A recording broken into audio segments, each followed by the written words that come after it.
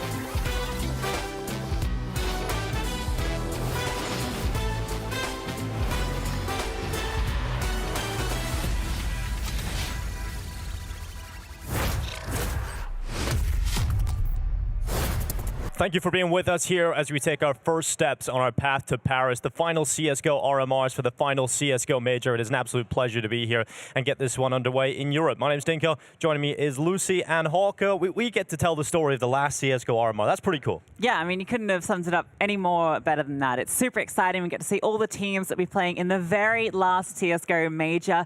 We didn't know it was going to be like that a few weeks ago, but now we do, and that sets in place a very exciting event. When's the last time? When was your first major, rather, Hawker? I actually don't even remember. It must be back in sort of 2014 time, like a long time ago now. Well, a lot of these players have been playing since then in these teams. We've got a great mix of rosters. We've got some of the top squads here in EU RMR A, and we've got some unknown quantities coming in too. We've got Viperio qualifying into the breach coming in from the UK too, so that's going to be really exciting.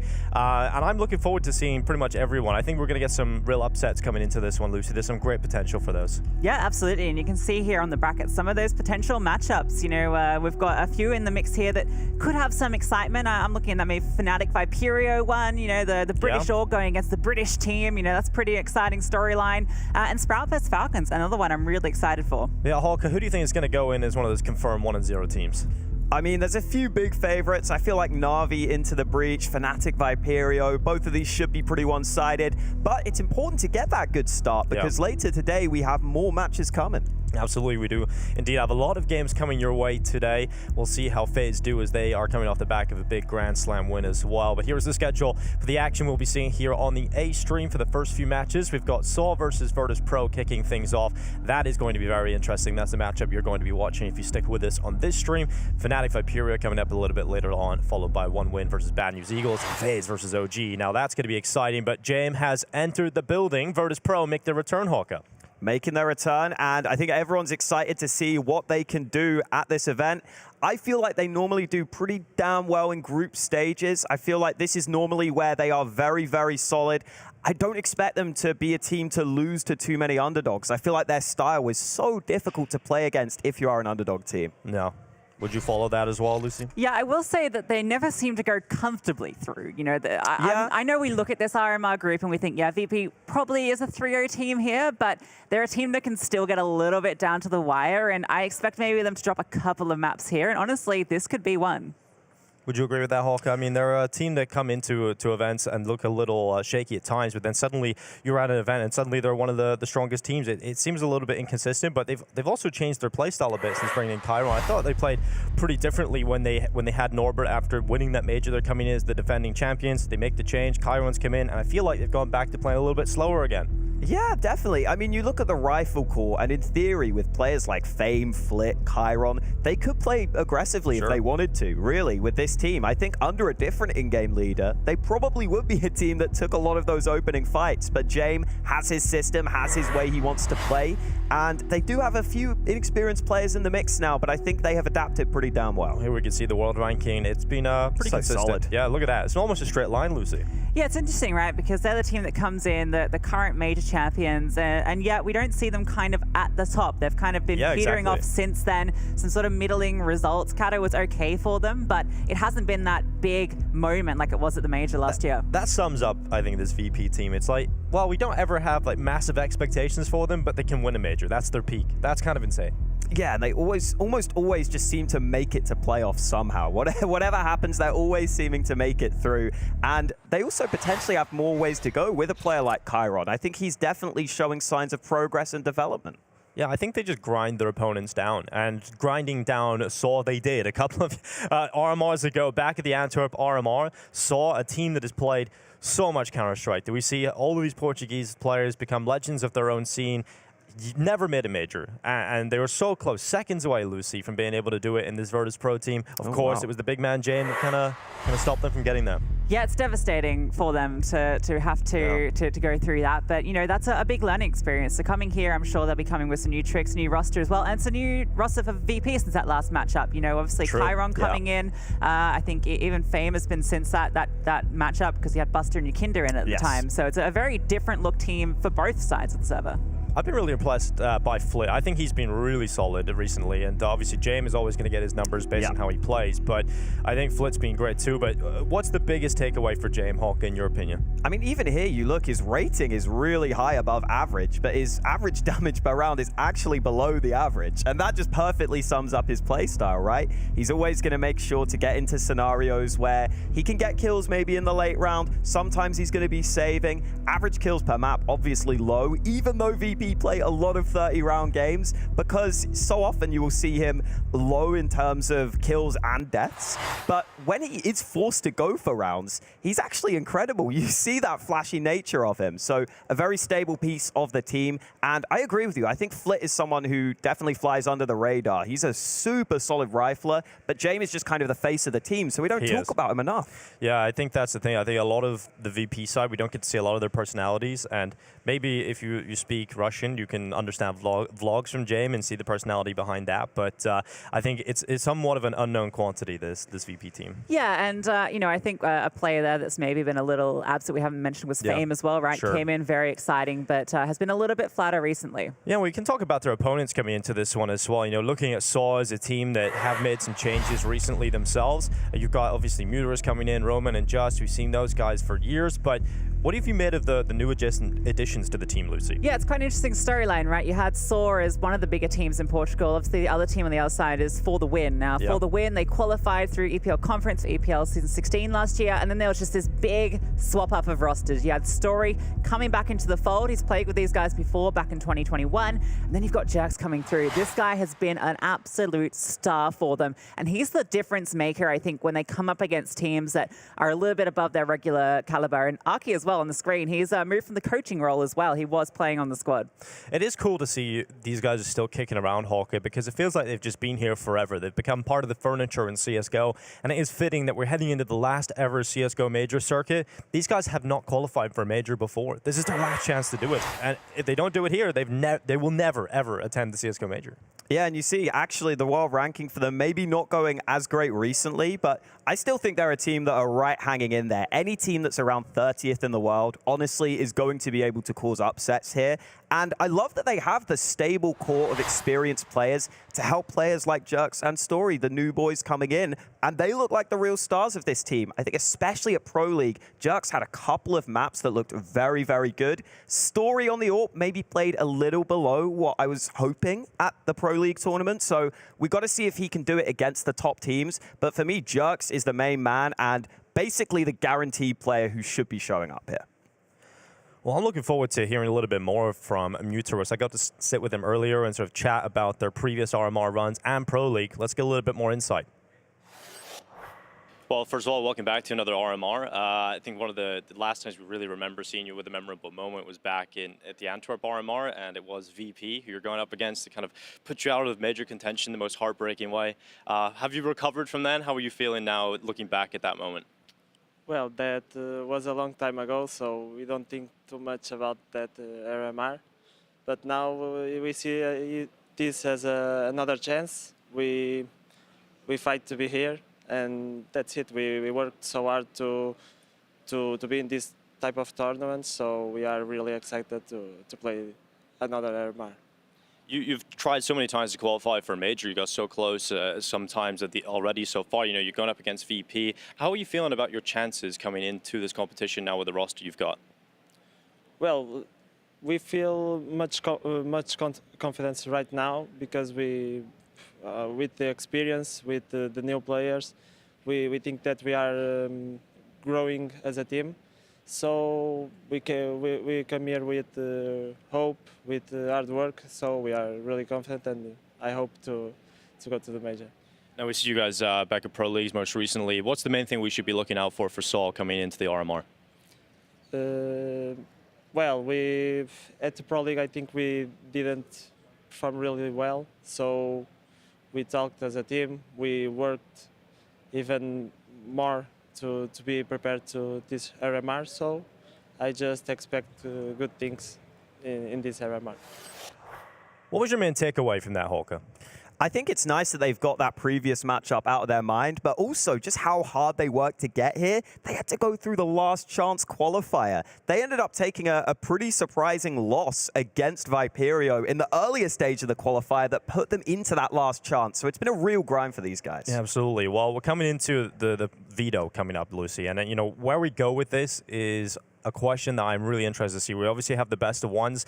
This is where maybe upsets can happen a little bit more. What do you think we might be edging towards here? Yeah, these two teams are very diametrically opposed vetoes. The one common ground is Inferno, which is where we saw that obviously incredible third map come through. So there's a good chance. No, Saul, yeah, they don't want to repeat that. They don't want to go back in time. That's bad memories, even if it is in the rearview mirror. Instead, we're looking forward and we're looking to Ancient. Yeah, absolutely. Well, there we go. Ancient, what do you make of that, Hawker? I think it was probably either between Inferno or Ancient. So I expect both these teams would have been pretty well prepared for both of these maps coming into this. You've had a long time to prepare for your opponent. I think this is a map that VP, they leave as the third quite often, but they actually haven't played it that much. So that'll be interesting to see. Well, let's take a look at our Unicorn predictions, because obviously with the map coming in, it can maybe change your prediction, but this is what we went with ahead of not knowing anything. Lucy, explain yourself. Yeah, I love a storyline. I love the magic of it, the rematch coming through here. You know, you mentioned a team that's not made the major before. They're the entire hope of a country in Portugal. I want to see them win the upset. And honestly, with the veto going as it was, I almost feel like it could happen.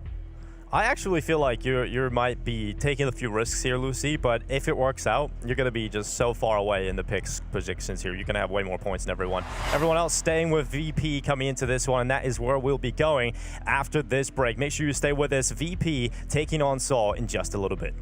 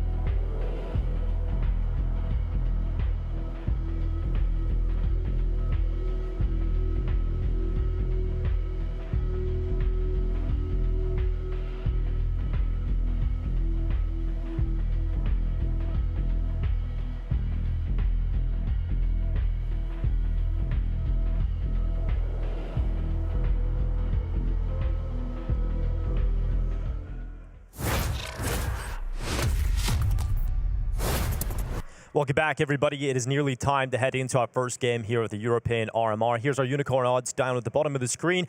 Virtus.pro is certainly favored coming into this one. Lucy might not agree, but everyone else seems to, Hawka. You know, we're heading into a game here where we can't lie to the fans at home. This is going to be a very difficult game for Saul coming into this, but Ancient, with the changes, VP are a team that don't really take advantage of the new T-spawns. So I feel like there is definitely a shot here of just seeing a more standard, old-style Ancient game.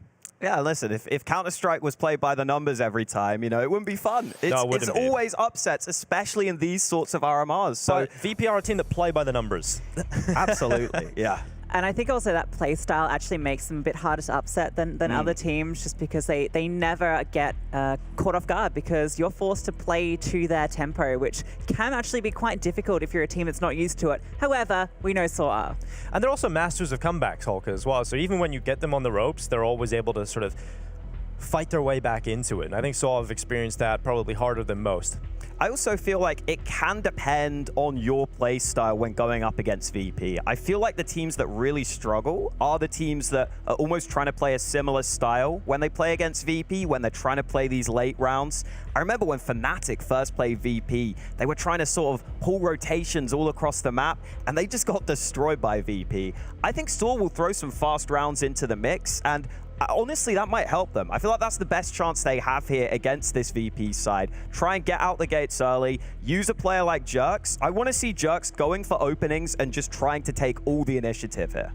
Well, you've got to cast Jerks quite a bit, Lucy. In your opinion, you know, from what you've seen, what's his biggest strength? What should we be looking out for? Yeah, he's just a very consistent piece. I think that's kind of where he differs to maybe Story, and why he's been such a big addition to this squad, because he adds that level of consistency in a team that has been very up and down. We saw it when we saw their team ranking. It's sort of hit and miss. Sometimes they'll fall out of Challenger League at like 20th place. Sometimes they'll be in the top 4. It's really hard to know exactly which Saw is going to turn up on the day, but you know Jerks is always going to turn up. And I'm kind of looking at him, obviously, but Story as well. That AWP role, so important for him to be finding impact here. If anything, he might be more important, because I feel like I know Jerks is going to show up. Whereas at Pro League, Story was just a little quiet, a little below his normal numbers. And like you said, it's so important to have that stable AWPer. And we know on the other side, James is the most stable of all AWPers, basically. So I do feel like Story we have to see show up to the level we know he's capable of. And I mean, I'm looking forward to seeing just the level of some of the veterans as well. I think, you know, you have the more experienced players in these positions, you come onto a big LAN stage. Pro League was much more of a relaxed environment. Now you're here and it's everything on the line. There's only one major this year. This is the last chance to qualify for the CSGO major. You're going to feel a lot more pressure. Everybody's going to be bringing their A game to try and qualify for this one. So, you know, you've got to look to some of the players that have been in this position before, that have been to these high pressure positions, and maybe look for them to lead it a little bit more, Lucy. Yeah, I think that's kind of the big issue with Saw, is some of those pieces that have been here for a while don't always show up. I mean, Justice had some pretty good games lately, but yeah, I'm looking at Roman and Matthias as the two players that we do need to see a little bit more from here, particularly against a team like VP.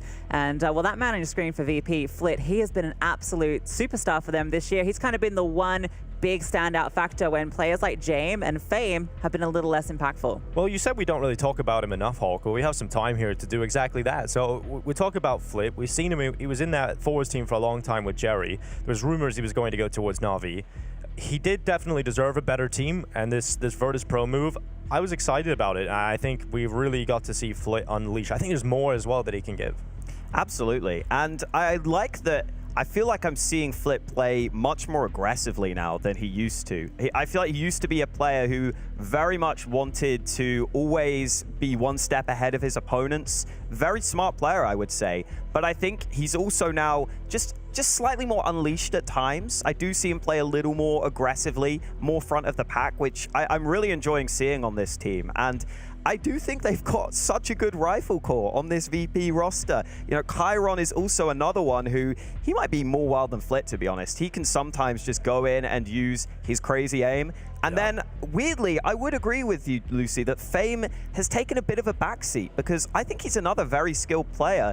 But I wonder if having Chiron in the team is maybe changing anything, because Chiron's aim looks nuts. So I wonder if they're putting more emphasis on him now instead. Well, Fame looked to settle into the team really well back at the Major with that Norbert addition in the roster. So he was out of this world. I think people were really impressed with his level he brought to the biggest of stages. So yeah, maybe there is some sort of a give and take when you bring a new player in like Chiron, who really is, his sole focus is firepower, right? So maybe there is a give and take there for Fame. Yeah, it's an interesting one, right? Because it feels like you've cracked the formula when you've won the Major and you make that change, and suddenly you've got to go back to the drawing board, right? You've got to fit in a new player with a different play style and work out how that then affects all the other pieces of the team. And Fame, it feels like, is one of the players that has been, I say, negatively impacted, or at least isn't finding the space that he was before and finding that impact. When we rank VP's chances in this whole competition, as we take an overview, do we think they're like a Legends qualification team? Do we think they're a 3-0? It's hard to say, because in order to be a Legends qualification team, they've got to make sure they don't lose any early games, which I feel like they can sometimes be prone to. I don't know, because I look back in the results, and I'm looking at old events, because you look at VP, and the only recorded roster results here on HLTV are a long time ago, Hawk. Yes. That threw me off in the preparation for this, but they have returned Virtus.pro under their organization now, no longer the Outsiders. But here's another reminder, if you are just tuning in, of the bracket of the matches that we have in front of us. VP and Saw is the one we're focusing on now. We have alternative streams as well you guys can watch. Bait versus MOUZ has just gone live. Interestingly enough, that is also going to be played on Ancient, so I'm excited to see that. I think Beta are a team that are flying under the radar. I think FaZe were giving them some good props, so I'm definitely excited to see what they're going to be up to when they take on MOUZ in that opener. Yeah, I think they're not quite as underrated as they were last time. I feel like they really caught teams for a loop in the RMR for Rio, where they almost qualified. You know, it was just literally like a handful of rounds off making it to the Major, right? That's so close, and you've got some serious players here on the Bait squad. They brought in Owner. He's coming into the squad from Spirit Academy, very exciting pickup. And yeah, obviously, very, very exciting team and potential to upset, although we can see they've actually lost the pistol. Yeah, well, they have lost that pistol as just an update from the B stream. But Hawking, when you look at that last RMR, it felt like so long ago, but it was crazy. That was the RMR where G2 didn't make it to the Major. We've seen some crazy results. We've seen some upsets coming in. Do you think this RMR is going to deliver the same kind of upset potential, the same chaos? Oh, I mean, they always seem to, especially that RMRB looks scary. I really want every team that's meant to make it to the last Major. I want those storylines. Honestly, I want G2 FaZe at the Major. That's what I really want, because I feel like that's a potential rivalry to close out CSGO that could be a lot of fun. And honestly, it feels like FaZe are back at a point now where they can win Majors. They can do it, definitely. Yeah, it's a period of just time off, I guess, has allowed them to cook something up, let them cook, I guess. And I think they were saying, the FaZe were saying at the Pro League that they had learned so many new things that Rain was forgetting some strats, they were forgetting some of the plans that they had because they've done so much work coming into this. So I think we'll be seeing some teams really performing at a very high level in this competition. I think that makes it difficult to call. But here we are, just checking out that B stream as we get our game ready to go. I think we're just dealing with some tech issues to warm things up, but that's kind of nuts. This is the level that you got. Wrinkle's the player to be looking at for this Bait squad. He is super exciting, and we just saw it there. I think it was a 3K that he just got there to get the force buy and get Bait back into this. So this already looks like it's going to be a spicy game, and I think that's kind of like a good testament to this group and some of the upset potential in Bait against MOUZ. This is a matchup where that upset could come through. Wrinkle's feeling it, man. I like this. I like this. And the fact that they've reset MOUZ so early, I mean, that's just like terrifying. When you're the favorite, you start CT, you get reset like this. I mean, that puts you under pressure early. That's why we love the RMRs. They look, you can just tell they're coming in with like a crazy intensity right now. You can just see from the play style, right, already from these first two rounds, they're coming in with a really high intensity. Whether or not they're going to be able to keep that up versus MOUZ becomes a difficult part, but good start so far from Bait. I gotta say, Alex, another Alex in esports. There's too many, man. There's way too many. What happened? Yeah. Every Alex just seems he's the evil Alex, though. He's got the 666 right there. He's the devil on my shoulder. I don't know who the angel is. Captain Kurt. Now, I like that. Yeah, it's Captain Kirker, and then there's a series of numbers after it. I think 0, 0, 2, 3. Yeah, it's a fun one to say, but he's also a player that can have some really exciting moments. I remember back at the RMR, he had a pop-off game, I think on Ancient, actually. So a map that they're no strangers to. Nice. Well, Kicker has just completed the fist bump to Chiron, which means we're going to be getting into this game. We're going to be getting into our first opening matchup of the RMR here on the A stream. Virtus.pro make the return. They're going to be playing against Saw, and we're kicking this off on Ancient Hawka. We've made our predictions. Everything is ready to go, and now it's just time to get into the action. Yeah, ready to get into this one, and I think VP have got to make sure they keep their heads in this. They've had a little bit of a break leading into this. You cannot afford a slow start. Well, Virtus.pro versus Saw, and it is going to be VP over on that CT-sided start and Saw on the T side. So they're getting the more favored side here. Lucy, to kick things off. Yeah, we'll say, though, the T side has been getting a lot more ground these days on Ancient, so we'll see what Saw can deliver. Of course, it is a slow one out the gates, as you would expect. Smoke towards the red house has given Saw a lot of room here, and Virtus.pro respecting them, not giving any sort of attack. Yeah, looks like a split in through Donut, and VP are sitting pretty passively, but they do have one player advanced towards A main. Fame could be in an uncomfortable position. He doesn't have much support here. Oh, he's looking to frag out. Now he's being detected. Still alive. Jam with that quick rotation back in. It took a long time to take Fame off of the top of that boost, and that sets up Flit with a distraction. He mops up 2. Bomb is loose inside of the side, and Jerks moves forward. Lovely play from Jerks to grab those 2 kills back, and now it is Jam looking to clutch in the 1 versus 3. From CT spawn, he will re-emerge. Close left, Jerks is low. 1 body shot would be enough, and while he just hits 1 shot to the head, what a pistol from Jerks. That's what we talk about when we talk about Jerks. High impact, such an unfavorable scenario as well. He's the one that's trying to catch off the CT, rotates, wins out both. Exactly what you want from Saw, and a huge pistol to pick up on the T side. Now also Flit really getting into the action, even dropping the bomb. Yeah, the initial bait and switch worked out quite nicely for Flit to come in while Fame was taking all the attention, but Jerks didn't give a damn. Got involved early. Really nice aim on display from him. And now Saw have themselves an excellent opportunity here to get off to that strong start they would have been looking for. Can't afford to slip up here to the investment that Virtus.pro brought to the table. They're going to be stacking up towards this B side of the map, and this might be the right call. Not uncommon for VP to go for these kind of gamble plays, see what they can get. But all Saw have to do here is just feel it out. You know, they should have an idea of how VP like to play these second rounds when they do lose and they force back in. You can take your time, prod, work out where the stack is in place, and off that initial contact, VP have actually rotated some pieces over to A. Yeah, that could get interesting now. Saw will probably still go for that mid control, which will be valuable for them. But you wonder at what point do VP start playing for more info? Or are they just happy sticking with this stack? It looks like it. And this now smells like danger for Saw as they run into this site. Yeah, this could be a disaster. Fame at the start gets 1 from the boost. Now James' turn, and he goes down to Jerks, who's just mopping them up round after round here. Kicker, the 3rd player in, does a lot of damage, and that sets up Chiron. Doesn't want to get involved in this fight. Stays back in the temple. Smokes himself out. Keep an eye on Materis, though. He's coming all the way through from CT spawn. He's got the Galil as well. Should have a good position to catch off Chiron. 30 seconds here. Got to move with some speed. Can still come toppling down around Saw as Muterus gets in behind. Chiron not ready for this, not detecting the flank, and that smoke will fade away. Muterus gets the kill. No problem there. Now Flit in the 1 versus 2.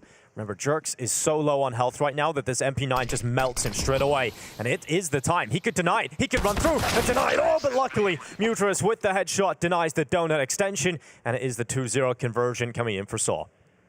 This is what VP can do to you. Every round, you have to be properly mentally focused. They will grind you down in the way they play. See Jerks getting some important trades initially, but still Chiron was close by. Saw doing a solid job early on here, though. Despite some pressure on these rounds, they're holding their nerve, and now finally, they should have a slightly easier one. Yeah, and I will say, I really like how they played it when it came into the 2v2, knowing when your players has already kind of been low from that Chiron shot. They wait for Materis to get in position, find the kill, don't overextend, and they managed to pick up the 2nd round, converting it, and now they're in a very comfortable position for a 3-0 start. Unless these Deagles can do something crazy, which we know they can. Definitely can. Well, Kicker's going to have his first crack of the whip. He's ahead, jumping around the box. Saul realized that, Hawkeye. I think they're going to be respecting MVP in this position. Yeah, gotta respect him. I am interested, once we get into the gun rounds, to see what VP's mid-control looks like. I think that's a very interesting area on Ancient right now. The They're walking CTs have into to a put stack a lot. here, Hawkeye. They could be. This could be a massacre. We'll see, and hopefully Story can deal with the first, and he will, but look how many players are inside of the cave. Yeah, Jerk's in a good position to deal with it. He's not overextended. He's spotted a couple of players, falls back to a hard angle, but it doesn't matter. Chiron still hits the headshot. Here's just with, actually, it's a team kill in the mix. So now, Kicker, he is still on the site, unaccounted for, but seriously, just a Desert Eagle, surely. Can't do too much more damage. Roman's about to be walking around this corner, and Kicker cannot adjust. 3 for Saw. Now that's kind of really good, actually. The fact that they only lose 1 player when walking into a stack of players there, Hawker could have gone a little wrong. But this is where the game gets exciting, because now VP will be able to buy up, and this is where the game gets really tough for Saw. Yeah, I saw James saving extra cash, so he will get that up early. And it is important for the CTs to have mid-control protocols right now on Ancient. If you want to fight for it, you've got to have some good early utility. See, a couple of VP players do want to move into mid. Molly's down, and Saw will decide to play pretty passive early on as that smoke denies. So that's the early nades you want to see from VP, getting that area of the map. 3 smokes used in 20 seconds, so not a lot of util left there. Gonna see Story start to roam back over towards B, and you did set up that narrative that we're looking for this AWP to find some impact. And we'll see if he's able to get going early on. He might find himself a head-to-head versus James here, who's scoped up on the common angle. Gonna move a little bit further forward. Reposition here. 3 players still on the B site for VP. And with this utility coming through, they're getting a confirmation there's definitely some presence here, but Materis is taking space. Good mid-control for Saw. They take it in the mid-round. And I think VP might want to respond with some info plays of their own. Chiron taking nade damage. Donut has been fully taken over by Saw. They don't have the bomb with them right now, but VP have very little information. They don't really know what's coming right now. Yeah, having to play the final 40 seconds starved of info. It's not going to make things easy. The smokes will eventually fade away. Saw will be limited on time. And look where the bomb is. Hasn't really got a lot of ground here. And finally, VP, they're starting to make a move. And they're going down the bottom of the B ramp. Story's looked away. Oh, he could get caught here. Kicker with 20 seconds. Surely he activates soon just for that info. This is so delayed from Saw. And now they're losing any opportunity to get anywhere near a site. 15 seconds, getting absolutely massacred. Just will run in and at least get one. But there's a lot more needed. 9 seconds left. Bomb goes down and the round's done. VP have their first, and Saw really failed to turn up for that one. That is a classic VP round. You just wear them down, don't show them a lick of skin. You give them space, but it's all just a complete ruse. A smoke lands in your face. Suddenly, Donut, the place that you were starting to leverage players over to because it looks so tasty. You've gotten all that ground. It's denied for you. Come back and just get caught off by the timing. Played to a perfect tee from VP. Yeah, and I also feel like that could be the difference between playing top-tier teams like VP. That late-round aggression with 20 seconds left on the clock, Kicker pushes down. You saw Saw weren't ready for it, and you have to be ready for those late-round aggressions when playing against top teams. They will always look for info with 30 seconds remaining, try and figure out where the bomb is going. And so as soon as Kicker gets that kill, it makes it so hard for Saw. They didn't have the element of surprise anymore. They didn't have the utility. It's nice to see the timeout here because I think Saw might want to go slightly faster in the mid-rounds than that. They had a lot of ground. They just didn't have the bomb in a position where it could play between the sites. So interested to see the approach from Saw here, especially with this slightly awkward buy. Yeah, Story's downgraded himself from an AWP in the 3rd round to a Deagle in the 4th. So that's kind of brutal. Didn't even get to fire a bullet. 0 to 0. Volatile markets and all that. But here we are with round 5. This could be a little bit of a dumpster fire for Saw in this round. Here they go, charging up into OSB really quickly, finding the gap, but Chiron's detected it. Oh, gets overrun though. Roman with the headshot, and now Saw continue to send forces in. Bodies just pile up inside of this B site. They're yet to put the bomb down though, and that's a problem because Kicker can watch the cross. The lack of utility here, no smoke. They can just fight out in the open. Roman does get another, but James is posted up with your flit, getting in on close. Cannot deny the bomb crossing. For Fame, he's found one more. Materis and Roman now awkward position. The bomb dropped forward. They've got eyes on it. Flit walking on forward. Has to be Materis now in a 1 versus 3. Yeah, it's going to be tough here for him. Spot him out. They surround him. And yeah, the lack of utility, as you said, Lucy, that's the big problem there, Hawker. Just no way they can get in safely. Yeah, I think it could have been okay if the pace was slightly better from Saw. Just looked a little awkward as they actually approached the site itself. See the bomb trying to jump across weirdly because they had the site pretty Roman was early so much on. further ahead than the rest of the pack, it felt like. So he slips the net, gets that first opening, but the rest of the team aren't there. Just capitalize on that chance, and then you can readjust if you're VP. So a bit unfortunate there for Saul, but that means they're down to Glocks and 1 Deagle here for Roman. So I don't know. I feel like we're going to be 3-3 in just a moment here, Lucy. Yeah, I imagine we're going to have a very back and forth game, you know, pay by the round, etc., etc. They're back. They're back. Virtus.pro, pay by the round. Knowing against the blocks, gets the MP9 in close to try and farm up some extra cash, but no, Chiron actually grabs a couple of those. Bomb is down, out in the doors. Story's in a position here where he might be able to catch someone off guard, and actually gets a shot in onto kick out, but the MP9 comes out ahead. They're even swapping guns when they're up against a single Glock just to really give themselves every tiny advantage. Yeah, man. Give the MP9 to a high health player. Let him hunt it for the extra money. You know VP are maximizing that, man. Jame wants that AWP all the time. An extra $300 might get him the AWP in the future, so he wants it. Nice cleanup from VP. Well, update from the other stream, 6-2 right now for Bait versus MOUZ on Ancient. They're enjoying the T-sided start. Let's see if Saul can find some of that form as well to push forward. I wonder if we see Saw go for fast mid control. Quite a few players towards mid early, and this time VP actually playing passive towards mid, so out instantly is Muterus. Look at Fame. He's pushing towards A main right away. Look how deep he is. He's about to get so much info so early on. Surely at least gets 1 kill here from it too. He might even get a bit more. Nearly gets a second, but just the 1 and done. But that's a lot of information because now they've even seen the bomb. Still not easy to rotate back, though, especially when you've lost Donut here. But this aggression could be key from Chiron. Yeah, you just trapped them in now, Lucy, with that kill. They can't really fall back. They know they're almost funneled into this A play. Yeah, forced to start to make the play. Molotov comes out, but falls a little short. Flick can still play behind it. And that smoke has just denied everything. It's slowed them right down. All that early aggression into mid, it's for naught. You've gotten a player in towards Donut, but you've completely conceded everywhere else on the map. You can see they're starting to reposition here, but look at Chiron. He's already pushing forward. He's been all over the show. He's been so proactive here, just figuring out all of this information. And now to try and barrel back through spawn, he'll be waiting for them. They go through middle. Jame has that info. So this is perfectly set up right now for Virtus.pro. I was trying to think of like a sneaky animal that can be in the jungle for what Chiron is right now. Yeah, a sneaky little snake. There you go. Sneaky in the snake. back lines. What's your favorite animal in the jungle? In the jungle specifically? Yeah. They say the lion is the king of the jungle. It doesn't live there. Well, this might still work out, though. Entry on towards the site. Flip moving in at the right time, though. Oh, no. How has this happened? How have they actually found a way back into this? Saw go fighting in towards A. Couple of important kills go their way, and now, well, it's not really looking like a round you would usually see VP go for. I don't know why Jame left the site. Yeah, normally, I thought he put the AWP there to just lock it down, but no, that kill could still let them go for the retake, though. Yeah, they're interested in it. James holding a line here. If Mathias oversteps the mark here, gets curious, he'll be in trouble, but very difficult for James to clear. Waiting on Chiron, getting the information before James continues to push forward. Time is ticking, though. Chiron really needs to activate here quickly because Jamie ain't going to help him. Chiron pretty much has to do it all alone, and that's exactly what he's doing. He's just sticking the defuse. Muterus has to go. They're not going for it. No way!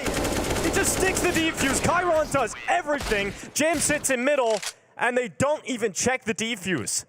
That's unbelievable. I think James threw the smoke through to Donut there, and Mathias is stuck in this weird engagement where he's isolated from his teammate. The player on site, all he had to do was just duck behind the boxes. Didn't have to actually go for that fight with Chiron. Time wasn't there, and they did so much just to get into the side. Well, the snake strikes, and with some serious Venom Hawk, that is some round from Chiron. That is amazing. He ended up being a Python, man, just completely surrounding them. Oh, and I hope Saw don't let that get to them. Because playing against VP is tough. You've got to be ready for rounds like that. They're right back at it with a gun round, though. Decent early damage done by that nade. And again, mid-control. I think info, too. I think the nade actually hit Chiron. Oof. Muterus and Flit 1-for-1 at the start of the round. And they're going with some speed into this A play. James AWP strikes, drops down into the temple. And he's looking to prey on some of his victims. No one coming this way just yet. No one offering themselves up. But James will stay inside of temple, allowing Flit now to activate from CT spawn. Ooh, and he'll do exactly that. Catches just. James strikes again. And a great round there as finally VP go on fire. And again, a lack of utility was a huge issue for Saw there. They couldn't smoke off CT, so they're taking fights in 2 different angles at once. You can see they're trying to get players up close for a better angle. Just gets caught off. There was a good, actually, 1-for-1 in mid here, which would have felt comfortable, but Saw, they felt like they had to continue to push through, and James was just able to take fights for free there. Yeah, that's what I was expecting last round, honestly. I was expecting James Orp to just stick on that site and try and lock it down. But he does it this round instead. And now Saw down in the dumps. Well, VP have shown that they're very capable of handling the faster plays thrown at them for Saw. They've gone for 2 quick rounds now, one towards B, one towards A. Both times, VP have been able to adjust themselves. Ever since the guns have come out, VP have been on top. Obviously, the previous round where Chiron 6 the defuse is probably the closest round we've had since the rifles have come on out. Chiron gets aggressive, just 1 kill for him, but a lot of info. Yeah, almost 2. Oh, wow, that's a deagle. Just deals with James. And suddenly this gets a little bit more exciting. However, Flit is in the perfect flank timing. Kickout as well in a good position to at least deal with Roman. Materius has to be perfect on the trade. And that's the bomb drop just now with that M4 collected. Has it all to do. He's about to be flanked around the back side. Even had the up on him, had the advantage. Flit was looking the wrong way, still couldn't take it. And that's Virtus.pro now getting into the comfortable position here on the CT side. It's become the less favored side on Ancient over the recent months with the changes. Virtus.pro get a good start here. It's not what you want to see if you're a Saw fan. They just look so comfortable. They look so good. They really do. Making sure to come through in the right moments. Even when they're giving up mid control, they're pretty much always in a position where they have a good idea what Saw are going for. This is another round where they're giving up mid control early, and that might mean we get some aggression out towards B. Saw definitely happy to take over mid early in this round. But look at the response. Look at the response. You can see immediately Fame has made his way in towards A holes. He's taking that control. We saw him do that before where he found that 1-for-1 kill. And now he can just sit there. He has all the information. This fighting towards mid might be the important one. Materius has attracted 3 CTs to deal with him at the moment. VP really want to keep this option open to be able to rotate between the sites, and Flit will do exactly that. That is some great work from Flit. Did take some backup, but able to fend them off. And Saw have invested so much into getting into the red room and trying to get that control, and they failed that battle. So now 1 minute left. They haven't gained the red room that they wanted. Now you've got to look for a different path, a different avenue. And in the meantime, there has been a push from Fame. He's taking A main control. So right now, Saw are very limited in terms of what they've got available to play with. James should be in a good spot to at least get 1 here, and he's actually going to look away. That single Molotov thrown out over on B has caused the rotation. Oh, but it doesn't matter. James and Kicker both combined. Story gets 1 back, but immediately traded out. It's like shooting fish in a barrel right now, Hawk. It's just lining up for them perfectly. Yeah, that ended up working out so nicely for VP. James starts running over. Maybe Saw think they can catch a rotating player, but instead there's 2 CTs waiting. And just this crossfire is just impossible to deal with. Gets 1 and gets traded. VP looking locked in right now. Literally since the guns have come out, Lucy, it hasn't been a game. Yeah, I was sitting here when it was 3-0 and I was thinking, oh, I mean, it's such a big brain pick. But yeah, VP, once they get the guns out, they are so difficult to deal with. And Saw are kind of playing into their playstyle at the moment. They're giving up this control in mid, and Saw try and take it, and they feel that that's the point to capitalize. But obviously, VP are just lying in wait each time. You got to feel for them, though, Hawk, because VP are just a really difficult team to play against. It's really hard to find the answers. No matter how much theory you put into it, there's always a way for VP to win a round, it feels. Yeah, and I would assume Saw are normally sitting to themselves saying, okay, we've got mid control. We're really happy now. We think our options are open. But as you were pointing out, Lucy, it's basically the setup from VP. They keep running to leave mid open. Fame keeps just playing aggressive in A main for that early info. And just the way VP are playing together across the map is beautiful right now. Yeah, it's not uncommon to see mid control conceded by the CTs now, especially because of that spawn change, right? So it's a lot harder to contest it if the Ts are out the gate. So they're kind of just playing to the meta, and they're playing really well to it. And not contesting Donut's interesting. Often you will still see a player post up there, but it's fake control, as we mentioned. You know, you're just trying to entice them into getting there so that you walk straight into James or someone else. Now that we get the Saw timeout, though, this is where I wonder whether James tries to get ahead of the game, and they do actually contest mid this round. Because we did see it earlier. They're definitely happy to do it. You kind of want to switch between the two. It is a round where Saw have pistols, though, so maybe you just want to take it chill. We'll see. But every time they've been on pistols, it feels like it's been a pretty fast round. So let's see what they have up their sleeve. Moving together as a pack. They're very quick. Going out middle. Comes the util. Nade stack goes in towards elbow. But it is going to be a straight-up execute play here for Saw. They're just going to try and get the bomb down at a minimum. It's the side they've found the most success on, so you can't blame them going back here. They've got through to the A holes for free, and often you'll see teams start with 3 over on B, so you do have to get into the site. They should get a bomb plant here, because look at the setup right now. FaZe is going to have to deal with Muturus. He's just been smoked off with Donut. CT smoked now, so a bomb plant at a minimum has... Oh, should have been confirmed, but flit right through the smoke. James comes in, and absolutely no mercy to Saul right now. Not a single thing is going their way. I feel so bad for them.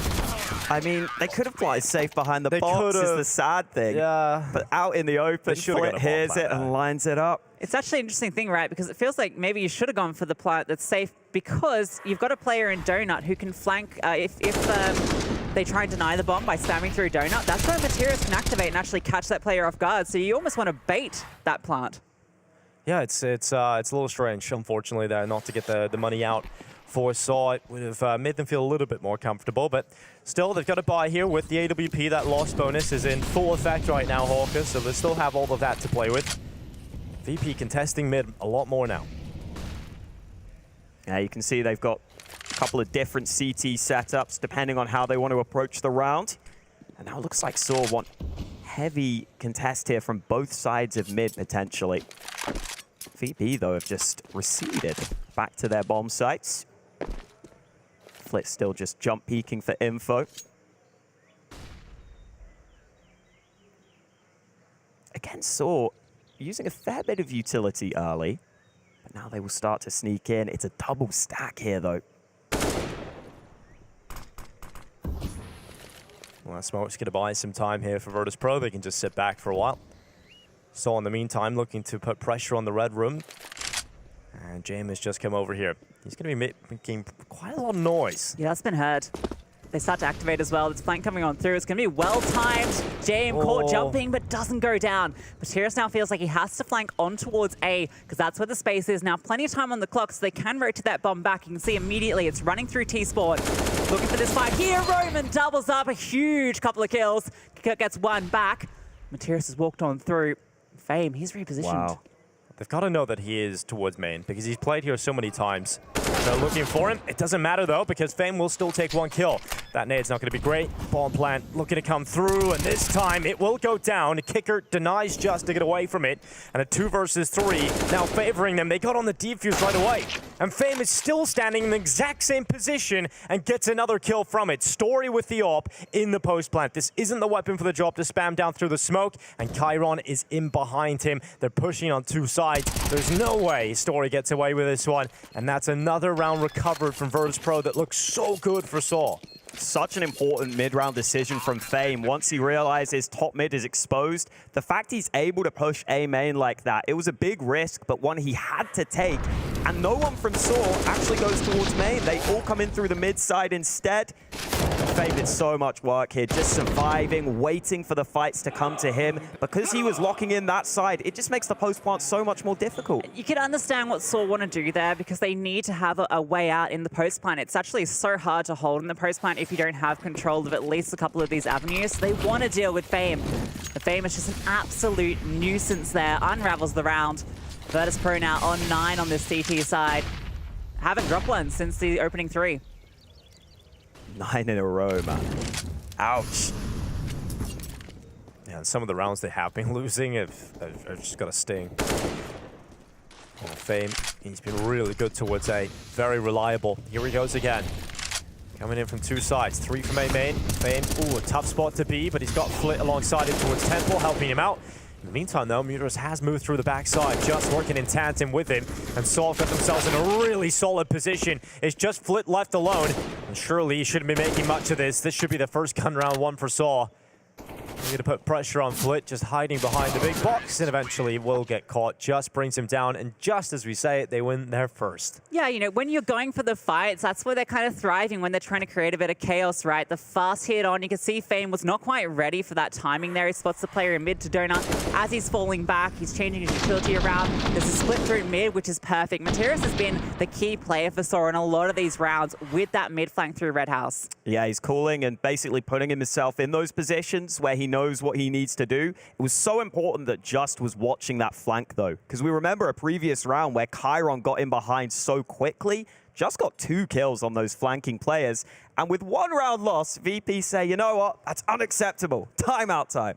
Exactly. And it comes back to that point we were bringing up before this, that maybe when you're looking at this team online, you're seeing Saw in some of the smaller competitions, you're going to say that the standout players are the new ones, the younger players rather than the veterans. But we're seeing here Mutas making some of the biggest impact, and it is going to have to be some of those more experienced players. And you're feeling a little bit of pressure when you're playing against a really difficult play style, finding the answer and just doing the hard work and throwing yourselves in. That's going to be done by these veteran players with the experience. Round Absolutely. 14, 9-4. Finally Saw pick up a round. We gotta find a few more here at this half. I don't think you can go into the second half with just 4 rounds up against VP here.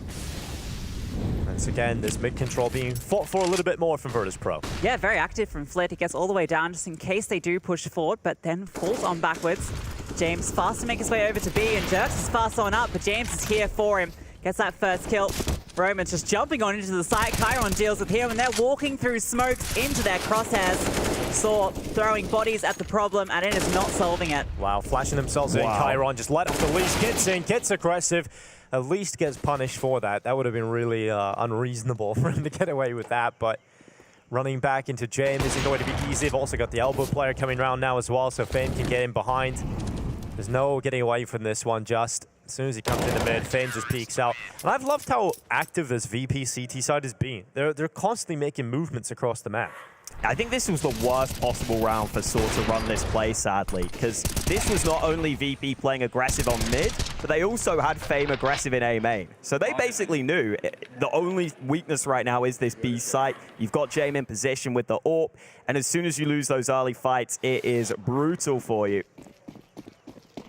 Last round of the half coming right up. Virtus.pro looking to exit with 11. At least Saw have some weapons to fight with here, Lucy, but they're lacking utility. Yeah, story with the AWP, but hasn't found impact. He's been struggling this half, and look at that damage done. Jerks is just melting before he even gets a fight. Chiron deals with him. Ooh, Materius might have had the timing there, but no, it's a bait. Flit was here the whole time. You thought you were hunting down Jame? No, sirree. Well, we're seeing the real desperate final rounds here of just throwing every individual into different fights across the map, seeing what you can find. Is there a key to unlock this? And the answer right now looks like a resounding no. Chiron gets another pick. Kicker follows up, and just Roman left on 6 HP. He's going to be running back to spawn. He'll be met shortly by Flit. They know where the bomb is, and so they know Roman will be coming to them very shortly. And here he comes. Flit peeks into him, and it will be 11-4 at the half for Virtus.pro as we take a break and come back to see the conclusion of Ancient.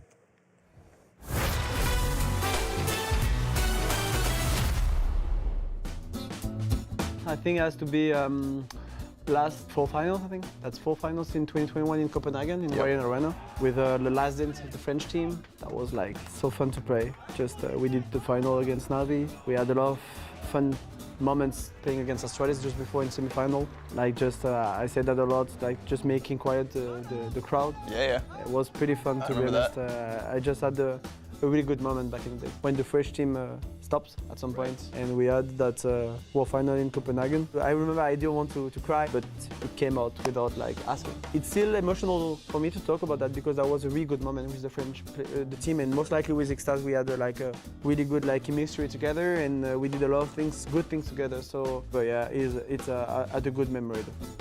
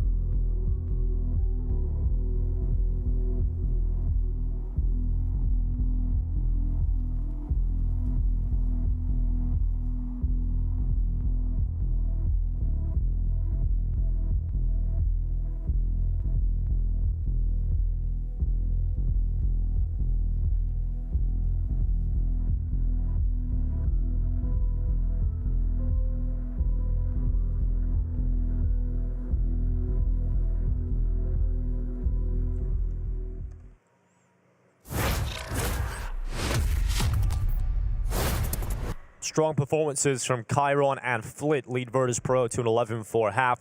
Once the guns came out, it really wasn't a competition, Lucy. It felt like Virtus.pro were in full control. Yeah, Saw started with a bang. We had that amazing triple kill from Jerks, and I was like, yeah, we're going to see the superstar here, ready to shine for Saw. But yeah, a little bit sad since those guns came out. Just a single round towards the tail end. Well, pissed around Hawker.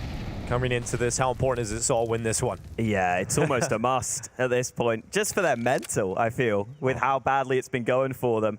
Virtus.pro setting up for the A play. Roman going to be sitting in Temple, watching the Virtus.pro cross, and here comes the util set up straight in towards the attack. Roman's going to start seeing things, and he'll call for his teammate to push through the B lane. They've got info on this, and oh, 2 first clean kills, make it 3. That is a brilliant start to the pistol here for Saw. Yeah, don't even need those 3 players. They're going to go for the bomb plant. Materius is here, denies it. This one has fallen over at the gate. Roman's feeling it, and he's getting his 3rd kill in the round. Absolutely beautiful from Saw. Well, they're good at pistols, Hawker. Yeah, I was going to say, if there's a tournament of pistol rounds, sign them up, man. They're out here. But that's what they needed. I want to see more from Jugs, though. Ever since that first pistol, I feel like we haven't seen him. I mean, he can't do much in this round. This is just fantastic from Muterus and Roman combined. It looks so scary for Saw there because they had 3 players pushing down B who were nowhere near. It was going to take them so long to rotate. But then, hey, your 2 players on site did it all. Well, because there's no bomb plan, we don't get that force buy from Virtus.pro, so it should be the conversion here for Saw. The VP, they love to take the time in these ones. They want to try and get as much out of it as you can. Force all that util out of the CTs. Try and squeeze a bomb plant in if you can, Alex. But here's something I've seen James do in these scenarios in the past, because he probably won't be able to afford an AWP. Sometimes in this next round, he just goes with a Tech 9 and just saves money on the gun round, which I love, because he just wants that AWP so badly. So we'll wait and see if that happens in the future. For now, oh, that's a pretty beefy nade, gotta say.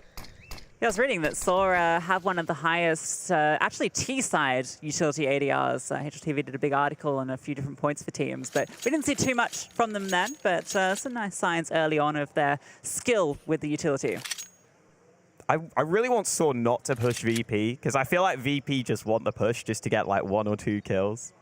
I wouldn't let them have that. Yeah, I wouldn't give them anything. Hell no. But Jerks is getting a little bit close.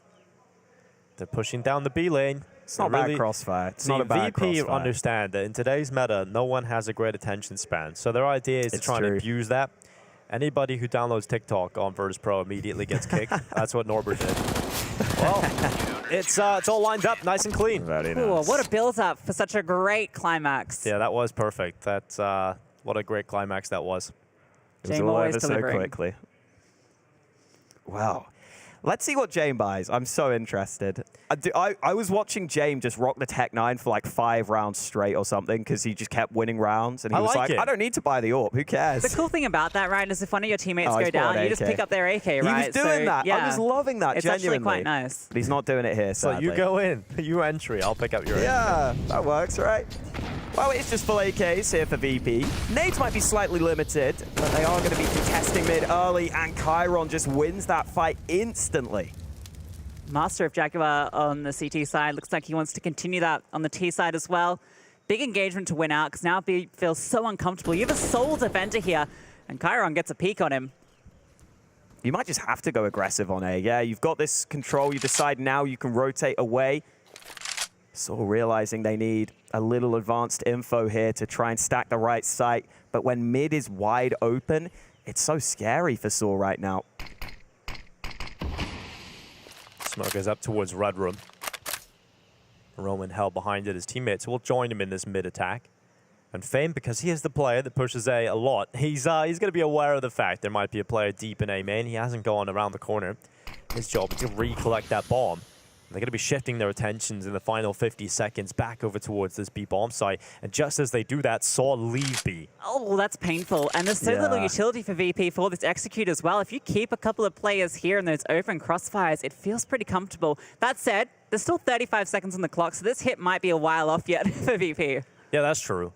Here comes the flank, though. Story's got a lot of info from the play, but I think it's just a little bit too late, unfortunately. VP inside of the B site. Smokes are going to go up. That should be the bomb plant with no issue. They found a, the smoke goes in.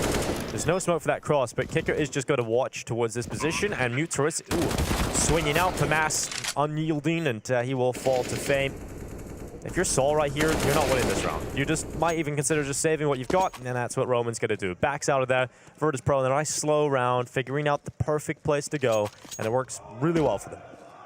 That's kind of crazy because we saw Sol go for a few late round B hits without utility in the same situation, but every time they got absolutely decimated. But the way VP play with your rotations, and I was very surprised to see those rotations off the B side because, as we mentioned, they had that very forward presence already in towards A, so you knew that wasn't where the hit was going to come through. It had to be mid or B, and they seemed hyper-focused on mid.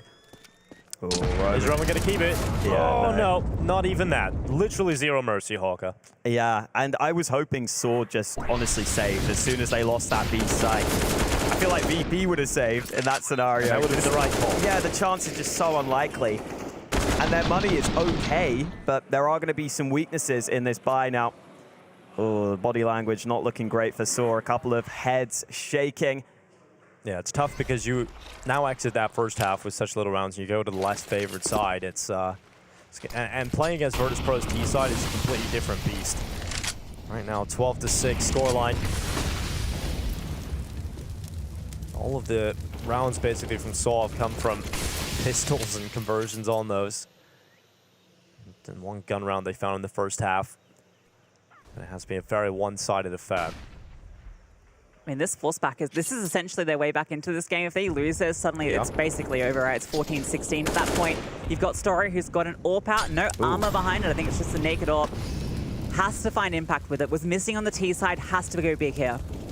He's been missing all game, it feels like. He's not having a great time at all. And that was something you really talked about, Hawker. We needed to see more impact out of him when it comes to these big matchups. And Flit let off the leash. First kills on towards Muterus. Now the pressure's starting to come in. Yeah, so some of that proactive play I was talking about with Flit. He has loosened up a little more now to make plays like that. And look at the space on this A site. This is devastating for Saw. They don't know. They got no idea that Fame is here. Yeah, it's tough to watch, but it's nice and easy. Swept under the rug here. Virtus.pro will be attacking their 13th round. They're even looking to go hunting. They're setting each other up. The bomb's going to go through to A, and already James is moving his pieces to hunt down these remaining players. He smells it all. Knows they forced into this, and he can find them and absolutely reset them. Oh, he's going to go tell Story a bedtime story, I feel like. He's going to put him to sleep, grab the AWP, and then put us to sleep. But it's going to be an easy 13th round from VP, and I've really enjoyed watching them so far. It's not been the slow, methodical style on the T side, because you haven't had to see that yet, but it has been this crazy aggression coming through from Kara on the CT side, Flip given the space to play with through mid, attacking through Donut. It's been cool to watch. Like VP are letting some of these fraggers off the leash, and that's always what I love to see. Are they flashing this in? Oh, here it doesn't blind him. Story, has he got the AWP for the next round? They know he crossed. Oh no, the flash so good. Wow, they actually have whiffed every single opportunity to get that AWP away, and they will grab it just in the last second. Just picks it up. Alrighty. That's a small win. Small victory. A very small win. I mean, it actually was quite expensive for VP. They threw, what, 4 bodies at that just to remove 1 rifle. I mean, it's still not going to be nice, and now Saw have to make a decision, right? You've got an AWP. You just play pistols around it. That feels like the logical move. Yeah. Just because your loss bonus hasn't built up yet. I don't think they'd be able to get much out, and yeah, just able to get out the MP9 because he has the armor, a flash for Jerks to set up this play, potentially over towards B. Very quick from VP to get this mid control. Sneaking straight in. Should be waiting this smoke out now before clearing into red room. A little scary to go here when you know you're against a weak buy. Oh, if there was a Zeus here, man. Oh, they're just not clearing it. Oh, okay. Only the one. Yeah, but elsewhere, 1 for 3. That's how quick all those kills came in. Story and Jerks, the last 2 standing. Story has got that open. Donut, James has used his sense of smell to sniff him out again. Doesn't want to get involved in that fight. Doesn't want to give his life up. And in the meantime, VP starting to move towards this B site. Just making sure that it's clear. Don't want to be caught by anybody here. Just playing the percentages. Yeah, it hinged on Story hitting that shot. If he finds that kill, they've suddenly got a way back in. James going to go down, but They're in no position to try and counter this now. If Story had found that kill, he can then fast rotate and actually support over towards B, and potentially you've got something cooking, but instead it's going to be 14 for VP. This is a scary looking VP, man. Now that they're back to the Bears, they're just playing with their food right now. Yeah, they haven't really been tested at all in this game. I am just interested to see for the rest of the tournament, you know, what level VP are going to be coming into this RMR with. Once they play against some of the better teams, because obviously you mentioned the stat earlier, the fact they haven't won a playoff game. Yeah. That is kind of a testament to the level they're at right now. They're good to beat everybody else. As soon as they go up against the top team, they're kind of struggling. It's so true. I think also teams just from the CS region have been a real struggle for them. You know, Yes. it's, NAVI, Cloud9, FaZe, this is where they've been kind of falling, right? And there's a lot of them in this group. It's so funny that literally in groups, they always seem to play the EU teams. They've got wins against Fnatic, OG, Complexity. Then they reach playoffs. They played NAVI twice. They played FaZe in a playoffs in an online tournament. They did lose against Cloud9 in the groups, but that was a Cloud9 that were looking great at Pro League in the group stage. Another team from the region. Exactly. Interesting. Very interesting. 14-6, 2 away now from Virtus.pro, confirming their first win here at the RMR. So this really is their last legs now, Lucy. You know, you lose this, it's done. Yeah, you're forcing MP9 to be a FAMAS into the next round, and you're playing against 9 map points. So this is it. Chiron, again, takes the ground, but it does cost him a lot of health. He's been getting bloodied and bruised here, but he is taking the ground for VP. That's kind of being what he's added to this roster, as well as Flick getting a little bit more aggressive. You've got some space takers that you desperately need when you've got some more passive players, and, well, VP feel anything but in this match. And they're moving out in towards the A side here. Jam is going to boost Fame up on top of the boost, just have a little bit of a look around. Doesn't see anybody just yet. This is so terrifying to play against, man. VP just kind of spread all their tendrils out. They don't make any noise doing what they're doing. And the timing of getting Fame up onto the boost, just as the AWP's not there. Oh, you have no idea that Fame is in here. And he's going to wait for so long that you just won't even consider that an option. Oh, good kill. God, that's nice. Everyone knows that lineup now. You got to know it. Yeah, He just times JDC on it the other nicely. stream earlier just got himself 2 crazy 1Ds to that lineup. 35 seconds. Here comes the smokes out towards the A site. The commitment from Virtus.pro into the AWP of Story, who has been struggling but connects this one. Huge kill to find. Had to get that one. Fame starts to activate. He's going to be here pretty quickly, and Roman is caught off guard. Bomb can make its way through, but the Tyrus just runs on through. Gets both. Bomb dropped. Chiron, low HP. Absolutely no chance into this one. Once again, it's just Muterus laying his life on the line, making some massive impact here for a round win for Saw. I think even Chiron realizes this is a save scenario. Seen him be a bit wild earlier on. Yeah, I think with the 4 seconds, it's 1 kill every second. Not going to happen. So Chiron gets the AWP on over. Once there's an AWP on the ground, you know that your only option there is to save that one on over. So good kill here from Muterus that kicks things off, and then the impact he finds when he comes swinging into the side.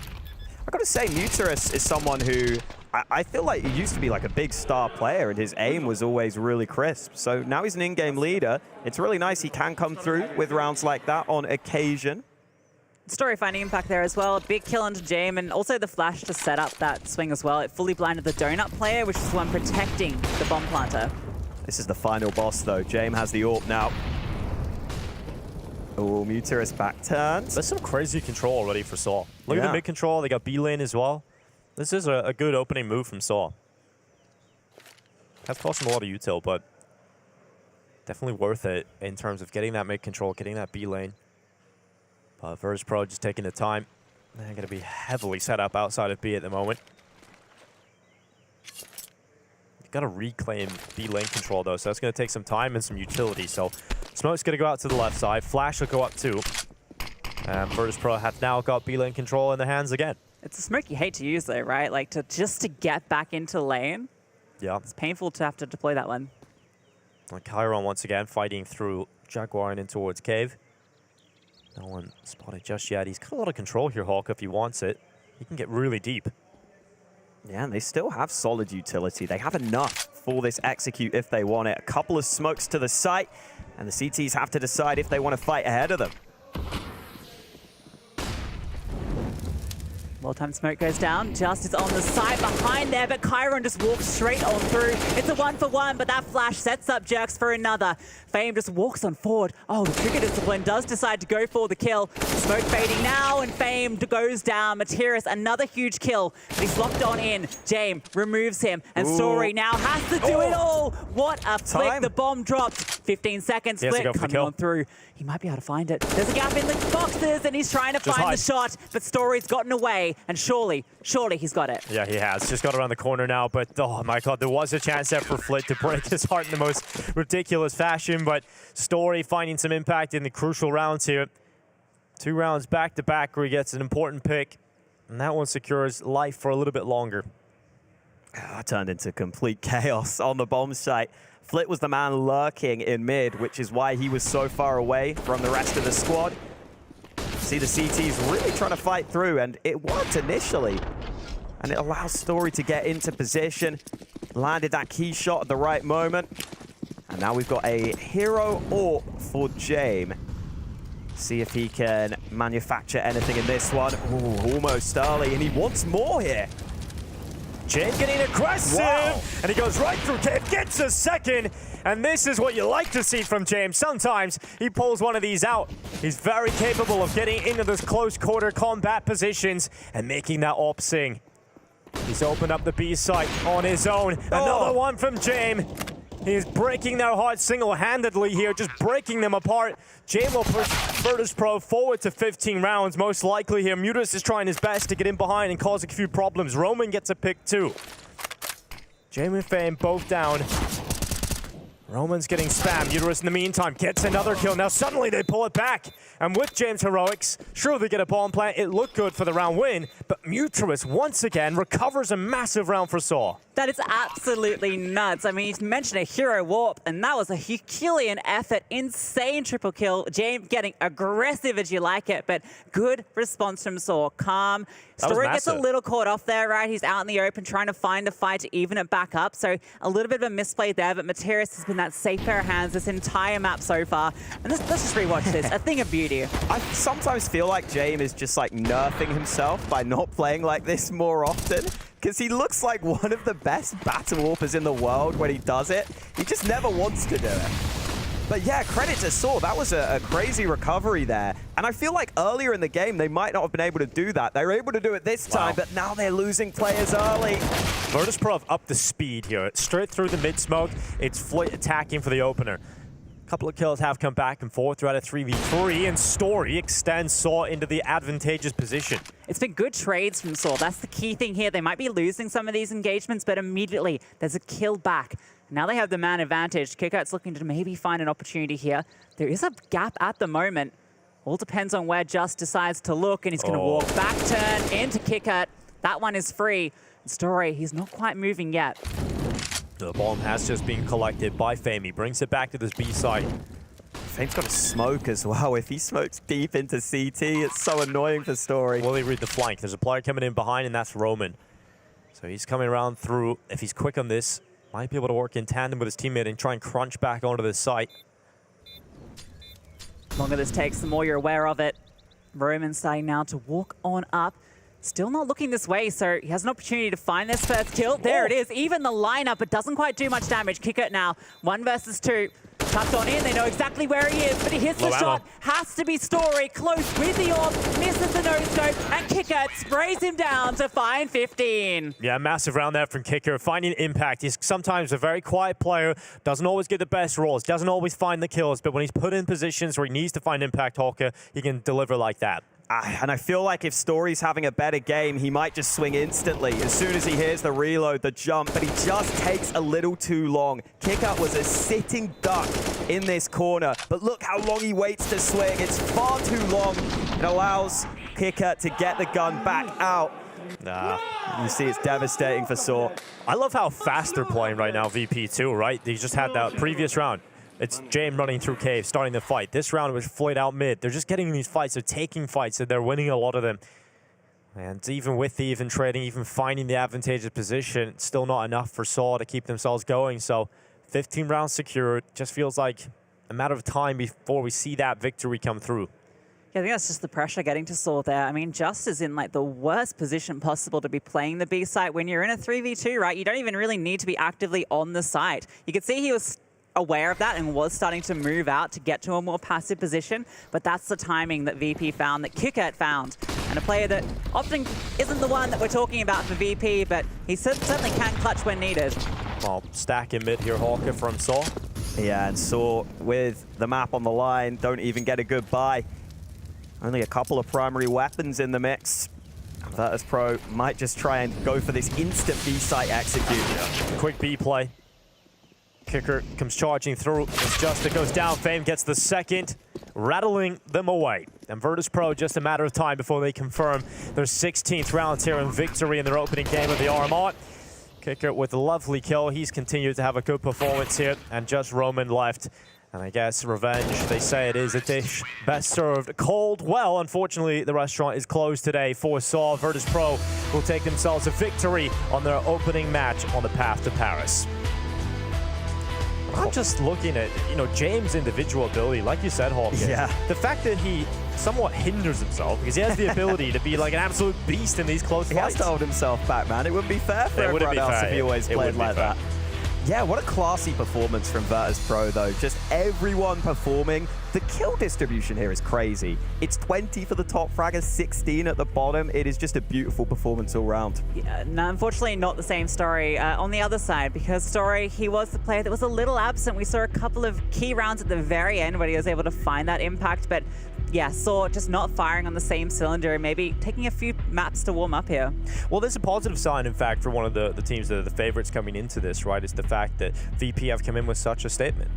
Yeah, absolutely. And I feel like this is sometimes the difference you get when you have a top-tier team going up against a lower-tier squad. Everyone on these top-tier squads are skilled individuals. They're always going to have their moments. Sometimes you do see from the teams that aren't at these tournaments as often, maybe a couple of the players will perform to their level, but a couple might underperform slightly. And unfortunately, that can make all the difference. Yeah, it's interesting looking at the scoreboard for Saw and seeing that, it's Materius, Justin, and Roman that are at the top. Right. They're the ones all on 17, the experienced, old guys that have been here for a while. It's Jerks and Story coming on in here that we highlighted as the two that would be the difference makers for Saw, and maybe that's the reason that we have a 9-16 scoreline. I think it's absolutely a big part of that as well. And when you look at Virtus.pro, it's a team effort across the board. Chiron, aggressive on the CT side.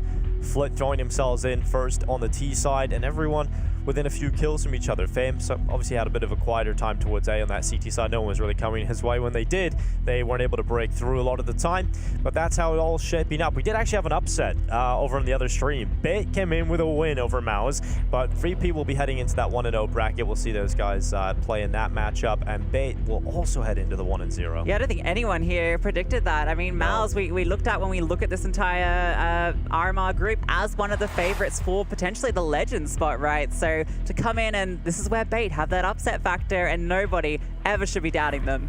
Yeah, absolutely. It's kind of strange, but that's what the RMR is always about, Hockey. You can get these crazy upsets. For sure. And it's great to see Chiron having the strong level of performance. I feel like he brings a little bit of that Yakindar spirit back to the team. You see him let himself loose sometimes. It's really nice to see. I think he does add another element to this VP squad. And I was just so impressed how quickly he's come into this team and looked so confident. I was really impressed at Katowice. He did not look scared whatsoever. No, he doesn't care, really. The pressure doesn't really get to him. And he's very honest about his own performances too, because I tried to compliment him back at Pro League. And I said, oh, you're playing well. He just disagreed with me straight up. And I was like, okay, fair enough. That's the kind of mindset he's got coming into this. But that was a statement, in fact, from Virtus.pro as they take their first win here at the RMR. We're going to go to a break. When we come back, we're getting into our second matchup, and the RMR will continue throughout the day.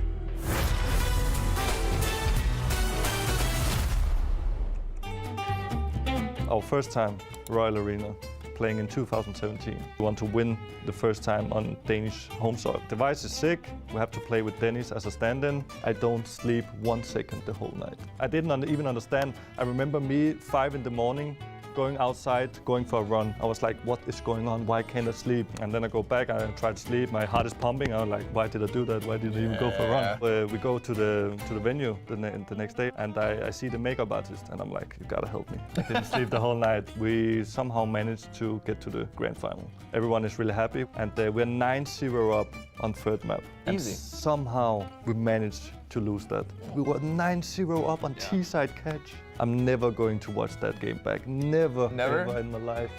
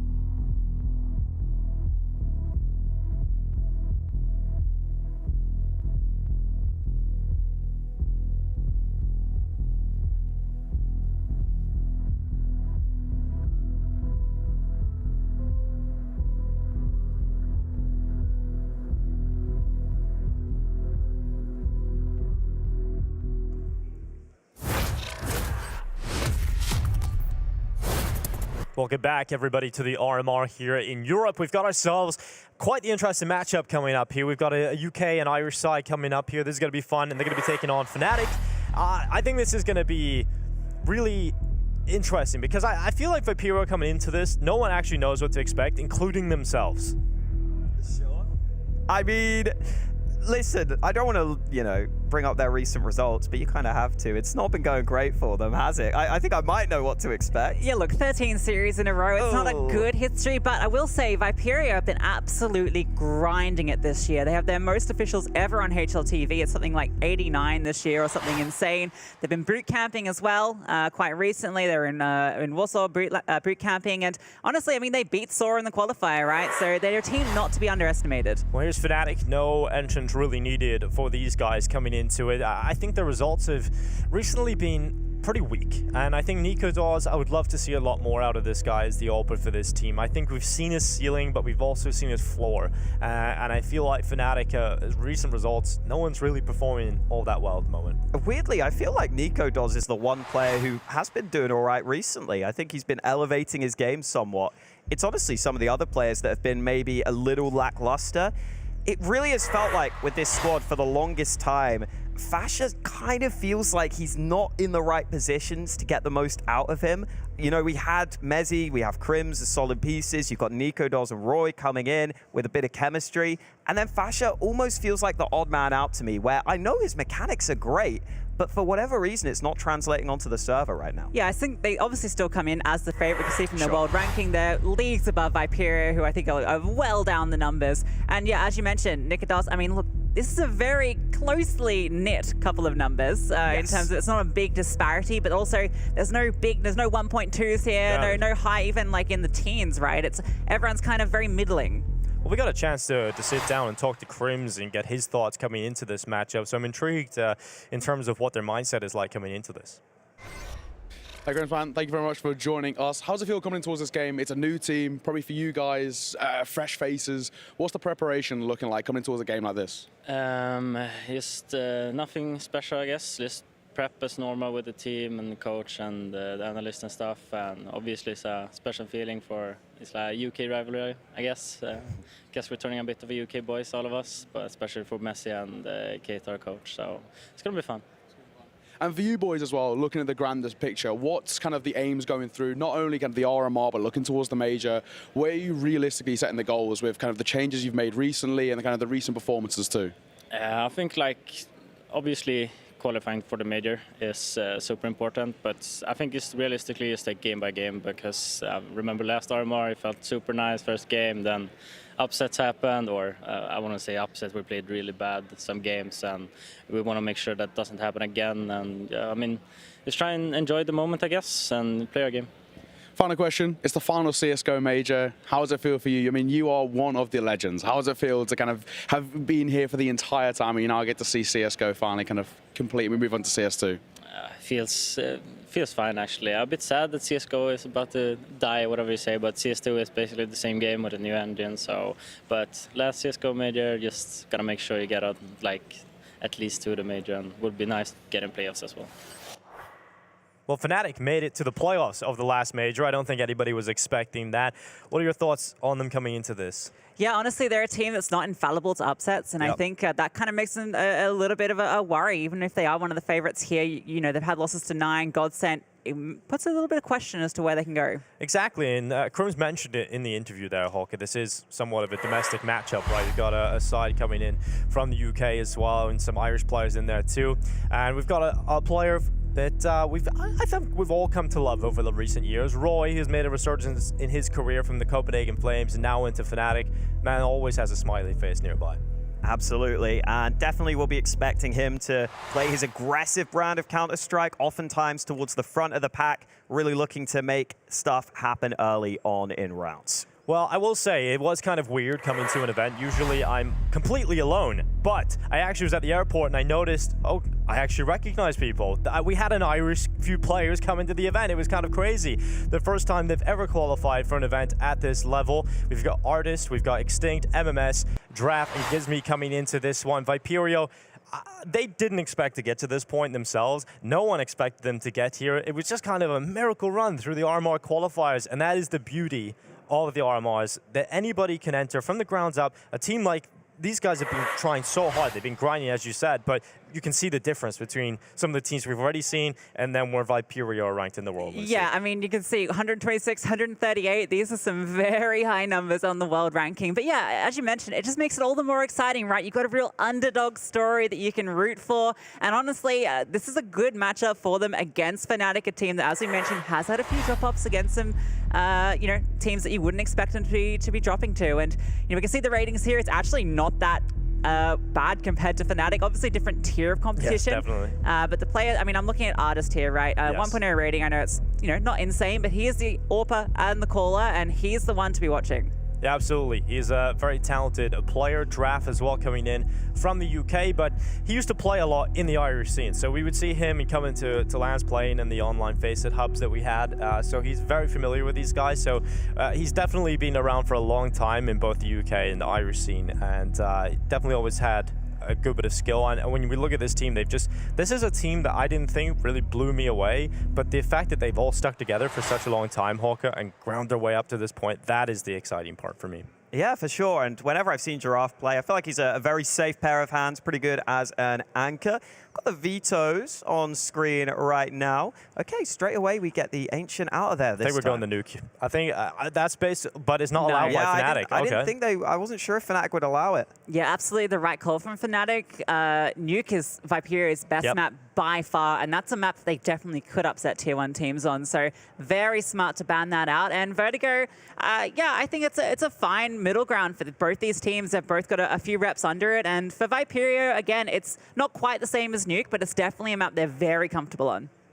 It's very, I think from talking to them, the Viperio side thought they were going to go to Nuke. So I'm interested to see how deep their map pool is, because when you look at this team, they had so many roster changes. I mean, through the qualifier, they actually played with a different team, right? And they had, one of the players had to go for, unfortunately, had like a family incident. We had to go to a funeral. And so they had to change players, and then they managed to qualify for the RMR. We've had Extinct come into the team. Chris has been in there for a while. Even in some of their online games, they don't really have a consistent roster because they can't fully commit to CS. That's the difference. Fnatic are on salaries, fully committed to this. Viperio don't get paid. So it's a different level of commitment that they're able to have coming into this.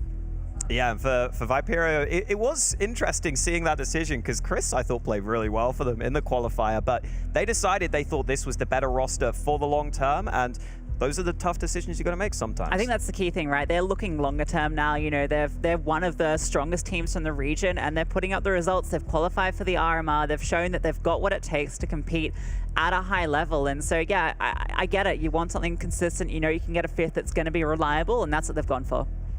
And that is often the tough part of the UK. But on the other side of things, Fnatic, looking into this game, I'm expecting Fasher to be on the up and up. As you mentioned, he really did have a really poor start to this year.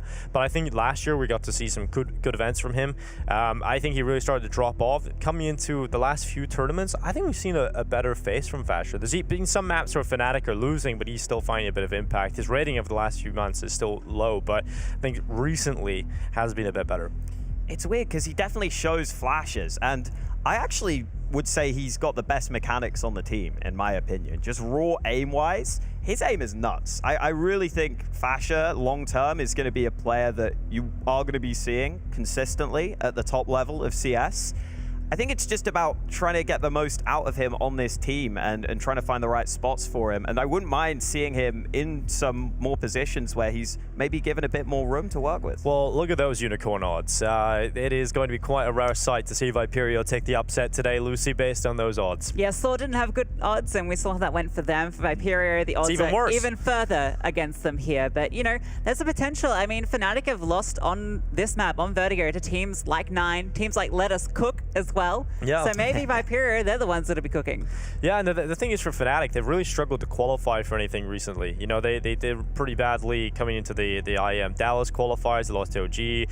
They failed to really make it through the showdown and make a big statement there. So they got upset pretty early on in that as well. So for Fnatic, like you said, Hawke, they are prone to some upsets. Whether or not they stoop this low is an entirely different question. Yeah, you would hope for their sake this is a chance to get back on track, but best of ones, you never quite know in CSGO. It's come at a weird time for Fnatic, because I always thought they were just going to be this solid roster, maybe even sort of gatekeepers to the top level of CS. I feel like if you can beat Fnatic, you're up there with the best of them, but they rarely kind of have that big result. Even their major run, I think they got fairly fortunate with some of the matchups they got to make it to the playoffs. So they feel like this team that, yeah, it's very solid all round, but I always have the feeling when you don't have a go-to player, there's something about that that's really uncomfortable for me. I think when they're struggling, Crims is the guy who steps up. But just in general, when you're setting up a round, it's not like there's always a clear player that we're looking at and relying on. Yeah, I mean, as far as international teams go, they're kind of like FaZe Light, where they just don't have that same star potential, but it's the same sort of thing where you're relying on one individual kind of stepping up at a different time. It's not like a clear star in the roster, but it's not quite the same level as FaZe have. But the difference is with FaZe, they have one of the best IGLs to ever touch the game. And for Fnatic, they've got MOUZ, who has only really just started this role and really only just started his professional Counter-Strike career. I mean, we got to see him a lot in the early days back. You were actually an analyst for some of his teams, Hawke. You always knew something was going to happen in his career. You knew he was going to eventually make the step up. I never thought he would be an IGL at this point. Yeah, especially not this early on. I always thought he was a player that, to me, almost struck me as more of a supportive player, just because he's got a quite quiet personality. And yeah, he's a very hard worker, definitely very good at understanding nades and everything. It is always the question for me, though, can he just take the reins on the team? When you come down to those key moments, is he the guy that's going to come through and say, okay, I know exactly what we're doing? I don't know if he's necessarily got that sort of personality, whereas someone like Carrigan on FaZe, I know he's going to be calling at the right times. It is something that Carrigan, I don't know if you've caught the podcast Talking Counter where they had Carrigan on. He's kind of talking about his development as an IGL over the years and what he's learned from his different teams. And so when he's left FaZe, he went to a bunch of different squads. He had to realize that he had to be a leader in MOUZ. He had to be a player that everyone looked up to. And then when he came back to FaZe, he was an entirely different person. I don't think Mezzi's been through the evolutions in his career yet to really learn that and figure out what it is to be a leader for different groups of people. So I would have to agree with him from Alex, you know, after knowing Mezzi, he's not the strong leader type figure, so definitely going to need to look to some of the other players like Crims maybe to fill that kind of role. Well, I think that's kind of where it isn't as big a deal in Fnatic as it might be on another roster if he was calling. On Fnatic, you've kind of got all that experience. You've got Crims, who's that veteran, but also, you know, you've got the Danish duo of Nikodos and Roy, who both have some confidence, some high experience with the Flames. So, you know, he doesn't have to be the loud voice, but he does have to be a stable voice. Well, the fist bumps are in, and that means we've locked in the start for this matchup. We're going to be heading into Viperio versus Fnatic, a domestic clash coming between these two sides. Time to see if Fnatic are going to get upset at the start of this RMR. Yeah, and for Viperio, I saw some smiles on their faces. Now it's got to be game faces on for this one. Fnatic, a team who have had shaky form lately. Let's see if Viperio can put them under pressure early on. Vertigo, where we will be kicking this one off. Viperio on the T side, and there are full sets of util out on Gizmi and MMS, making their way towards A for an execute, but there are a lot of CTs here to deal with them. Oh, Crims looks to strike first. Looking down the ramp. Gizmi's legs are being tagged up, and he's down to 42 health. Crims still standing in the same spot, has teammates to peek with it. Basher and Royce kick things off. It's 3 kills for Fnatic right away. And Draft and Artis at the bottom of the ramp, smoking themselves off. It is not the start they were hoping for, but Artis has found the gap. And he's got caught. The gap now plugged. The gap went pretty quick. This is the problem though, Hawk. Viperio can't afford to come into this and play scared. You know, if they come into this and they give too much respect to Fnatic, this is about to turn into an absolute destruction. They have to play with a bit of fire, a bit of pace behind them, otherwise this is going to go the other way. Yeah, this is probably the worst possible start for Viperio, just in terms of that mental. Right? Because you've just run into a stack on ramp. Like, it just feels bad.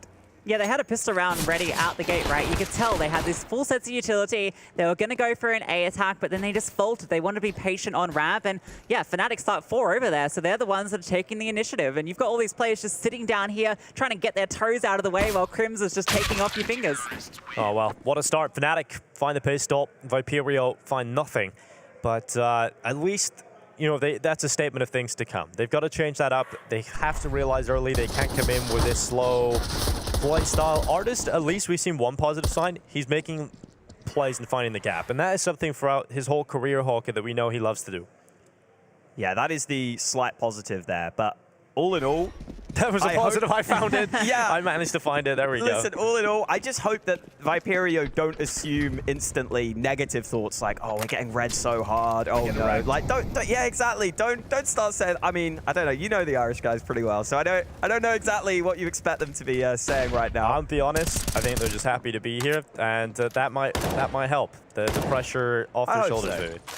Viperio have nothing to lose, and Fnatic everything to gain here, right? It just feels like they're the ones that have to perform. They've got the pressure on their shoulders, whereas Viperio, the pressure not there, but this round, the pressure also very light. Gizmi gets 1, which is something, but surely, okay, a second. That's good damage.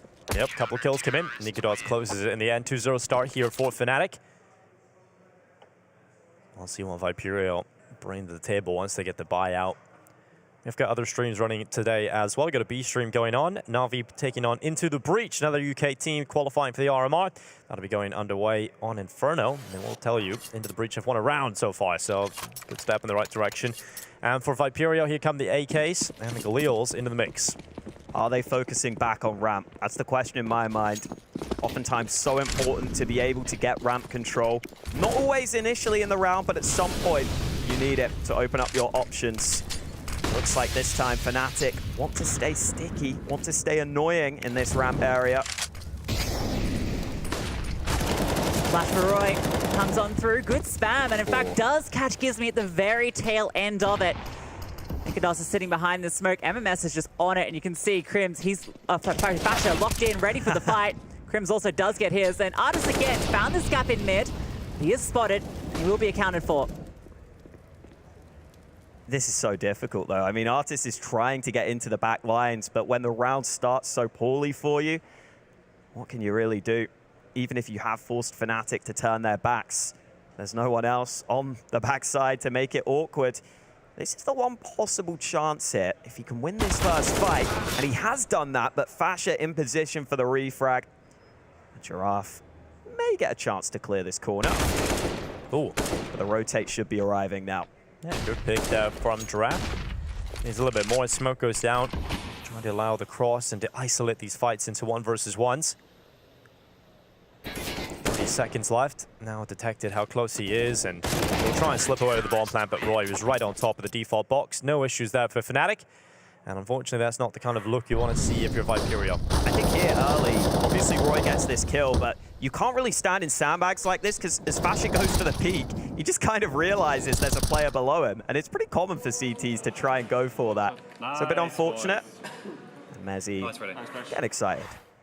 You know, yeah, that's excitement. That's what I thought right there. Mezzy's that kind of guy, you know? Yeah. I feel like even if he is excited, he's just like, yeah, nice. It's hard to read. Well, Viperio gathering outside of the B stairs right now. Lucy looks like they're going to just try and be a little bit more of a team pack mentality in this round. Yeah, they found their way into be at the tail end there. So we'll see if they can prize it, get a feel for how it's being held. Mezzy is folding quite passive towards default. Rotation can come fast, but he's just going to stand and take that first fight. Gets a second as well. That flash doing nothing. The follow-up does. But he's just standing here. The rotations now come on over. Crims looking sharp. Gets all 3. You know what, I think that round is a perfect example why teams molly that exact position. Because if you get caught up in that stairs choke point, it just removes your ability to really hit the site with pace. 2 kills early from Mezzy. The rest of the squad a little slow. That allows Crims to get into position. Also with the flashes they're throwing, if you let him just stand behind the pillar, the flashes are ineffective. And we've seen that. You brought that up, Lucy. The flashes did nothing on the first 2. And so you're not really creating any pressure. You can just peek out after the flash, get that pick, and then finally 1 connected, but the damage was already done. Artis getting the AWP out on the T side. Don't always see teams opt for the AWP. Some just don't completely. I'm thinking of Vitality, for instance. Cyber just won't get the AWP out on that T side. So Artis wants to make his known early, and Gizmy's found the opener onto Roy this time. Ooh, and he's going to slip in. Ikados aware of the possibility. No trade allowed. Finally, Giraffe gets it through the smoke. So even trades early on here.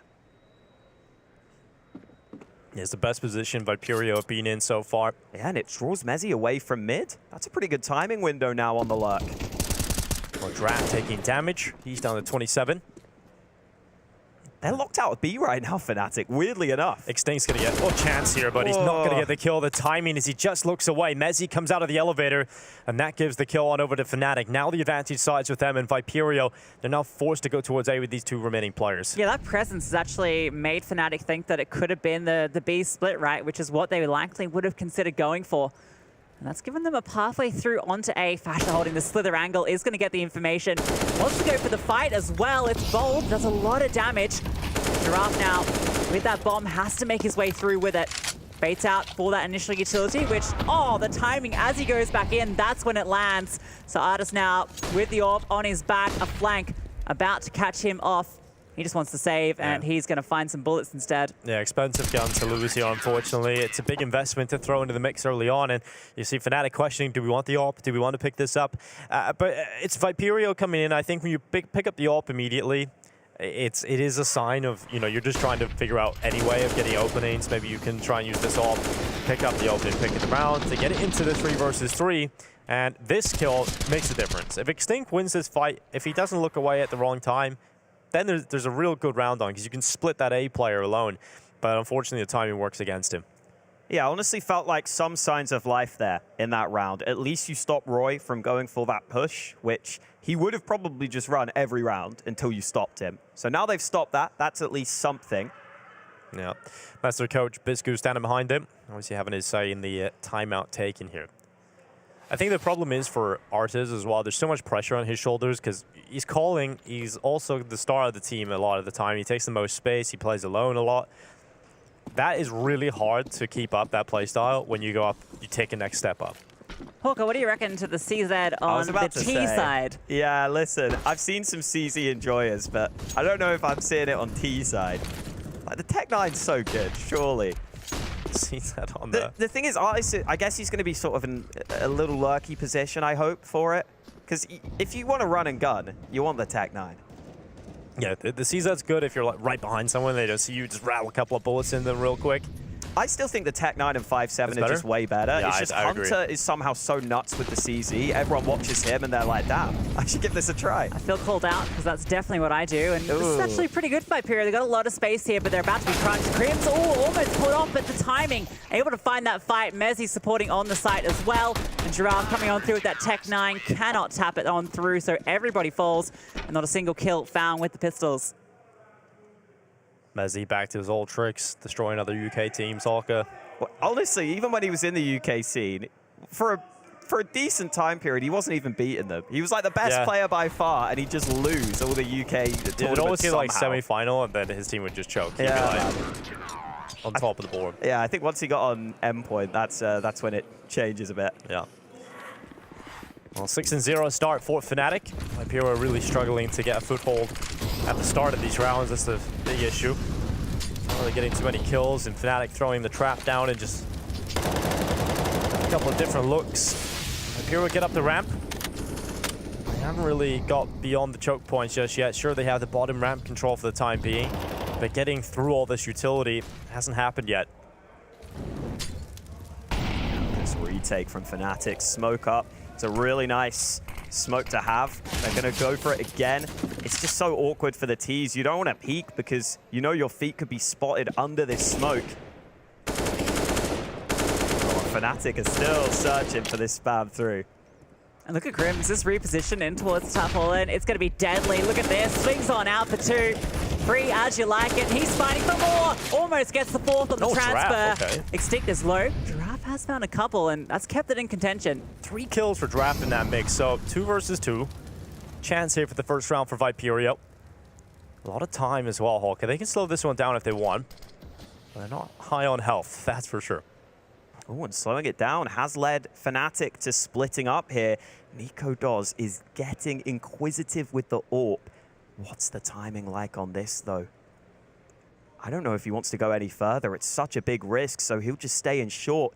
And I don't know if Viperio will clear this out. That's the thing. It's such a powerful angle. He can just tuck in here. As soon as that bomb starts to be tapped, he can swing with the AWP and completely deny it.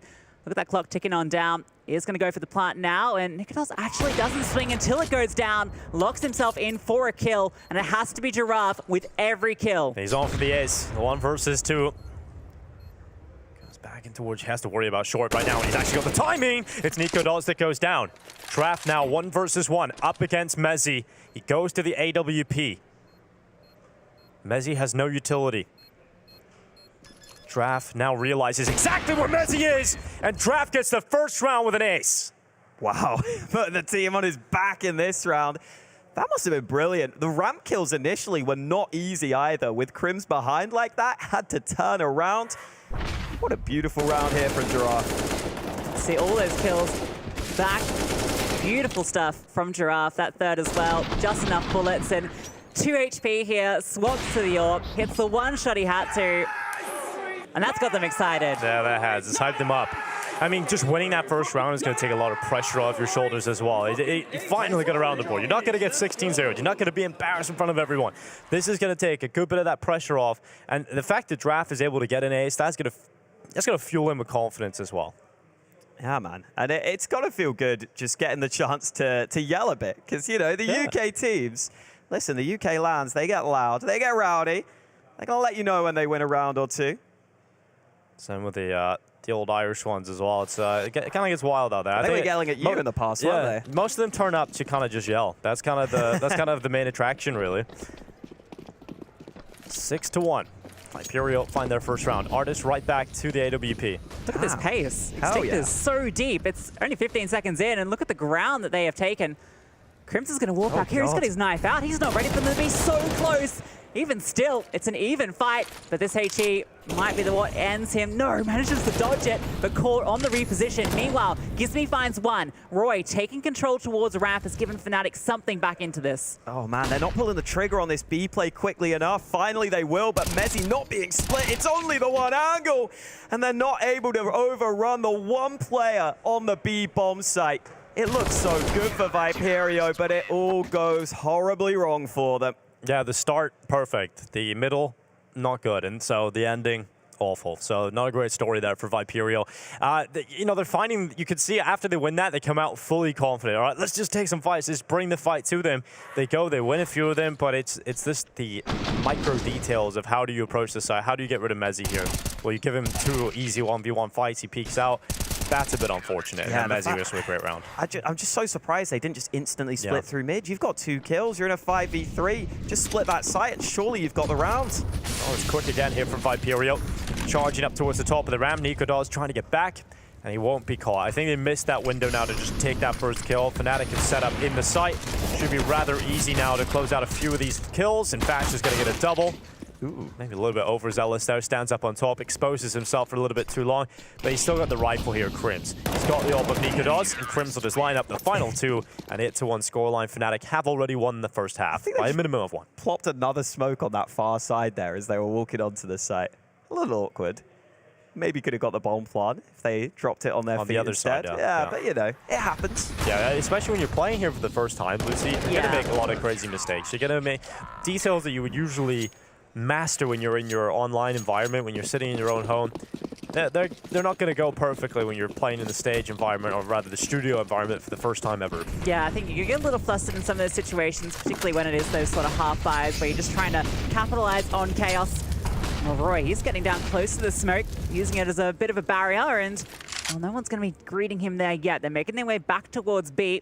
Mezzi up on top of the wood, a powerful position. They're not going to flash him off.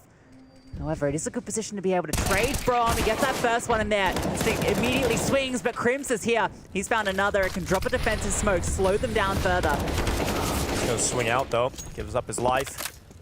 1 for 1 from both of the B players. Rotations come in here from Fnatic. Extinct is deep behind enemy lines, and Artis is there too. So 2 kills come in quickly for Viperio, and just Nikodos on the other side of the map. So they have fought their way towards a second round win here. Just breaking down that B defense, making sure they get quick trades in. And that's a good round for Viperio. Yeah, really solid. I didn't mind the initial setup from Fnatic either. I thought it was quite cool having Mezzi up there and then Crims behind. But because they're able to get Mezzi out of there so early, I think that kind of helped Viperio. There was a flash from the CTs that was good for Fnatic, but Extinct got the kill while blind. That was pretty big to get into the B site. Yeah, I like they just didn't slow down as well. As soon as they get those contacts, I mean, that's what when they had that space in mid a few rounds earlier, and then they just stopped, and that's where it started to fall apart. This time around, they learn from their mistakes, immediately capitalize on the space they've taken, both players down, and they get that player all the way deep out to pillar as well, and that was the huge position to be able to catch up as Fasher rotated over. Yeah, absolutely. And I think you can see Viperio calling in the last couple of rounds for rounds that almost are a little more basic and just saying, you know what, let's go for an A play. Let's go for a B play. That way, you kind of all know exactly what you're doing. You're not trying to split onto a site. You don't have to worry about whether the other side is ready. If you're just all going together, you're all right next to each other. You see your teammates running in. You're going to go behind them. And I think that's helping them push with a little more confidence that maybe was missing in some of the earlier rounds. Well, a couple on the board, at least, for Viperio. 2 to 8 now. Yeah, they're not going home empty-handed. Yeah, you know, 2 rounds.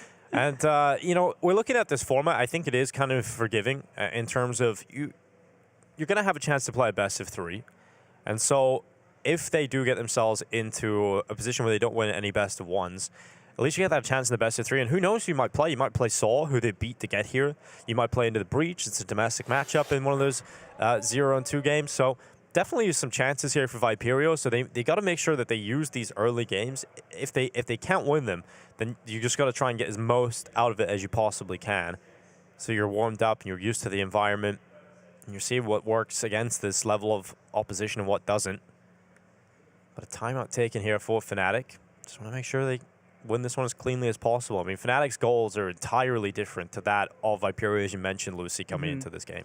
Yeah, take no chances here, right? And, you know, we saw the upsets can happen. MOUZ fell earlier already. First round of this European RMR, and already an upset takes place. And Fnatic don't want to be another target on that list.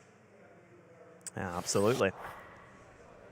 I think for Fnatic, it has been a solid start. I think for Viperio, you've got to consider every game should be an opportunity to really try and show what you're capable of and take as a learning experience. So I hope that they can keep it up here. It's been good for them. Early shot not able to land. Roy trying to be a nuisance, but Nico does almost caught, but he's able to get away with it. Yeah, really shouldn't be getting away with that. Should be punished, but Nico does gets away with 2 kills. And now can set up like a turret inside of the site. Draft, good spam down through the metal. That connects onto Roy. Nikodos's position's good, but Artist still takes him out. Nikodos moved away from that spot just at the wrong second, and now Vasher gets a lineup, only manages 1. Draft fights back, and a 2 versus 2 established. Great trades. They need to get this bomb down. No denial utility either. Lack of smokes is going to make it hard for Giraffe to get out as the Molotov comes on over, but Mezzi doesn't want to swing yet. Needs his teammate to rotate on over. Crims is here with the full belt of utility, kits and everything they need for days.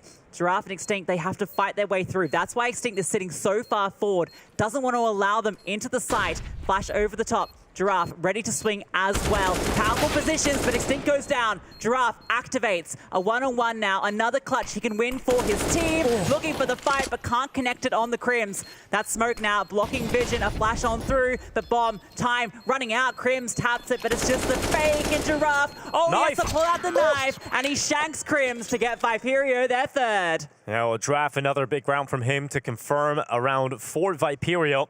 Had the ace, and now the clutch up against Crims. It's got to feel pretty good as an individual. They're making something of this, Hawker. There's still a chance here to make a really decent half out of it. Yeah, man. This is like stuff you tell your grandkids, honestly. Remember when I aced Fnatic and I knifed Crims? Hell yeah. Crims in the smoke. Yeah, back in my day. That's definitely something to take away from this. But they've broken the money, and that's massive, because now Viperio can push forward to 4 rounds, maybe even more off the back of that. Can't afford to lose to this, though, guys. Okay. Extinct spots them out early. They are going to try and run into mid. And Viperio happy to just sit back here. Good headshot from Artist. 1 by 1. They go falling down. Yeah, it's good work here. Not letting it get out of hand. Draft moving forward. Another kill for him onto Crims. And gives me a wall end at the 4th round for Viperio. So Fnatic don't get anything done with that eco. Weren't really expected to do anything. And now we'll get into the next point of this. We'll see if there is going to be more rounds to be found here for Viperio. 5 rounds and a half, maybe even 6. That could be huge. Definitely doable for them. I think you can see a couple of the players playing with that confidence now. Giraffe especially, not really hesitating anymore in any of these scenarios. He's making a decision and sticking with it. Let's see what Fnatic decide to do here, if they try and change anything up. Looks like Roy again is back to his shenanigans, trying to go aggressive. All right, Draft. This is going to be a tough spot to clear. Crims is in a really good position. They have got 2 players coming in, and they're just going to walk right into Crims. That's because of where Mezzi was playing before, right? You can see they were pre-clearing that angle, and that allows Crims to get that one for free. Roy now in the back lines is traded out immediately. So again, Viperio are still finding the kills back. A 2-on-2 now, and again, they can find the space to get the bomb on through. Yeah, good recovery to the round. Artist goes aggressive. This is confident. Up on top of the smokes. Looking to deny the bomb plan. Fasher hasn't been spotted yet. Artist is just desperately looking for them. Not wanting to give away his position, and it works out for him. Jumping up on top, gets the ankle down on Fasher. Mezzi moves forward. Did take a little bit of damage from that Molotov, and catches Gizmi as he tries to retreat to short. Now he's looking for Artist. Where has he gone? Taps the defuse, trying to pull Artist into the fight, trying to give away that peek, and he comes around the side. Mezzi reads it at the last second. Realizes when there's no ramp peek, surely has to be coming from the other side. Mezzi turns to find him. Obviously, Artist isn't aware there, but there was no kit on Mezzi as well. It had to be the full 10 seconds. It was down to half there as well. Artist looked like he might have had the timing, right? You're never expecting the short play, but because, as you mentioned, nothing came from ramp, eventually he got wary. And Mezzi, a fantastic 1v2. Yeah, I think if only Artist knew he could just sit back on short and wait out the fake defuse, but he didn't feel confident. Felt like he had to move in to get an angle towards the bomb. Still much better signs from Viperio in these early round scenarios. They're getting some decent trades. Look at Crims here, so early out into mid. And that is something Fnatic haven't really done so far. Something Viperio didn't seem ready for. And now you got to be so worried, right? As soon as mid control is taken by the CTs, ladder suddenly becomes a concern, the push through T-spawn. Crims doesn't even have to. He can just fall on back, which is what he's done, and already Viperio have to be accounting for that. They've got a player sitting in spawn, just watching to see if he's pushed. Yeah, it's annoying, because you know that he's probably not going to push after getting the man advantage. But you have to be sure. You have to account for it.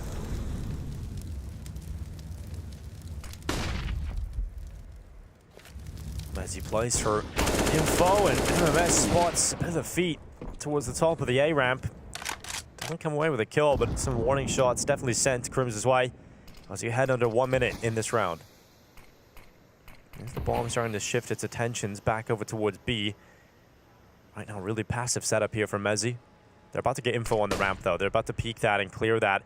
So they've got to realize it. It's going to be this B play. Can Mezzi hold strong from quad? 40 seconds. They finally clear him out. Flash is good, too. He's just burning in the fire, and he goes down without a single kill. Good work to get into the site. Draft removes him. Now Viperio have drawn it back. They get the bomb down, and a 4v4 retake here for Fnatic to try and pull off. Roy looking for the fight with the MP9. Look at that damage being done.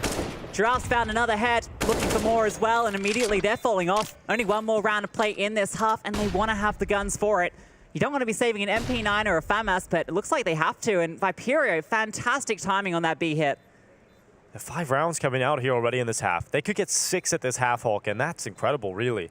Coming into this stage, I thought they were, the start of the game, it felt like Fnatic were just going to run away with it, but did take that big individual round from Draft to get the ace. Then Artist started to find some form. Good work here from Viperio. Draft's currently the highest fragger in the server. Yeah. By 1 kill, but still highest.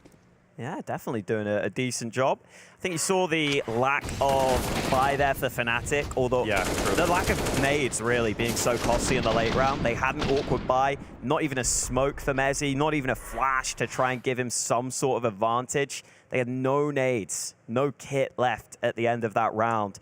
So it put them in a very difficult position, even after getting that early advantage off the back of Crims. Yeah, and I think the side of Viperio, they figure out the gap perfectly at the right time.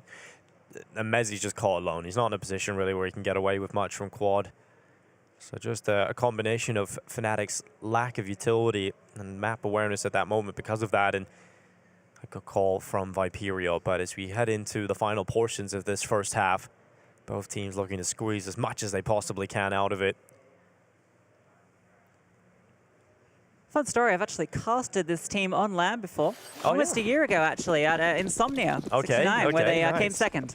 Nice. So, yeah, coming second at Insomnia, and now they're playing the RMR. They take second at this event, I'll tell you. Oh, yeah, that would be kind of unbelievable. Well, Nikadoz right into the midst of battle. MMS charges right to the smoke. Nikadoz with no issues. Draft gets one, but it's about Roy, and he's in the middle of everything. And finally, will begin to strike. That MP9 takes out Artist. And down to just 2 players here, Viperio. They couldn't deal with the Fnatic fights that were just coming their way. And finally, they start to slap back a little bit. Extinct catches Roy. Bomb needs to be recovered, and 2 versus 3 to be played out. Not undoable. Plenty of time to work with. Utility as well. Smoke on Extinct. And it's a passive setup from Fnatic. They know they've got the advantage. No need to give it up. So they are going to be taking the space. Coming on forward. That smoke not even deployed yet. Gizzy's managed to get all the way up onto site for free. Yeah, he's going to fake it. Pull out the nades. Good move. But he's going to go throw that bomb away, unfortunately. Extinct now is in a really tough spot because he has to run to the other side of the bomb boxes just to pick that bomb up. So instead of playing for the bomb, he's going to go ahead and try and win the fight. And this could be the right move. The flank is coming around ramp, so if he can get this pick, it'll turn it into the 1 versus 1, but he would still have to go back and get the bomb and then possibly face Crims, who would move forward. But he needs this kill now on Fasher. He looked away, but a 10-5 half. 5 rounds for Viperio in the first half of play. We'll see if they can get a few more as we head into the second.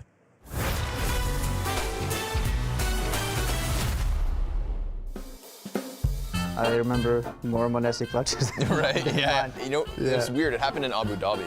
Obviously, last year, he starts with that, like, MIBR clutch. Yeah. But, you know, in Abu Dhabi, he had, like, a similar clutch from the same position and nearly the exact same kills versus outsiders. Right? Yeah. Yeah, I thought that was so weird. Where I was like, I've seen this exact moment before, right? He had one good clutch against FaZe as well. For me, that one is the best because he played it out the best. Okay. I think it was last Lisbon groups. I'm also thinking of like the Inferno clutch as well when he stole bomb from outside of apartments. Yeah, it was against outsiders as well. Yeah, right. Okay, yeah, two clutches, same maps. He's just crazy in clutches. Yeah. Like even practice what he pulls off, it's, I don't know how, but he just somehow makes it work. You can't talk G2 clutch without bringing up Monosin.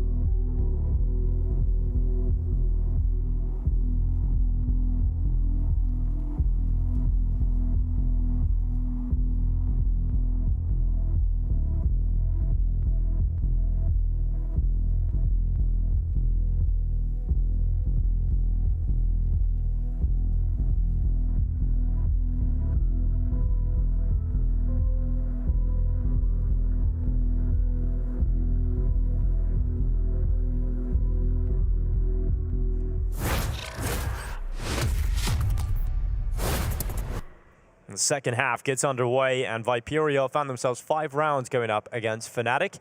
But Fnatic's definitely going to be feeling pretty good about securing 10 at this half. With a pistol to kick off the second, they could put themselves in a very comfortable position to get off to a strong start at the RMRs. Now, Fnatic come into this, obviously, as a playoff team at the last major, which means their seed is very high. So this is a great chance for them to get the ball rolling early, and they don't want to squander that chance, Holka. And they're going straight in with the ramp play here. Viperio not with the same stack that Fnatic had in the initial pistol, but they do have Artist sitting in sandbags, lying in wait. Not with the silencer, though. No, not with the silencer. The P2000, loud and proud, is Artist. We'll see if he's able to get anything done. And the answer right now looks to be no, but his teammates are coming in on the flank to try and make things a little bit easier for him, and that's exactly what is happening. Draft, Artist, and Extinct all chiming in with Gizmi, and it's just Nikodos doing his best, but Viperio with a quick flank around the backside secure themselves the pistol in the second. That's beautiful. What a fantastic response. You can hear so much pressure on Ramp, and you don't give them those early fights. Artist, the only one on that side actually taking contact, and he's playing very passively, just going for single little jiggle picks, just keeping them entertained because he knows that flank's coming. Beautifully handled. Yeah, it's really important he doesn't die there. He just stays alive as long as possible, and it's just perfect. The shots come in, everybody lands them. 10-6 now, Viperio give themselves a fighting chance in the second half of play, and for Fnatic, it is nothing but Glocks. And well, P250 in there, actually. Fasher ruined that. The Glock trade has one trader. Yeah, someone's not paid for their ticket. Or maybe, I guess he has paid for his ticket. He's in first class. There you go. That's it. We got there. Yeah, we got there eventually. I'm glad we put so much effort into that one, guys. That was brilliant. You know, you got to. Well, I think Artist is about to make some money. Would be surprised. MP9. looking to melt them and shred them, but quite a lot of rifle presence here for Viperio. The weak sounding FAMAS. They have to try and fend off this attack that's going to come their way. I like Fnatic start spamming back with the Glock. It's almost like they're just communicating via gunshots right now. Morse code. Yeah. Mid goes in. Instinct sends the MP9 forward. Time to make some money. Gizmi takes the first as he fights with the block of all things. Kills are coming through here for the double G combo. That's 7 now for Viperio, cleaning up the round they should. And now we'll see Fnatic start to invest. Yeah, I mean, that one goes as you expect. Fnatic were just trying to bait those fights coming in, and you can see why. They went 1 for 1, but just the MP9 going down, you get to hold on to those FAMASes, which I guess they're happy with, not losing definitely. those. So the only real situation you'd ever be happy with holding a FAMAS hold? Yeah, I think so. Yeah, I mean, you've got to use the FAMAS now, though, so are you really that's that the happy? problem. Yeah, you're probably a little sad now, actually. Up against AKs, pretty terrifying. See what Fnatic go for here. Viperio seem like they have pretty solid ramp presence at the start of this one. Ooh, flash in. Fasher wasn't blind, though. He was holding for it. You can see how high his crosshair was. That was beautiful. Fasher just ready for that play. Great opening kill. Fnatic have the advantage now in round 18. Roy is searching for a follow-up here, too. He doesn't mind being put in this position alone. There's no one with him. Ninkados has just left. Comes that smoke out again from Viperio, really common. Most teams just throw that now. You have to really to control B. But eventually you will run out of those options. Minute left. Man, that was a good example of how a bad flash is actually worse than just not throwing a flash, because it just gives away the peak's about to happen. Nice couple of kills, though, from Viperio, bringing it back. Artist fakes the fallback, but Crim's ready for him. Into a 3v3, still 45 seconds for Fnatic, but that bomb seems to be staying towards the B site, and Viperio are completely leaving the B side of the map. Roy's going to sell the fake out. He's selling it. He's going to keep them interested. But if he goes down for free here, they can still put this retake on. He's looking for the fight, spamming on through, causing chaos.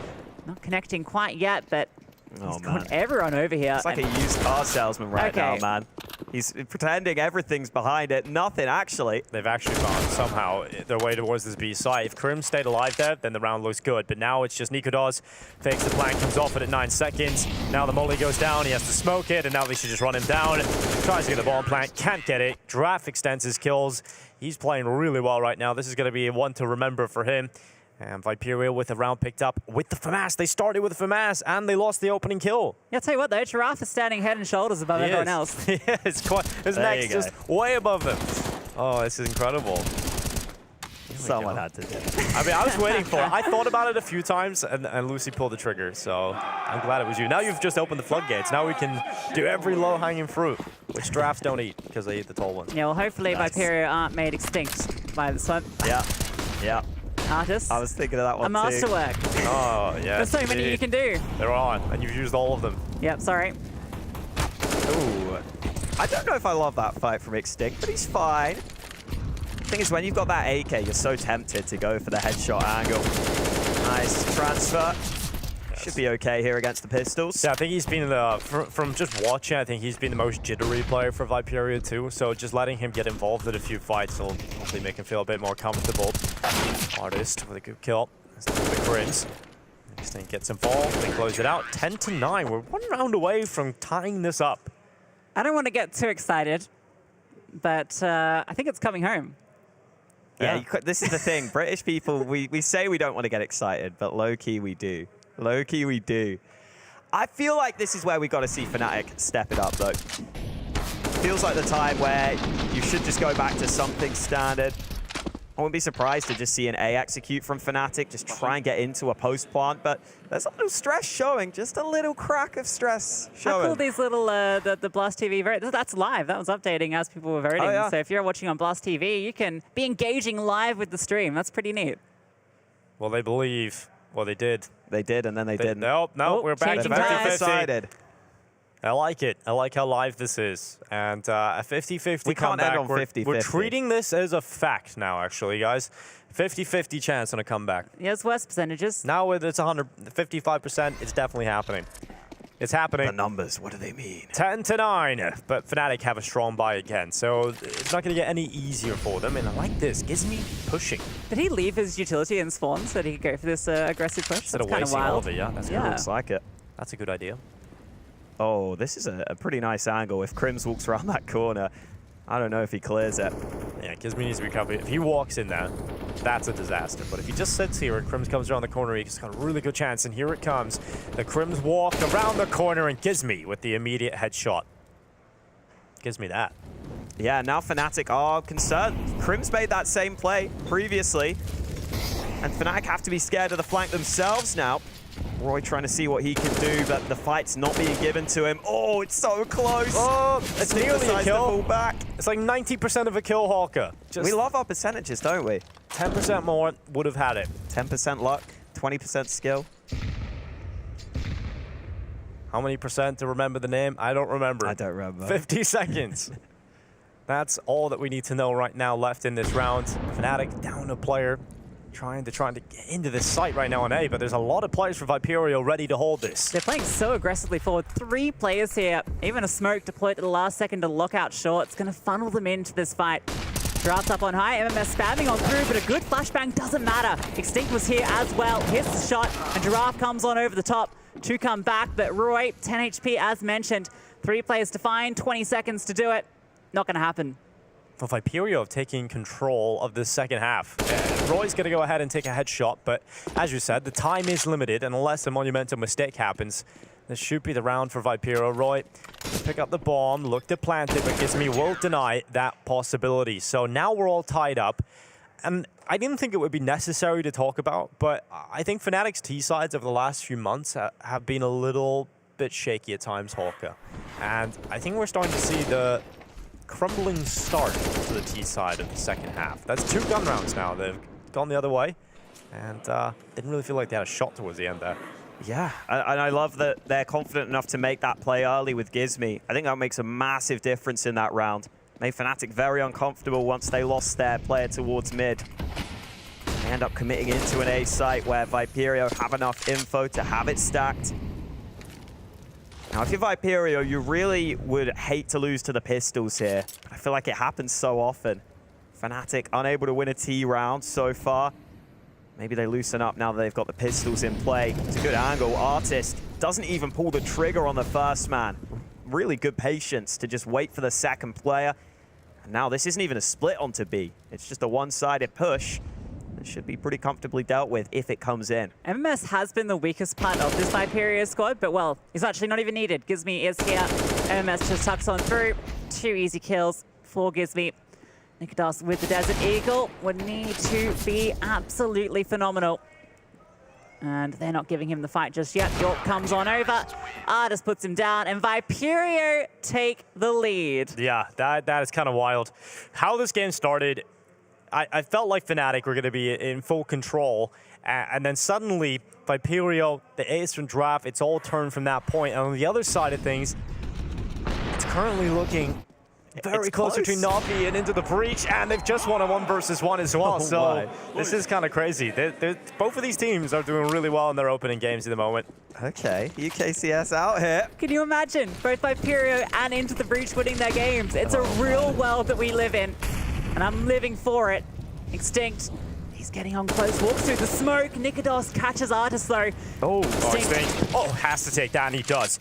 Would have been an absolute disaster if he doesn't get a kill in that position. And that's info. He knows that Molotov's just smacked him up the face. So Roy's going to continue to move forward. He's not dispelled by it.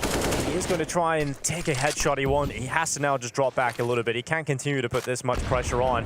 The utility's bombarding him. Now they're looking to fight him. And he's not taking the kills just yet, but he is dishing out damage. I wonder if this B site is where Fnatic focus now. As you said earlier, MMS has been a weakness at times. This B site hasn't been tested as often. Let's see if Fnatic can overrun it. Well, no, the boost is instantly dealt with. Gizmi smokes himself off. MMS is still here as well. This site, very difficult to get through. More utility being deployed. Mezzi's throwing one on back. Gets scorched in the process, and they're still very split up on this T side. Roy's been looking for space for what feels like the past minute over on A, but isn't finding it. Yeah, they're just not getting anything. They're not finding any answers, any pathways into this round. Eventually, 30 seconds left. Slow on this. You just have to run in, and that is a very low percentage chance of picking this one up. A lot of players now at the ready for Viperio. Look at this elevator swing. It's about to come in. This has to go well for the... Oh! The timing! Roy just pulls a nade as soon as they swing. Extinct and Draft take 2 kills. Bomb is down. 10 seconds left. They realize, just fall back. Drop back. Play in the elevator. Crims can't do anything about this. He picks up the bomb. There's some time for the plant, but he's going for the kill instead, and Draft just runs him down, and Viperio continue to push forward and build this lead. Not a single T side yet for Fnatic, and yeah, it's not looking likely. Another one absolutely demolished, and it was pretty chaotic early. You mentioned Extinct, a key kill there. And he's the one that closed it onto Roy as well, catches that timing. Giraffe's there as well. Look at how pumped up they are. Yeah, the man from Strabane getting loud. Artist, this is kind of crazy. They're loving it. They're actually in the lead. And coming into this, they made no secret that their expectations aren't very high for themselves. But maybe that is helping, because right now, Fnatic, look at the body language here. This is wild. Absolutely slumped. Their last timeout as well. This is mental. Hawker, what are you saying if you're Mezzi right now? Oh, I don't know, Or man. Keita I on the mean, coach. I'll put the Brummy accent on, maybe. Would you? No. Go on, listen. commit. No, You can't do that. No, You can't tease us now with that. You have to do it. I don't know, man. I mean, this is where I think always for Fnatic, when they start struggling like this, I swear it's always Crims who steps up with a round. So maybe he is who we have to look at. For Viperio, though, I do wonder whether it starts to get real now. You've just had a timeout. You've had time to sit on the scenario you're in. They need to make sure they don't start second-guessing themselves at any point here. Here is Mezzi, taking matters into his own hands with the AK. But he's down low on health now. Might have to give that to a teammate. Could it be the Crims round? Could it be? Roy, again, has gotten some serious ground on it. I think Viperio are happy with this. They're playing a more passive setup again. Extinct is just roaming around. Roy's on a pretty dirty angle if he does decide to get curious in short. They're happy to play passive. They're going to be taking ground in mid, get that information, and then they should know that A is the play. Extinct going to get that contact. Roy swings on through, a huge kill, and now he's getting up close. He can pick himself up an M4 as well. Yeah, this is the kind of round Fnatic can pull off. Up a player, bomb going down. Artist tries to deny, hits the shot, but not enough damage to bring down the planter. Crims will get away.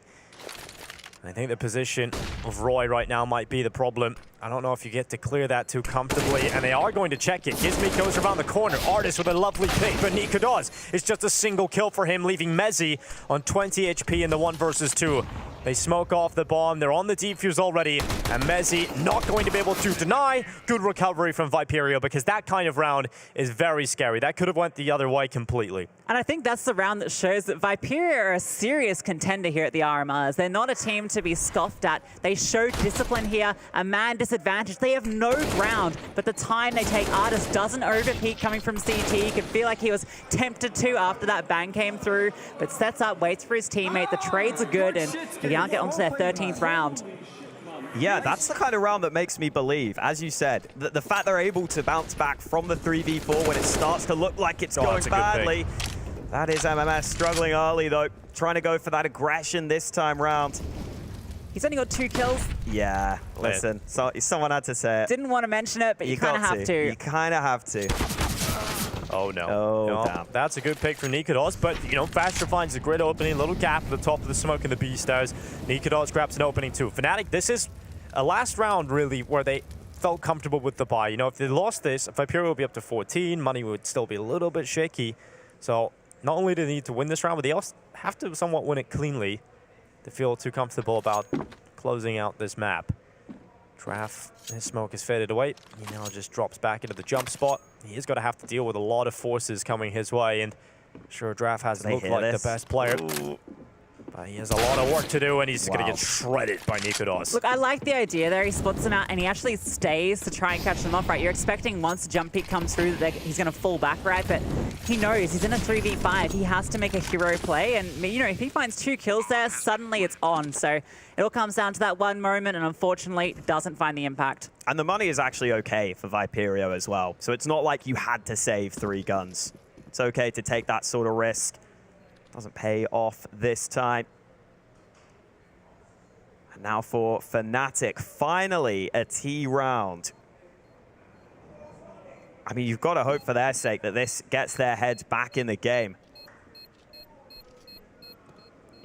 You know, at least MMS and Giraffe between them have a 30 bomb. Yeah, that's true.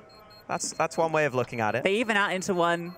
Yeah, exactly. One team, well, 2 players. What a game Giraffe's having though. Like he's probably going to end with a 30 bomb here against Fnatic. Yeah, that'll be one for him to remember in his career for sure. And right now, Viperio though, yeah, you're up to 13 rounds, but it can very, very quickly fall out of your hands. I feel like those B flashes on a couple of occasions now have not been fully able to blind the opponents. Got to watch out for that as this goes on. We have got the gun round still. Plenty of cash for Viperio. A bit of cash in the bank as well. Are they going to contest for ramp early? They've got the AWP of Artist. He's stuck behind the smoke, but he's going to go through. Or he's going to think about it. Maybe deciding better of that, considering Fnatic could have been up close already. So it looks like ramp control conceded by the CTs. You know how Roy likes to get up close. You don't want to swing through there with the AWP and have him catch you off guard. So a passive play. Keep him alive, and look at the space Fnatic are taking. They're just charging into the site. An immediate execute coming on through. Well, Extinct strikes first. And it's just bullets firing through the air. Not actually connecting, they're falling them back. We're just trying to save Fnatic's embarrassment here. Yeah, that's what we're doing. Well, we are going to get back to that as soon as possible. Stay in the game. There we go. Good job. But yeah, apologies for that, but we are back into the action. We didn't miss too much. We just missed one about kill. to rage quit. They were thinking about it. Yeah, they were just going to quit in console. Well, Nikodos is burning away, and the smoke will get him out, luckily. That could have been a disaster. Well held from Viperio there, right there. I mean, we didn't get to quite see it all, but the fact that that was a fast hit from Fnatic, I felt it, though. They found the kill, and Fnatic got no space. 35 seconds left in the round here. No smokes for Fnatic. You've got to just rely on headshots to get into the site. This is definitely going to be very difficult for Fnatic to find a way in. Who's got the banging flash? We need it. Artist has got the AWP posted up too. That's going to be a key factor. 20 seconds. Fnatic, do you even go for this at this point? I mean, the money is like, it's not in a great position here. This is so late. 13 seconds, here they go. Charging towards the site. It's 1 kill each way. MMX actually gets 1. You'll take that. And 5 seconds, just enough time to get that bomb planted. Swing out draft, he could deny it, and they will, in fact, get all the kills. They won't deny the bomb plant, but they picked up the round. 14 rounds for Viperio. We'll see if that Fnatic plant makes a big difference, but that's kind of incredible. They're 2 rounds away from winning this map. Listen, and we said if they can hang in there and make this uncomfortable, make this stressful, Fnatic's recent form means they could start to get shaky. And normally you'd expect Viperio to be the one struggling when it gets close like this. But they look chill. They look hyped. I actually loved how Gizmi and Giraffe played that at the end there as well. You felt like with the time ticking down, it's tempting just to swing on all at once, but that's where it can get a bit out of hand. The patience was fantastic, using the numbers to their advantage. 2 rounds away from doing it now. Fasher over at B, looking to try and get something back for Fnatic because they've been desperately needing these T-side rounds.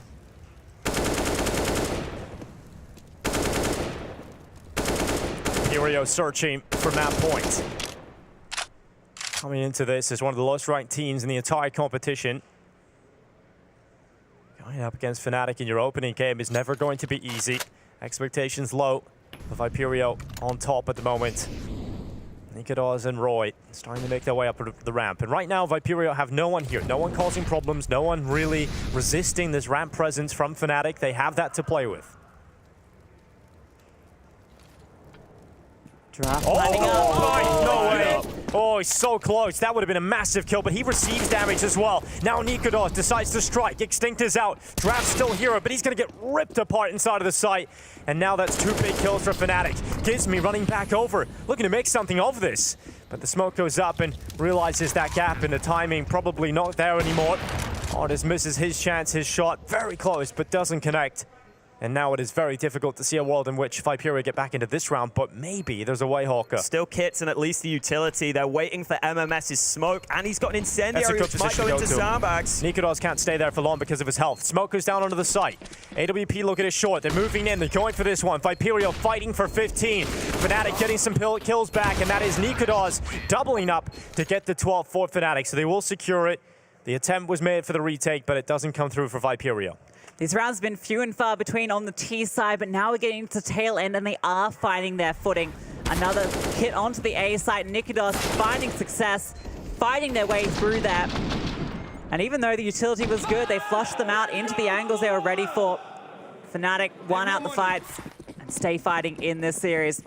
Hero AWP for Artist. The money finally uncomfortable for Viperio. Oh, yeah. This is sadly, in a realistic world, this is one of the rounds where it could all go wrong, and this is where the first thread can sometimes be unraveled on these upset stories. Nikodos getting involved. A great kill towards the top of the ramp, and obviously no resistance going to be coming from these USPs. Once that AWP kind of gets involved, it doesn't get anything. You can't really expect much out of the round at all. Yeah, Nikodos' rifle's looking pretty crisp. It is looking very snappy. He's the reason they have these last 2 rounds that are on the T side, right? And we saw Viperio rocking the T side AWP. Fnatic don't need it. Happy to go with 5 rifles, as a lot of teams go for on this map.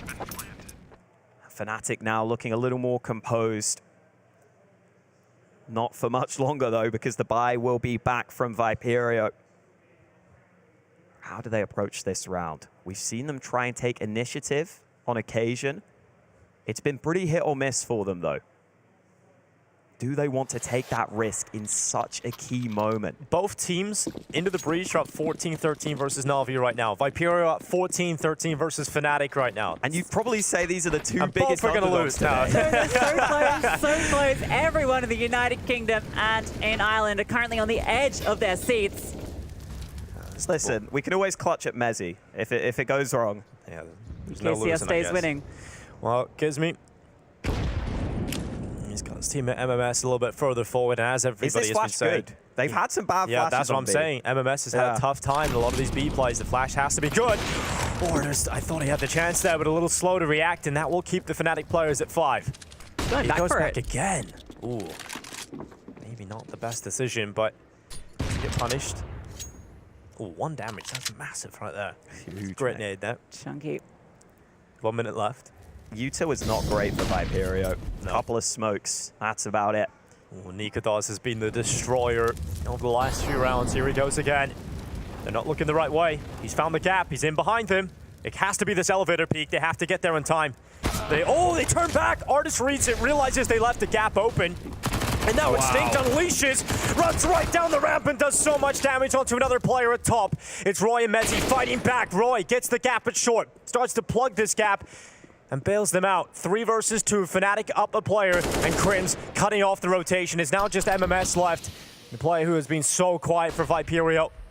Maybe it can be the most impactful, but unfortunately that is not going to happen. Mezzi will fight back and Fnatic tie things up at 14 apiece. You think for a second with that push with the MP9, it's going to do it all, but he's only good for the 1. Decides he wants to go for that long-range engagement on the other player towards top ramp, and unfortunately that wasn't going to cut it. Giraffe also getting removed was massive. Roy is kind of the hero here that brings this one back for Fnatic. Yeah, clinical from Roy. Damn.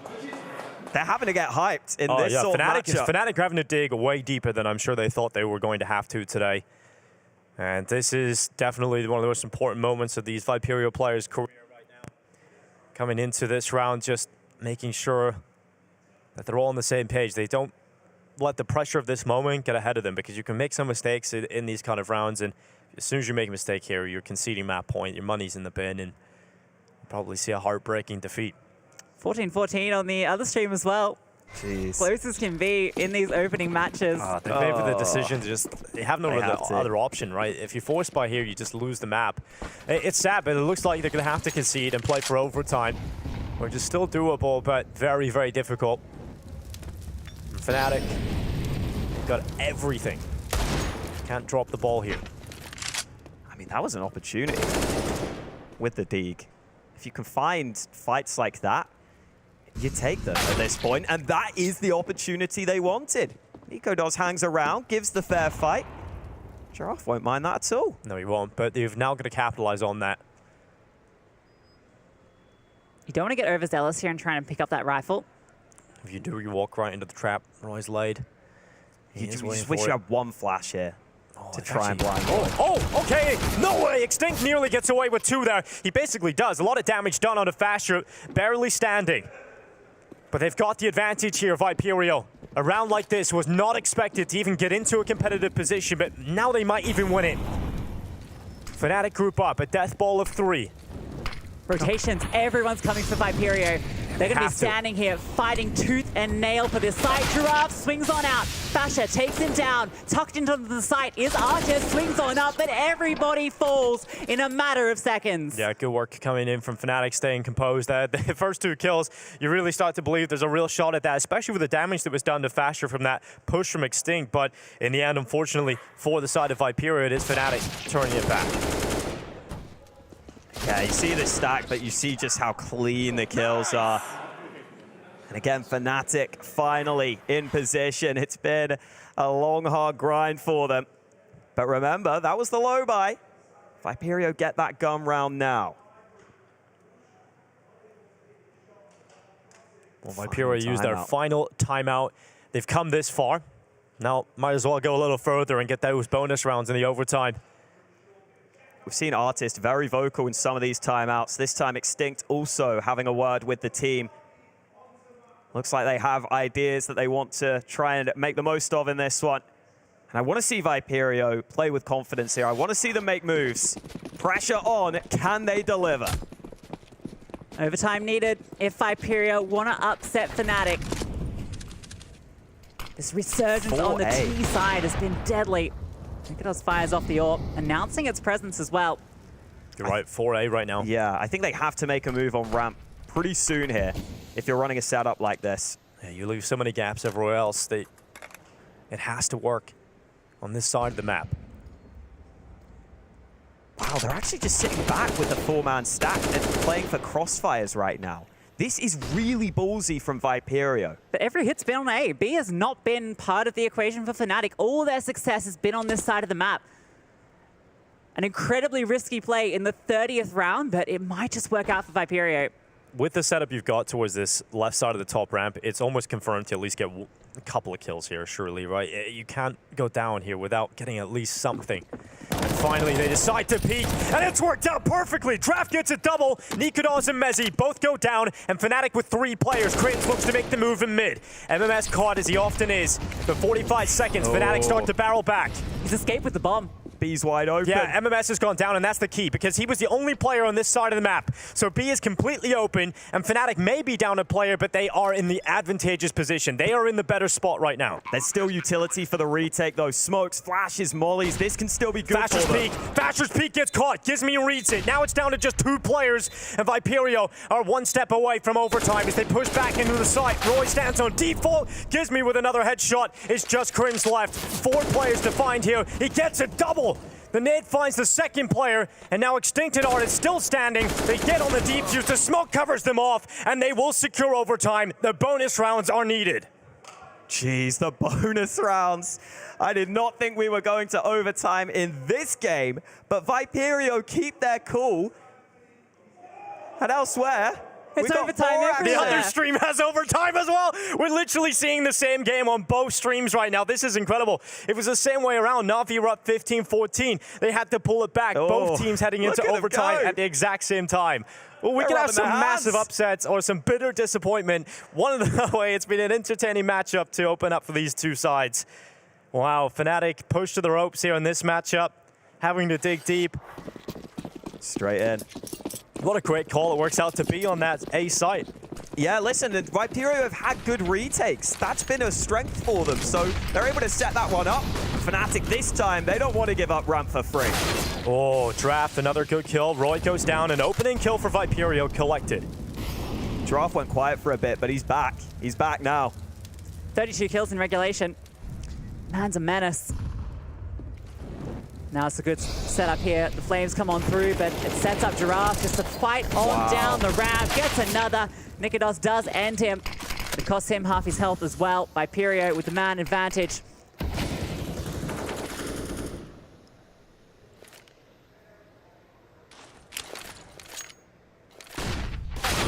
Oh, every peek is met with instantaneous death. Extinct follows up on Nikodos. It is just Fasher left with a 1v4. He will at least get that free pick if he wanted, but he decided not to take it. They're gonna leave. And they are just about to leave this site open. Fasher now with a chance to pull this round back. Does he play for kills or the bomb plant? Big question. In this position, probably the kills, and Artis is just going to hold it. So Fasher gets caught. An unlikely round no matter what, but definitely leaving the site for a moment, give him somewhat of a chance. Viperio not crumbling under the pressure there in terms of letting Fasher get that space. That's the sort of position where you push down with Extinct that you think, okay, we can now reroute, but instead Artis is there ready for that play. Fasher not able to get up to any antics, and Viperio back in the lead again. Yeah, I love that. Don't overlook anything. Just in case he slipped through the net somehow, have someone watching back towards that A-bomb site. Drops 11 kills above the next player on Fnatic. Having a great game. Extinct playing close to the smoke. That's a kill from Roy, but will he expect Extinct? Will anyone expect Extinct? He's got the first for free, but Roy comes back into the back. And Extinct didn't seem ready for him. Yeah, you had to know Roy was there. I think you just maybe became a little bit disoriented with a flash, thought he was about to be overrun. Either way, gives up his life. And that's now Fnatic back into the better position with the opening and the trade kill coming in. Viperio haven't moved. They're still going to play a deep in mid. They're still going to play over B stairs. It's just Gizmi here to defend. He shot this forward smoke. I like it. He's playing around it. Catch someone off guard. Looking for this fight. That flashbang sets him up. Drops the bomb. And he's looking for another, but Roy accounts for it. Drops off the boxes. Artis misses his opportunity to strike. Now he's the one that's trying to get chaotic. That's the bomb. Drops the bomb. It's on top of the boxes. And Artis, it's in the 2v2 now. And he's just sitting in the smoke, hiding from them. MMS drops one as well. It's all now onto Roy. Up on over. The bomb collected on his back, but no way is he ready for Artis with the no-scope. That's incredible. Artis with some massive kills. That shouldn't have happened. I think he's absolutely shocked that he's got himself into that position. He sees the player for just a pixel jumping up. The shot connects, the no-scope, MMS, as much as he has been quiet, that's such an impactful kill to find. Roy had done so much in this round. He had kept Fnatic competitive in those initial ramp fights, but these are the two kills that just somehow find a way back into the round for Viperio, and you can see the frustration. Krim slaps himself on his head. His beautiful head, but it's not enough yet. Man, Art is playing with a bit of flair, and he's feeling it now. Trying to take an opening into mid, and he's got it. Wow, it's a big opening again coming in. And now Roy starting to make his way up towards the top of the ramp. The nade is going to land right on top of his dome. 31 health left, and not exactly the cleanest start to the round here for Fnatic. They're going to continue to try and pressure A with a bit more speed behind this one. Flash goes up. Extinct doesn't peek. He wants to just hold this position right now, and they slip by. Oh, Roy, he's found the gap. He's in behind them, and this could be massive for Roy. They don't look. Nikodos and Roy. The old Flames combo, reignite and get a double back into this one. A 4 versus 3, and Fnatic put the bomb down. Oh, Roy even gets away on 3 health. The flank is everything here. MMS has to deliver, and he gets one, but gets traded. There's still utility here for Artis and Gizmi to work with here. A smoke can block off one of these avenues. Flames go down as well. And Gizmi, he's just sticking it. No way. The smoke comes down. Goes up. He's just diffusing, but they stop it. They find him. Mezzi gets both. And Fnatic find that one elusive T round. Yeah, that's good from Fnatic, being able to recover that. It is just a little bit more speed. But even then, even the speed didn't start well. They had the Artis opening kill in mid. The follow-up kill came on towards the A side. It had to be Roy and Nikodos just pushing through, finding that gap around the back side. This should have been a clean round win for Viperio. Viperio, considering the start, but great work from Nikodos. As you said, Alex, he's just looked so crispy on the rifle today. Yeah, man. And I love that Roy takes the risk. He's low on health, and he figures, you know what? I don't have that much to lose. I'm just going to try and sneak in, get into an unexpected position where my low health doesn't matter. And that's huge for Fnatic, because remember, both teams won 10 CT rounds. Getting 1 T round on the board could be big here, and oh god, that's not the start Mezzy wanted. That's a fumble, and that's so giving good. them some space. They can now take all this control, They're gonna go with they're it. going to fight for it. Giraffe finds one, Mezzy strikes back with 2 huge headshots, Made up for completely stops them at B. Yeah, he definitely made up for it. If he goes down there, that's a round done, but Mezzy stands tall. MMS touching in the smoke. Oh, this is awkward, and it's MMS that comes out on top. Slips by Roy inside of the smoke. Extinct makes a solo play in middle, and that's the kind of move that can cost you these rounds. MMS has to remain disciplined. Doesn't want to walk it any further. If you do, you walk into Nikodos' op, play for this post plant. Let Artis get that bomb down, and MMS holds. Fasher crosses into him, and the AK connects. There's nothing to flush Artis out with the AWP. He can tuck into sandbags, and he has such a favorable advantage here against any of these fights. Looking for it, peeks on out. Oh no. Nice off the shot, doesn't connect. Back utility here for Fnatic. They can't force him out, so Artis can just hold from the sandbags. It's a very powerful position when they have no util to get you out of there. And he's also got MMS just out towards short, delaying, running this time in the post plant. Although MMS just swings. Now the smoke is up. He has the AWP for this job, and there's no time anymore. Faded. They're off of it. And Artis has won the round just by staying alive at the sandbags, and he gets the kill to close it. Another round for Viperio. Insane how many times he's coming in clutch here in the later parts of this game. He is single-handedly keeping them in it as they're pushing overtime. They're not even hyped after that Map round point. win. They're focused. They It's want good. to win. That's good. That's absolutely perfect. You don't want to see them blowing all of their energy and their focus and letting off the gas right now. When you hit that map point, you have to just close this. You have to stay focused and get the job done. How about MMS as well? Making the play through the smoke, getting that second kill from the site. Even if he's had a quiet game, he's had some big impact moments. Here they go. Draft is at the front of the pack, running with speed. Viperio looked to collapse on this B site. Crims, he went down first in the previous round. This time it's Mezzy. Crims blinded under so much pressure, and Draft comes through. They're in the B site. Fasher swings back with a rotation into play, but it's the mid play from Extinct once again not finding anything, and a 2 versus 3. Artis still up. It's the same 2v3 as well. Artis coming on through, but Fasher catches him off. Has to be MMS, and he's gotten that first kill, but dipped down to 1 HP, and Roy has no issues taking him down. A good recovery there from Fnatic, considering I think Crims does so much to that Hawk. The fact that he gets away with anything when he was blinded and pressured and his teammate went down, he really should have just gone down as well. But Crims gets one, that allows Fasher to come in and Fnatic recover. And it feels like Viperio are trying to thrive in the chaos, and they really tried to force the chaos in that round with the fast B play, but this time Fnatic able to hold on. Yeah, that mid fight's unfortunate too with Extinct. I think if he just if he doesn't even need to fight, he just needs to be there. They're not doing it again, are they? If they run it again, I think that's a little bit not straight in. Wasteful. They're not making noise. They might not expect this Fnatic. Well, Crims is now peaked and spotted out the first kill. Now Mezzy unleashed, and he is going to rattle bullets right into them. Draft though will recover. Reset here. That's a good call. No need to fully commit. You know the rotate will have arrived.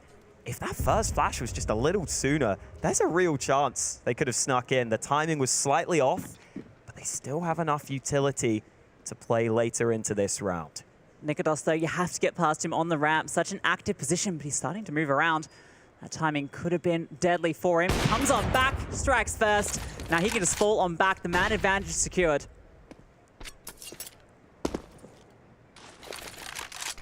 Oh, it's so hard to get. Oh, double smoke.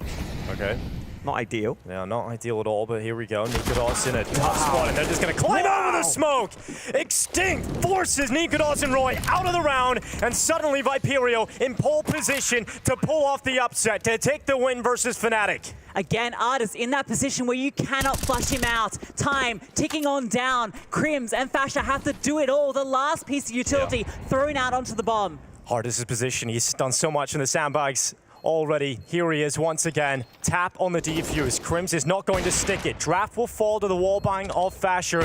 Still a little bit of time for Fnatic, but not a lot. Now Crims on the defuse, comes off it yet again, but they find the kills back. Viperio had it in the bag, but this time it is pulled back from Fnatic, and double overtime is needed. Double overtime. Oh, man. And over on the other stream, we still got action going into the breach, hanging on in there. They are hanging on in there, but the longer this game goes, the more overtimes there are, you're giving more of a chance to the favorite sides. And this was the play. This could have been it. That could have been the move that wins them this map. But unfortunately, in this post plant, they get a little too ahead of themselves. They see the victory in front of them, and then they just kind of throw their lives away. And that setup, actually, you've got the AWP of Artist, right? You know he's safe there, so they go for the double short setup, right? And that actually ends up being their downfall because Fasha has that really nice one-way that he's using, and he's able to clean them up one by one. And we have to go again. Who can stay strong mentally in this one? Nico does, picking up the orb. There is a player sneaking on the side of the smoke. Oh, but he gets spammed down. It's a good kill for Roy, but immediately the trade is found elsewhere by Draft. And once again, they look to pressure B. It's going well. Mezzi, though, he has been so good on this defense. Repositions to back to the pillar. There are flames to flush him out, but it's a boost coming on through. The rotation has come over in Fasha. Gizma's looking for this fight. I think Fnatic are very aware of what kind of plays coming their way right now, and they're sending Artist in as the first player with the all polka. He's going to get picked out surely here. Unless he gets a good timing with a player with a nade in hand, but here comes the rifles now. Mezzi's just staying alive, allowing his teammates to reposition and get ready for this B play. Under a minute left. Finally, Mezzi dealt with. The nades come in towards the back of the site, but it's still Fasha and Roy. You've got to cut through. Difficult one. Roy is burning, but he's got 2 kills and a 3rd. Spray to the body, so solid from Roy. Yep. No way into that B-bomb site. It felt like to me, Hawker, that Fnatic were completely ready for that. They knew exactly what was going to come their way, but we'll see if Draft can do anything about this in the 1 versus 3, Lucy. If there was a man to do it, it's this man. Smoke to deploy, going to block off a couple of these angles too. Spam coming on through, doesn't connect. Roy is so low. This kill should be free, but Roy has the angle. A massive 4K in the round for Roy, saves that one for Fnatic. Yeah, he really is starting to come into his own here in this overtime. We've seen some big rounds for him in that first overtime as well. Good round here again. Viperio, I'm sure there's somewhat of an adrenaline dump after being just a few seconds away from securing the victory to now having to refocus and reshape. 4-second overtime. If you start to just run at them on B here, you're going to get mowed down. And you can get in a real negative mind space if you don't get off to a good start here in the second OT, Alex. And, oh wow, the run boost. Don't mind it. Nico does, trying to see if he can catch someone out early. Double OT on the other stream as well. Yeah, it's just, it's incredible. It's all going Couldn't down. ride it. Oh, Fasha almost caught. Just able to get back. That mid area of the map is a little uncomfortable for Fnatic. We haven't really seen flashes here to try and get Nico Doz off this angle. Maybe a lurk smoke would be the way to do it. But if you just dry peek, it should be free. Ooh. They got away with one there. Yeah, not quite free. A missed shot, but he's just going back for more. Man. Rewarded with the kill, and he's still hiding, but he decides to fall back. Doesn't want to overextend, but a nice shot onto Extinct. He shouldn't be getting away with this. He should not be getting away with a second kill there, but unpunished, Nikodos gets away with more, and he goes again. Nikodos is just having fun now at the top of the ramp. Man thought he had 10 bullets in the AWP still. He just re-peeked for nothing. His teammate trades him anyway. That's so ridiculous. So, yep, just got to peek with an empty barrel. No problems there whatsoever, but yeah, great round from Fnatic again. They really settled in early in the second OT. It's just a little too easy, though. It's way too easy. The fact that Nikodos gets 5 shots off here in this round without really being pressured at any point, you can't let that happen. Nice. Top AWPers will punish you for that. 20-18, Fnatic. Looking good now in the second overtime. They've switched to the heavy favorites here.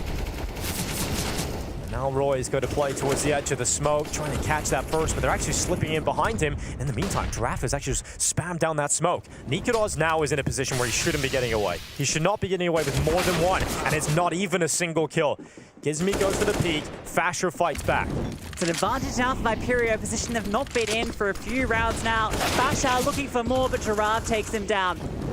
This one looking good for a 19 for Viperio, but Crims and Mezzi are still here, and one is on the flank. Mezzi creeping on through. Artist has his number. Long-range spray comes out for Mezzi, but the trade is immediate. Good round here from Viperio. They needed one to come through quite early in this second overtime. Crim's still sticking around. I've seen this man clutch 1v3s, You've seen them, haven't you? You've seen these rounds before. And Crim's up on top of Headshot. The time is ticking. And they're playing together. They know where he is, and that's the headshot for Draft. At least one secure there for Viperio. Yeah, and we've seen 1T round. Could absolutely be enough here. Seems like both teams are favoring that CT side. So it's not all doom and gloom for Viperio. And remember, the timeouts are used up right now, so you can't let the coaches have this say. You can't mentally reset. There was no break between the overtimes, you know, so you're going straight into the action. And I know from listening to some podcasts, you know, Carrigan was saying from his opinion, you know, when you go into the overtime, it's nice to have like a 30-second reset. Just a little moment where you can just take a break and try and just mentally reset coming into it. It is very intense once you get into the overtimes. And speaking of, 19-18 into the breach, leading versus NAVI in double OT. Which of the British squads will do it? Meanwhile, in our game, Giraffe's up to 41 kills. Yeah, not bad, is it? He just keeps going. Cannot stop this man. Ramp control looks free for Fnatic this time. At least the initial portion of it. But there is a player waiting behind. Here we go. He's got Shirley. Oh! Such an off angle. Yeah, very off. And Extinct is able to make it happen. Artist, he's chimed in. 2 kills picked up very early for Viperio. 2 massive players to find as well. Nikodos and Roy have been the ones that have been prizing open A. You can now reinforce B, and in fact, look what they're doing. 3 players rotate over here, another in mid. They've got this one red to a T. Yeah, that's exactly what's happening. The reinforcement as B sides come through. Fasher burnt away. Can't stick around. And we now head under 1 minute left on the clock for Fnatic to figure out the answer. And if they head in towards this B side, they're going to have quite a difficult man to take down. Draft is here with a lot of support. MMS goes and plays close towards the stairway. Draft makes sure it's possibly the stairway to heaven, but he goes down quickly. MMS swinging out. Some massive impact now being collected from him. And 20-20, we're all tied up yet again here in double overtime. Neither of these teams wants to give an inch. This is so back and forth. Potential for even another overtime on the cards, but this is where it gets scary for Fnatic. These T sides have been such a struggle for them, both in regulation and in overtime. Now Viperio, they can almost taste it. I love this from MMS. He looks so much more composed. The way he throws a jiggle at Crims, comes back, just hits him with the wall bang. Oh my god, I can't even hit you, man. Crims showing a little frustration. And yeah, we were saying the CT sides have been heavily favored. Now Viperio have a real chance here. They're not ready though. They're not ready for Roy round the corner. Yeah, good start here for Fnatic. Roy topples the first and the second will fall quickly after. Fnatic put themselves in pole position of 21 rounds just off the back of those 2 entries. Giraffe's got to be a hero, and he can't do it. No way. This is clean, very clean from Fnatic. That's the kind of statement round that you want to see from the Fnatic side. That's what they're used to being able to pull off, but haven't seen too many clean ones like that, Lucy. Yeah, that's a rarity for Fnatic so far in this, but they'll take it. Once again, they're going to be on that map point. Well, 19-19 currently on the B stream with Into the Breach versus NAVI. It looks like we're about to see NAVI take the slight lead and go to 20-19. But it's kind of crazy that both games are so similar at the exact same time. What a world we're living in right now. But that's a very clean round for Fnatic and perhaps a statement of what's to come here to close out this map, perhaps. Man, what a way to get into the swing of the RMRs. Give us the overtimes. Give us multiple games on at the same time. Almost too much Counter-Strike to keep up with, and we love it. We could get triple overtime. That is a real possibility here. So let's see what Viperio are able to bring to the table. It's obviously the full buy, all the bells and whistles. But they cannot afford to have a round like they did in the previous. To go out like that would just sting to lose the first map in that fashion. Yeah, it was so surprising they overlooked Roy because he so often plays around that smoke in that sort of position. This time, they won't challenge ramp aggressively, so it won't be a problem for them as they sit back more passively in this one. I wonder how curious Viperio get. They have been pushing quite a bit on those flanks. They're going to clear out Extinct. He's not long for this world here. He's under a lot of pressure, but they haven't checked him. Extinct could have got a double, but just the one. That's all they have to play with. Now Draft swings. That's the bomb loose. And that's going to cause a few extra seconds to be wasted for Fnatic as we stand at the equilibrium. 3 versus 3. Flash goes out. Draft set up. They don't want to be suffocated. They don't want to be forced into the elevator. And it's a 1-for-1. Now they tuck back. The kills are coming in, and they're not done yet. Fasher looks to break their hearts, and their backs in one foul swoop. You climb on top of the default boxes, desperately searching for that first kill to draw this into the 1 versus 1. He doesn't find it. They'll play together, and the commitment to the plant. Draft goes forward. Oh, he's so close, and he's gone down. It's now going to be Fasher to close it. The 1 versus 2. The mistake from Draft to move forward after such a huge map. And Viperio, that is going to be so difficult to stomach. Map point first in the post plant with the advantage at one point in this game, and they are unable to close it. Fnatic come out on top. Fasher was looking the other way, didn't commit to the attack, and alerts him to his presence. Fnatic steal it away in the 11th hour. That one's going to hurt. Round. Yeah, it's an absolute steal. It looked like Giraffe had such a favorable fight. He played so well all game long, but Fnatic come through with it. No one expected it to be this intense, this stressful, but at least for Fnatic, they hold on. Yeah, for Fnatic, you know, coming in, I don't think they would have expected to struggle that much. I don't think they would have been expected to be stretched to their absolute limits in that opening game. But fair play to Viperio, they've come in, they've shown a great face, and I'm excited to see more of them. But Fnatic, they get the job done in the end. It doesn't matter how they've done it. They have got that 1-0. Yeah, I mean, they're not going to be feeling particularly confident after, right? And I think actually Viperio, I know it's a heartbreaking loss, but you've shown so much here in this matchup. You've got to have confidence now going into those later matches. Absolutely, yeah. If this doesn't give you belief, nothing will. Putting Fnatic this close, Fnatic are a team who should be making it through this stage. So you push them close. Listen, there's still plenty more opportunities. And I mean, when you've got Giraffe playing like that, you've got players on this roster having impact. Artis had loads of rounds that he was coming through in. You've clearly got the players to work with. Sadly, the negative thing is, I'm going to be slightly negative here. Draft isn't going to be able to pull that kind of performance off consistently, right? You're not going to see him go.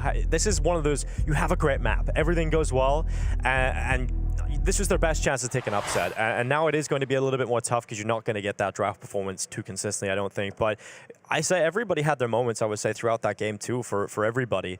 And I think when you're looking at Nico Dawes and Roy, especially in overtime, they had the most impact for me for Fnatic. Yeah, I'd say so. Definitely came through with some important rounds towards the end there. And yeah, for Fnatic, listen, I think it is just about getting the results at this point, and they got the win. Absolutely. Well, we've got Roy standing by. We've got an interview with him to hear his thoughts. Roy, thank you very much for joining me. Sorry for the game. That was probably a little bit closer than you thought it was going to be.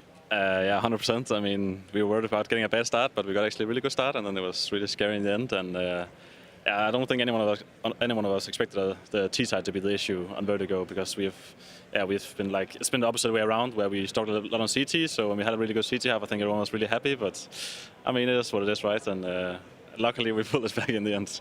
Now, talk me through the game itself. What, for you guys, do you think was going wrong? Do you think it was more you guys making mistakes, or do you think it was Viperio, really bring it to you guys?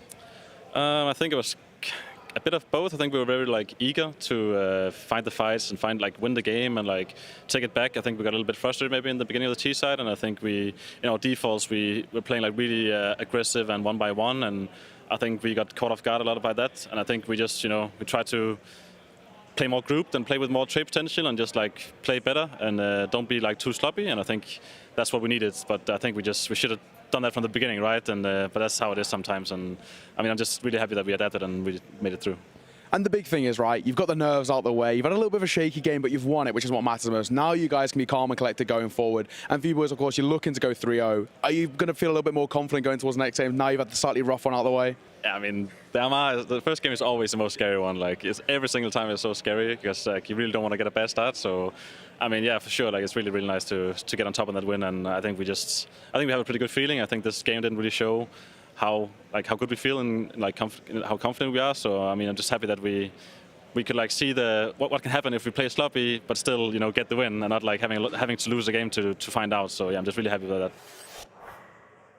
I'm glad to give the plaudits and the respect to Viperio, but also talking about some of the weaknesses maybe that they had, that being a little bit too eager to get a good start and try and just close out the game, because as he was saying there, if you go 0-1 in the Swiss system here at the RMR, you might run into some really dangerous teams who get upset in the opening game. Well, that's the concern when you're going up against a team like Viperio, like Bait that we saw earlier, like Into the Breach. If you're coming in feeling a little too eager, a little too confident, that's where you get caught off guard, and Fnatic almost fell victim to that. Absolutely. Well, and a fantastic few opening games here at the RMR. The path to Paris is fully underway, and we are going to be continuing this after the break. Plenty more Counter-Strike action coming your way.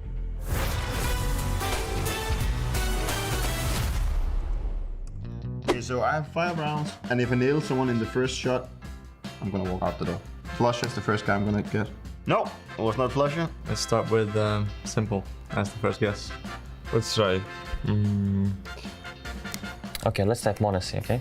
Let's start with him. I heard he's a really good player. Okay. So he's from Europe. And he's young, it seems like. Let's try.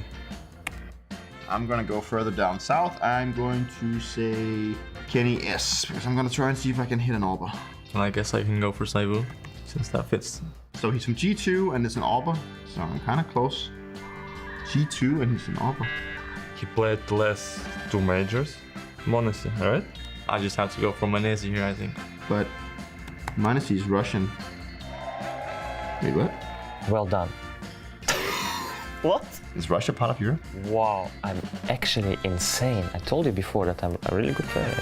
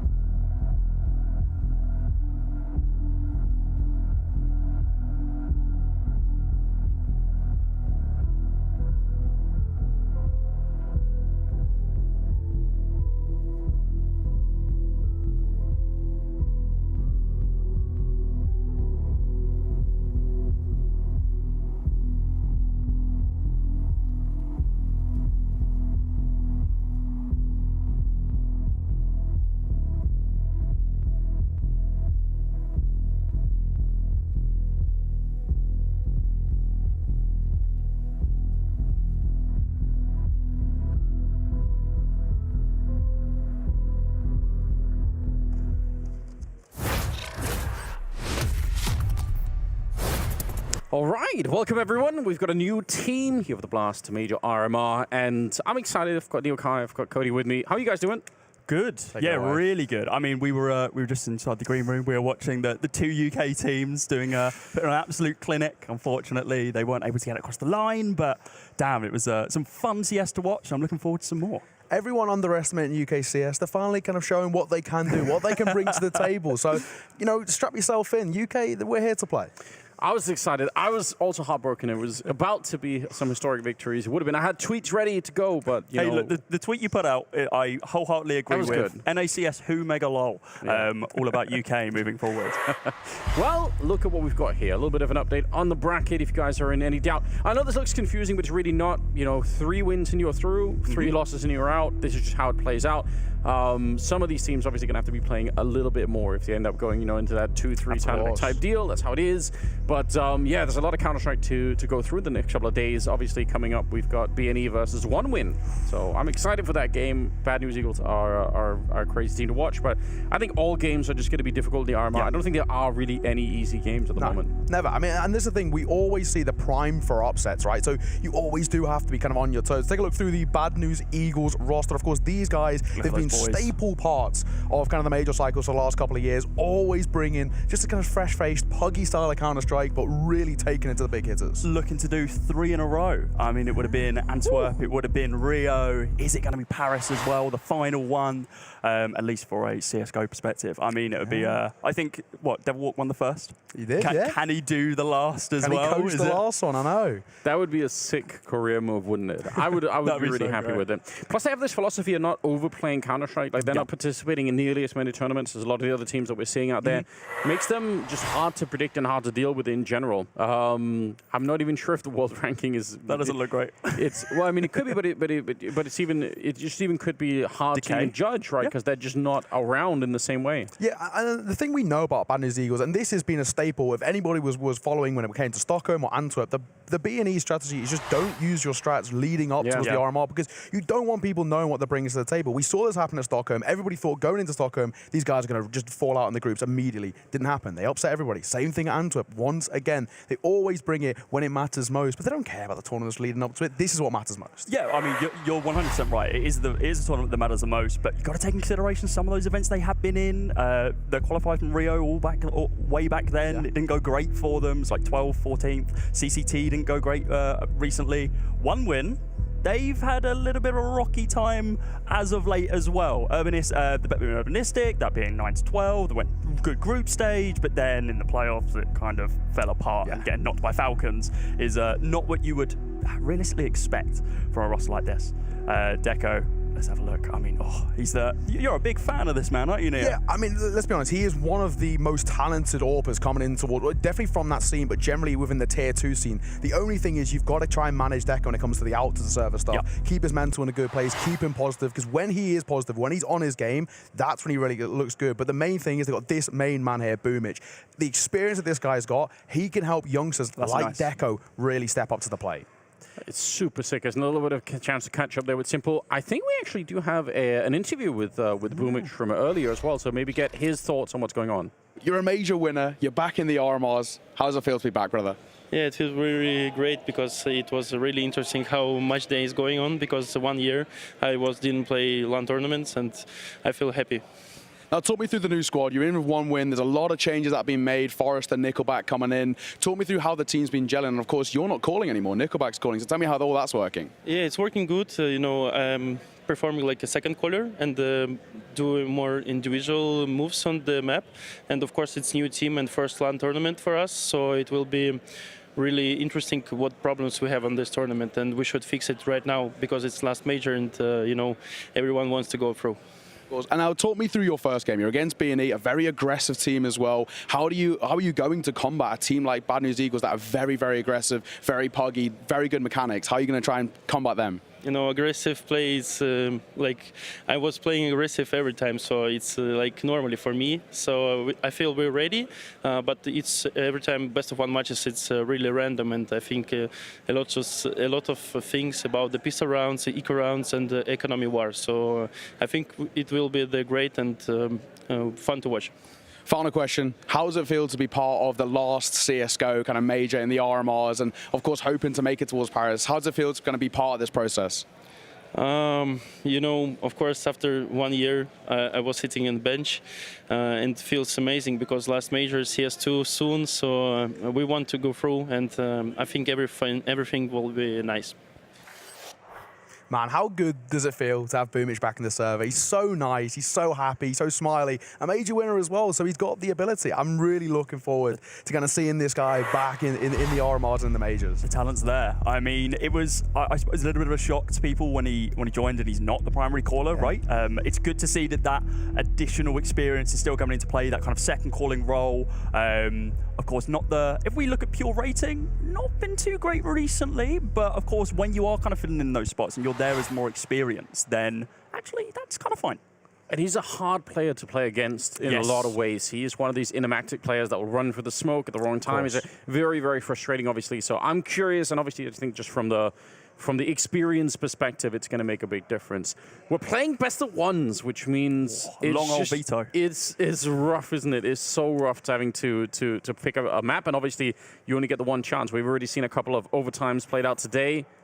Ooh. Yeah, it is the most predictable. Crazy for one win though. That's really good. It's B&E's go-to first pick. If they're ever given the opportunity, B&E will go towards a Mirage. I think it's a bit risk, but when we look towards these guys, a lot of them, like Dekos, for example, they're FBL guys. They love playing these kind of puggy style maps. Yeah. Maybe they're just trying to take them at it. We're looking at this. It's a best of one. Anything can happen. Anything can run. Right? They're just going to try and beat them where it matters most. Mechanical prowess. Yeah, and well, mechanical prowess is what's required for a decent Mirage, isn't it? Let's be honest. You can see the unicorn odds at the bottom of the screen. They can't decide it, and I don't know if I don't know if I completely agree. I'm a little bit of a favoured for a Bad News Eagles set here, but if we look at pure stats, there's a 90% win rate on one win on this map recently. That's what I'm saying. So, but this is an interesting philosophy when it comes to map picking, right? Do you try to make your opponents play on a map that they're not as good on, but maybe you're not either? Yep. Or do you just say, if this is our playground, doesn't really matter if it's theirs as well, we're just going to feel really comfortable. And obviously that's what they went for. So I'm not even going to say it's a mistake. It is kind of tough to tell. I like the idea of everyone being really comfortable with the map. It probably makes for better Counter-Strike overall from those of us who are just watching it. But I think this could be a tough game for B&E just because of the map. You could be pretty sure one winner going to be feeling at home on this one. I don't know. I'm kind of on the B&E side too. I can't lie. I'm gonna have to lean with you. I just feel like what we've seen from previous RMRs, where the run-up is always pretty poor for them, but when it matters most, they step up. I'm gonna go B&E. I think we've all kind of in the agreement, but I think it's safe to say, as Unicorn were kind of showing there, it is pretty even. These are two of the kind of better sides in the upper echelon of Tier 2, if you want to call it that, or Tier 1.5, as I like to kind of note it as. These are some of the best teams in the up-and-comers, and in terms of players that are up-and-coming, we've already spoken about Deco, but on the other side, we look towards their AWP, GXX. He's phenomenal. Rigon, Flatcho can both step up to the plate. They have the firepower. They have the mental capacity to be able to take it to each other. It's going to be a really spicy game, and they're familiar foes as well. You got a fragging IGL as well over on B&E. Synopsy is, look at the man himself. He's ready and waiting to jump into the server. He always impresses me. I just like to see the way that he plays. The fact that he calls at the same time as well is like, oh, a little bit extra. They do just tend to go a little bit against the grain in general, the way that things work out, right? So many other teams, we have like the polar opposite in a team like Cloud9 that are playing every single tournament they get their hands on. Feels like it's got to be exhausting at some point. At least they're winning, so that's good. But for a team like Bad News Eagles, just the unknown factor of how they play, I think it makes it really tricky. I think they're a hard team in general to anti-strike, because so much of it is just about the explosiveness inside of the server. Even if you know it's coming, you still might not be ready. Even if you can watch the demo and say, we can kind of figure out what they're doing here. But are you going to be ready when you're really feeling it?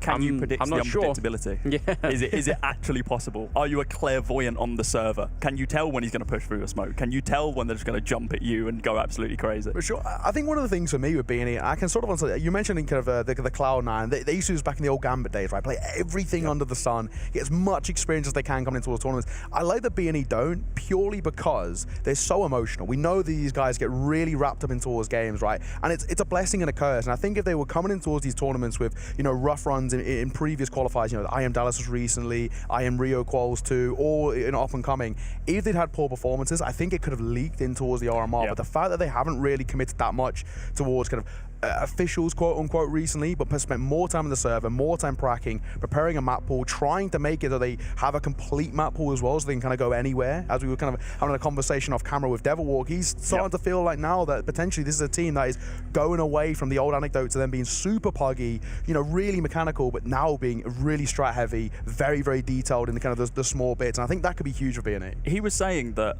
you can still do those things. You can still do the hyper puggy plays. You can still just rush through a smoke. And provided you're informing your team of those things and you're giving that information instead of just running through the smoke and be like, oh, there's a guy there. Like, that's just not helpful. Give your team the opportunity to be able to react, and then you can do it. Go for it. And they don't disapprove that. They continue pushing it.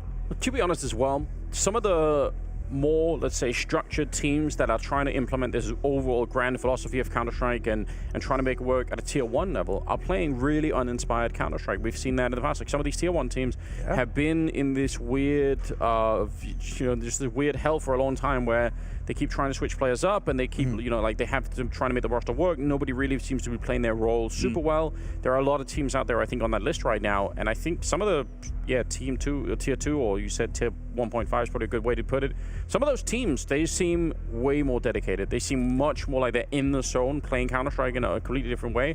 I think both these teams could fit into that category at the moment. We said it just during the showdown last week. We were watching Nine play, and they were one of the most exciting teams I've seen in a lot. I think they played some of the most exciting Counter-Strike I've seen for probably months. And that is so cool. It's fun to actually be able to look at the tier 2 scene and say, wow, this is maybe where we need to take a look and actually find some of these exciting matches that we otherwise are going to be missing. Yeah, exactly that. Of course, we do have a slight delay before getting in towards the game, so it's a good opportunity for us to talk about sort of what are the expectations for both of these two teams. I think for B&E, they want to be going as far as they can.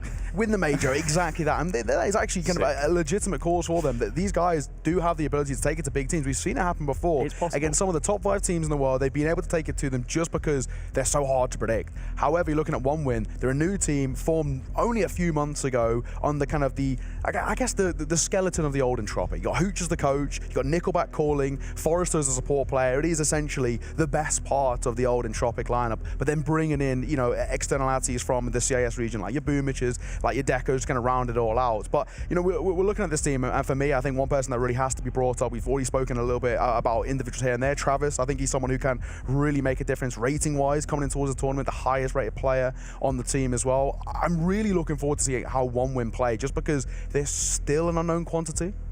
Yeah, they are, and listen, the CIS region is so overstacked with talent. It's absolutely ridiculous. In the last couple of years, that's really what we've learned. Is just they have just an unending pool of new players that come up that sometimes we never even hear about until they're there at the tier 1 level. And we're like, oh, there's another guy who's really good. So I don't know. I think I agree for B&E qualification for the major is something that they've kind of made a name around doing. So I'm sure that's what they want to do as like the first step in this one.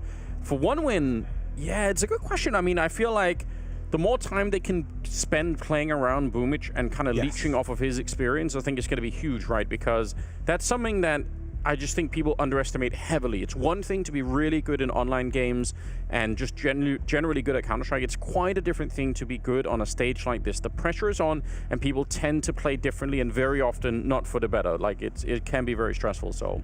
No, I have to agree. I mean, especially that's where we're going to look towards the likes of probably mainly your Boomiches over towards One Win, just in terms of experience on a stage. I mean, even outside of the server, all the stuff that's going on, you got media days, interviews, you're walking, shoulder to shoulder with your opposition. All of that can really start to play a toll on your mental in a way, right? Where you really have to think about so much stuff. There's a lot going on. It's a hectic environment here at the studio, right? There's so much, but you want to focus on the game. And for these young guys, there's a world in which that can affect them. I think for B&E, we know that they're used to this by now. They should be fine. But One Win is definitely the ones I'm going to be keeping an eye on, especially the likes of, your Decos, for example, who are really great players, but we primarily see them in online CSGO, where you're the comfort of your home and your own setup, in your own house, everything is the way you like it. It's a different environment on LAN. We do see some players, though, that just get that LAN buff. Of course. It's like we have these kind of unknown quantities. Is Deco going to come on LAN and be like, you know what, actually, he's even better? And if that's the case, then that's outstanding for One Win. And it's just going to put them, realistically, in a league of their own, in kind of that middle division that we're currently sitting in, like tier 1.5. Because I suppose if we look at the rankings, right, 31, 37, like they are very close. And if we're thinking that B&E have kind of only dropped purely because sure they're not playing as much and it's a bit of a decay, along with some like lackluster performances in recent events.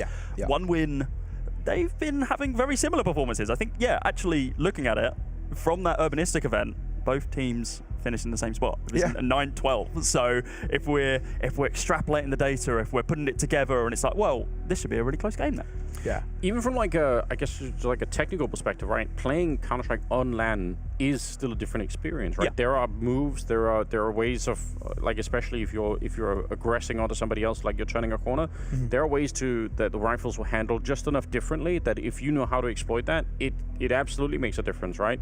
Some of the shots you see coming out on LAN, you couldn't really seen an online game where your ping is a little bit higher. And people that have just a little bit of experience, have tried it before, they can absolutely do it. And you know, the fact that it's kind of the last major of or the last qualification in CSGO probably also just adds even more pressure, right? If you lose some of these online qualification games, you probably have another chance. Like there's a lower bracket somewhere you can keep going. There's stuff going on like that. It feels like if you screw up one of these big games here, you're going to remember it for a really long time. And nobody wants to lie awake at night thinking about that one time that they lost in overtime or whatever it is. Yeah. I want to pick your brain, Anders. Of course, you know, you're a very experienced man. You've been around for a while. How important do you think it is going to be for B&E with now the addition of Devilwalk in a more kind of strategical sense? We already know that they can do it in the server when it comes towards you know, the mechanical prowess like we like to speak about, but strategically they've always been a little bit more shallow, I guess, than probably a lot of their opposition in the upper echelon of Counter-Strike at the moment. How important do you think it's going to be for the likes of B&E having Devilwalk in the rear? We've got the experience, got a major already. I mean, of course, a long time ago, but do you think it's going to really add to them in a really big strategical sense? I'm really curious about that. I mean, Devilwalk and I did end up talking for a long time yesterday, so I'm trying to try not to leak anything that he said just because I feel like that would be unfair. It was cool to catch up though. I'm assuming that if you take a team that's normally not that strategic, and then if you try to 180 that team and just force a lot of strategies onto them, that probably seems like a crazy move. I don't think we're going to look at this and say, wow, they look like a completely new team. That feels like that would be a huge mistake in my opinion. So I'm doubting that we're going to see it immediately.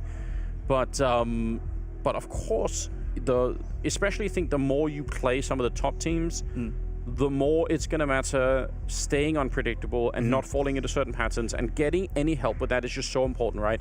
The first time you show up as B&E and nobody knows who you are, and you qualify for the major and everyone else, this is a cool story, the whole community loves it, right? You're going to be put on the radar, but when you keep doing it over and over and over again, when you end up running into some of these teams that are really prep heavy, that have not just a coach and not just an analyst, but probably like 3 other analysts that you don't even know about, you've never heard the names, those people are going to be looking at B&E, and if B&E don't have any weapon like that themselves, that's a problem, right? So I think against a team like OneWin, I'm assuming that they're going to be playing a lot more like they normally do. But later on in the game, in the tournament, when we get to some of the teams that are a little bit more heavy on the prep, I'm assuming that that's where Devilwalk can do. It's also not like. It's not like they've had loads of time to be able to fully transition into a different setup as well, right? I mean, Devilwalk's been there for 2.5, pushing 3 months now. So is that enough time to be able to kind of do that potential of just like, oh, rewrite the strat book? Do we go back to ground zero? I don't think it is. So I think we can pretty happily say, yeah, let's go for this. Let's continue the strats that we know that work, push them, and then let's just beat OneWin. I mean, they're going to be in that mentality of like, let's just get these guys. Like we've played these guys beforehand. Like we know what's going on. These aren't unknown names to them. They're in the same sort of scene. Something else that just could be interesting, right? I'm sure for Devilwalk as well, and I can probably say it's also a learning experience the other way, right? Because when he comes from Swedish Counter-Strike, you know, playing with Fnatic and all that, that's a particular style and a particular way of thinking about the game that there's almost no way that B&E share that way of viewing it. And they have to come to some sort of negotiation between them and figure out, well, what are we playing then? Like, what is the new thing? Can we learn from each other? What can be worked out? I agree, 3 months is not a lot of time in that sense, but I'm sure, I think over the course, especially being part of an event like this, eventually they're gonna find some good common ground, and just having like a couple of extra ideas in there to how to think about the game I think is super interesting. Yeah, exactly that. Well, hopefully these tech issues are done and dusted momentarily, and then we can get the game started. Of course, over on the other stream, we've got Falcons taking on Sprout. Green versus green. Started. Green versus green, battle for green logos. 1-0. So very early start there, but of course to what green? To what green, exactly. There's a lot of question marks over towards Sprout too. It's kind of, you know, they've had a rough start to the year. Can these guys bounce back at the RMR? And it's kind of in a similar vein of what we talk about B&E, where we say, you know, for B&E leading up towards this stage, they always kind of don't look as good online prior to an RMR and then really find their form. Sprout have looked pretty rough, you know, prior to this RMR. I mean, their season's been pretty bad, all things considered. Of course, with a lot of changes, Ads is now coming in as the IGL, so that's going to be, you know, a big change up. But in the same vein that we speak about B&E in terms of their rough trying to form leading up to an RMR, just because, you know, saving strats, we maybe have to hold the same kind of candlelight over towards Sprout. Hopefully, though, we are about to get underway in towards this game, and we can start things in towards Mirage. It is going to be a spicy one. B&E taking on 1 win in the opening game here in Group A. Yeah, it's a bold one. It's a very, very bold one. Big map pick, good for both sides. Still thinking B&E? I'm still confident. B&E. Is their go-to first pick? Yeah, I think we're all on board, right? But I'm happy to be wrong. I always say that. I wouldn't we want to see mind a competitive game, right? I wouldn't mind 1 win showing up here and just surprising everyone. That could be real exciting too. We're on our way. And B&E, they're going to be starting on the CT side with 1 win, playing the T side of Mirage, a map that both teams should be feeling really comfortable on. And so far, it's a pretty normal default that's coming out here. I'm assuming eventually they're going to try and get some mid-control with this underpass push, but they haven't really committed to anything yet on the 1 win side. Yeah, I mean, absolutely nothing, right? They've got the complete map to play with, and they also don't have any utility to be able to help them in this approach. GXX going to be looking for the opening kill when he gets himself to Rigon. He has to trade one back as well. So, I mean, this is nice and easy for B&E. Forrester, nowhere to be found. He was lurking over towards Palace, and now they're on the hunt. I think they might have just heard that footstep. So with the 2-man push, this should be done and dusted. Forrester might be able to get himself a consolation frag, but not to be the case. Crisp and clean for B&E. Yeah. All 5 men staying alive on the server and pistol. I mean, it's incredibly textbook, right? They're going for a mid-take, they're coming through under, and they're trying to take that fight on towards GXX. He's usually the window player when he plays with the AWP, but he just makes it look so easy. Him and Rigon combine an easy crossfire. It's very simple Counter-Strike. We're already starting to see B&E get a little bit loud, get a little bit characteristic. That's what we want to see from them. When these guys really feel it, when they start to get kind of, you know, the confidence under their belt, start getting loud, that's when B&E play their best CS. Those were some really insane backpedaling shots that were coming out. I can't really believe that. He probably should have been overrun, but fair enough. No way in hell that second shot should have hit. Let's be completely real. I mean, it was the first one was clean. The second one, you're walking backwards and you're still spamming. Oh, GXX. Timing was pretty lucky for him there. Gets the information on Travis inside of under. Now does just fall back, recognises that the mid-control has been lost. If he wants to take that fight, it's going to need a little bit more help or a better angle. It's going to be Rigon, he's going to be able to open it up. A little bit of chip damage, but GXX finds 1. Rigon then with the pickup as well. Does just start picking apart 1 win here. Spots them down from up on high. The backup here from Synopsy. 3 eco-frags off the back of the MP9. That's going to be good for the bank. Again, pretty textbook stuff, right? Getting a little bit of money on board for them. I think for B&E right now, they're running for their emotions. They're not really being tested all too much. It's a Glock round. We're not really expecting anything to come through. For 1 win in those sort of rounds, if you can, a bomb plant would be lovely, stabilize the economy a bit. But let's be honest, we're not expecting all too much. This is the one that matters most. Now we're looking towards those full buys coming through. So far, they've shown up a couple of times. I mean, it's only been 2 rounds, but B&E have at least been like 3 men towards the center of the middle. Yeah. And that's really fun if they're going to try and go for some more mid-round retakes towards the middle. Oh, wow, they're already out fighting. Rigon goes down to Forrester, unfortunately, but they are fighting for that mid-control. It looks like that's part of the strategy. GXX with a good rekill onto Travis. That's worth taking to the bank here. And that's a 4-on-4 with Forrester taking quite a bit of damage. And they don't really feel comfortable pushing forward. And they maybe don't even have to. They got Boomich, I think, on the other side of the map playing on his own. Senna's ready, though. MP9 in hand. He's waiting for someone to push up towards him. But he might even get aggressive himself. We saw it in the start of this round. Flatro went into mid, tries to find out opening information. We see Rigon doing it. It doesn't work out too well for him. A little bit of util being committed over towards apartments. And that does open up the opportunity for Senna. Just going to be holding, though. Takes a seat over towards Chair. Minute on the clock. They are posting up towards this B-bomb site. Smoke's going to be dissipating pretty soon. Senna needs to make a choice. Does he hold into the cubby angle? Does he go out on towards the balcony? Then with the balcony with the backup there from GXX with the AWP. It's a nice fight. 2 different elevated angles. That sight line being held from the MP9. Oh, GXX getting aggro. I like this. He thinks he's timed it pretty well. And, well, just a couple of seconds later, might have been a kill. Another smoke going to go down. This might actually change 1 win's mind on their approach there, and it has. Boomich isn't going to push through this one. Spamming through. You can't see it yet. It's not CS2. And they changed their rotation cycle back towards mid, setting it up with 20 seconds on the clock. Much slower play here. They haven't committed as of yet. Here comes the flashes. Flatro's there. Finds the opener. A little bit blind. Finds the second on the hunt for Deco. Inside of Con. He swings onto the corner. GXX is there to be able to back up his teammate. Boomich with 1. Time's running low. Picking up consolation frags here.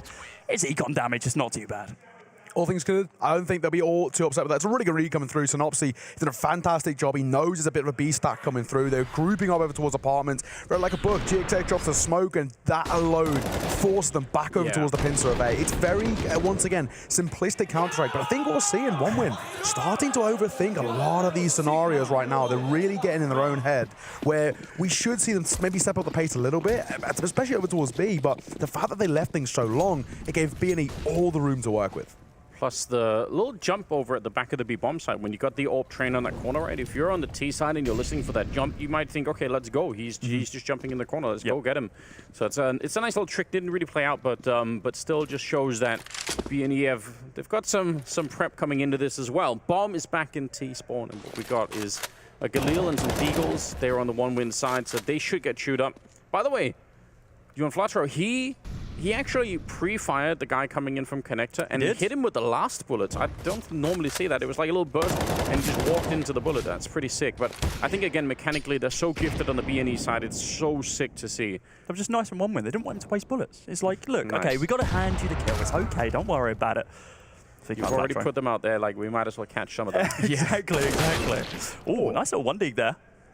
Doesn't really, I mean, it does open some opportunities, but they needed to capitalize on it straight away. They needed to go and grab that, but they didn't have the info over towards the A-bomb site. We do now see this mini rotate with the bomb from Nickelback. Nico just kind of posted up, looking for a couple more shots, not going to be able to find them, and, well, with Nickelback bomb on his back, rotates over towards B. If we can get the bomb planted, I mean, it's good for the econ. It's not a chance in hell he wins this one, though, is there? Surely not. No util. It's completely dry out here. He might get a bomb plant. I mean, that's the big thing, right? In these sort of rounds, we're not expecting all too much. A bomb plant going down gives him a little bit of extra cash in the pockets, at least stabilizes things a tad, but the AWP's holding, posted, jumping out. Misses that already. So now he's been spotted. The knee will be spotted. Missed shot. He might be able to get a safe plant coming through, but he's just too nervous. He has no idea where anybody's set up. Bomb to be tapped. Gets a nice shot towards center. That's not bad at all. Tags on towards the AWP, but GXX will see him off. B&E, pretty damn good start, Anders. It is an impressive start. This is what you like seeing from 1win. I think it's not even just that they're losing the first couple of rounds here. It's just that they don't seem very competitive at the moment. You can see B&E. There's no real on-ramp to this game. They're just immediately in the server and hitting every single shot. It's super sick to watch, whereas if you're a little bit slow at the gate, like 1win seem to be at the moment, that's a problem. That they're not going to be slowing down for you on the other side. So, yeah, curious to see if there could be maybe a timeout at some point soon. Oh, that's the kind of shot that we needed there. Boomich to take down Flatro at the middle. Not bad. First time we've seen an opening kill coming through from 1win as well to kickstart a round. This could potentially change things a little bit. Even still, though, you can see B&E starting to go for that heavy B lean once again. They've got a decent idea coming through about what 1win are trying to set up, but at the moment, early round, once again, the standard CIS playstyle, get an opening kill, then park up. They don't need to use that space that they've created just yet. They don't need to use it. They can use it. It'd be nice to see, like, off the back of that, it's like, cool, chuck the smokes down, chuck the util down, gain some more ground. I mean, right now, Riggan's an unknown quantity. They have no idea he's here. They're still respecting the idea. Smoke's going to go in, so he's going to have to re-rotate over towards ladder. But he's not going to gain anything from that. It just forces him off the angle. Now opens up the opportunity for Under to be able to just be completely gained by the T side here. Boomich going to be Molly and Con. I mean, it's, as we can see, wasted util. But he's opening up those opportunities to push out into the side. GXX, big kill from him, but he's not going to be able to get it. Deco, now that opens up even more avenues on this A site. Synopsy needs to go massive here. The only person holding, we do get to rotate coming on in from B. Riggan's going to have to try and find this kill as well, but it's back up from his teammates to find that opening round for 1win. 4-1 now. Ooh, that's huge. I expect one of the reasons why they slowed it down in that round in the middle is because some of the previous rounds from B&E were really aggressive in retaking mid control. So I'm assuming that once they get a kill, even if they get a kill in the start, they're probably worried that there is going to be some sort of retake happening. Picked out of the air. Yeah, so that's really sick.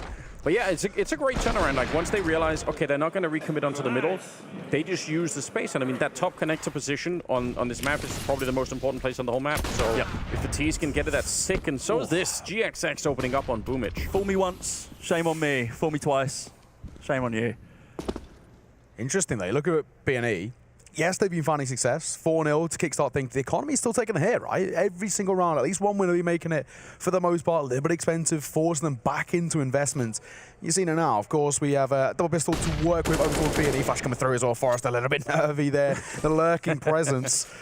little spray, nothing will come of it. But B&E just getting information. That's all they need to get for the time being. They've got the numbers advantage. Now they're getting info as well. That's all they need to do. I mean, if they can keep posting flashes in places and finding AK spams, I think they're going to be pretty ecstatic about that one. It's like, oh, there's one guy there. Oh, there's one in under as well. Great. Yeah, fantastic. Yeah, you'll take it. It is giving information away, even if it doesn't seem like it's a lot. They're really stretched out of the map once again, so I'm kind of curious. They seem to still be expecting that the CT side will be pushing more than they currently are. Oh, that timing. So nice from GXX.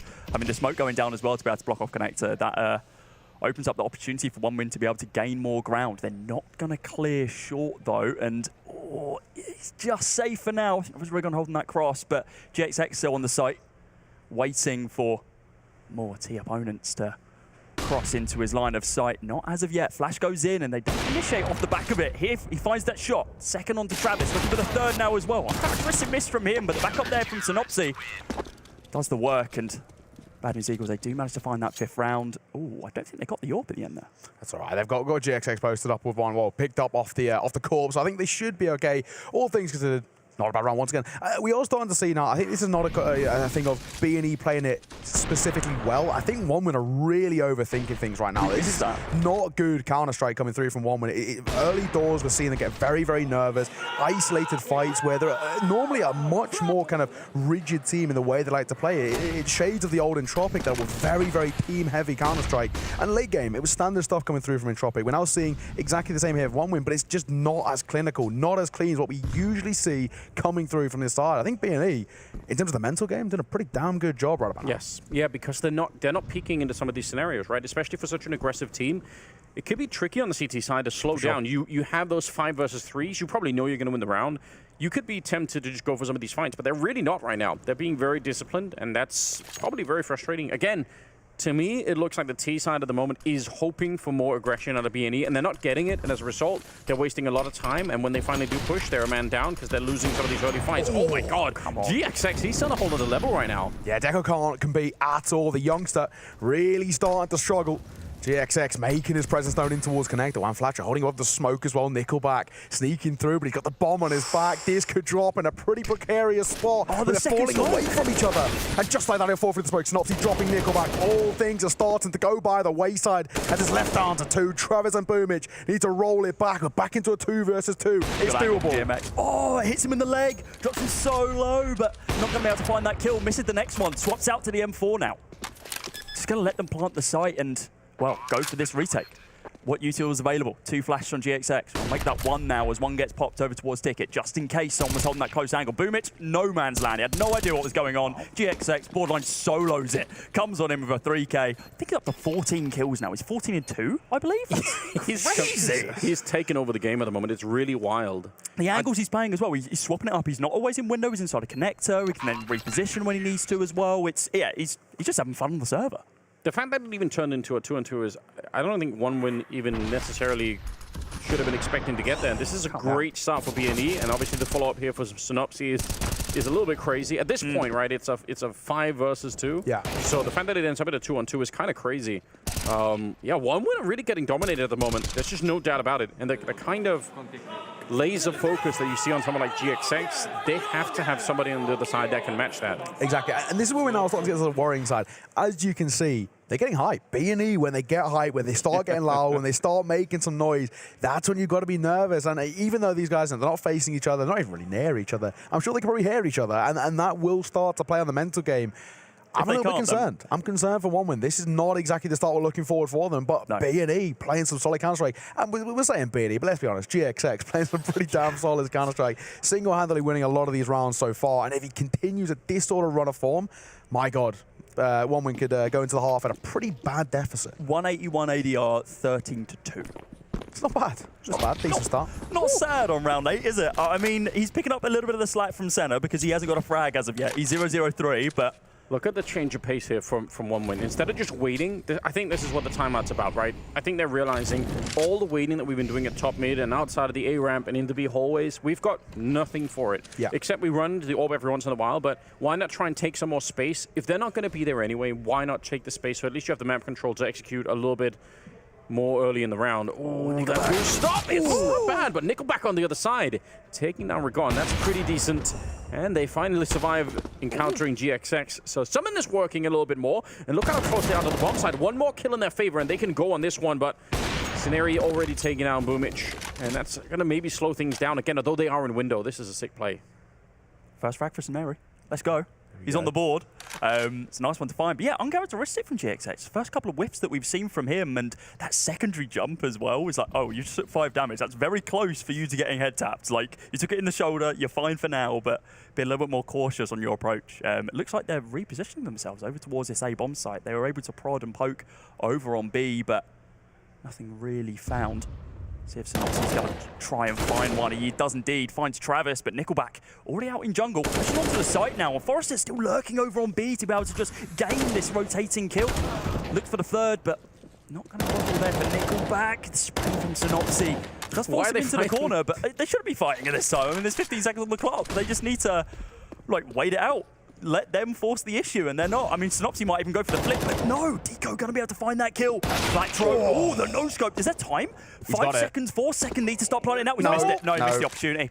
Yeah, just a little bit of a whiff there, but it's all good. If he can keep the AWP. Oh my God, okay. Okay, it was almost not good. Oh, my toes are curled all the way up.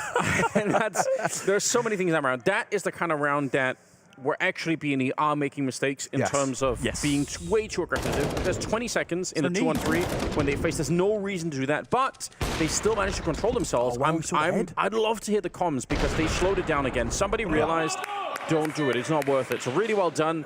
Obviously, shame they couldn't get the bomb plant at the end. You can see just from their reactions there, like they weren't as hyped as some of the previous rounds. It's like, oh, okay, that could have been the second round for one win quite easily. So we're lucky we got out of that one. Of course, they know that the AWP's going to be in this round, so they need to play around that. U2 are going to go down to be able to stop the approach over towards A, which they definitely are favouring. I've got to say, though, I think one win they're victorious in the sense of their last round, that they did manage to prove that if they push a little bit of pressure early, they can get people into jungle window. They can actually start to rotate around it. Like, that round had way more promise than a lot of the other ones. Yeah, and the big thing we started seeing, and something you brought up a little bit earlier, we were talking about, they get mid-control for free. I mean, for the most part, B&E aren't even testing it. It's like, you're more than happy to have mid-control because they know that the pathways in towards the site are already consistently locked off.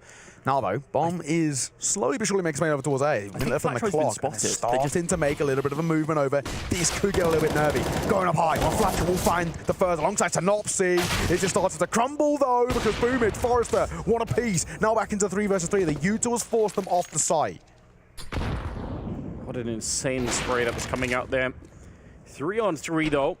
Bomb not quite being attempted yet. They're really worried about someone peeking that, and they should be. GXX has missed a couple of shots now. Ragon's going to be going down. Deco instead, the one to come back into it. And Scenario trying to get that peek. It's another kill for the AWPer on the T side.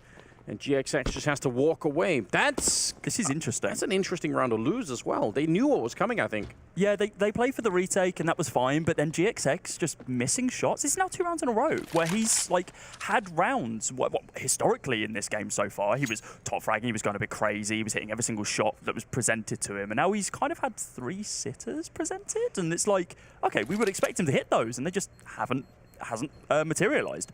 They're hunting for this as well. I mean, they don't really have the money to do so, but they know that GXX is going to be trying to save this up with everything he can. But yeah, they're not going to be able to find him in time. Boomich's. Oh, there was damage dealt. He was low enough, did he? I don't think he died after time, did he? Let's hope not. I mean, that'll make things a little bit worrying. The money is going to be pretty bad for B&E coming towards the next round. The big thing we're looking at, kind of, for me now at the very least, is Deco's starting to come online. This is where things do get very concerning, I think, for B&E. They have to be careful. This youngster is seriously talented. And if he starts hitting shots and he starts really putting the likes of, even that GXX in his plays, that's when we are going to see B&E start to be really limited in the success and the space they're being given on that CT side. And that's exactly it. GXX. And then a mistake creeping through. Forrester will punish him. Usually the lurking presence over towards one win will open things up there. Deco can try and reclaim some of that space in towards Khan. What a flashbang to set up that one. Otherwise, GXX has a pretty good shot at it, but there's just layered flashbang screen from the T side. Synopsis, he could have maybe hit that second one. That was an exciting moment. They are finding a little bit more for middle this time, so an attempt from B&E, I think, to try and switch things up. They have been pretty calm in here, so now they want to see if they can actually do something. Forrest immediately taking his head off. A shot on the other side. Why are they jumping in the window? Stop testing him. Die. They're going to go aggressive behind it. They're hunting him down, and they'll get the kill in the ugliest way possible, but it doesn't matter. How is that turned into a kill for Rigon? I mean, he's pushed him with the AWP, AWP's out, and he's like, okay, no, never mind. Let's drop out to the 5-7. And they're actually getting kills here. Rigon's still got this AWP trained as well, so there's a big old gap for him to be able to find Nickelback if he wants to go lurking, but I don't know if that's going to be the case. Smoke's going to fade in a couple moments as well. He's swapping out to his Deagle instead. There's Flatro to be able to back him up.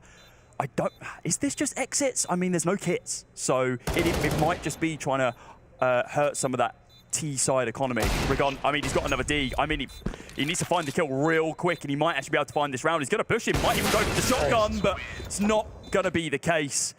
The opportunity was there, but whiffs the shot.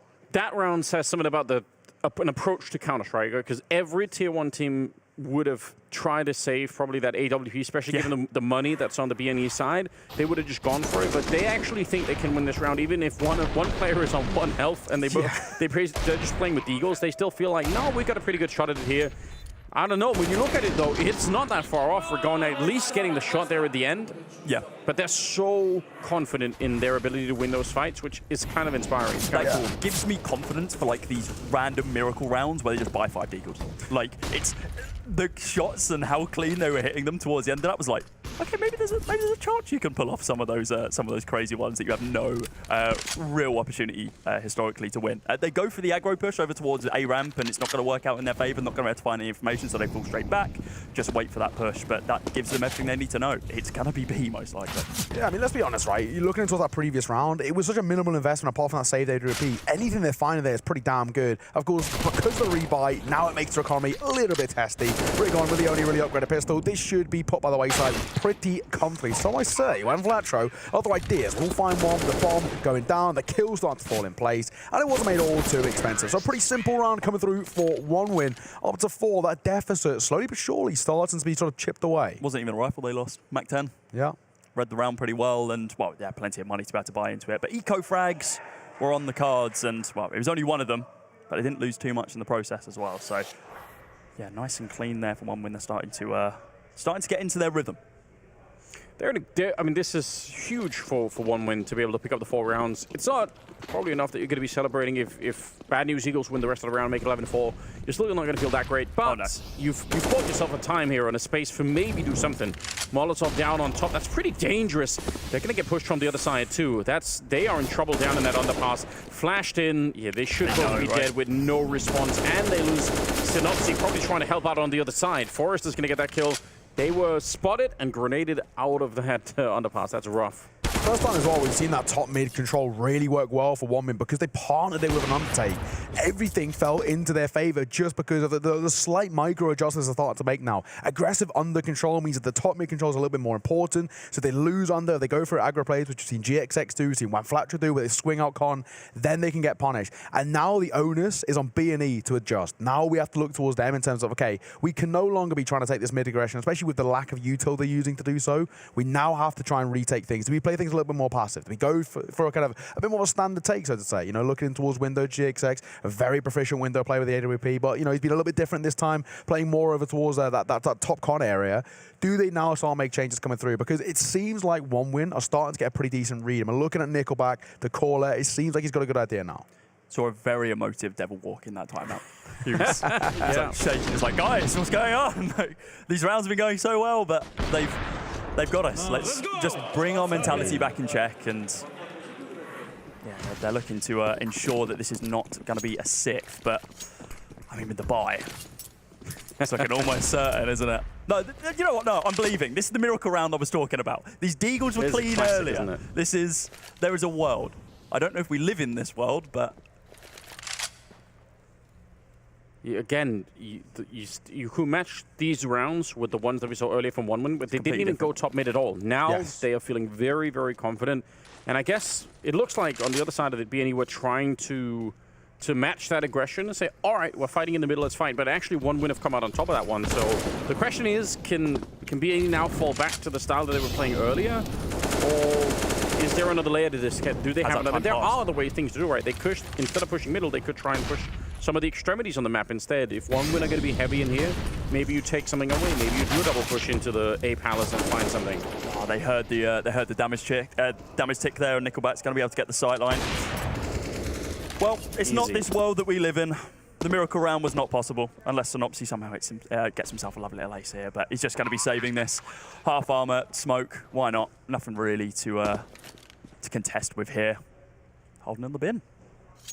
I'd play for an Exile too. I mean, he is pretty damn close to Nickelback, so there's a world in which this could this save don't hunt this, really. No, I think OneWin love a little bit of a hunt coming through. Make sure that anything goes in their favour. I mean, to be fair, they've got a little bit of money in arrears too. It's not exactly like they're broke on the side of the T side, so they do, right? things are looking pretty damn good. Even if they lose a couple of casualties on the way out here, it's not going to make too much of a difference. But I think Synopsy saving is probably not going to be the easiest thing to do. If Boomish jumps up on the railing as well, I think he should see it. He's looking the wrong way. Attack's coming through. Boomish staying alive, but all that matters is will Synopsy keep this deagle in play? The answer's going to be no. It's in behind Nickelback. We'll see him off. So, a flawless round coming through from OneWin. We're now starting to see them really come alive. You're seeing Hooch, may I say, get kind of a motive and really start to feel it himself. And if he can rally the troops over there, who knows? We could start to see a bit of a turnaround. This was looking like we could have seen a dominant half coming through from B&E in this first half. Double digits in the first half and kind of just may just build up such a repertoire that there was no need for even a conversation about the second half. But now it's a completely different story. That's 5 rounds on the trot for OneWin. They're on fire. Got this buy now. GXX. Oh, okay. A little bit awkward. Flash goes in and Synopsy just completely blindsided. GXX didn't even want to go for that fight inside of mid. He fell off straight away. They tried to do that earlier and it had the same result, right? They don't have the timing down on that flashbang. They have the idea, which I think is cool. It's a really cool idea to try and push them like that, but you need more flash support. You could have got it inside of the A-bomb side to stop those Ts from just peeking, because they are completely unflashed, and when the timing isn't working out for you, yeah, you're going to get blown up. Look at this. One Flacho going down. Travis to find that one. It's a 2 versus 5 at the moment. GXX didn't get a kill, but it should not make a difference at this point. No, they need to fall back. They need to save this. Their econ's in tatters, and being able to have that M4 and the AWP going into what will be round number 15 going to be incredibly influential if they want to stand any chance of securing this first half victory. I know we've kind of mentioned it as well. We had a conversation about him a little bit earlier. He was the man who made the difference of B&E. GXX has got 1 kill in the last 7 rounds. It's not exactly been the dream coming through for him. He is really struggled off the back of what was initially, a really, really solid start. I think credit has to go over towards OneWin. They've managed to find a way to sort of keep him at bay. Pop shot missing, and of course in doing so gives away his position. I'm sure he'll be hunted. OneWin, plenty of cash for them to work with in the banks. They do not mind losing a couple of casualties if it means that AWP does not stay alive, and there's exactly that. Travis will find it. An impactful player towards OneWin, making a difference, leaving Seneri all alone. And let's be honest, even him saving the M4 is going to be tough because they're starting to swarm. The sharks smell blood in the water. Yeah, even if they lose every single rifle, it's still going to be worth it as long as they can get rid of this last one, because the money is not going to be that great for B&E going into the 15th round, and OneWin they just don't care. They have all the money in the world at the moment. This is really, really unfortunate from B&E's point of view. It's a hard one to lose for like all these rounds, because you had such a shot at making this an incredible first half, and it's kind of slipped away for you. Yeah, and the big thing as well, like we kind of spoke about this when things are going really well. B&E, they're so emotive. They're such an emotional team, right? Which is such a positive for them, but it is a blessing and a curse. And now if we start to see B&E get tilted, if we start to see these guys really fall off in kind of the mental game, that's what we have to call over towards Devilwalk in terms of trying to rally the troops a little bit, keep them, in the position, because they're so confidence heavy, let's say. It can make a big difference when they're now 6 rounds in a row they've lost. Exactly that. I mean, they were loud, they were just brash in some of those earlier rounds. Even when they were easier rounds for them to win, they were still getting loud and like in their opponents' faces, let's say. But now it's silent. There's no communication. I mean, they've just quieted down after the rounds are lost. Rounds are won. They're just realizing the situation they've put themselves in. That actually we had an amazing lead, and now it's kind of been squandered. GXX, of course, getting taken down really early on, going for that aggressive push. And some aggro here from Synopsy. Surprised he went for the swing, but hey, it works out. Gets himself an AK. That opens up some more opportunities. Now 3 rifles in tow for that CT side in this 4 versus 4. Scenarios can need some backup pretty soon. Not going to be from Ragon, though. He goes down in the middle. That's pretty tough. Back into a man advantage now for one win and sneaking this deep onto the bomb site. Travis has got all the control in the world. They have a good idea. They're not wrong either. You can see Scenery, he's spotting it out and he's going to call for the backup. He needs help right now and it might just be too late almost. It's rough. Really is swinging in. Find one. Drop the bomb as well. Damage on towards the second. But Scenery and Synopsy, they're combining. Things are getting a little bit testy. All down to Boomage. 1 versus 1. Synopsy, IGL versus previous IGL. Boomage will win out. The boy is back in the server. And 1 win are on fire. That is 7 rounds on the trot. And B&E feeling the pressure.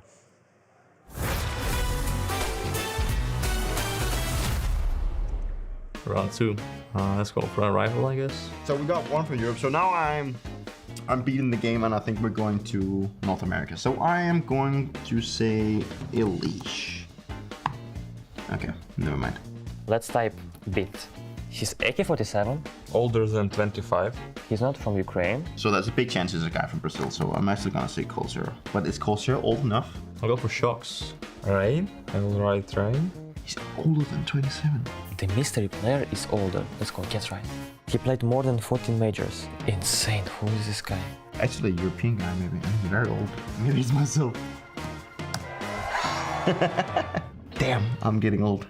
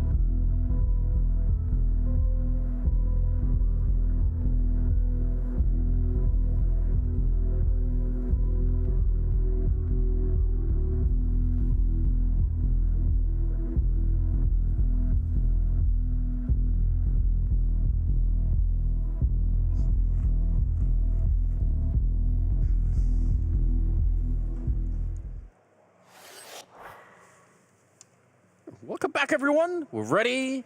Second half is coming up, and we have got B&E versus 1 win. And it started out being just a very favorable battle for B&E. They looked like they were pretty much unstoppable. GXX hitting every single shot. And then halfway through the first half, they disappeared. And now we're in this weird spot where they could end up losing this game. It's a best of 1 after all. Yeah, I mean, the big thing for me is I'm hoping now we've had a few minutes break. We're looking at Devil Walk really just to kind of get the guys back in line. Like we've already spoken about, they're so emotive. And I think that is a really good thing. It's really refreshing to see as well. It can be a curse. I'm really hoping that B&E now going towards the T side, this is where they do their best work. Right. Get the boys of AKs, and we're really going to see something special come to the table. But 1 win, feeling pretty damn confident now. I mean, they're feeling confident, and they're also just holding on to the bomb sites. They've a big gamble stack over towards A. This is a 4-man setup, and God, that might, yeah, I mean, double under over on A. They've set up this 3-man push now for Bad News Eagles over towards this B-bomb site over a single man holding.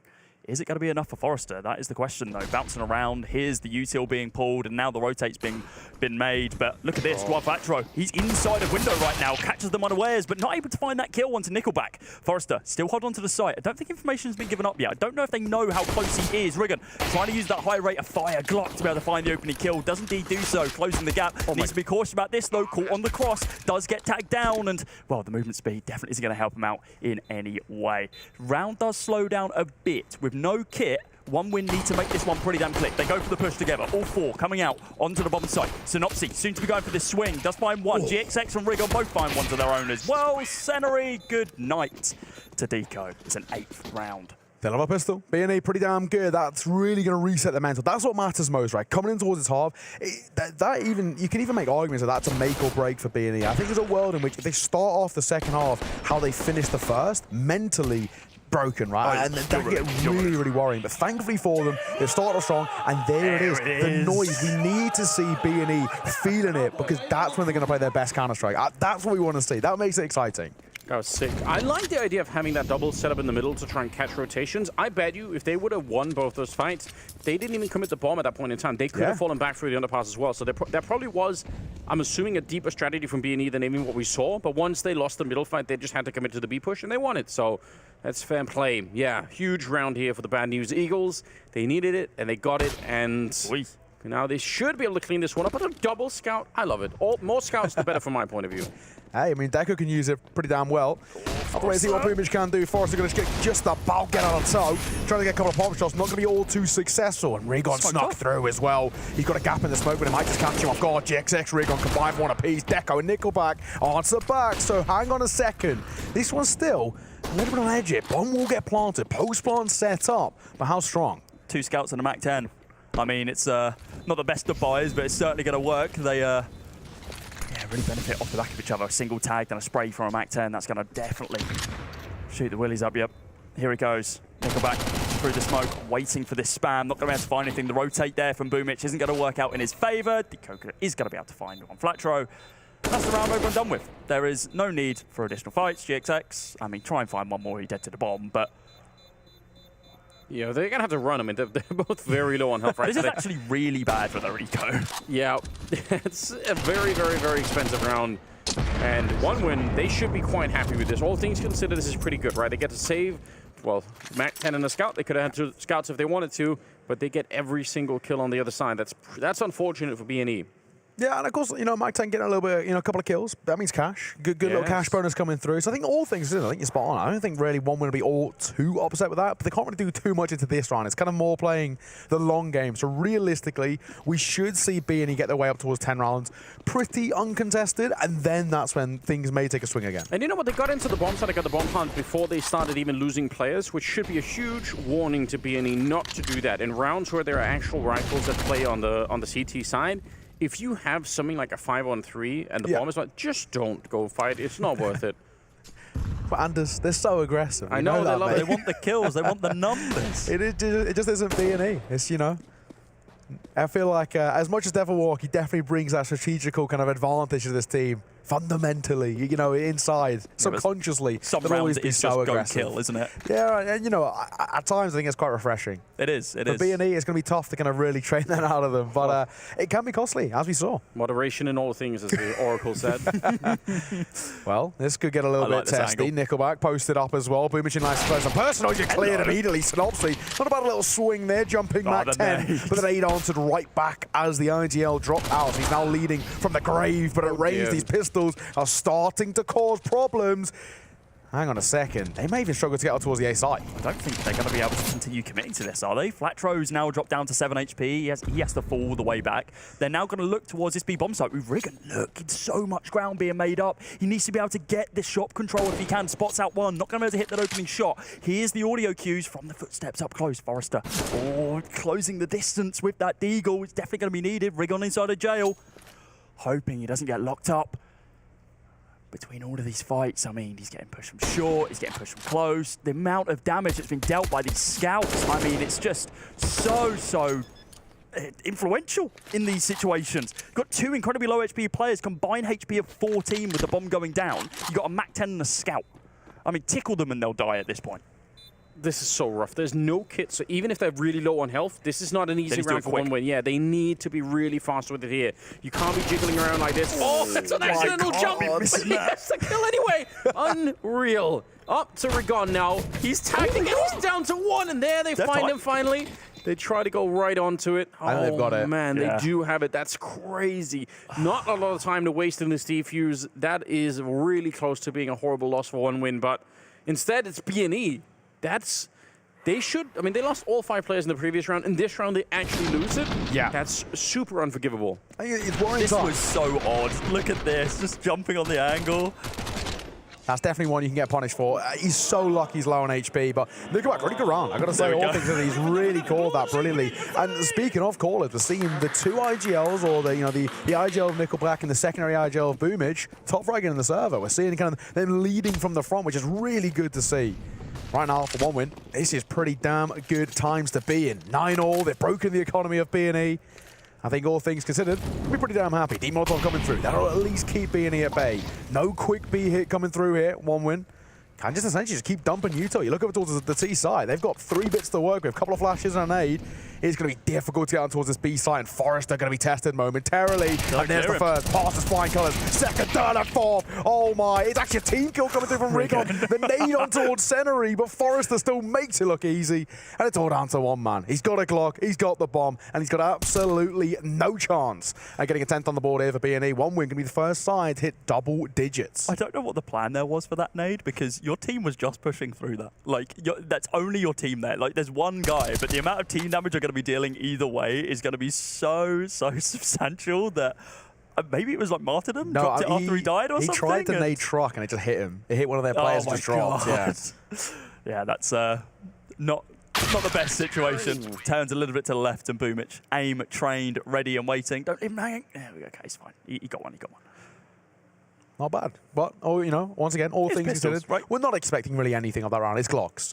All you're looking for, at the very most, a kill or 2 and a bomb plant. That is the best case scenario 9 times out of 10. Of course, walking away with a round. Neither of those things. Huh? They got neither of those things. Yeah, they got exactly, no kills. Exactly. But they got one team kill. You don't expect it all too much, right? And this is now where, once again, as we've said, we call on Devilwalk, right? He has to try and get them back in line. We can see where B&E are letting rookie errors creep into their playstyle, and it is really starting to have a pretty cataclysmic effect in terms of their not only kind of their playstyle and how individually each round is going, but the long-term scope. This is starting to get really kind of concerning, where one win, they're playing comfortable, they're feeling comfortable, B&E are on edge, and that's causing a little bit of a ruckus.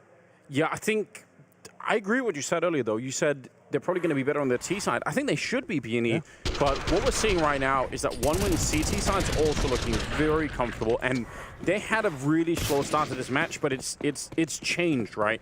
They are just starting to look a lot more powerful. All of the players starting to wake up, and B&E on the other side, they need to find a way to get back into this. They need to get that hype train rolling, because they are starting to fall behind. Score might say 10-9, but the truth is, for the last 10 rounds, this has felt like one win of just taking over the game. Yeah, it was 10-9, but of course, you also got to remember it was 7-1 B&E at one point. So things are a little bit nervy. If you're just joining us, it may look close. As Anders was saying, it most definitely doesn't feel like that. No, it was with the exception of the pistol round and the round that followed, it's been 9 rounds in a row for one win. And this has just been kind of the storyline since, well, that lowly 6th or 7th round, I think it was. It's not looking great. They need to have an adjustment, and they do have this first full buy round to do something with. Snopsy, a little bit more damage than potentially he was needing to take from that molly, potentially waiting for someone to swing out from short, which simply didn't pop up. Travis on the corner, good for 1, good for 2, good for 3. No, falls back, runs out of ammo in the A1. Those sort of situations, the A4 are going to be backing you up. Deko does get taken down by GXX, back alive now with 19 kills after getting an incredible amount of kills early on, but fell off a little bit after that. Nickelback needs to pick up the pieces here over towards, say, bomb site. It's being crunched upon.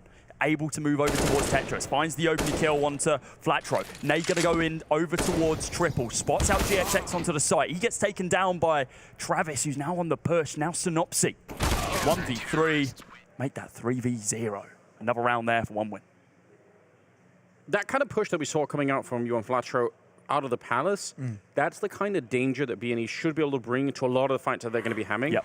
It's obviously very tricky. I mean, they kind of tried here, but Travis, just good angle and a good control of that M4. But I want to see some rounds that start like that, where B&E just kind of step up to the plate, because that is where they are just so dangerous. They're so good at those micro angles. They're really in the game in that way. But it's starting to slip out of their control. 11-9 is the scoreline. Yeah, I gotta say, right now, it just seems like B&E are giving one win just a little bit too much respect. They're a side who want to really get into the thick of it. You know, get the elbow grease going, really get into all the action. But right now, they're giving a lot of respect over towards them. And when we start to see individuals coming online, Travis had a slow start to the game, but he is monstrous at times. If he can start just getting those cogs going, I think there'll be no coming back from this one. B&E already down to 4. But it's just pistols, so I'm not expecting all too much once again. A couple of kills would be nice, a couple of consolations. Whereas even that is asking quite a lot. Travis pushed up towards top mid. It's very, very simple Counter-Strike right now, and he's not even really being punished for it, because he can continue to isolate these fights. Give him 4, he can't quite find it. GXX will trade him, but it won't make all too much of a difference. Bomb down, and surely the round done and dusted just about now. Yeah, they double swing. It's over and done with off the back of those first couple of kills. The fact they couldn't punish Travis early on, I suppose no util will do that to you, but yeah, here we go. It looks like another timeout here, especially with Devil Walk being so emotive once again, trying to just reinvigorate the squad, because yeah, these last 9, 10 rounds now, they've just not really been in it. No, he's so hype. I love it. I think it's sick. I still think this can change. Wow. Sprout making a comeback. Back. Fair enough. It was 10-1 to Falcons at one point, right? No? Did you guys pick Falcons for this one? I picked Falcons. I picked Falcons, yeah. I picked Sprout for this one. You picked Sprout? Oh my gosh, okay. My predictions are in the bin right now, by the way. I put both of the UK guys to go through, and I mean, they made it competitive earlier on, but they did. That was exciting. They didn't get it over the line, and if B&E lose as well, I mean, oh dear. Happily at the bottom of the scoreboard, I think, with that one. It was 10-2 Falcons at one point. Really? Yep. Wow, what a fall from grace, huh? Wings getting clipped just a little bit over there. Who knows? We could still see something happen. This is the same sort of story over here. It was 7-1 at one point, and that was 12-9 to 1 win. So after the attack pause, Devil Walks had a stern talking to over towards the boys, and he's going to try and bring them back into the fray. Over towards BAPS. Testing the waters early doors, but for the most part, it's just a couple of pop shots baiting out that CT utility. It must be a bad omen to have a Avery name. You got the Eagles having a rough few rounds. You got the Falcons.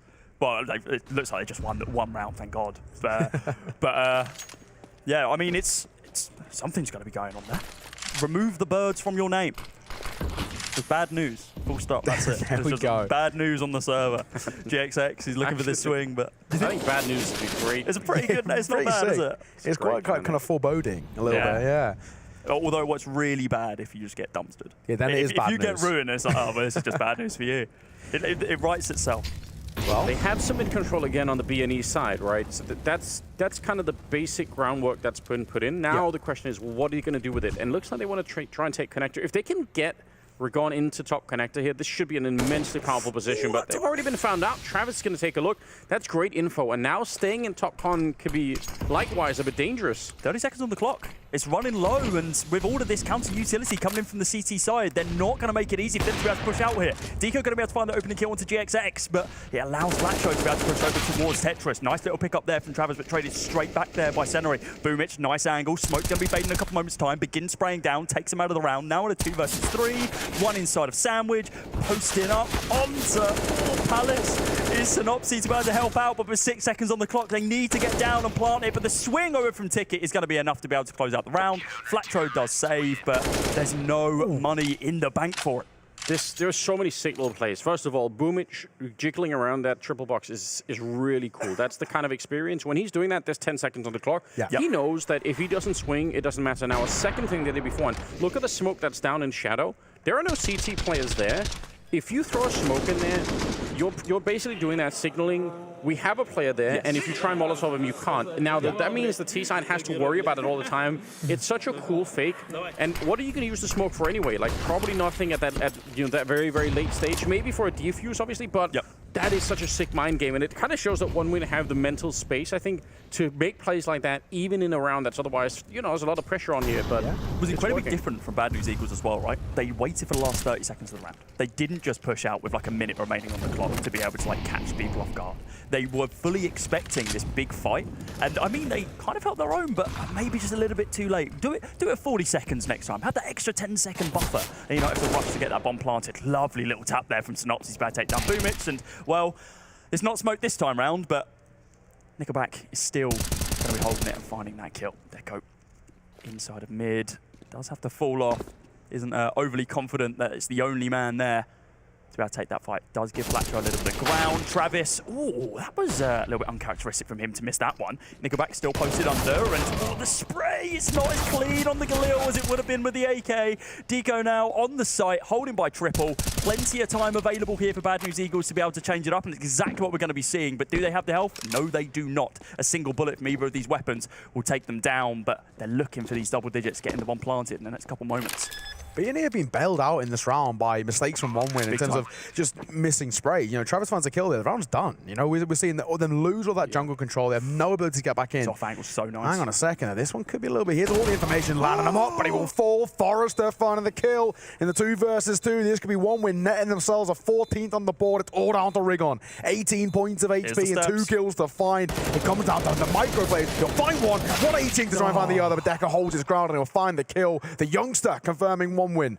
Up to their 14th round, and now things are starting to get a little bit worrying. Headphones are off. The tilt starting to play in towards the B&E side, and this is what we talk about, the blessing and the curse. There's such an emotive side, but right now emotions are at an all-time low. There's no way you should have got away with that second kill from under Nickelback. I mean, the spray transfer just wasn't there. Unfortunately, yeah, look at it. Like, the tilt has officially set in. Yeah. We could assume, we could guess, but seeing that, I think that borderline confirms it. I wouldn't be surprised if they just take their final time out in a minute, just to be able to be like, look, we need to chill out. But they're not doing it this round. They're still going to buy. They're still going to play to their strategies. They're still going to play to their outs. They need to kind of stifle the flames of this hot one-win streak. Aggressive here from Boomich. It's not going to play out this time round, though. Travis is going to be able to find the opener onto Senary. He ducks himself up towards Palace. Needs to get off that ladder, or he's going to have not ideal spray control. It's starting to burn away. GXX does indeed find that trade, but we're still a man disadvantage for B&E pushing onto this A bomb site. Util was pretty minuscule here as well. Flatro needs to find this kill onto Trav. Not going to be able to do it. The bomb is really far back, so they might win this fight, but someone has to go back and pick up the bomb, which is very awkward. Right now, they're just fighting to the death of the A bomb side, but nobody is really there with the bomb. Nickelback's going to be catching you on Fratro at the end, and they're getting dangerously close to losing this map in kind of, I think, a horrible fashion. The econ's not great either for this final round. Yeah, I'm also curious. I was going to say, I think, why have they not tried even once, I think, for just a regular A execute? Yes. I feel like it's worth doing. Like, you don't always have to make it super complicated. Just try and see if you can beat their default at the A bomb side. And we're not really seeing that, has it? No, exactly that. It's they haven't done it at all. There's a lot of first game jitters coming through here from B&E. You can really see this is just not B&E that we know and love, right? This is just not the same side. They're making a lot of these rookie errors coming through, and because of how things are falling so flat so quickly, losing these sort of games can really have longer term implications in a tournament like this, where it's best of one formats. It can be brutal. I think for B&E, they really need a strong mental reset before going towards the second game of the day. This could be really, really uncomfortable. I mean, 2 rounds on the T side is never good. Yeah, one win, you got to give him credit. And I think, once again, for me, the person I'm looking towards is Nickelback. I think this guy's just making a huge impact. He's calling a masterclass right now. Hooch not really being called upon as a coach to make too much of a difference, because Nickelback's doing such a superb job. And Boomich coming into support as well with his myriad of experience he's got in terms of tier 1. This is great Counter-Strike right now. Calling a masterclass, fragging a masterclass, top fragger on the server right now, above GXX, who kind of fell away. It's 23 kills to Nickelback's name. Boomich now caught between a rock and a hard place in this situation. Needs some bailing out from a teammate, but Flatro actually isn't going to be able to punish it. Molly goes in and forces him back into Palace. Travis again, he's got all the confidence in the world. He's been playing a really sick game himself, so he's on the other side of the catwalk, ready in case they try to take control of that connector position. Deco's going to hit a shot. They know he's right on the other side. They want to push through. Rigon able to get the kill, but falling back, he might... he's going to keep going. If he fell back, Travis might have just been on the other side anyway. Senary and GXX, 2 versus 4 to try and hold on to this one. Otherwise, one win are going to get to 16. All down to now what is just one man left alive. Sadly, I think this one's done. So he's had a bit of a slow game. He will find himself a kill. Looking over towards short as well. Couple of pop shots. Tagged down and dropped. 16-9. What a turnaround from 7-1 up. B&E thought they had this game in the bag, and everything falls by the wayside. What a turnaround. What a resurgence coming through from one win. And what a start for a side that everybody had their doubts about. I mean, they were able to just reset their mentality after that kind of like pretty big loss towards the beginning, right? They went, what was it, 4, 5, 6, 7 rounds down. They won only one off the back of a whim. And then from there, the momentum never stopped for one win. They took that timeout and it just clicked. They weren't going for these hyper aggressive mid plays. They were holding it down. They were playing it a little bit more structured, and then just waiting for, well, B&E to make some early mistakes. And then those mistakes were forced. And then there was nothing else to find. It was just one wins game for the rest of it moving forward from like round 9. Really, really tough way to lose a game, I feel like. You could see them huddling up. I can understand why you want to put this game behind you as soon as you can. But the fact that you were up this far, and then once the enemy team switched things up, you actually couldn't catch up. You just weren't able to make it back in the way that you wanted to. That's hard to deal with. Really tough loss, I think, for them. Obviously, best of one, so you have to... I mean, it's kind of the nature of playing the RMR, but still, what a way to lose Mirage. Yeah, I think one was a really good testing ground to see where B&E actually are at in terms of their development as a roster with the addition of Devil Walk coming through. It's a really good test because we know the support stuff over towards Woman are really good. Hooch is a fantastic coach. He's been at the upper echelon of Tier 2 for quite a while now. This now needs to turn around. It's good to see smiles on the face because I think that is a really, really brutal loss after how well things started. So hopefully now they can just put it behind them, go in towards the second game of the day and really turn things around. But I gotta say, one win, they always were a dark horse coming through in the same fashion that we spoke about 9 being a dark horse over towards Group B. One win are the same here. These guys can really put on monstrous performances, and we still didn't even see the full one win here. I mean, we did not see Deco come in and drop 25+ kills, but we know he is more than capable. Travis is a slow game too, and he is normally the impact frag when it comes towards rifling. So all things considered, I think, you know, we've only scratched the surface of one win now. I mean, look at this. Like, Nickelback, 25 kills and calling as well. I mean, like, Deco had like a higher ADR, but like, it didn't matter. Nickelback was doing all of the work. Yeah, you can let your team have a slower game where you're able to call and frag at the same time. Yeah, and I think GXX, you know, with 22 kills, but 13 of them were in the first 7 or 8 rounds. So it's not to say that it wasn't good. It was, but for the rest of it, and especially I think on that T side, we had one round, I think, when Synopsy walked through the smoke on the A ramp to get an entry over to CT spawn. That kind of play, I kind of am expecting more of out of Bad News Eagles, even though you could say it's ill-advised, it's dangerous, but they have the mechanics to back up those kind of plays, and they just never really got rolling with that kind of stuff at all. Exactly. And the thing is, if that starts to work on the T side, then the CTs are going to be fearing that. They're going to be really uncomfortable. I don't think one win were uncomfortable at all on the CT side ever, especially because even in the round, like, they lost the pistol, but then the following rounds, they just did so well with scouts and deagles. They probably think this is going to be easy. That round was really clean. I really liked that. It's not something that we've seen like super often anymore, but you see it back when Train was in the pool. Like those long sight lines, those maps where you buy up 2 scouts and then you just surround it with deagles, go for those like tags, and then just you finish it off before like pre-deagle nerf. But I mean, here showing off, it still works if you have those players that can fill those slots. Yeah, and going back to the game, right, on a very macro sense, we just did not see B&E do what they do best, which is puggy style Counter-Strike. And I know it's very, very easy to talk about the fundamentals, but all things, it just wasn't what we saw and what we would have hoped. What we were hoping for is an interview. I think we got one with Boomich, I believe.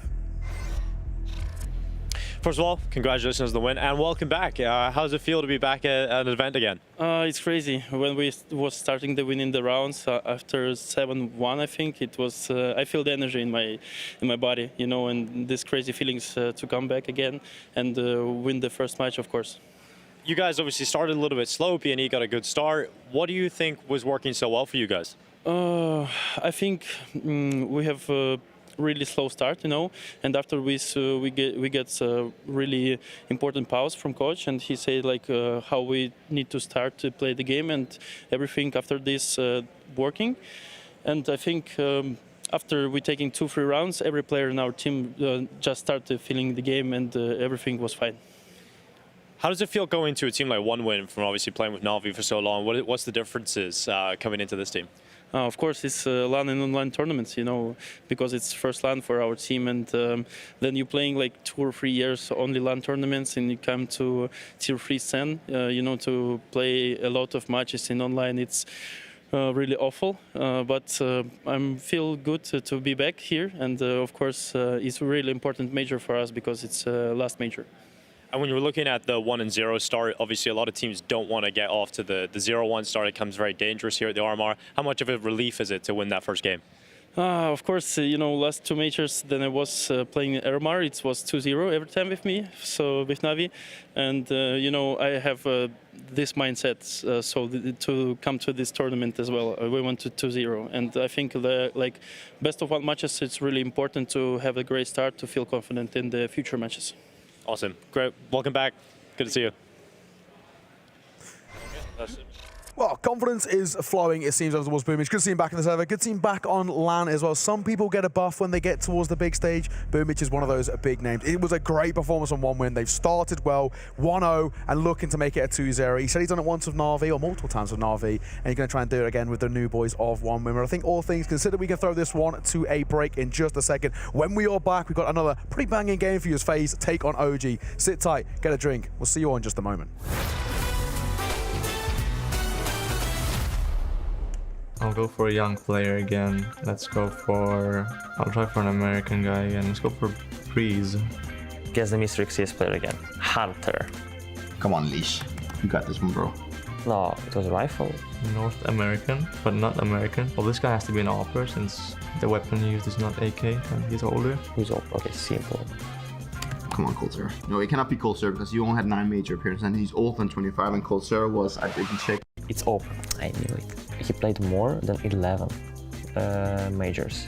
Device? I'm guessing Fallen here, because that seems likely. Less than 16 majors. Guardian. JDM. I think. Now trying Orange Box. United States. The same continent. Fallen. Gabriel Toledo. Let's try. Okay. 1. Oh. Fallen. That was very easy. South America, older than 27, or how old he was, and a lot of major appearances.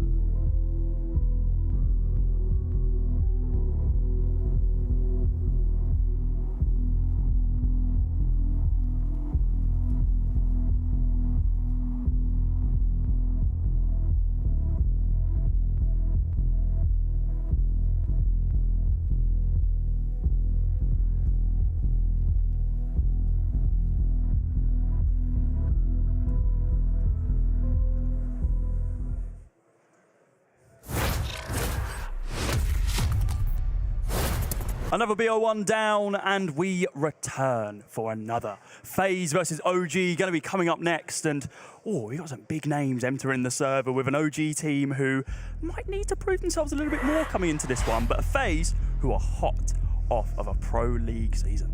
I'm not gonna lie, if you're FaZe, this is one of the worst formats you could imagine. Playing best of ones against teams that are really hungry. They're obviously the favorites. No one's gonna be doubting that, but this is where you wish you could fly under the radar. You wish you didn't have such a big target on your back. There's no doubt this is gonna be, you know, a hard team to play against, but in a best of one territory, I mean, if you're OG and you're gonna beat FaZe, now it's time to do it. Yeah, exactly. We're looking at this, right? And of course, all the onus is on FaZe to pretty comfortably dispatch OG here. But we know what these guys are all about, of course. We haven't really seen OG really all too much with Dexter recently because he's been ill. So that's been a completely different scenario. We actually did get a chance to speak to Carrigan as well to kind of get their insights prior to the RMR. Carrigan, man, thank you very much for joining us here. Of course, the final major. You've been a legend of the game. You are a legend of the game. How does it feel to be part of the final major process, seeing kind of CSGO develop over the years? Yeah, I think it's awesome that we all know now this is going to be the last CSGO major, so I'm just feeling good. I think what we've seen over the past few years in CSGO majors has been awesome, especially the one in Antwerpen. So yeah, we are trying to just do everything we can and enjoy the game while it still lasts. Now, talk me through preparation coming in towards your opening game. You got OG, but they've been making a couple of changes here and there. They're a little bit all over the place. For you guys, how do you prepare against a team who you don't really know what you're going to be facing against? I mean, we have kind of seen they played some qualifiers right before this RMR started. I think they boot camp here in Copenhagen as well.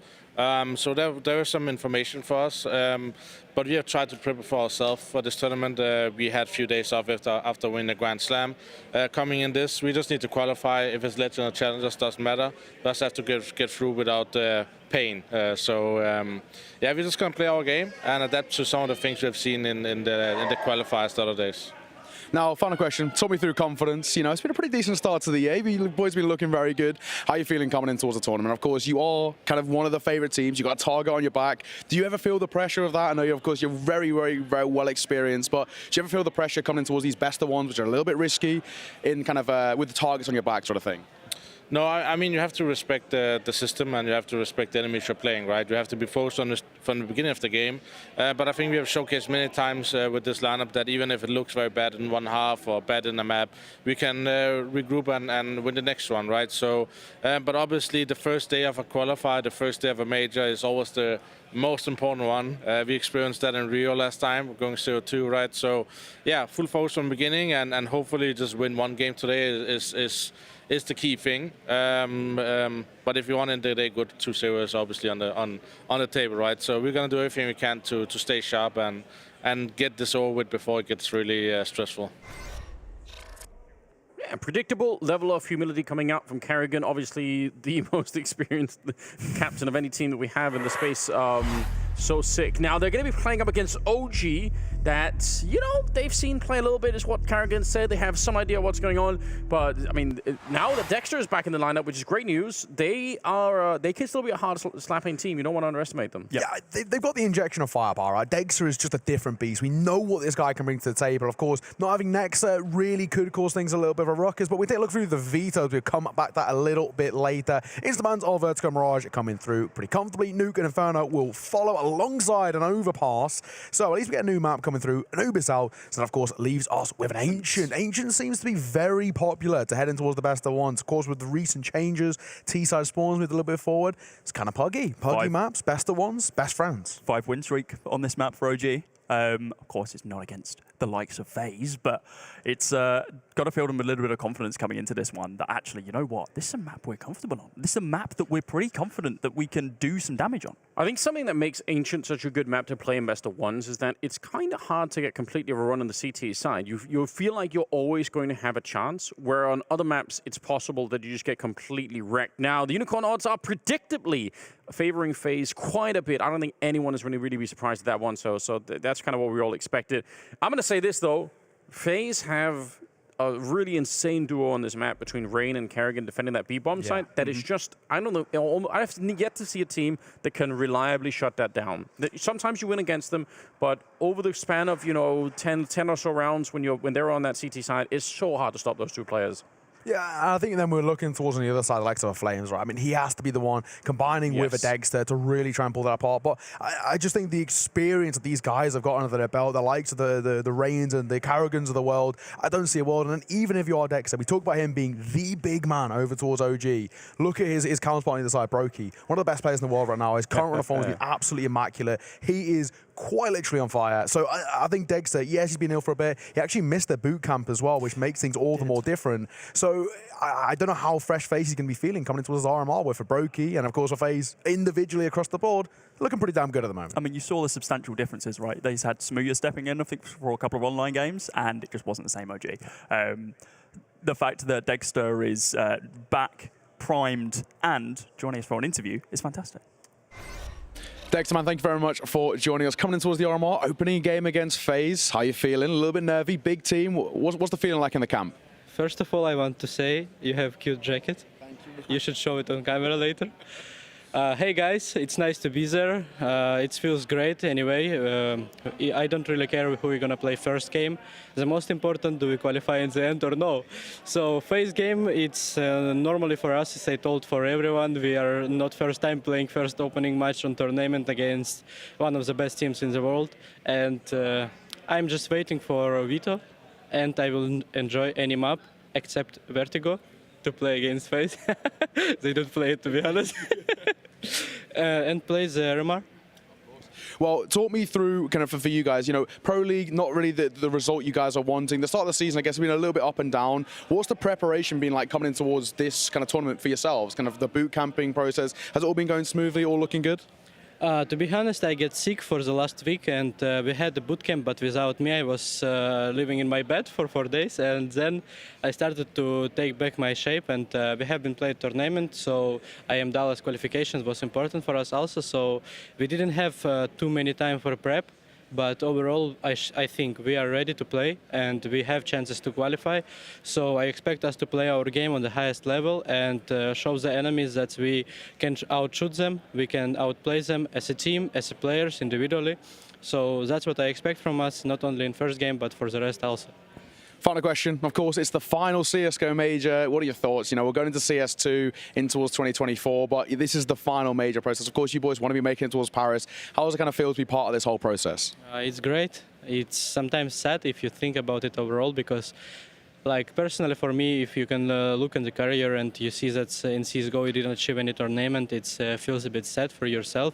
But overall, like CS2 is coming in summer, and the last major not only in CSGO but also in the year, it's important for the cycle.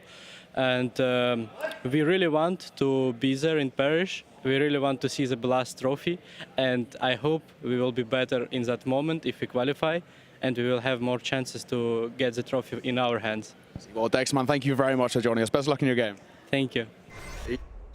Hey, well, I'm just saying, you know you're doing something right when Dexter's appreciating the jacket. Nice. You know you're maybe CS drip. On the right tracks, one of one. It's an exclusive, but you know, I appreciate Dexter joining us, of course, and talking it through. Of course, their thoughts heading in towards this game. He likes the jacket, and now I want to like his CS, so I can pay him back the due respect. Are you changing your prediction? No chance. he's not won it over that much, huh? Not at all. He can sweet talk me, but FaZe are still the sweet talkers in the server, and that's what matters most. I mean, I like the attitude. I wouldn't expect anything less really from a player like Dexter, but this idea that, you know, they're coming into it saying we can play them individually and as a team, and that's going to be our attitude going through every single game. I just think that's what you should be thinking, right? Like, talking about objectively who's the best, that's for the people watching, that's for the casters and the analysts to talk about, and whatever else. But if you're inside of the server, you probably should have the mindset that we can beat them. We're going to be better. Today is going to be our day, right? I think this could be a really, really fun game. This is the kind of game where if it's a best of 3, my confidence in FaZe winning just goes through the roof. Yeah. But in best of 1 games, you really never know. Carrigan said it as well in the interview you did with him, talking about how important it is to win the early games to get off to a good start. I think that's in the back of everyone's minds. I don't think anything could be taken for granted right now. In recent memories, this is a map that these two teams have played up against each other on. Over in the Blast Spring Showdown, we had FaZe later on in the event going 16-6 on Ancient, but OG were able to push it to a map 3 in a different series, 16-11. So actually with those scorelines, kind of flip of a coin. This could be a good map for OG to provide this upset. Yeah, the big thing is just is more question marks about how prepared are OG coming in towards the tournament. Because like Dex was talking about, they've had a lot of games on the calendar recently, and a lot of games with not a full roster. So I think that can really make a complete difference where they're coming in towards this one. And if they're kind of too underprepared, FaZe are just going to be able to tactically just wipe them out of the server. And the big thing you were talking about, of course, winning this opening game is huge. We've already seen previous RMR, there was upsets left, right, and center, big teams, FaZe being one of them, having their struggles, are going 0-2 to kickstart things. Not what you want to be, and it can have these massive long-term implications on not only the in-game but the mental game as well. We've already spoke about that over towards B&E, but I think the same sort of argument then has to be brought over towards the likes of an OG. Dexter, an extremely emotive person who does get kind of, you know, pulled in towards the game both in a positive way and a negative way, and hopefully he can really keep that in reins and really be able to kind of take it to FaZe, because we know in an ability-wise he has that about it. And I think they really need Dexter for the firepower because he's just such an explosive player. I actually think the trio of riflers they have next to it, Fiku and Neofrag and Flames, they're all just so unbelievably reliable in my opinion. I trust them to win a lot of sort of 50-50 fights, and just but I'm not looking for those guys. They do sometimes, but I don't think I would be counting on them to get sometimes the multi-frags that someone like Dexter can get.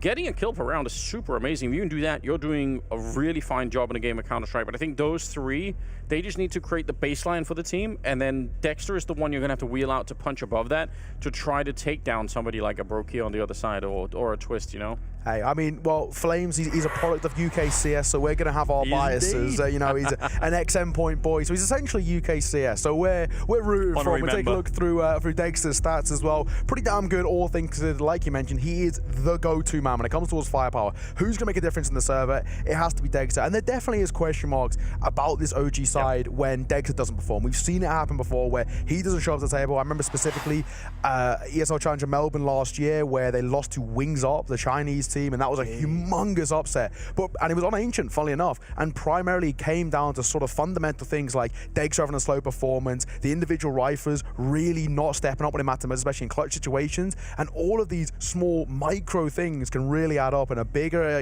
bigger scale and have sort of these problems. So hopefully for OG, they're coming into this fresh face, ready for kind of what FaZe is going to bring towards them, because it really is going to be a tough game. Actually, just because we skipped everyone else and forgot about Nico on this team, when he was playing, when they were playing in the showdown, obviously they didn't have Dexter, but Nico actually played an insane game. Now, one of the games I remember was on Mirage. I don't think it was an Ancient, but still, I feel like as an individual, because he's easy to overlook in this context.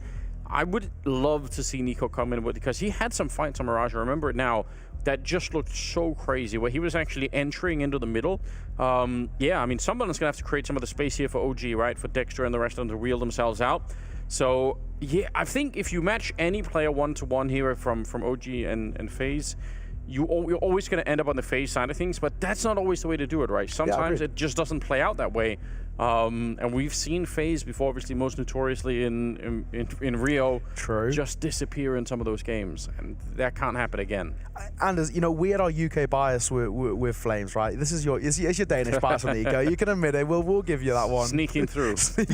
But no, I think you're spot on. I think there has been a lot of question marks around Nico. What he could bring to the server, especially with Nexa not being present. It's a big loss for OG. I mean, he is the shot caller, the go-to guy. Also the one who makes a difference a lot in terms of his rifling individually. So Nico, he's with not a lot of time and a lot on his shoulders to really try and make this side essentially major ready. In that BO3 against Cloud9 recently, he was like keeping up with Dexter. And it's like, if you're able to do that, again, if you're an IGL and you're able to keep up on the fragging side of things, then you're controlling all of your controllables. If you're then able to give out that information to the rest of the team and you're able to commit to your parts as well, that's fantastic. That's exactly what you need to be seeing from a player like him. Unfortunately, if we do look a little bit back on the history, talking about Dexter, we look at those two games between FaZe and OG that they played recently. Dexter dropped 0.8 for ratings. It certainly wasn't his best performances, and it seems a little bit too coincidental that it was against FaZe. Did they have his number, maybe? I mean, Well, it's definitely going to be the person that they're looking towards, let's be honest, right? And I think there's another big thing as well. There's something we were talking about, the runner form right now. FaZe, obviously red hot. The only loss they've had, of course, was the Vitality 2-0. But aside from that, you're looking for towards OG, and it's a little bit less. You're playing against the likes of your Godsends and your Sinks, even NIPs who really maybe aren't up to the same scratch. But enough here, there, and everywhere. About to get underway in towards our second best of one of the day, of course, as it is going to be Ancient, where is our home ground as FaZe take on OG. Their opening game looking to go 1-0. FaZe, they've been here before and it hasn't quite gone to plan. This time, they're prepared, they're ready as FaZe take on OG, starting on Ancient. And T side for FaZe and OG on the CT side. I think that's kind of nice for OG, again, just to get, hopefully after a slightly better start, we'll see if FaZe can win the pistol round here. Already setting up, Twist is just running, he's not afraid at all. Might not slow down even behind this. They're going to try and make their way past, already been spotted by Dexter. Nobody in the middle for the OG side, so he's going to call it in and say, just be aware that that donut position is about to be under attack. Here comes a util. Smoke's going down. Nico's still going to be holding next to tree, waiting for this swing, which is never going to come. The rest of the site is falling to the wayside, and he now picks up a single kill of his own in the form of Twist. Rop's going to be able to pick up pieces, and with Brokey securing another kill. It's 4v2. It's not looking particularly likely for the OG squad. Dexter does manage to find one in the form of Brokey, though, but he's the last man standing. Can he find himself a 4K with no kit as well? It's not looking likely. Carrigan from range takes him down. That's the first round for FaZe. It's a very simple round there. I mean, all things is they just take those aim drills early doors. The setup that OG are running with there, it's very reliant on sort of one-and-done angles. And I think it's all well and good, but if you're not finding the one, then you really are done. And we start to see that come through a little bit. Nico finds one, but he needs to be dropping at least 2 there to make it an impactful play, because with going up booster elevated there, you don't have any control of the site, realistically. So it allows other angles coming through CT, wrapping in towards Donut. He has no vision, no info being gained, and it really does cause problems. FaZe, a very, very simplistic start, but a good start coming through, and this is what we want to see coming forward from them. And of course, a nice comfortable buy to Nico, takes an early fight, and Rain will drop him. Yeah, it's interesting how one-dimensional that pistol round was, right? They knew what was coming a long time before it happened, OG, but they just still weren't able to slow it down. So unfortunate stuff, but I guess it is also the nature of the pistol rounds when you don't have the grenades and all the rest of it to really pick it up. 3 Deagles and a scout left in this one. And FaZe are happy to just wait this out a little bit, see if there's going to be some joint push, which again is super normal on this map. People do push that B ramp a lot. Speaking going to be ready and waiting for it though. Molly comes in and, well, instead of running towards the opponents, he runs through the fire and the flames to be able to reposition with his teammates. Eagle shots raining in, Neofrag just splitting the difference between the two of them. Fiku is going to be good for 1. Ooh, a little boost here from Twist, just to be able to gain some information, not gaining much as of yet. Here's the scout shots raining on through that smoke. One going down. They can quite easily just fall back and wait for the push. Yeah, this one's done already. Let's talk about it. I mean, it is completely done here. Postmon sets up, and I think, for OG, there's just no real point giving this a go. They've heavily invested towards this round. They have no long-term economy built up off the back of the investment towards the second round. Keep on with what they got. Give it another crack in towards round number 3. They're going to have a very similar economic situation anyway. You may as well just reset, go again. It's a gamble start coming through. The gamble doesn't pay off, and that's it. It's very simple, but for FaZe, in a mind 2-0 start. There's not much else you really can say. I think at that point in time, just save the Deagles. It is obviously fun to watch people fight to the death for the afterflower, but realistically, it's not a good idea. And they get a Mac 10 out of it too under Flames. So yeah, it's kind of going according to plan for the minute for FaZe. The real interesting round will be obviously the upcoming 4th round. That's what we're looking for, to see what OG can bring us here. But there's not a lot of risk being taken, all right? They give OG the space. If OG try and push out, FaZe are going to be ready. There's not, I mean, they're playing it exactly how you should. Yeah, it's very sort of one-dimensional, pretty, I guess, standard Counter-Strike being played here right now by FaZe, but they're not really being asked upon to dive in towards kind of the strat bag and pull out anything too miraculous. So far, pretty simple. They'll know coming in towards this round as well. They'll have a much better firepower to work with in terms of the investment. So for FaZe, I don't think they're feeling all too nervous. Slow it towards mid, bit of control being taken, bit of util as well to try and alleviate some pressure off the back of lack of information. Yeah, just waiting for this swing, and this is the first shot. This is the second and tertiary. Brokey is easy to be able to find that kill. Bomb is now going to go down, and I mean, there's just no response from OG, is there? I mean, these smokes are completely blocked by CT. They don't really have a window of opportunity for them to be able to push on through. It doesn't feel great saving these, but I mean, what else can you do? It's pointless just throwing yourself to the wayside. Flames is going to be holding for a couple of exits, and well, I think that is his Q2 exit when he swings and is lucky to escape with his life. Exactly it is. Falls back towards red. Round all said and done. It's a third one for FaZe now. Yeah, I gotta say, I think once again, this is one of those things where for OG, the second they lose the site, there's nothing they can do. They don't have the U-tool to work with to even try and stake the claim at a retake. They don't have the firepower to try and plug their way in. Just reset once again. We know they're gonna have a full buy coming towards the next round. It's a good start for FaZe, and on paper, everything is looking like it's so dominant, but it's not actually the full story. We haven't actually seen OG really even scratch the surface yet because they haven't had the tools to do so. Now they do. Heading into round number 4, full buy coming out. We're gonna most likely see Dexter towards NAVI, or at least hopefully. I think there's been some minimal investments across the board where some people have been picking up just pistols. So I think there should be money to work with. I know there was a scout in play, but I'm sure they'll want to upgrade it, especially alongside the MAC-10 too. Sure, yeah. I feel like maybe it would have made sense to try and look for exits. Because the bomb on this map is huge, right? So maybe you try to put some pressure on them just because they've been falling back a lot, and what it's done is it's given FaZe a really strong economy to begin with, and obviously the confidence that kind of comes with that. So that's the only thing that I'm a little bit worried about, but we'll see how this goes. Neofrag will start off getting a kill on Twist. That's a nice beginning to this 4th round. All important round right now for the OG side. Dexter's going to be pushing through with the AWP. He's got the lineup for it, but he's missing a couple of shots. Dexter, you've got to hit those now. They're on the bomb site, and Rain will keep it going, and they're already in trouble here.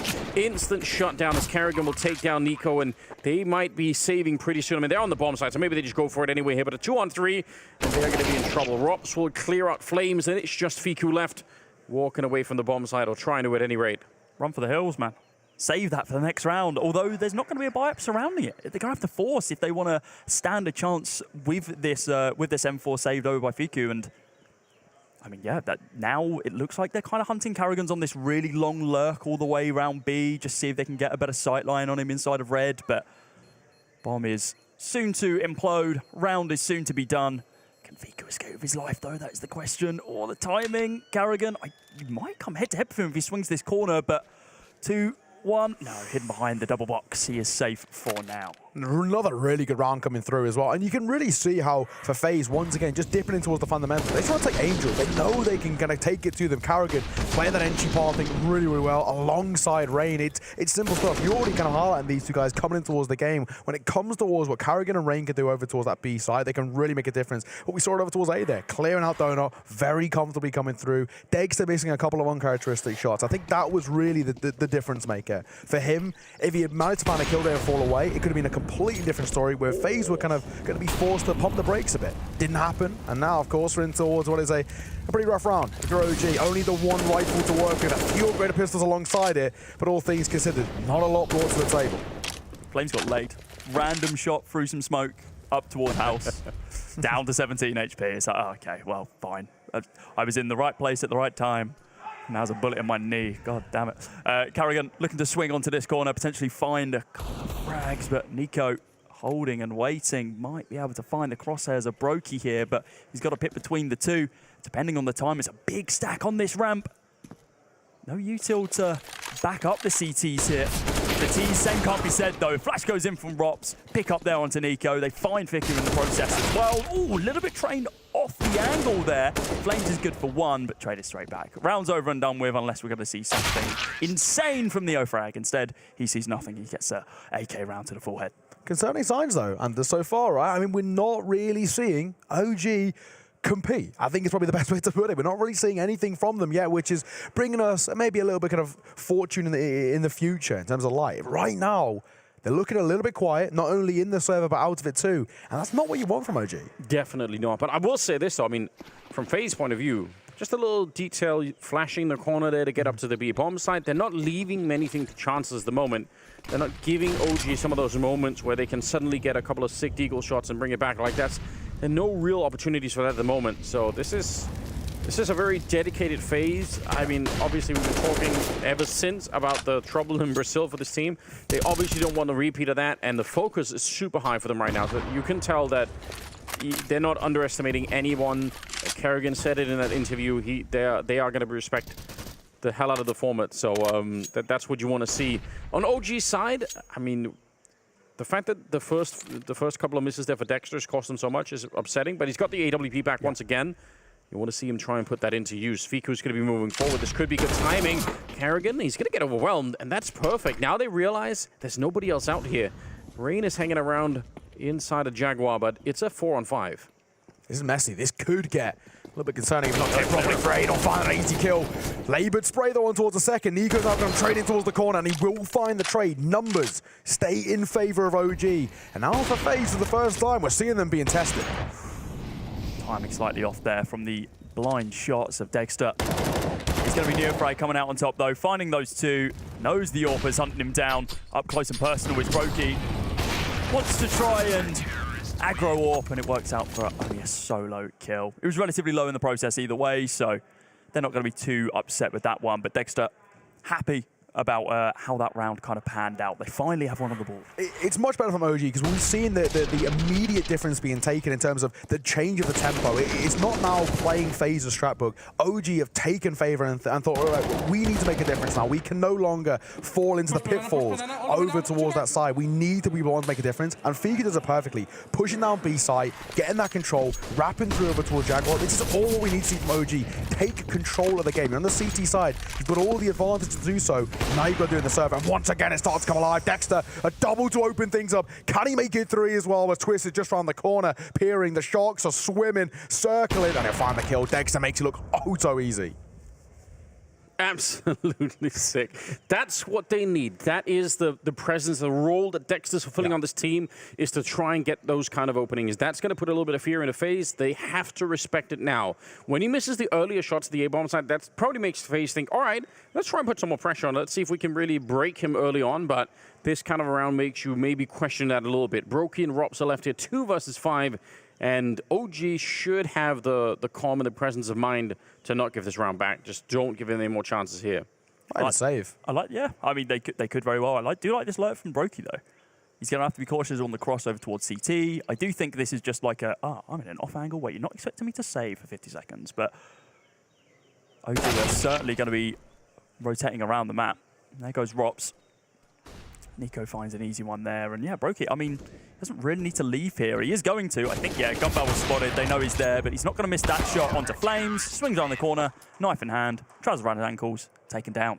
Big round coming up next, though, right? We're starting to now see that FaZe are dipping towards their pockets. They're going to really have to spend a lot to reinvest in towards. That's a very expensive round, all things to the Dexter's a fantastic one as well over towards Donut.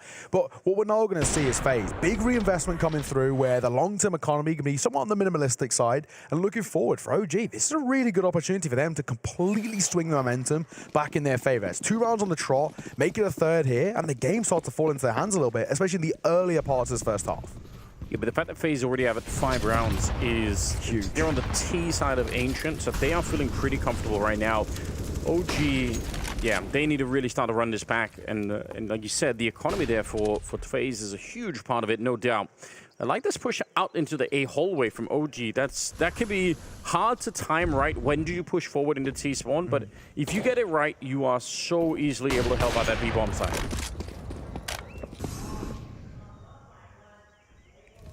Slowing down in the round. Rain looking to find this opening pick here as Nico gets a little bit too overzealous. Too big for his boots on that push. Rain holding the angle. Now just, here comes a util. Defensively from the CT side, offensively from the T, but they aren't going to be pushing straight away. They're chucking it down, making the CTs think, actually, is this a fake? Yeah, but look at Neofrag. He's actually, his movement here is so good, right? They're in a 4-on-5, but he can still turn this round into their favor. Twist is going to be going down, the boost, like you mentioned, out, and it works pretty well. He's going to get caught by Rops in the back. That's so unfortunate. Rops actually checking that at the perfect time, and now they're winning every single fight. Flames with a double, but he's the last one left with no health at all here. Going to try and pick up the AK. I feel like walking away from this is probably the better choice. Even if it's painful, you just don't have any way into this round. No, it's done, surely. Flames 13 points of HP, 2 kills for his name already, looking for the quad clutch. But that bomb already somewhat ticked down to the halfway mark. He's going to keep hold of that AK-47. I think it's the right call. There will be a reinvestment for OG in towards the next, so it's not the be-all and end-all with a FaZe. That's an important round just to keep this lead in their favor, but most importantly, just keep the momentum in check, right? I think there was definitely a world in which OG could have completely flipped the script early in towards this half. We could have maybe seen a much closer end, the exact same way it was in our previous best of one, but much better. If they lost that one, it's quite easy to say, okay, they lose then the following, and there's even the world it goes 5-5. Yeah. So being able to just stifle that momentum that OG were beginning to build up now is perfect. Imagine they save 3 people here, then they have full rifles for 3 people in the round. They've won the round, and also they've got the econ for 1 more buy after that also, but simply not going to be required and simply not possible for them. They are going to be able to buy up with the eco they currently have. We do see Dexter with the AWP in hand once again. What sort of work is he going to be able to put in with it? Let's see. Rain very aggressive inside of mid. Flashes go in, but smokes all over the place. Is there a gap in that one? Don't think there is. So going to have to choose his battles elsewhere. Instead, push up towards Jag. That's where Nico's been holding for a strong majority of this game. Dexter's ready. Aimed, trained to the corner. It's so dangerous jumping into the middle like that on the CT side now. You don't have the timing that favors you, and the Ts can run you down. But I like this double setup with the AWP and the Nico in the corner. If they get Molotov, it's a different question. But if somebody just straight up peeks it here, it could be a pretty sick 1-2 punch combination. But again, FaZe are using the first part of the round just to see if OG will get a chance to do something, if they're going to be feeling a little bit too adventurous. I like this. Right now, I think for FaZe, they're not going to fall back into the pitfalls. Dexter, when he's allowed to get aggressive and take control, we can really hit them shots. We saw it happen earlier, those 3 kills. I think they just don't want to play into their hands once again. Carrigan looking like he was tempted to push through the smoke. Him and Rain will just park up for the second.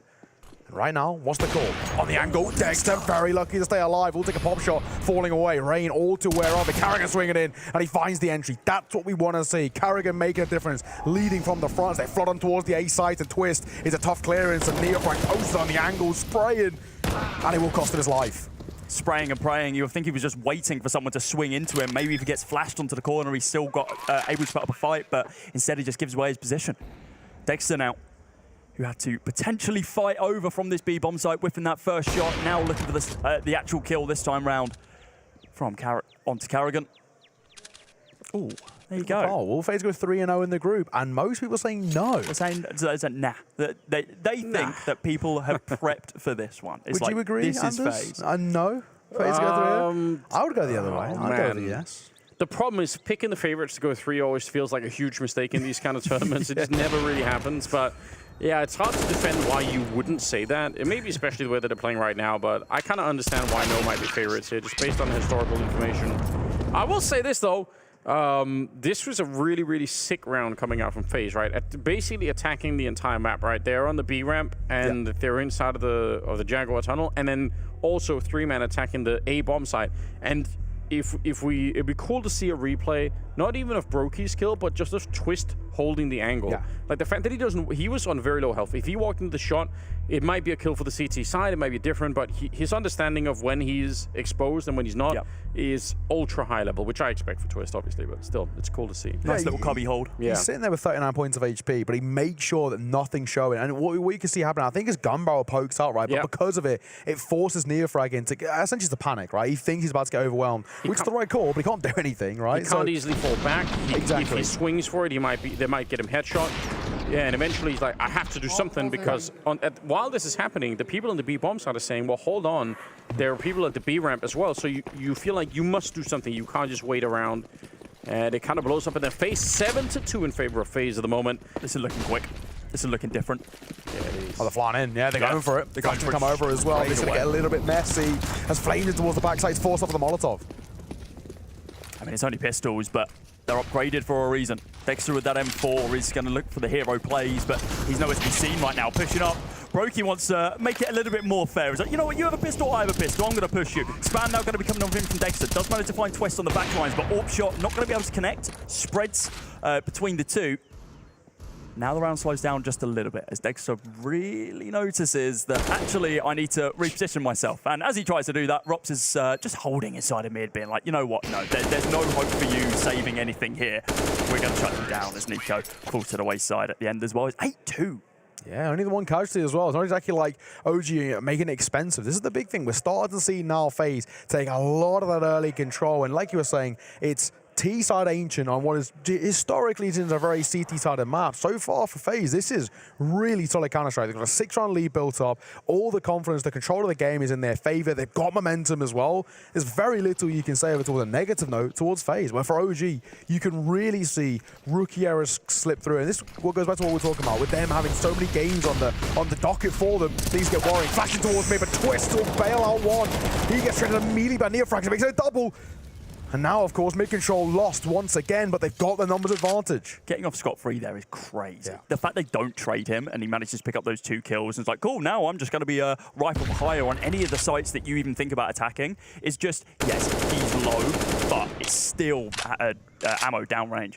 If you're brand new to the game and you're watching, or you're sort of wondering, why should I be practicing my spray patterns, then Neofrag's round here is absolutely key. That is so sick, right? Because he doesn't have the time to sort of slowly tap anyone away with headshots. It has to be really, really quick, right? Otherwise, he's going to go down. That was really well done. Good conversion in the middle. FaZe maybe a little bit on the back foot here. They're in a 3-on-4. They still have such an enormous lead. The fact that they got 8 rounds already on the T side is sick. So even losing this one, I don't think they're going to be too frustrated. But agreed. At least OG, if they want to back here, they need to win all the rest of the rounds. They have to make this 8-7.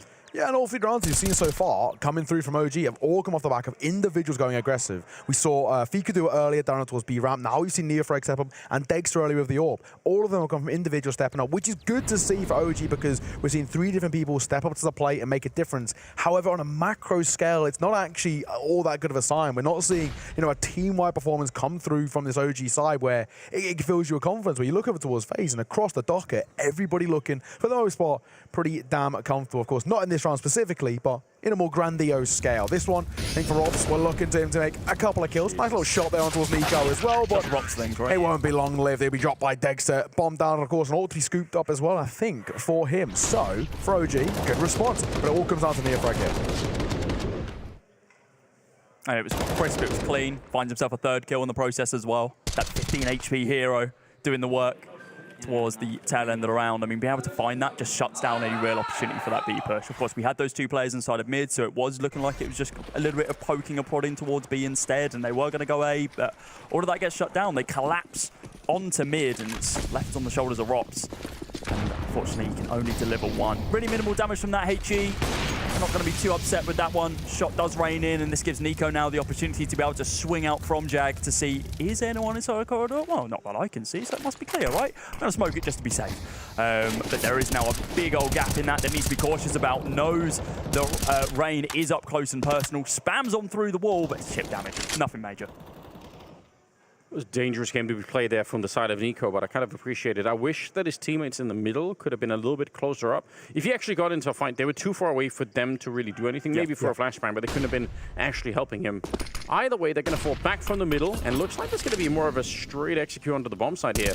Initial smokes, probably just to bait out any kind of utility, but there's not much left either of the OG side. They're kind of out of grenades, so now the real attack comes. A second line of grenades. Nico, it's a good kill. Did he try to wallbang that? Neo's going to get 2 kills in the back here, so still a 2-on-4, and this should be a good defense. The bomb is dropped. They know what's coming next, and they should be able to hold it. Rob's unable to flick this time. It's just rain left. It was a shame. Karrigan got into a really nice position, like kind of behind these aggressing players directly on the bomb site, and I think he was only good for 1. It's like, oh, okay, that's not really what we would like to see. He had the opportunity for 2 or 3, but the trades were just there for OG. Hang on a second. I mean, Reyna, he's not got time in his favour, but he did a decent job of isolating that first fight. He just looks the wrong way for the second. If he's trained over towards CT, could have maybe seen something special. I don't know whether you call it. Nert said it in the Pro League conference not that long ago. 1 versus 4, ridiculous round from him. But that's what happened to Karrigan. Just pushed into someone spraying. It happens. It happens. But, not bad from OG. They needed something just to really start to give them a little bit of favour, a little bit of fortune. Now we're starting to slowly see it. It's still not enough to be convinced, but a good opportunity, at least for them to have a conversation. Pause being called by FaZe. Good opportunity to bring Robin in towards the conversation too. But I think there's not too much of a cause for concern, I would say. No. I still think they're doing okay. It's just making sure that OG don't end the half in a good note. I think if you even just look at that previous round from like a resource perspective, FaZe had it figured out, right? Yeah. They throw some initial nades, they get none in return, and they realize, oh cool, well they don't have any more nades on the B bomb side, and then they set up like a second, row of smokes and flashes to go over.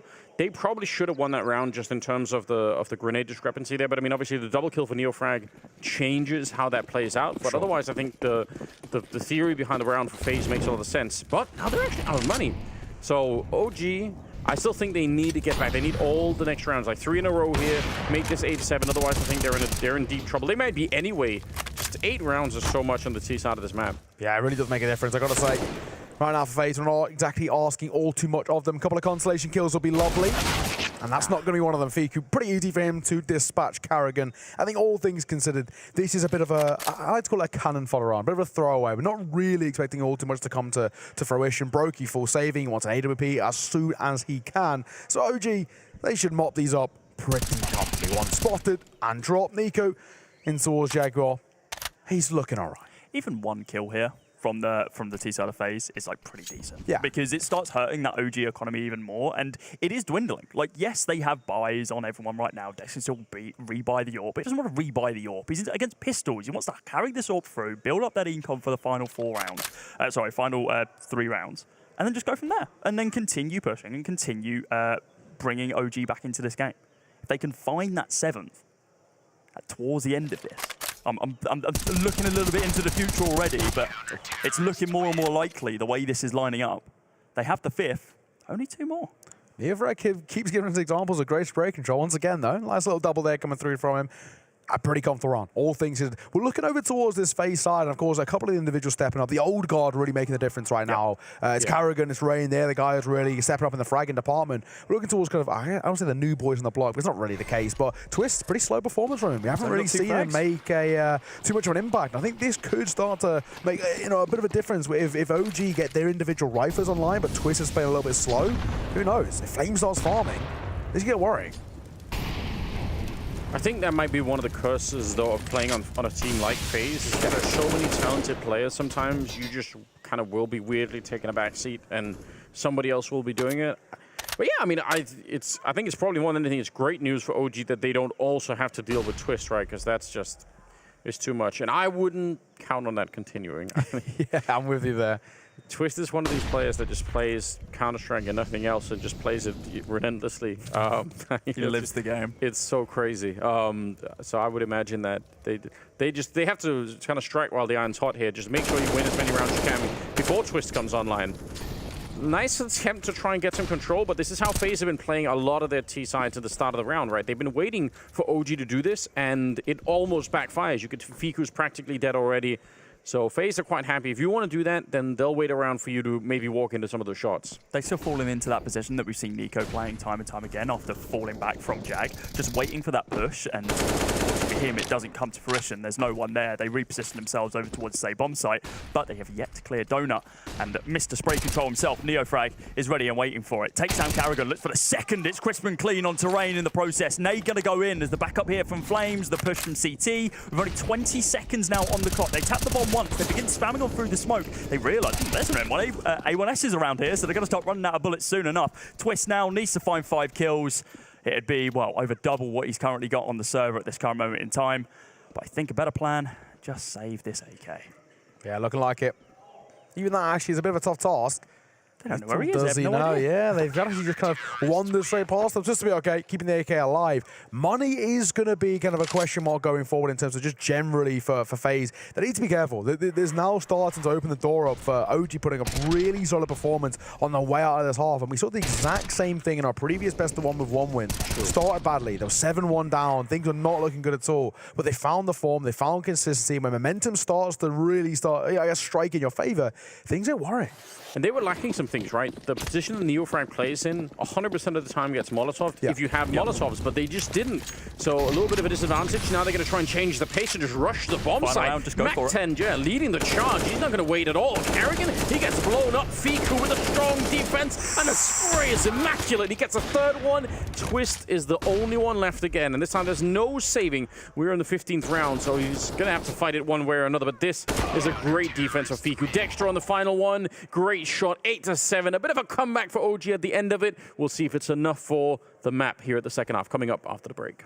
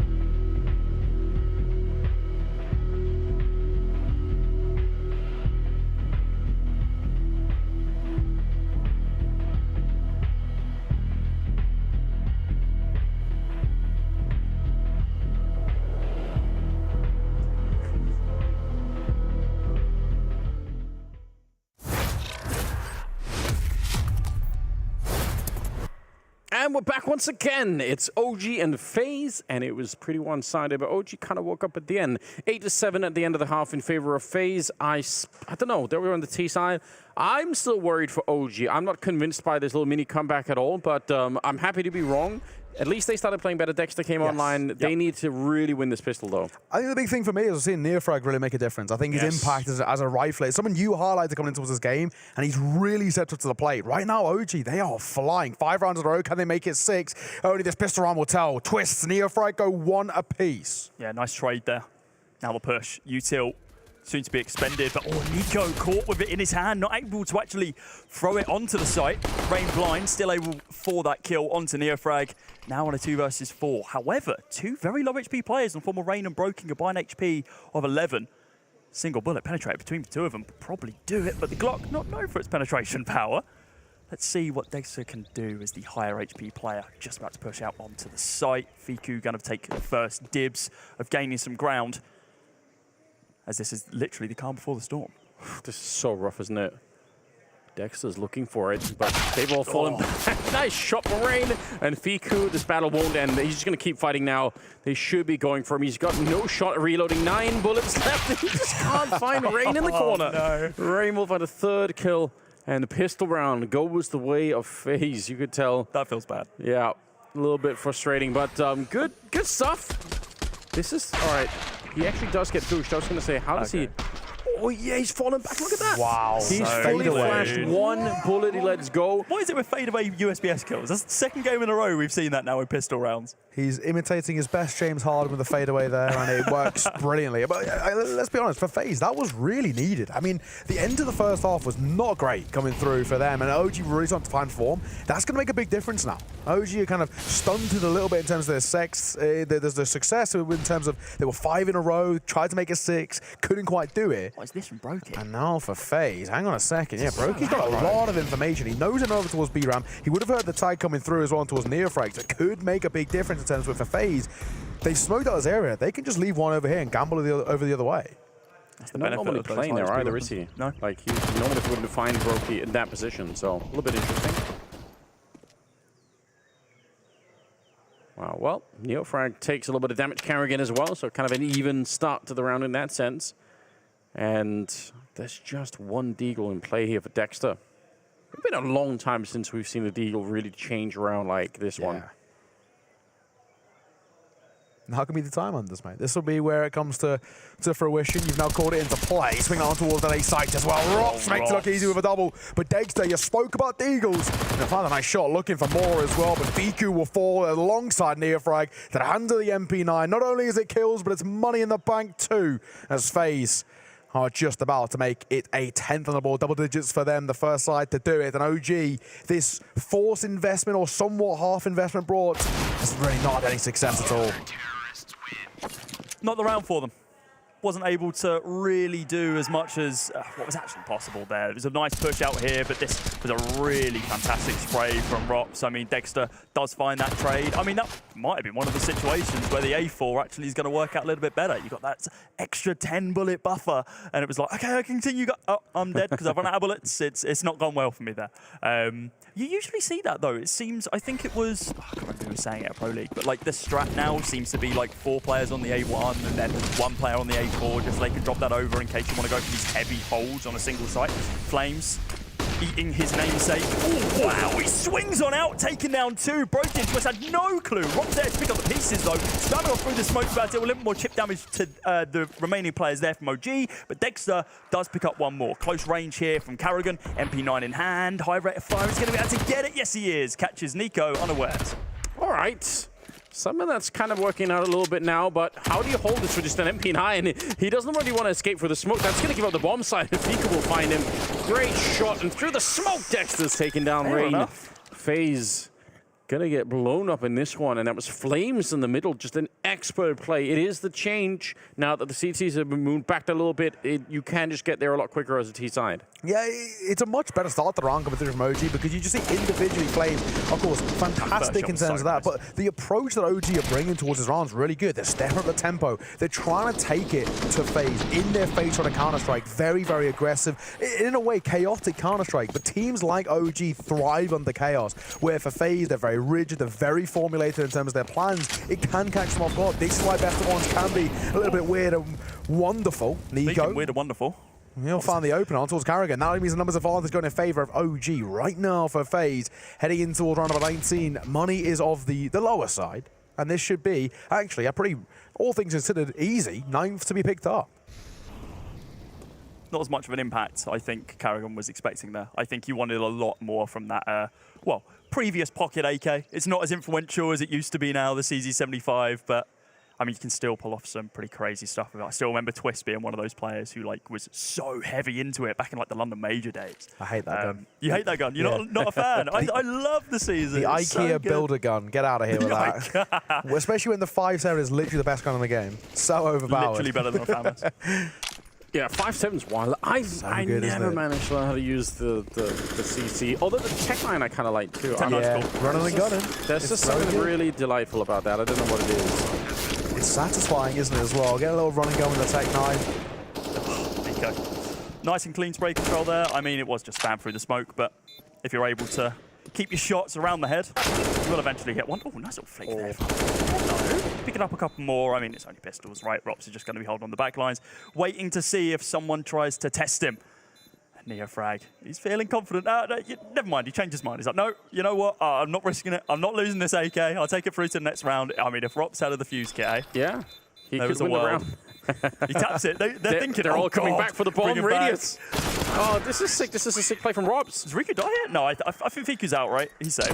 No. Oh, he's not. Oh, I think it was 41 exact. That's crazy. You take those. I think you take those of your Ops. That's a really sick play, right? He obviously knows he cannot win the round, but there's a world in which many more of them run back in. If they've got a little bit more beat up, because they have to. They don't have a choice. They have to believe that he might have a kit. I can't win, but neither can you. Yeah. You're getting taken out of the round, but yeah, that was so unfortunate. Fiku, the last man there, being like, oh, fine, I suppose I'll go back and deal with this. Okay, 10-9. If OG can win this round, we have a very interesting game in our hands once again. There is a chance that if FaZe just win this one, they don't really look back and they just take over the CT side completely. Yeah. Especially because they're going to have the money, probably at that point, to pick up the AWP on Brokey, which they don't currently have. So this one is super important for the CT economy, and likewise for OG to keep the money out of their hands and just keep this little comeback going. It's 10-9. I'm pretty impressed with them right now. I think they're doing a good job. That flashbang, though, was questionable. No one's going to be there. They have deep mid control, though. I mean, this is a great position to be in. Alarm bells are definitely starting to ring off a little bit. It's not exactly a comfortable position for FaZe. Still got a lead, but they've got to kind of really lock it into place right now. And 11th here feels, in a weird and wonderful way, like a bit of a necessity. Definitely to keep things under control. Either way, OG, good map control. They've gained early doors. They've got Jaguar control. Can start making a movement over towards that B site if they want to. But right now, it's slow, it's cool, it's calm, it's collected. Oh my God. Brokey. He never even stopped. They knew Flames was in there because there was a flashbang from earlier, so there wasn't really any doubt about that. 4 and 5 now at about 38 seconds. And Carrigan, he's waiting behind the pillar. He's got some teammates here. Actually, they've got a huge lean toward the side of the map. Neofrag still gets the opening. Dexter, very labored fight there, and he's going to end up going down. Rain with the wall bang to take down Fiku. And that's going to delay things even further. Neofrag and Nico, they're in trouble now. They just do it again. They spam the wall again. Rops does. He's looking for it. He does actually find the kill. There's 2 kills, same position, through the wall, spam down. OG get the bomb planted, but it's simply not enough. They're going to be able to buy it, but I mean, what?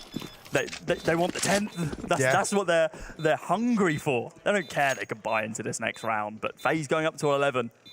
It's a huge round for FaZe. And not only did they win it, which is all well and good, the most important thing is for OG, who are once again starting to show signs of that win streak that they brought in towards that first half, to really limit it as much as they can. I mean, for FaZe right now, they are so happy to trade rounds for the rest of this game. I know it's not exactly the most comfortable position to be in, but they still know they've got enough under their belt, under their repertoire, to lock themselves in towards winning out this best of 1. But it's a really good round. A couple of wall bangs coming through, and you like a bit of fortune. It works wonderfully. They know exactly what they were coming against, what the post-spawn scenario is going to be set up in towards, and FaZe make it look pretty damn easy. 11-9. Over towards OG, like you mentioned, no problems reinvesting, but they don't care about that. They needed a 10th there just to really put the pressure back on towards FaZe. Ray. But talking about spamming, Ray's going to find yet another as Neofrag falls through the wood. 2 rounds in a row. Wallbang spams. Yeah, sure. Why not? I mean, he's playing the angle. He's feeling it. He's like, I'm going to guess you're in this angle. Spams it down, works out, especially in his favor. He's such an expert at playing that position. It's so ridiculous. You can see his confidence there. They still haven't really tried to go too aggressive with him and Carrigan. That seems to be something that maybe I mean, that could be because the mid timing has changed for the CTs, that they don't feel the same comfort, but Rops is here ready. Oh, did you see that? I don't know. I think the cubby goes a little bit too far around, right? So yeah, I mean, he retrains his aim and spams them both down either way. Who cares if he saw him in the first place? He sees it when it matters. It's usually a one and done that as well, to not be traded there. A little bit of cluttered comms over towards OG, but I think it's safe to say, cross at the same time, on the end there of this round, it's just going to be a safe call. I just don't really think OG really have anything to work with. They cannot afford as well to lose an AWP. Never even mind the AK of Nico, so it's a full save. Done nothing. 35 seconds, not had the and that's opportunity it. to do anything in this round. It's just been Dexter and Nico just waiting on the sidelines, like, cool, okay, you guys poke out, and oh, cool, we're saving. Never mind, we're just going to stay here. Like, get back in the truck. Like, leave them out.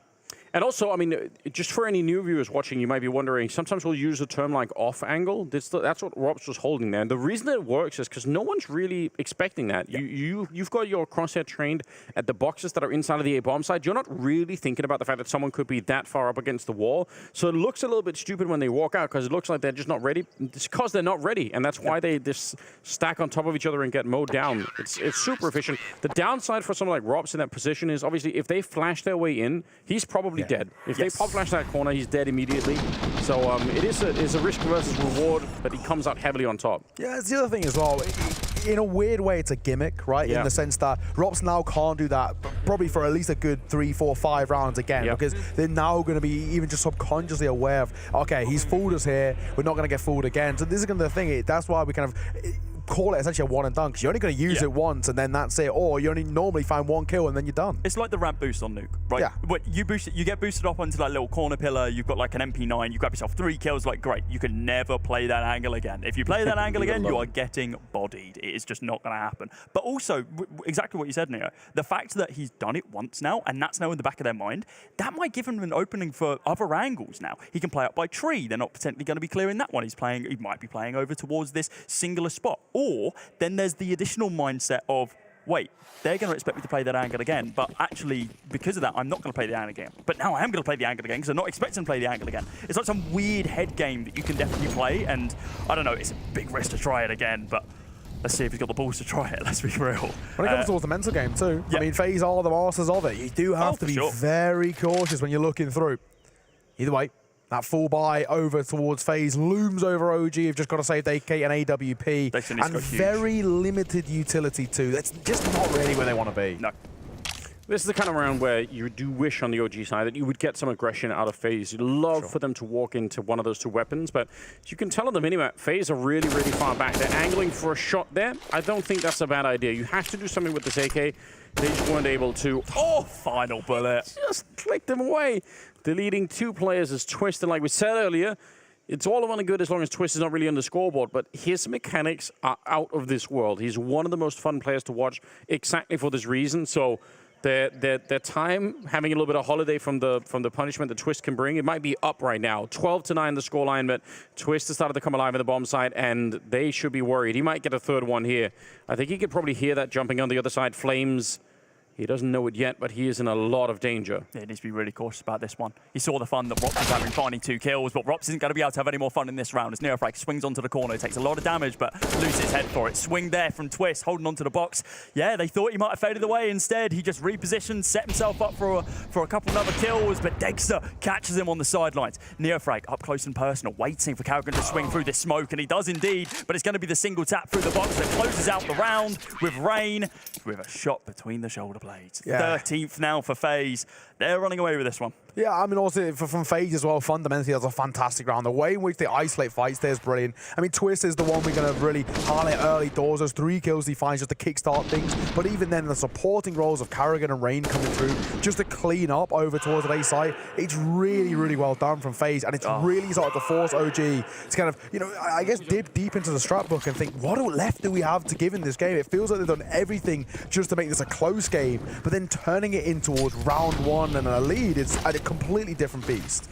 Yeah, and some of this just, I think, comes back to the fact that they needed more rounds in the first half, right? Agreed. That's what it comes down to. Good kill from Flames at the start here, but Brokey's going to get 1 in return. So at least they can pick up the M4 and put that into play. But just that 8-7 finish, it puts you in trouble. You are always going to be fighting on the back foot at that point in time, switching to the T side. I like this here.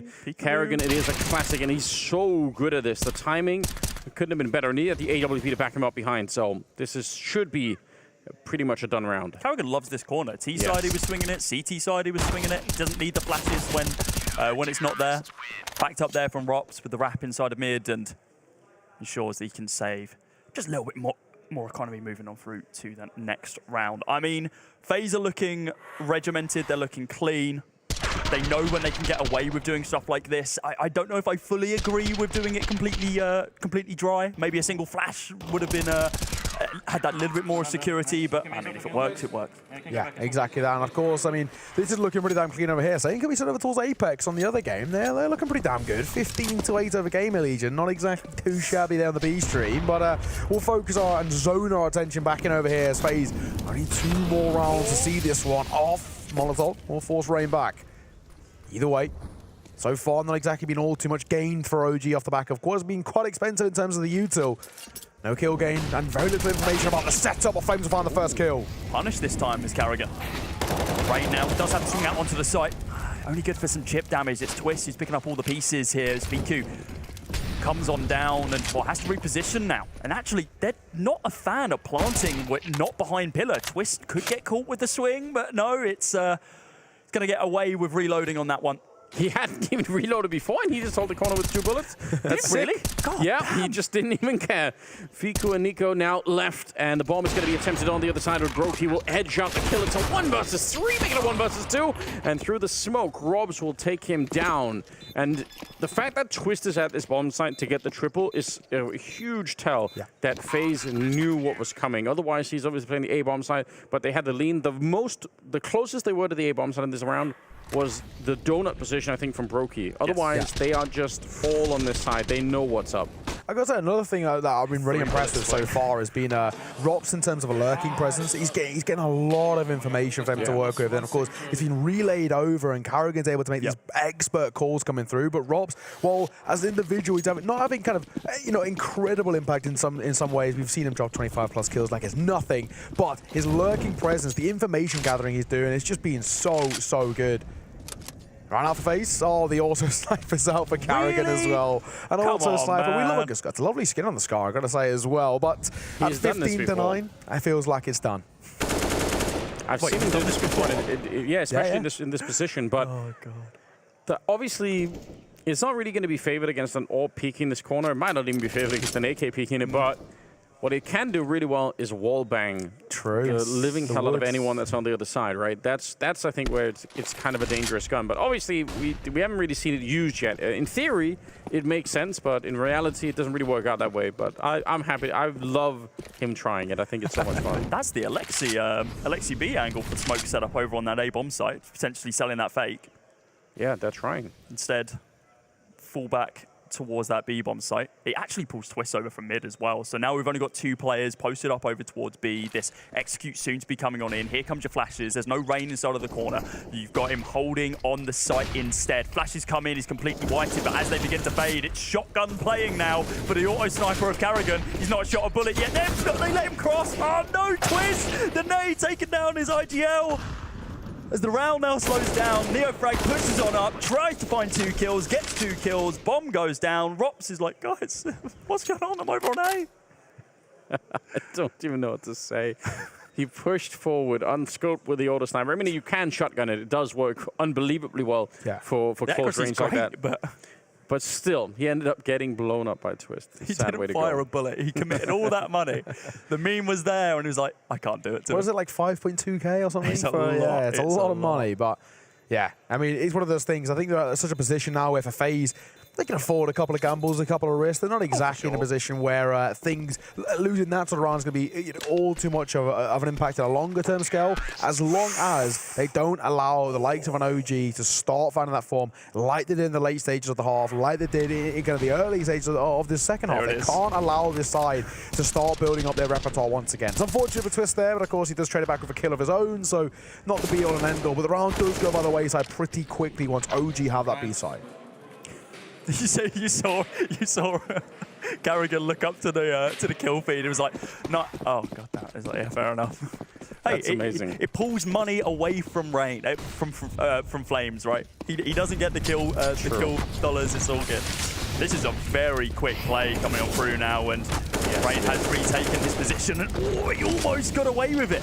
But Neofrag just hold on the edge of that Molotov. It began spreading. He dropped down like 20, 30 damage. It's nothing crazy, but influential with the M-Force. Just very, very dedicated to finding that one. He was going to keep hunting him down no matter what. Yeah, that's sick.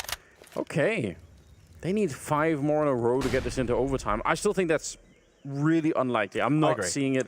Although the money is kind of low on FaZe, I guess that's the one upside here. If they win this next one, they get a couple of steps closer automatically. Finding Rain early on like this as well, though, is really big. Yeah, sick. He's been such an influential player over onto that B-bomb site, and I am quite surprised that we didn't see like almost an instant push off of that, like set up for the util over on B, and then just fully commit after finding Rain, who has been your problem player, over towards Dig. Speaking of commit, look up towards top left. Look at towards A. I mean, there's a triple stack coming through there. The bomb's making its way towards B. For Carrigan, this is going to get very messy. He needs to go at least 2 to make the possibility. There's one. Look at the second to find it. The bomb gets dropped, and Carrigan single-handedly might have pulled out something here. AK scooped up off the corpse, and Rops will find one in rotation. It looked like a lost round, but Carrigan individually has led from the front. Left Neofrag and Dexter all alone, but Brokey is just too damn quick. Dexter on scopes, nearly gets punished for it as well, but I think this might be all she wrote. He'll find Rops, but with 3 more kills to find and 15 seconds on the clock, it's all she wrote, and it's GG. FaZe 16-10. They kickstart their campaign in the RMR successfully. Oh, that's such a rough way to lose as well.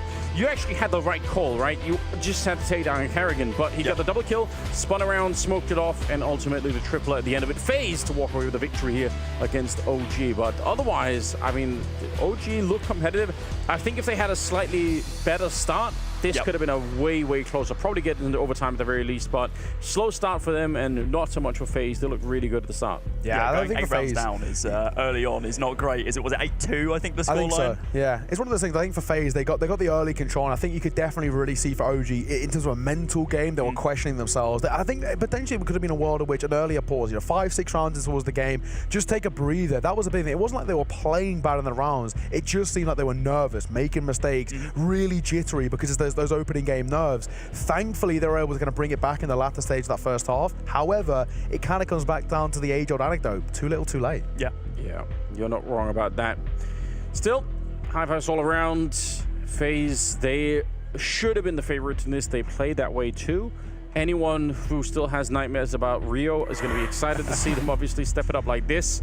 Overall on the scoreboard, I mean, it's classic FaZe game where everyone is just playing really well. Twist was down low earlier, but he made it back, and he was a champion at that A-bomb site.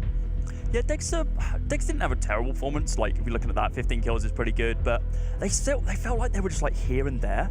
They weren't like these big influential frags that we've come to like know and love from him, and it kind of showed. On that CT side, he was good at like kind of defense over on that B-bomb site, but other than that, it was kind of lackluster. It is the kind of, at times, the case of OG. I think for Dexter, as an individual, he's so impressive. When he's finding kills, like you said, that really aren't all that impactful, I think it can make a huge difference.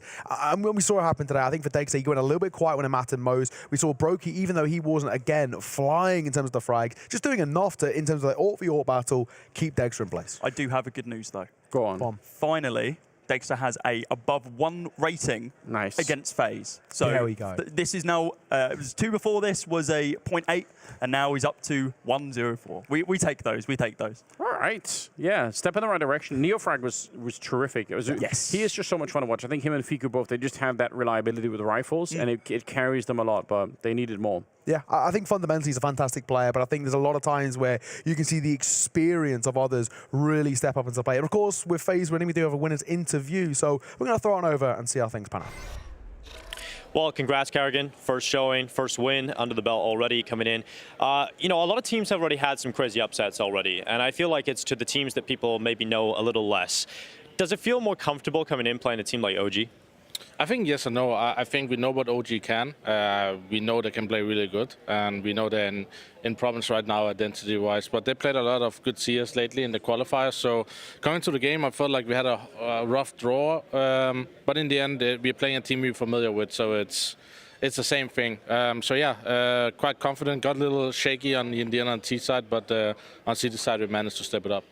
And coming into this, obviously, before Pro League, you had mentioned you guys have actually had a little bit of time to invent new things, and you guys maybe have so much that you haven't really been able to use a lot of it yet. Do you think you're going to have to use any of the new stuff coming into the RMRs? I think to qualify through the RMR, you don't need surprise tactics and all that kind of stuff. You need to play some good basic CS, because we're playing some teams that we're not always playing. Now we're playing OG, but other teams we might not play that often, so we need to play the basics good, and we don't need to make crazy moves and crazy stuff like that. So I think we do less in RMR, and then obviously prepare really good for the major if we manage to qualify. In your opinion, what was something you guys did really well today? I think we had to wake a little bit up there for CT side, because the T side we managed to throw some rounds. I think we had some good situations, but didn't manage to close them out. And OG moved good, so I think they did make us uncomfortable on T side. On CT side, I kind of felt like we were in control the whole half and just had to close it out in the end. So I think we played the basics good and didn't all rotate. And when we went for something, we went together as a team. So that's why we managed to win 16-10, I think, in the end. Well, congrats on the win. Good to see you here. Thank you. Yes, I mean, it's hard to disagree with somebody like Carrigan, obviously. Yeah, I think the approach, what he's saying, you know, playing the fundamental Counter-Strike, you don't know all the teams you're going to be playing against. So far, so good. Like, they've managed to knock it out the park on this opening one. I could understand why they might even prefer to play a team like OG, even if statistically in the world ranking they're really high up there. You still want to say that, yeah, but at least they're an unknown quantity, right? That's it. I think when you go against these unknown quantities, and we've seen it already happen today, right? Bay causing an upset earlier today is one of those things where, because you don't play them on a regular basis, I think teams get in their own heads where they really want to try and bring something new or prove that, strategically or statistically, we're better than you, so let's show how. But when it comes down to it, these best of ones, it's just fundamental Counter-Strike. And we saw it happen early today. Fnatic at times got into their own head, and Viperio, they took them the distance. I was about to say the same thing about NAVI as well with Into the Breach, right? I mean, both games going to double OT and complete unknown quantities to these tier 1 teams is UKCS coming massive and is like, hey, by the way, we can double OT you guys if we really want to. It's all good. They didn't win, though, but my predictions are an absolute shambles. Someone save me, please. It was exciting for a moment, wasn't it? You could see it happening. All right, we got the round 1 results coming up for you, as you guys can tell. Some definite surprises in there, but Bad News Eagle disappearing, I think maybe the big one. But obviously, you know, the British teams showing up to play was sick. Viperio almost did it. I don't know if you guys missed that game, but we were watching in the green room early. Obviously, it was very, very exciting. But if you missed it at home, it might be worth going back to look at. Yeah, go back and watch the VOD. Yeah. Have we converted you, Anders, into a UK CS lover? I feel I've always been very hopeful. I want UK to CS to be something. It should be at one point in time, maybe especially the source it was, right? Here's the overview for Group A. And again, if you missed the logic behind this, 3 wins and you go through, 3 losses and you go out. So it looks complicated, but it's not.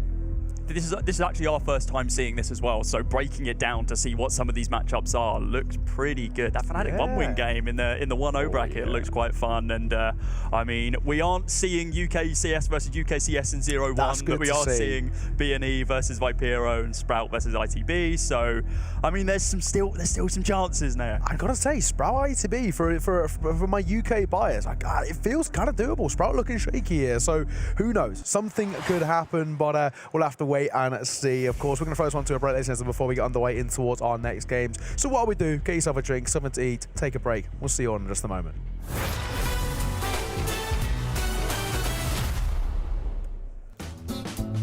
I think it has to be last 4 finals, I think. That's 4 finals in 2021 in Copenhagen, in Europe Arena, with the last dance of the French team. That was like so fun to play. Just we did the final against NAVI. We had a lot of fun moments playing against Australis just before in semi-final. Like I said that a lot, like just making quiet the crowd. Yeah. It was pretty fun to be honest.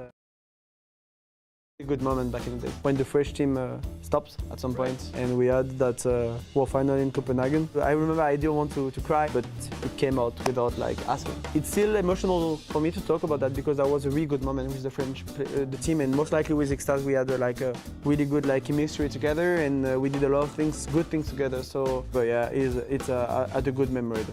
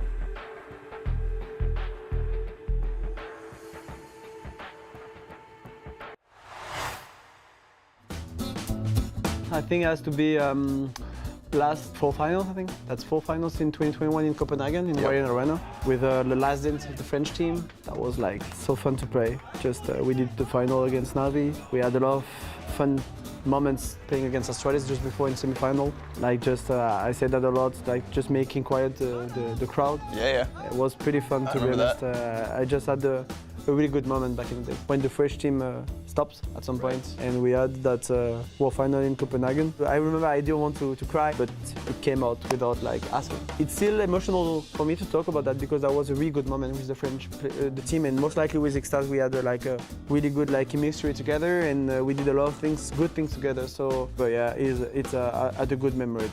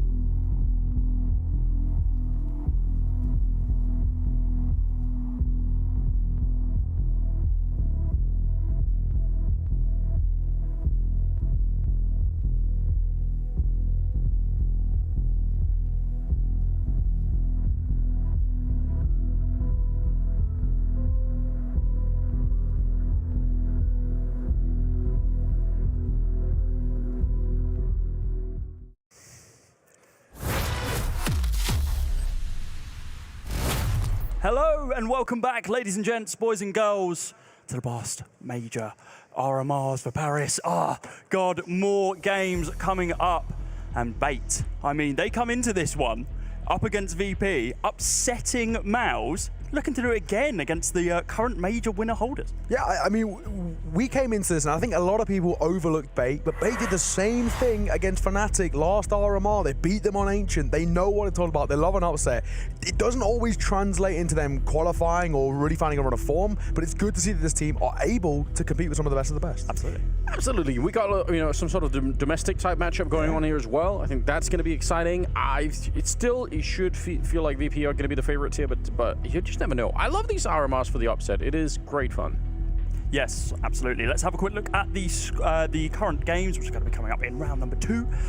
We have Into the Breach versus Sprout at the tail end of our day, MOUZ versus Saw, One Win versus Fnatic, and of course the game we're going to be covering now, Bait, my apologies, versus VP. This is going to be inside of that 1-0 group. If it's the first time seeing this kind of layout, it looks complicated. It's really not.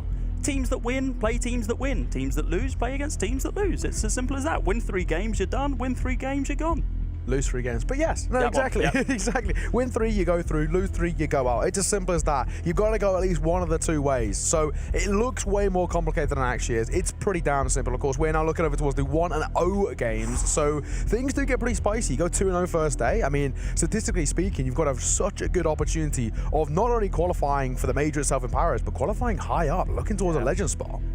Yeah, that's what you want, and it takes so much pressure away. You can actually start prepping for those games right away. You make it through. I mean, we talked to Carrigan earlier in the day. He was talking about how stressful it is and how much, you're playing against all these unknown quantities. You want past that. You want to be able to really prep for the teams that you're going to be facing in the Legend stage. So. It's going to be interesting, though. It is. But we've still got a little way to go before we know what teams are going to be in the Legend stage, which teams are going to be in those kind of the first few teams going into that 3-0 position. Of course, one of the favourites is, of course, got to be VP. The fact that they're coming into this current major champions and a pretty easy win against Source, 16-9 on that first map of Ancient. Yeah, they've got to be confident coming into this one. Another BO1, another day in the office, I suppose. I think a lot of people overlook that win over Sora as well. Sora are a very formidable team. ECL Season 43 champions. They've done really well when it comes towards the likes of the IM qualifiers. A lot of these open and closed quals. Sora have been delivering some great work. In terms of Tier 2, right now, they're kind of regarded as gatekeepers at the upper end of Tier 2. They're a very solid team. So I think that the fact that VP were able to kind of just push them by the wayside like they were nothing, that is really formidable. Kind of just showing how the difference, essentially, between scale. We talk about Tier 1.5 and Tier 1. I mean, that is, in its essence, the difference between the two sides.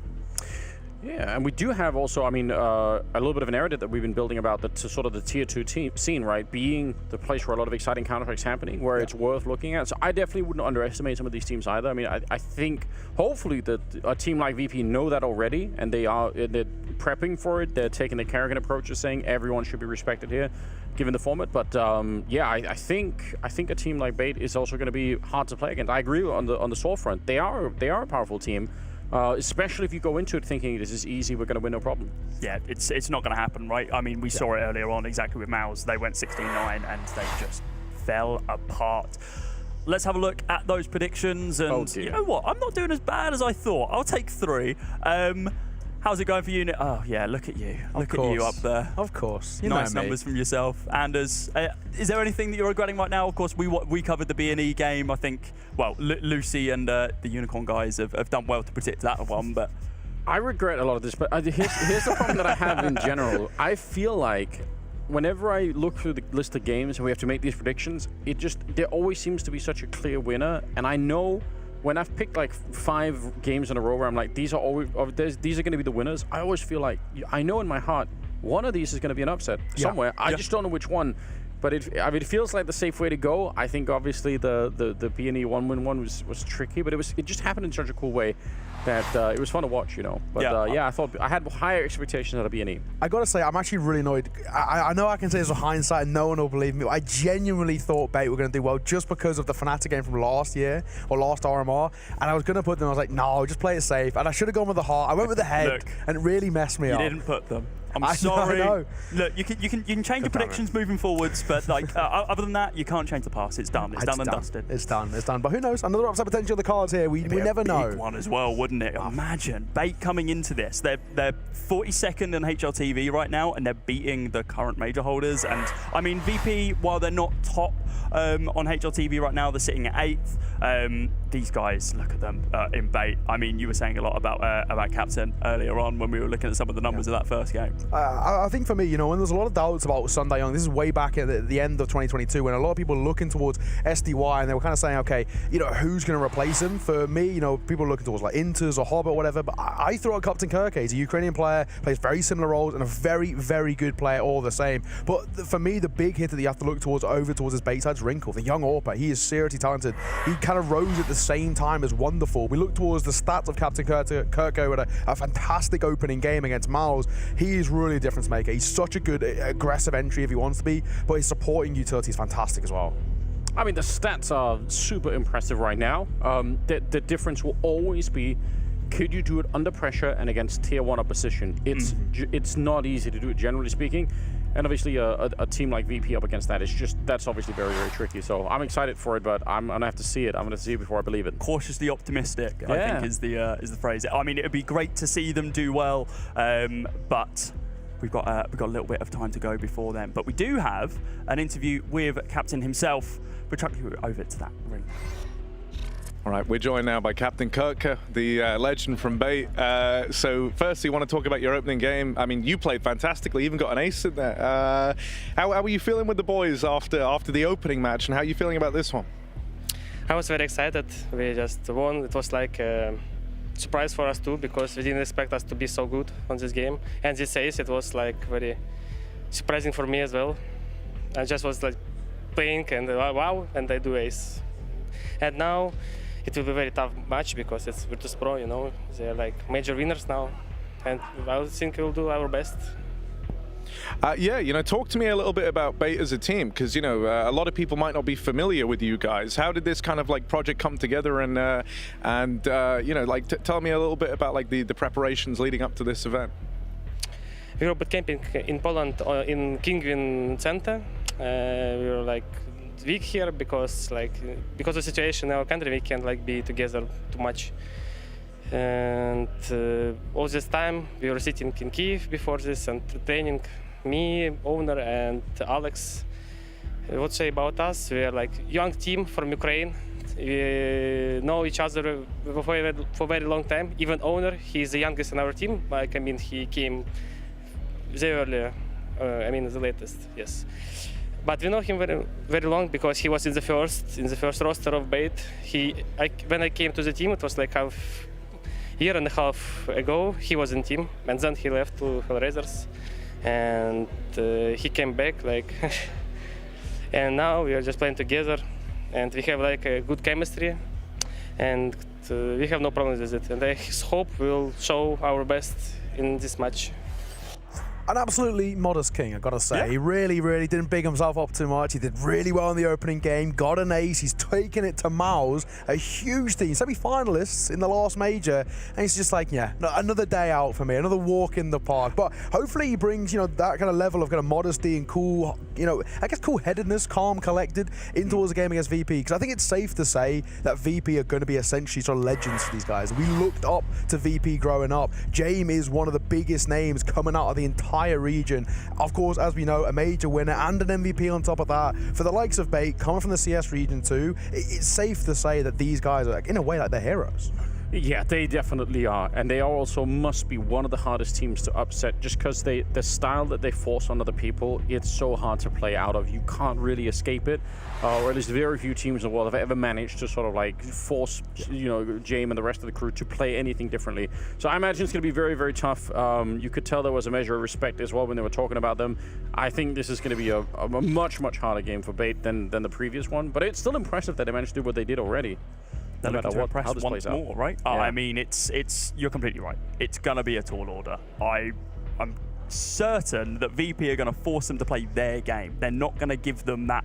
I don't want to say respect, but they're not gonna give them that opportunity to be able to get into the driver's seat and just go, look, you guys can drive this. No. We are gonna be running from this from day dot, from round one. I mean, I can quite easily see this being like the first few rounds just completely whiting out Bait, depending on what map it is, of course, which I think is going to be coming up in a bit. They're still working that out. I mean, before we get into that, like actually see what they picked and banned, is there a map which springs to mind, Neo? Well, I think there's also an argument that I think VP, especially after earlier performances, but now kind of, you know, what we've seen in a historical trend, they're going to want to just try and pull away from Ancient as much as they can. I just think Bait have a really good read on it. It allows for individuals, for them to really step up to the plate. So we're looking at Captain Kirk, of course, had a fantastic performance. Wrinkle as well, same thing. I think for VP, they might not want to test those waters. There's even a world in which things go quite puggy. I think for VP, while it's definitely not always in their forte,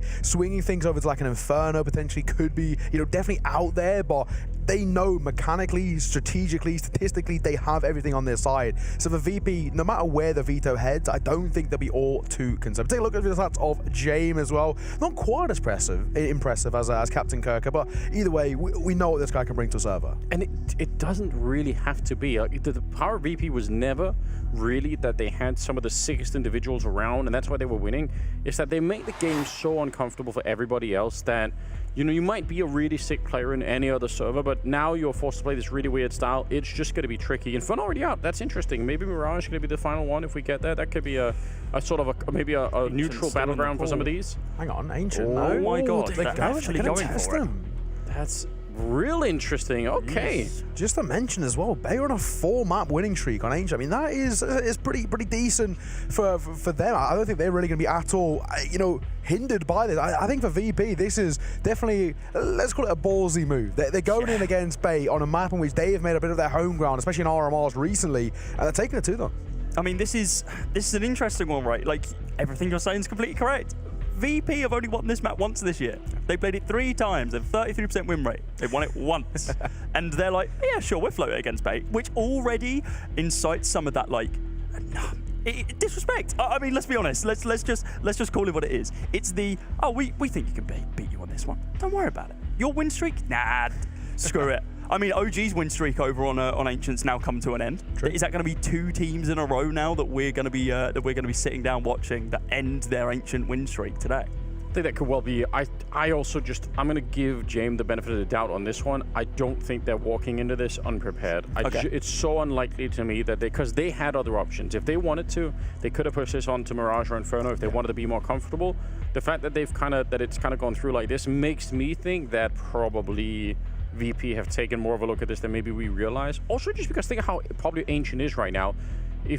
Why wouldn't they want to incorporate it more and more and more into their map? There's not a good reason to leave it out, I think. I think as well, another thing, you're looking at this, and these two sides, because they're in different, essentially, tiers or different scenes, they don't play each other a lot in officials, but they most definitely play each other a lot when it comes towards scrims. I mean, Bay are one of the more impressive up-and-coming sides coming out of the region in Tier 2. I think it's alongside like Aurora, for example. Aurora, really impressive CIS side, but Bay have always kind of been in that conversation. So I think for VP, they would have come in towards this with a lot of practice and probably a lot of reps under their belt that we, of course, haven't seen on Ancient. I think they'd be more than prepared. To be honest as well, if you just think about how this map plays, especially on the T side, it kind of actually should be designed a little bit for VP because they do love that attack the entire map style where you're kind of fighting in middle and A and B, and wherever you win the fight is kind of just where the team goes. They're always so dynamic with it. That's kind of what Ancient already is. So it makes sense if you just think about it from a top-down perspective why this team could become good at it in the long run, because the map already kind of plays to their strength. Yeah, I guess we'll find out. I'm not ready to say that this is like a misveto or anything for VP. For sure. I feel like they're trickier than that. Yeah, I mean, it could also be that they're trying to limit test a bit, right? They could just be pushing and being like, okay, let's see how far that we can push this. We've been bracking it off outside of officials, and let's see if we can beat a team who has a pretty decent history on it and has just performed an upset on this map already today.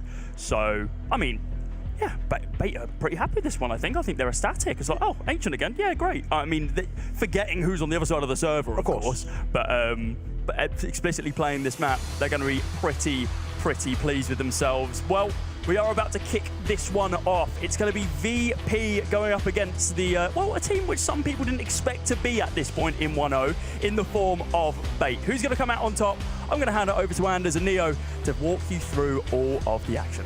Yeah, it's going to be pretty damn spicy, I got to say. I think Bait got a lot to prove. This is the homegrown heroes. This is Bait's, I guess they're idols in a way, right? And this is now where we need to see what they can bring to the table. For VP, I don't think they'll be feeling all too nervous about this, but they need a strong start. Yeah, anytime you're the underdog team, just try and set it up that way. Oh, they're already rushing. Flashbangs are in the air, and Kickert's going to get blown up wrinkle with the opening shot. Chiron here, he swings out for it. It's not a bad idea, but Owner and Alex on the other side, they'll be able to quickly return. They were ready. They had like 3 or 4 people trained at that pillar, so a nice take of the bomb site, and Fame and Jame are left, and barring any kind of miracle here, they should not be allowed to get back into this round. Let's get rough, really. Captain Kirkett should be caught from behind, and he will do. Fame will find him. I think even taking a retake here is going to be very difficult. They've got early bits of room over towards B ramp, but getting towards the site just sort of seems out of the question. Yeah, it looks like they're not even going to try. They're going to say, all right, that's fine. We have some armor and, dualies, I suppose, if you want to save those. But really, more than anything, there's not a lot of point in just rushing, and you're probably just going to get killed. So they will, give up on the round and let Bait walk away with the first round victory. That's pretty straightforward, right? Yeah. You set it up, you do the one flashbang over, and as long as the flash is good, you at least have a little bit of an advantage in that first fight. So well done. when it comes down to it as well, I mean, it was just very fundamental Counter-Strike coming through from Bait there. Just take fights early doors. 2 flashes is all it took, really, to get them a lot of space to work with. Wrinkle, final opener, owner, those great flashes that we spoke about alongside Captain Kirker. It's really good Counter-Strike from Bait, just to sort of set the tempo. I think there's definitely an argument to be made that they maybe had a little bit of nerves, jitters coming in towards this sort of game. That will dispel them immediately. We've gone in, we've taken a fight with them, we've beaten them in Angels. That's exactly what you want.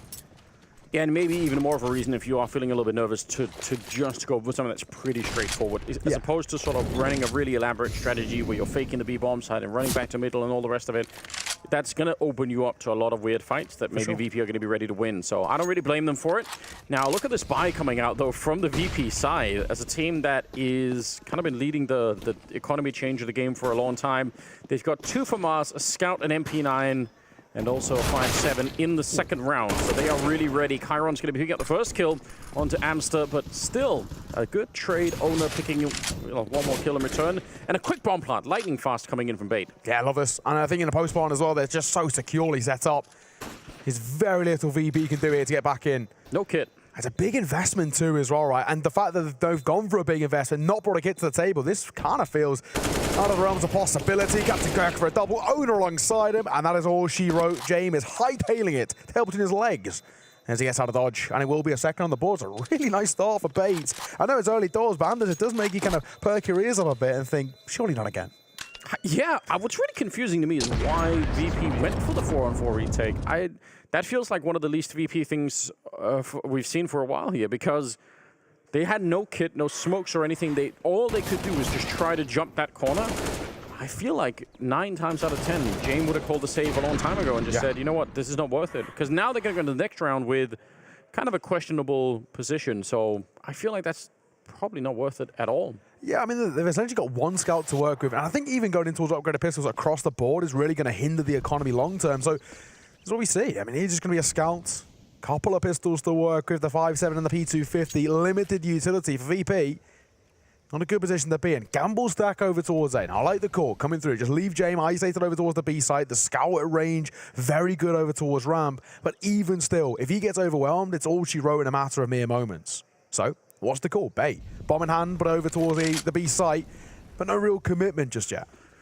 Do you think of that 4-on-4 that VP thought maybe Bait had no idea what kind of weapons they had? True. That's the only thing that I can think of, is that they still thought they had the element of surprise, so that they were, you know, maybe if you think it's just USPs on the other side, you relax a lot more. Yeah. And then suddenly there are like 2 FAMAS swinging it. That's the only thing that I can think of. They're not going to run it at anyone this time. Bomb is going to be planted. Clean nets 3 times in a row towards the B bomb side, which I think is huge. You might as well keep doing that. I would even be happy with Bait doing it in the next round, just because if you can beat up on a team and make them feel insecure about bomb site, it's so helpful down the stretch of a half. They're going to be a little bit more worried about it. They might overstack it. They might rotate to it quicker. It's worth it to try to like bang up on them like that, even if it seems risky because you're doing the same thing over and over again. It has some other effects that could be pretty cool. All right, Captain Kurtker is cleaning up. Ooh, nice shot from James. Will not be able to answer back with yet another, but 1 kill for him, 2 for Kara. Not the end of the world, but I think you're spot on, right? What we're starting to see with Bait continuously testing over towards the B side, and it kind of comes back to the age-old anecdote. I love to mention it. If it ain't broke, don't fix it. Just keep doing it. Right now, things are really looking pretty easy for them when it comes towards takes over towards that ramp position. And we're not even really seeing the splits come through. We're not seeing anyone go for that Jaguar cave control. They're just playing very puggy, fundamental, taking fights and playing trades. And trades, more often than not, benefit the T-side. I'm liking what I'm seeing so far from Bait. And I mean, Counter-Strike. You could also be quite... Look at this. They know they're not going to have that many nades on the CT side because this is the first real buy round. James, though, is there, and a nice HG double kill for James. They were so ready for it. So that's... From Bait's point of view, they probably had an idea that this could happen, and they're just going to say, okay, fine. They really were super ready. But they were testing the limits right there. That's a way for Bait to try and figure out just how careful are VP going to be for that B-bomb side? And the answer is they're going to be super careful. I mean, the stack that they had from the start of the round immediately, right? Yep. Which leaves so many other places in the map so vulnerable. Mid would have been open for the taking. Doesn't matter. Flick and find yet one more. This is just very wonderful. Counter-Strike on the way out. Amster will get himself a consolation kill, but it's nothing more than that. VP going to find their first round on their first full buy It's a really good start, I gotta say. I mean, in terms of what was looking a little bit testy on the pistol, and of course those force buys, which you can't really take too much credit from. When it comes towards a force buy, they put bait by the wayside without really breaking a sweat. Yeah, well done. Start to pick up the AKs as well, I believe, as soon as they could. So yeah, a real test for Bait to see if they can flex on VP. They couldn't, but I still don't blame them for trying. I think it shows like an understanding of the game that's a little bit deeper. So I appreciate it. Back to a couple of Deagles and 3 AKs now on the T side, and we'll see if they can find a way to put pressure elsewhere on the map, which they haven't really tried yet. We don't know yet. And now we really look towards Bait in terms of how can they delve into the strat book. What else do they have in their locker? They know the B hit, for the most part, was pretty sound. But now that they've won their place, how does the mental game start to play into effect? Anyway, a couple of tags coming through the smoke. For the most part, not all too egregious, but those M4s, or the one M4 in the hands of Fame, does have the ability for a one-shot headshot now, so it does have something to work with if they get red room control. Yeah, they're in there. I don't know if they've been spotted, but everyone is so paranoid about this part of the map now, so I don't think someone will always be looking or will always be tempted unless you put pressure elsewhere. Of course, you can take the CTs away from this position, but so far they haven't done that, right? They're not really pressuring A. They're outside of B, so eventually maybe they will, and it looks like they will probably try and split that bomb side, which it could be done. One good smoke. Does anyone have a smoke in the middle here? That's going to be super important. Otherwise, you're going to get stuck. So, yeah, we'll see. Fame backpedaling. They're walking right in. Good headshot on the one. Nearly the double. But he's going to know. That should be some confirmation about what's coming next. Trying to put some pressure on CT Spawn. We've got about 30 seconds left here. Chiron with the kill, but a good return. Okay, well then now, getting the bomb down, even that seems like a big ask. Swinging towards Flit, and he gets deleted by Amsterdam. That's not a bad shot at all. Bomb should be able to go down. Kick it can't quite make his way out because Wrinkle's going to add yet another kill to his repertoire. It's a safe call, surely. Jane, there's no way he's testing this. Smart play holding the middle instead of pushing forward against James, because that would have been an opening right there. That's so well done, in spite of the fact that they lose the opening kill. But obviously, when you swing onto the bomb side with the Eagle and just instantly blow up the defense, that will help you out. They're hunting for James. He's going to take Owner down, but still on the other side. Oh, James is not ready. Wrinkle right there for his second kill of the round. And now I think it gets really interesting. I was going to say, one thing to mention now off the back of that, not only does the NAVI, the AWP being saved there, but Wrinkle's picked it up. He had no money to work with in terms of him investing towards an AWP. Now he is one scooped up. I mean, as an individual, he is one of the guys who can make a huge difference over towards Bait, especially in the firepower department. With an AWP in his pans, who knows what can happen. This is about to get pretty spicy already. VP really being tested in terms of what they can bring to the table. When they go aggressive, they're being punished with opening kills going to their opposition. When they play passive, they lose a lot of control. Wrinkle. Don't know if we would have heard it. Doesn't matter. Owner will drop out Fame. That's a lot of space to work with over towards A. Well, this is, I mean, we just talked about this in the previous game that we're casting here on Ancient. When you get off to such a good start on the T side, 4-1 could very well be 5-1 here in their favor. That's going to change everything. VP are definitely on the back foot right now. Not feeling super confident, and it kind of makes you question again. We talked about during the veto process. This is not a map that VP are particularly strong on historically, so it makes you wonder, is that what we're seeing? Is that kind of some of the confidence that's lacking a bit? Yeah, I still will come back to, you know, as you mentioned, Jane would have had an idea, but it's just one of those things where you just think, we've seen them upset here. We've seen them upset in the previous RMR. Ancient's always been a strong map in their pool. It just feels like an unnecessary risk, maybe. But then again, do you want to be playing tier 2 sides on puggy maps? That itself is also a risk. Mirage, Inferno, everybody knows everything about them. Sure, yeah. That in itself can play into the hands of Jane, where he's like, do we want to risk these guys in what is essentially just aim duels? Maybe not. Maybe we think we have a deeper map or strat pool when it comes towards what we can bring to the table on Ancient, and we can sort of beat them at their own game. However, right now, it's most definitely just not happening. VP? We've got to ask a lot of questions over towards how James is going to, I guess, going to turn this ship around, and I wouldn't mind seeing an early pause. Yeah, at some point they're going to need to do that. They need to make sure that this doesn't slip too far out of their control. Although, I think one of the cool things about James as a leader of this team is that he obviously commands such an enormous amount of respect from his teammates that I think if he's not worried, I don't think they will be either. I think they're going to be probably fine behind it. I think in general in the CIS region, James has managed to sort of claw together like a lot of respect from early days. There are a lot of memes about him saving all the rest of it, but I think overall people kind of have recognized, and maybe even outside of the team, that he's kind of the real deal in that sense. As memeable as it is, James knows what he's doing. James time, it's kind of, it became in a weird way. It started off as a joke in like a bad way, and now it's actually a good thing, which is kind of, it shows not only kind of how James has developed as a player in the public eye, but also how the meta's changed too. I mean, it is part and parcel of the meta. Anytime you play Inferno now, it doesn't matter what level, whether it's tier 5 to tier 1, saving is a huge part of that, just that map itself. Extended bomb radiuses, it's part and parcel of Inferno now, and you can even see it to bits on Ancient. It has a pretty decent radius in itself. We saw a couple of times in the previous game, people dying to the bomb when they thought they were okay, and it doesn't always kind of pan out how you would hope. So, pause coming through. I think we can pretty much understand why. This is a very needed opportunity to have a conversation. For Bait, they're looking pretty cool, calm, and collected. Yeah, they should be. What a start. Don't know how many people had Bait. Maybe some people are in the know, which is good. Good on you guys if you picked it. I think so far, it's not at all done yet. Obviously, VP can bring this back, but it's not a best start. Ooh, Flit. He's going to get blown up, and they did almost run down Fame as well. At least they managed to spot him out. Some great nades in return as both Alex and Owner are very, very beat up in the middle. That's a problem. It's worrying. James holding.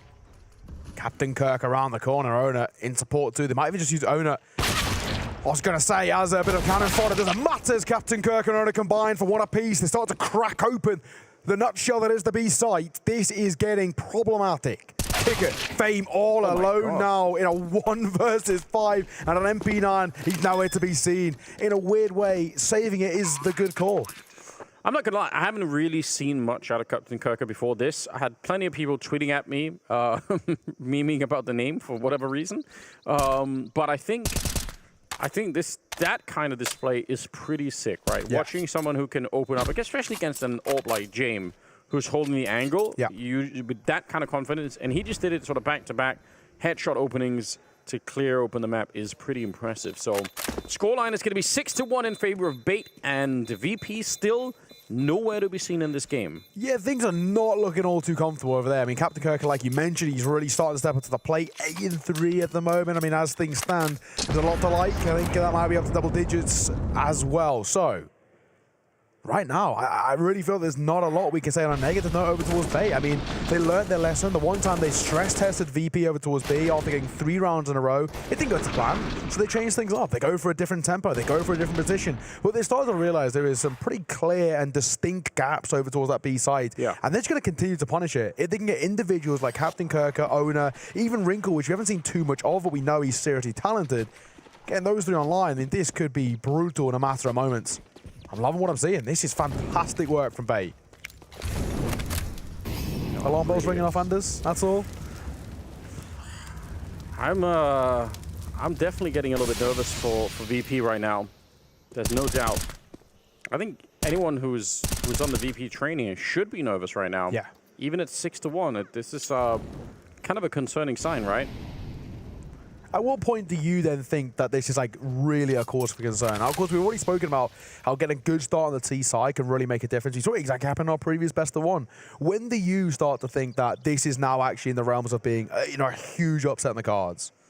I mean, I think the fact that this is 6-1, but more than anything else, is just I'm not seeing a lot of really inspired stuff coming out from VP. So it's one thing to kind of lose a round, but some of these rounds they've lost by just getting out-dueled in, straight up sort of just a peek against them, right? But you're not seeing them getting flashed into any positions. There's no little tricks that are being set up at the moment. Sure, they're lacking some of the money to do some of these things with, but not that much. You can afford a flashbang. You can try and set something up like that, and we're not really getting that sense at the moment. James is trying to stay active in this round with the AWP. He wants to kind of he has to try and find a position where he could be the center of the fight and do something with it, but they're doing a great late round call here, and they're going to hit the bomb site where there's no chance here for Cairo to do anything. No. As best he can, James is trying to play in the pack, but he just cannot seem to have an impact here. Captain the smoke, though, makes no difference. Captain Kirker didn't stop for a second there, running and gunning. Cairo on 4, bomb site open, and once again, sort of as expected, it's going to be a safe call, swinging through. The AWP will miss shot. This can be punished, and Wrinkle will fall to the hands of Fame. So an AWP scooped up, could be very expensive on the way out, but a missed shot should limit what he can do on the way out. Bait are going to lock themselves towards 7, and for the most part, not too expensive. I think, if we zoom out just a little bit, we were memeing earlier about this being, UKCS, this is their event, all the rest of it. But I think if you zoom out slightly more than that, what really is happening is just that a lot of these tier 2 teams are just in an unfortunate way, they don't get to play the likes of VP very often, right? Because if you're not playing in the ESL Pro League or the Blast Normal Circuit or whatever it is, you just might not have a shot at it. And what that does is it kind of keeps some of those tier 2 teams hidden from a lot of us, right? I know from myself, I end up watching a lot of the tier 1 Counter-Strike casting and all the rest of it. So they're easy to overlook in a way. Yeah. But what we're seeing now is that they are way more confident. They play with a very, very different level of focus. And I mean, even in the tier 1 circuit, there's something we talk about quite a bit. We were doing the Blast Showdown the week before this. And you see it there, the frustration, because those should be a bunch of tier 1 teams that are generally going to be really high performing, but sometimes they're not. They look like they're just not zoned into the game the way that a team like Bait or Nine or all of these different teams that we're seeing right now are. And it's just, it makes them so dangerous. So more than anything, maybe this is like this is the year where the tier 2 team kind of manages to acquire some real respect again. The awakening of tier 2, That's finally. what it feels like. The final CSGO major, we're starting to see tier 2 get its respect. I mean, you know, you spoke about Bait, Nine, of course, who in the Blast Showdown. Another team that really people have to keep an eye on, Aurora. Man, those guys are so talented. You've got 2 guys on the X4's roster who have kind of been under the helm of Jerry, so they've already got experience under a great leader. They're a really talented roster. I think for Aurora, a lot of people will really undermine just how good they actually are, but they've got to forget that, you know, at the start of the year, they went on, I think it was a 15 best-of-3 win streak, and they only lost to Astralis in a 3rd map double OT on Nuke in the CCT finals. I mean, these guys, they're seriously talented. They can take big teams the full distance. So when we look towards, when we get out towards Group B at some point, we'll, you know, tune in towards the likes of Nine and Aurora, 2 of the darkest horses in this entire tournament. But Bait are another one. I think a lot of people really would have slept on them, but they're putting up a fantastic performance right now. Hard to put Forza maybe as a dark horse just because of what they did at Pro League, but they are obviously another really incredible team. I would be, if they end up against tier 1 opposition in this one, I'd be super worried for anyone playing Forza at the moment. So yeah, I think that is just kind of what's happening here, is that and it makes sense too. If you're in the tier 1 circuit, you end up playing a lot of the same teams, and you kind of fall into a particular pattern and a rhythm of playing, and you anti-strat each other, and you have like a long history of playing the same players over and over again. And these new kids that are coming into it, they are just so sharp. It's really wild, and to keep up with how they're playing, you have to have so much dedication, because some of them really are playing 12 hours a day and of course don't ever really slip up. They are really in the zone. Well, I guess, you know, just to mention, we of course have a tech pause here. What we do over in the other stream, though, it's 8-0 NAVI. I mean, that seems to be a somewhat spicy one over there. Falcons really not stepping up to the plate. Of course, we are an Ancient over there as well on the B stream, but NAVI looking pretty damn good, right? But now it's safe to say that one a little bit more, I guess, one-sided. But this one itself, in a way, it's not really felt all too competitive just yet, in a kind of an upset sort of fashion. Not the same case over there. NAVI, despite going double OT against ITB earlier today, they've kind of thankfully got the early game jitters out the way. They're now feeling a little bit more in control of themselves, and they're absolutely on fire. There might be potentially the first round here for Team Falcons, but either way, it still looks pretty dominant there. And NAVI traditionally a team that otherwise are pretty good at slipping up early in tournaments. That's like a classic NAVI kind of thing. But I guess on the other hand, right, they've been trying to fit NPL into this lineup and have had some pretty disappointing results behind it. Like, it's not been what maybe people were expecting. A lot of people saying, you know, has Blade really done it again? Has he actually managed to pick someone out of the unknown, and can they fit into a tier 2 lineup or a tier 1 lineup? So I bet you on some level, for NAVI, this is also proving, obviously they want to qualify for the major, but it's also proving that a lot of this is really the right move, and that they can make it work. They have some belief in it and all the rest of it. So I feel like they've been on the grind for a while, just to prove to the world that this is going to be a sick lineup once again. Exactly, and it's kind of one of those things in a way where a lot of people started to kind of fade away from the "in Blade we trust" sort of thing. While for years everyone was like, "Wow, whatever Blade touches is guaranteed to be good." Yeah, and you know, of course, with a couple of middling performances here and there from MPL, people were starting to think, "Okay, well, he's finally made a blunder there," but what we're seeing now, if they go 2-0, this is already what we want from NAVI, to really kind of come into this and go 3-0. There's kind of the expectation that this side just come in and are dominant. So hopefully that is something that we get to see NAVI kind of, I guess, stable the ship a little bit. We can see what they're trying to bring to the table, just kind of unpolished diamonds not really fitting in the way they would hope.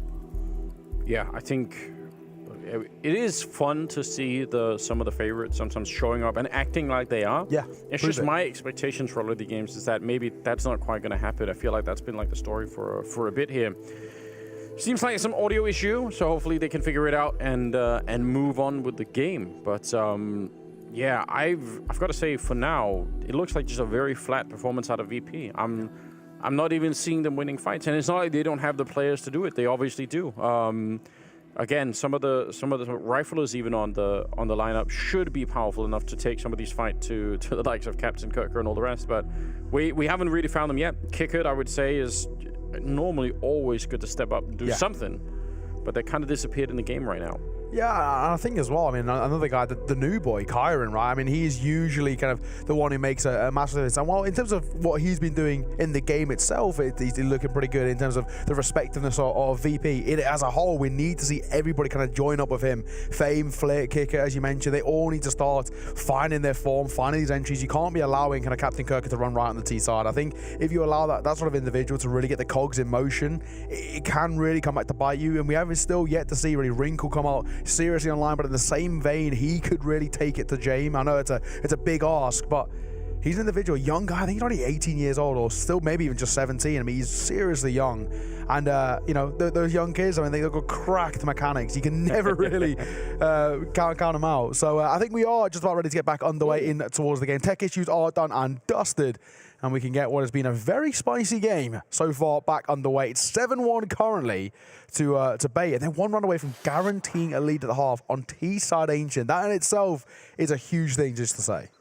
Yeah, I mean, hopefully the timeout here, even if it's a bit unfortunate, could be enough for VP to sort of mentally settle back into things. I think Kicker, by the way, has 0 kills so far, so they have some players right now that need to wake up, and maybe this will be the time to do it. Flashes are in, Fame realizing they have that AWP that they stole in the previous round, so they have actually a double up set up. Flit's going to get instantly traded. Good enough for Amster. That's not a problem. They'll take that kind of a trade. Bomb gets planted right away. Wrinkle maybe a bit unnecessary there. Makes it a 4 versus 3. They otherwise have a really powerful setup, and they do have a late lurk in the middle as well on the Bait side. Yeah, Bose plant set up. Captain Kirker making his way back in. He's trying to clear on towards Donut. Little does he know, nobody's there to meet him. Green is found in the smoke as well. Ono will find Kyron. It's a huge kill. Fame can't find success with the orb. There's no one showing for him. While Kick may deliver, it will be at the cost of Fame, and everything starts to fall. Domino by domino, it's all falling in place, and they're going to call for the save once again. It's Bait with yet another round on the board for them, and they're guaranteeing a lead at the very least the half. 8-1, a 7-round deficit now. And this is really worrying. Yeah, and again, I think especially coming out of a long timeout like that, it actually makes so much sense to go for a really fast play, because generally the opponents will be, or could be a little bit slowed down on the CT side, just a little bit tired from waiting. That's on the one side. The other side is they've been so aggressively playing towards that B bomb side that they're kind of gambling that there's not going to be a 2 or 3 man stack towards A, which is already rare for a map like Ancient. And they were right. There was only one player there with an AWP, and he had to run immediately. The flashes were good. The grenades were good. Are they going to go back and hit the B bomb site? They're certainly speeding up for it. They're expecting that maybe they won't be ready. And what an entry. Captain Kirker stepping up with a kill onto Kicker. It's a 4-on-5 before anyone even really steps foot in the bomb site for Virtus.pro. Fame gets blown up as well, and it could be another really quick save. As they say in England, Captain Kirker, different gravy. Right now, I mean, he's absolutely been on fire. Bomb going down, and once again for VP, there's just no way back in. Molotov's been dumped in towards Cave. Kari might just escape the tick. And he might be overlooked. He will be. We'll find one. Make that a second as well towards Alex. A huge kill, but it might not make a difference, all things considered. The bomb's too far. Tick. Jay might find a consolation kill, but it's going to be nothing more than that. I think Bait, despite it being expensive, all that matters is they take the round. They're actually running back for it. That's so dangerous. Jame expecting to try and pull a fast one there against Wrinkle, but it's not going to happen. 2 more kills. They had already called the save, but because Chiron got so many kills, they wanted to do it.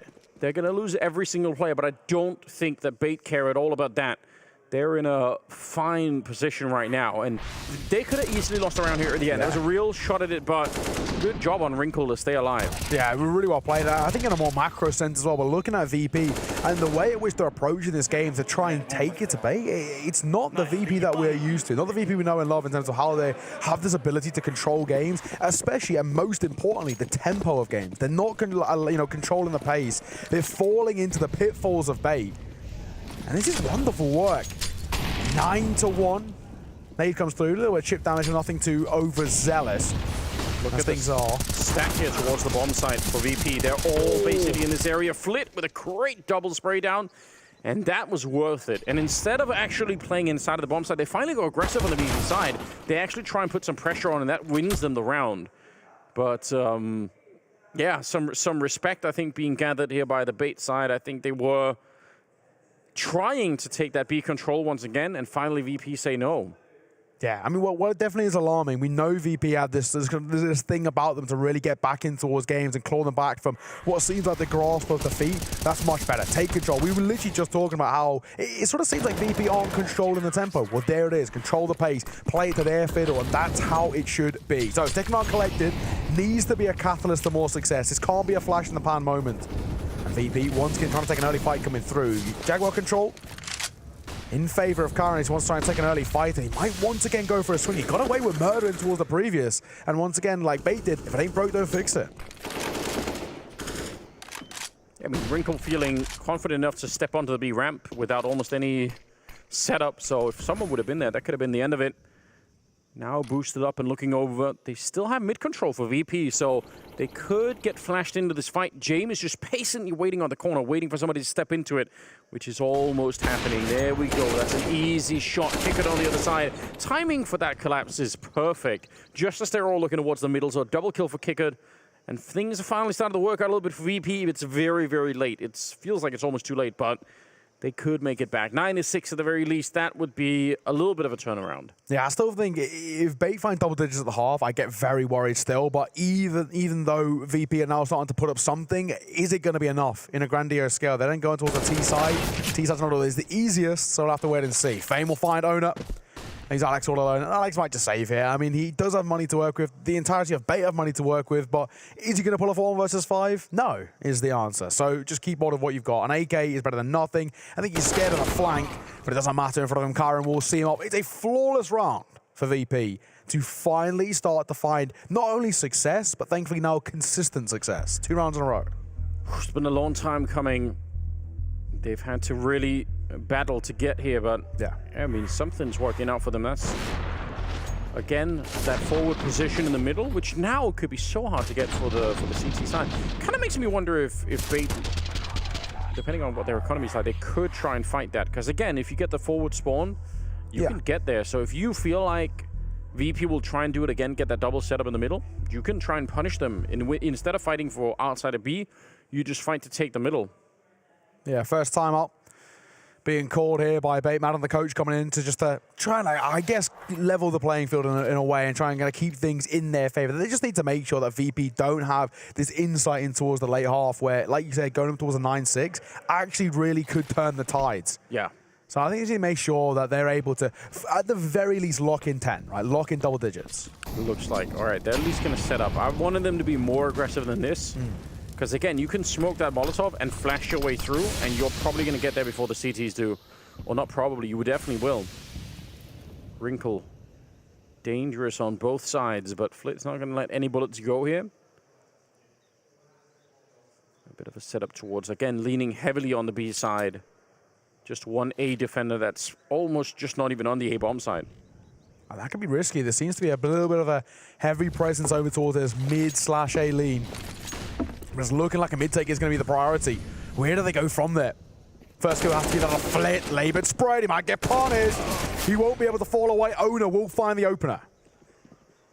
Very low on health, but rotation is coming in quick to try and help out Fame, and he needs that backup headshot to begin with, but Wrinkle will land the shot. Kickard swinging behind him to take care of Donut. A good double kill right there. And 2 versus 3. I don't know about this one. Bomb is in Donut, and it's probably going to stay there. It's Kickard from 0 kills into, what is it now, 8 or 9 now. He just got the quad kill in this one. That's super sick.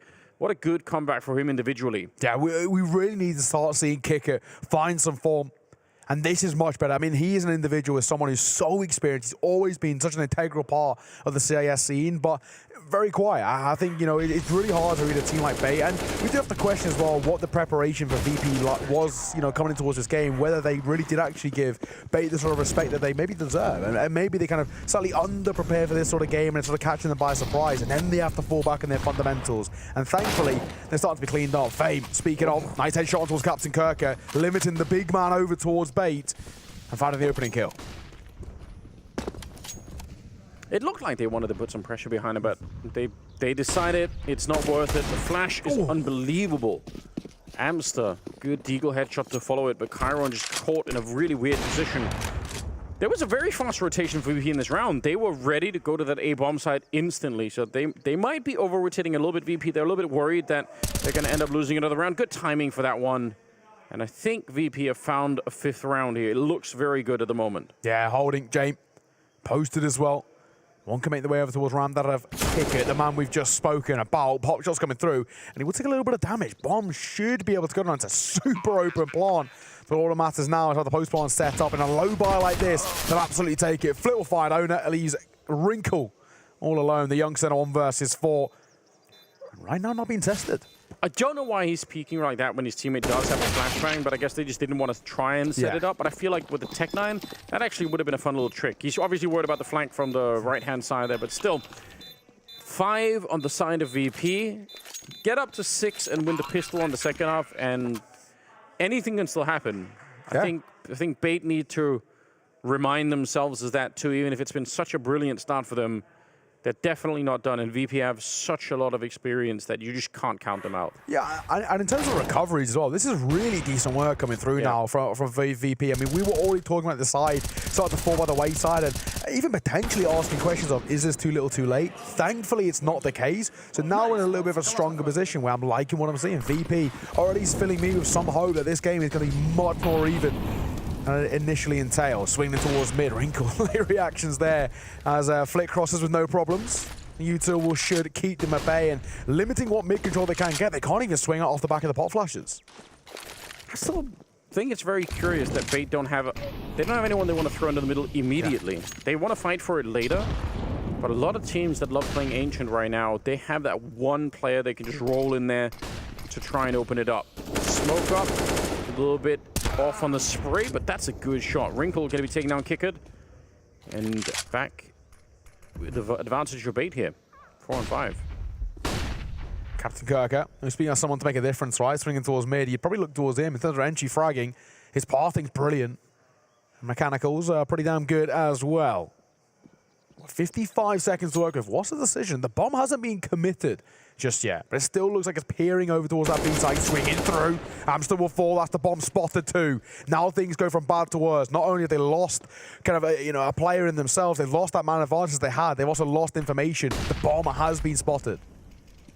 Technically, if they rotate back, they have an insane position because they're holding the middle of the map and there's nobody at the A-bomb site, but I don't think they realize instead they're going to try and pincer it from the other side. Alex wanted to be the opening. Not going to happen, and this is a little bit too straightforward. I would have loved to have seen a mid-round call there coming out from Bait that kind of said, let's actually try and see if we can fool VP just a little bit. Owner is the last one left and threw the fire right into the AK. A 9-6 finish at the end of it. Bait still with a very, very good first half. Let's see if they can follow it up. What they started here could be 6. Second half is coming right up.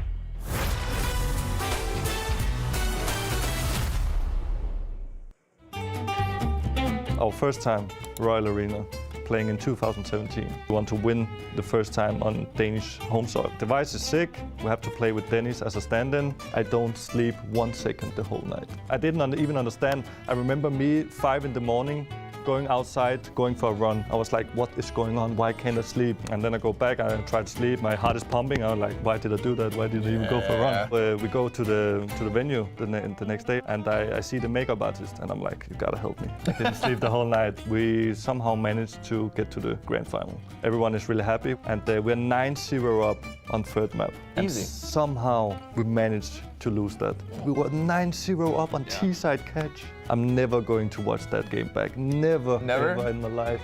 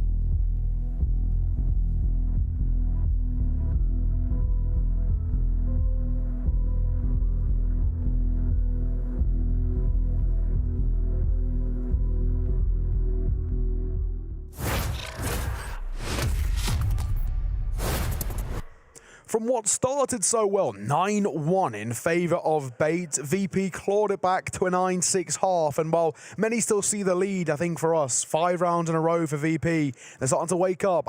Maybe they've missed their opportunity. Yeah, that's kind of the problem. Again, I think a mentally strong team like VP as well, you just have to be so careful. I bet Bait already realized that. They probably already know, man, we needed to get a couple of more rounds here, but they're in a lead position. If they win the pistol, everything changes. Suddenly, they have a pretty good crack at it. They could maybe run it all the way to the finish line, but they need to get through this next one. It looks like it's going to be another B execute, but this time VP on the T side as they're setting up for it. Doolies, he tried to go for it. He wanted to see if he could get that, but Fame will take it down 4-on-5 now, and they should be able to get a quick bomb plant behind it. Yeah, I respect the confidence coming through from Wrinkle, but it's amounted to absolutely nothing. Captain Kirker finds one through the smoke. And at least alleviates a little bit of the pressure. Bomb does go down. A post-plant setup. Alex is in front of it. This could be a difference maker alone. Him and Amster swinging in towards Cave, looking for something. Kyron will find Alex, looking for more as well. He makes it a double. Captain Kirker limited to just himself in a 1 versus 4. He's looking for the ace clutch as well, and it won't amount to anything. 2 consolation kills for VP. That is 6 rounds in a row right now, and now we can maybe say that this is really starting to get alarming over towards Bait. Yeah, it is. I think I would certainly be a little bit worried about it, but obviously losing a pistol round, it happens, and just this opening kill makes all the difference in the world. That's just how it is. Chiron, though, showing some really, really great form so far. I think there was question marks about Chiron as well when he was brought on. I think, you know, previously the academy teams hadn't been all too special, and it was kind of a case of, you know, he's previously in Aurora as well, and it was a case of, you know, what can this guy do on a big stage? He's doing all right. Wrinkle will find Fame. Overwhelmed there by the pistol swing. That's a juicy nade answered back. Yeah, VP, they're not going to be too worried about this, even losing a player. They should be able to hold it. Oh, James, this is a little bit aggressive. There's the whole army coming your way.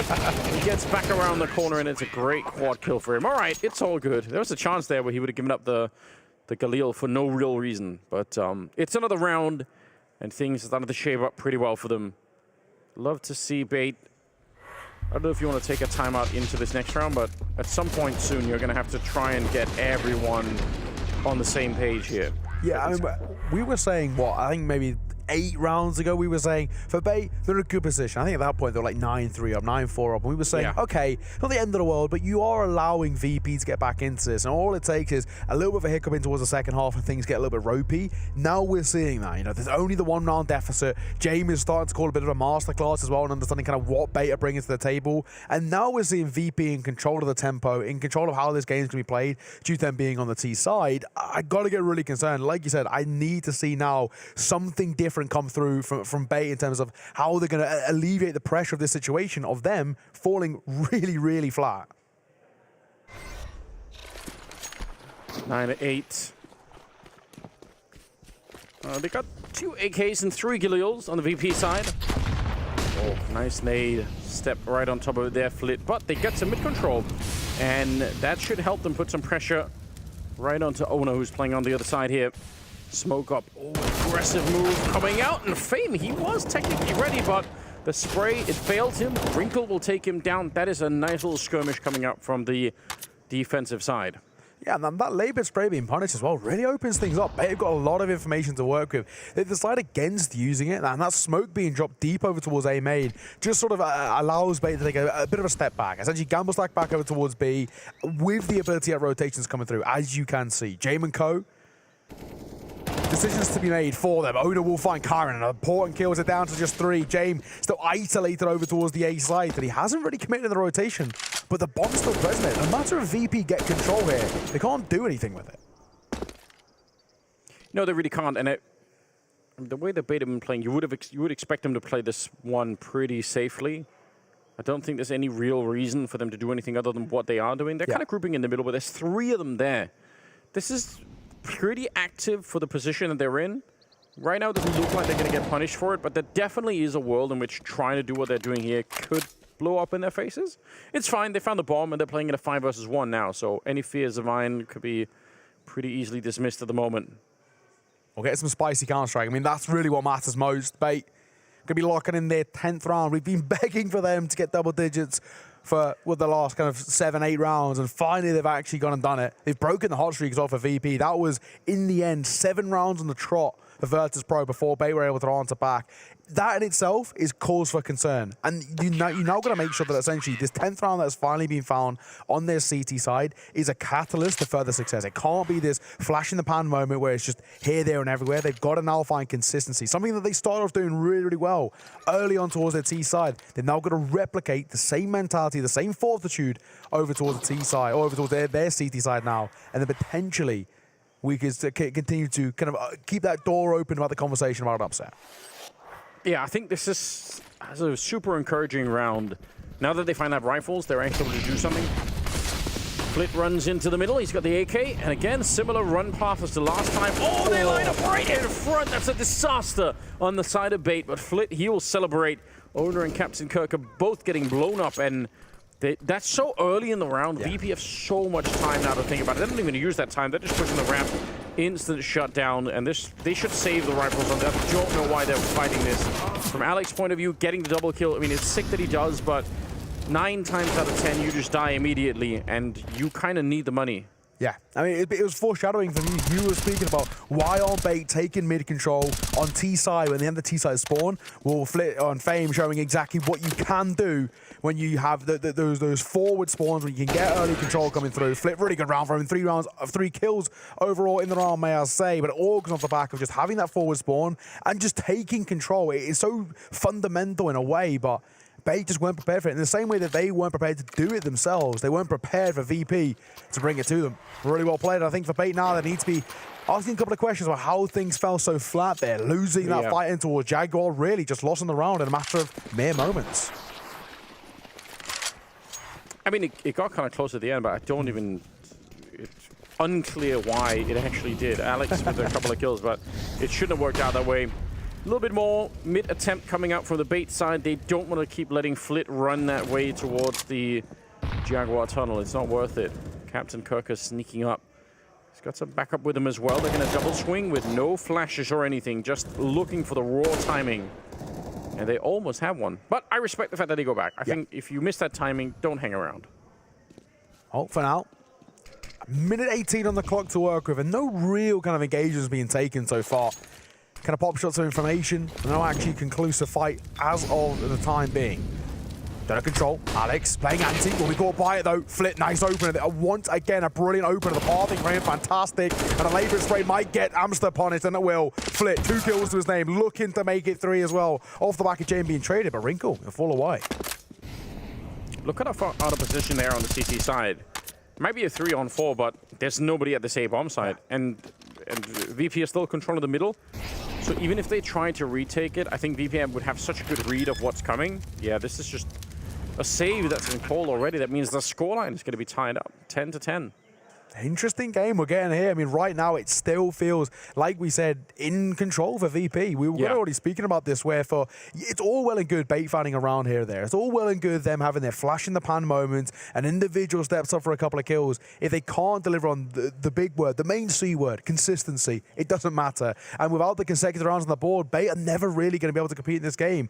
In terms of mental fortitude, it just shows in spades what VP can bring to a table. I mean, how they're able to turn it around, considering at one point they were, what, like 9-1 down, and they've now made this game in its wholesomeness so far, in its entirety, look pretty damn comfortable, especially since they started to kind of pick up their second, third, etc. It's looked so one-sided. Yeah, they were under some pressure, but as a major winning team, you expect that they can figure a way out of that. This attack towards the donut was very, very efficient, and there was like a late attack coming in from Bait from the middle, which if they could have managed to put that together so that the people in the donut are still fighting as the mid push is happening, that's pretty sick. But it was just a little bit mistimed, unfortunately. So doesn't really work out at the end of the day. Another timeout here from Bait as, I don't know, that runway that they had is kind of, it's slipped up. They don't have that anymore. and VP look super scary on the second half now.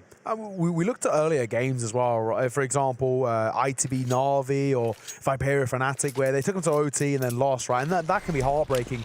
And in the same fashion here for Bay, to go 9-1 up and then to lose, that would be absolutely brutal, especially being in such a good position. Going 2-0 on first day, I mean, statistically speaking, the odds are so in your favor in terms of qualifying towards the major. And if they were able to fall flat or however things pan out for them, be brutal. Alex up close, that 5-7 at this sort of range is brutal, but he needs to find some headshots. Pop shot, won't deliver. Amsterdam, though, that Teagle looking pretty damn spicy as Alex will find one more. The pistol's causing problems. Yeah, the one rifle that's in play here, one of them anyway, also finding another one. Kick it with a double in return. I don't know how. This is a 2-on-5. But now that they get a little bit in return, there is at least a way. Flit has managed to sneak into the center of the map. I don't know anyone knows that he's there. The bomb is quite far away, and because Kickett is solo on health, he just kind of has to chill out for a minute. Has to park up. Flit. The onus is kind of on him to make the difference. He has to find information at the bare minimum. Yeah, he will. And a couple of kills. Yeah, turn his back. Oh my God, he might overlook the position. No, he's got an idea. He's trained. He'll find the kill. Oh no, will fall. Back to a 2 versus 2. Now both players, or both sides, are going to play a low on HP. That'll kick it, that'll Amster. So it all comes down to essentially Flit versus Alex in a 1 versus 1. Yeah, but they have the Molotov. Oh, it's so sick to slow it down. The HE on top maybe a little bit early. Flit's going to move forward, and he has been a real force of nature in the second half. He's got the double kill here, but overall, I think he's top of the scoreboard behind that one. And Amster just so low on health. One misstep and you're going to be gone. Doesn't have the kit either, so this walking into it is time that he's going to need really, really soon. And he can't even fight them. They're just so far away. VP definitely going to be taking the round lead here. 11-10. Nothing that Amster could do about it. That is a very, very long lurk for Flit, but he felt so confident in doing that. Amster force of the angle too. A freebie of a kill towards Kicker. It's unfortunate. It kind of doubles down on what has been an unfortunate run, really. For Bay in tow, they are really starting to fall by the wayside, and VP are kind of showing what we'd expect of VP, just to be able to dictate the tempo, the story, the narrative of a game. And they're looking pretty damn good right now. A lead in their favor. They're on tow to go 2-0 so far in the Swiss. And speaking of, NAVI have just done exactly that by taking it down Falcons. Pretty dominantly, I must say, over there too. Yeah, good for them. NAVI stepping up and showing what they're all about. Yeah, 1-round lead. How do you get rid of VP in a match like this? Oh. Some mid-control. Something that worked for VP when they were on the CT side, but Flit instantly dropping Amster. And they have so much time again. Flashing their way through. They're playing pretty quickly so far. They want this B lane shut down. Cats and Kirker steps it up. He had the right idea. It's a good read. But unfortunately for them, Kicker is not the Kicker of the first half. He's really come back on in his own way. And now 4-on-3, and they can start to put some pressure in the middle, maybe some pressure at the A side, and make this defense really feel worried. Oh, Wrinkle, that's a shame. Yeah. James was training the angle for the last kind of 30 seconds. He was waiting for Wrinkle to make a mistake. And the second he makes it, James will always punish. He's so patient. We know this. The king of the saves, James time, but it always works. You can see why he goes for this. Right now, VP in tow to find 12. And got 45 seconds to work with to do so as well, and they're getting a lot of space. And we spoke about the kind of this pronged attack that VP go for, how they like to take space and control all across the map. And look at it now. I mean, they've got information over towards B, over towards A, donut with mid as well. It was looking pretty damn good, but with Fame falling, it might kind of entrance them back over towards that B site. Oh, Flit, that's a mistake. You had the right idea. I don't know why you would give it up and just start running like that. You have time. That was a very unnecessary mistake. Forced error, unforced error there. Ona and Alex versus Jame and Kicker. Bomb is going to be planted on the other side. That smoke is scary. The Molotov, though, going to put the pressure on Jame, and he's running out. No scope, not connecting, and Ona takes him down. All on Kicker, and he's going to get the first headshot. And he might be low on health, but he knows where Alex is coming from, and it's an easy spin around. Kicker is way back in this game, and so are VP. He's alive and kicking. That's a brilliant round for him. 3 kills to his name, and he does it, ending on 7 points of HP. Not bad at all. Kicker is alive and kicking. And right now, VP, they're in control. Once again, this has just been dominance. I think we've seen something along the lines of 1 round out of the last 11 played, I think. Something along those lines that have gone the way of Bay. It is just simply not good enough. This side have completely lost control of the game. And you could even start to see now in terms of the mental fortitude, the morale, like that, tilt. I mean, you can kind of understand why. They are really not in a good headspace. Yeah, that's the kind of, you knew he was going to be low, you could feel it, and just a little bit maybe of inexperience. But once you start running like that and making a little bit of noise at this level, it's really high chance you're going to get punished. That could have just as well been an instant one-tap for Kickert. He's spun around, but he is so accurate. What a return for Kickert. Again, he was 0-6, 0-7 or something at the start of the game. It was really not looking good. He's right back in here. 12-10 the scoreline as we're moving into round number 23. And the money is slipping up for Bait. They don't really have the funds to keep this a fair fight. Yeah, the scoreline doesn't really tell the whole story as well. It looks close, doesn't feel it at all in the server. When it comes towards the eye test, it has been pretty damn one-sided for a lot of this game in the favor of Virtus.pro. They have just been looking so solid. And looking to kind of just see this one off now relatively comfortably. Fame holding, waiting. The question is finding. The answer is yes. Alex will fall. There's the opening kill. And already this low buy for Bait just being pretty comfortably dispatched of. We're not really seeing anything being brought too much to the table for Bait to try and find kills here. And VP coming into this round, they can guess the economy. They can probably guess that there was going to be some aggression. Because what else are you supposed to do with MP9s and Deagles? I don't even blame Amster and Alex for trying to move forward to find a kill or two, because I think you just have to do something. Agreed. But it blows up in their faces once again. Owner hanging around hoping, I don't even know for what. Knifing somebody? Why not? Why not?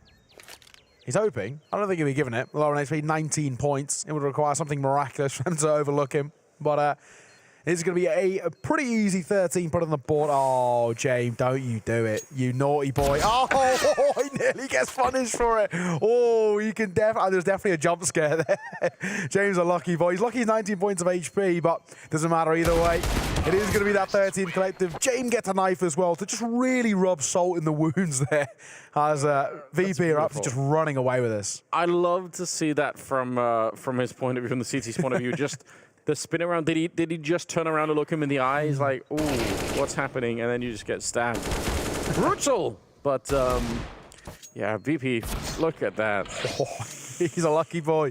He's very lucky. I mean, granted, the new, well, I say nude eagle, or whatever you want to call it, it's not exactly the easiest to spam with anymore, so sure. At that sort of range, who knows? But that's 5 on the trot, may I say, for VP. Pretty damn good for them.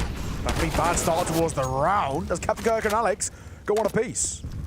Yeah, good flashbang, and I actually thought he was going to run away for the smoke, but I guess not. Bait starting out this round in a beautiful way. 3 kills going their way. Now, there's still a lot to play for here if you're on the Bait side. You have to keep these rifles alive. Don't get too aggressive. There's not a lot to win by doing it, other than maybe giving the round back. They know where the AWP is now. It's a 2-on-4, but if you give VP a little bit more, they can turn this round into their win. Yeah. Chip damage, that's all it is. Molotov will force Martin towards the opener. Alex will fall. 2 versus 3. What a read from Fame. It's doable. It's super doable. And this is the kind of round where if you lose it, it just breaks the mentality of the team. Because this is essentially already a 1 round when it's a 2-on-5, but you make a little bit of a mistake and suddenly it goes bad. Now this is going to make up for it. Wrinkle, good shot and a good read. He realizes very likely the second player is going to be coming from this direction. Moving up. Again, you don't really need to. Fame doesn't have the bomb, but it doesn't matter. Wrinkle going to find the kill. A bit risky, but I guess we'll take it. He's confident. He's young, right? I mean, he just relies on the mechanics, but hey, if he doesn't get punished, I don't think it mind all too much. It's good to see as well that Bait are still confident, despite what has actually been a pretty bad run of form. Not looking pretty damn good. Things started so well. And maybe you can definitely ask a couple of questions. There was a couple of faux pas in there where it was a 5 versus 2 and it became much closer than it should have been. But what matters most is A, still keeping the game close, and B, still remaining competitive. You can still see they've got something about them. They've got that confidence to try and make something work here. So, A pause scored the third of the 4 pauses called by Virtus.pro.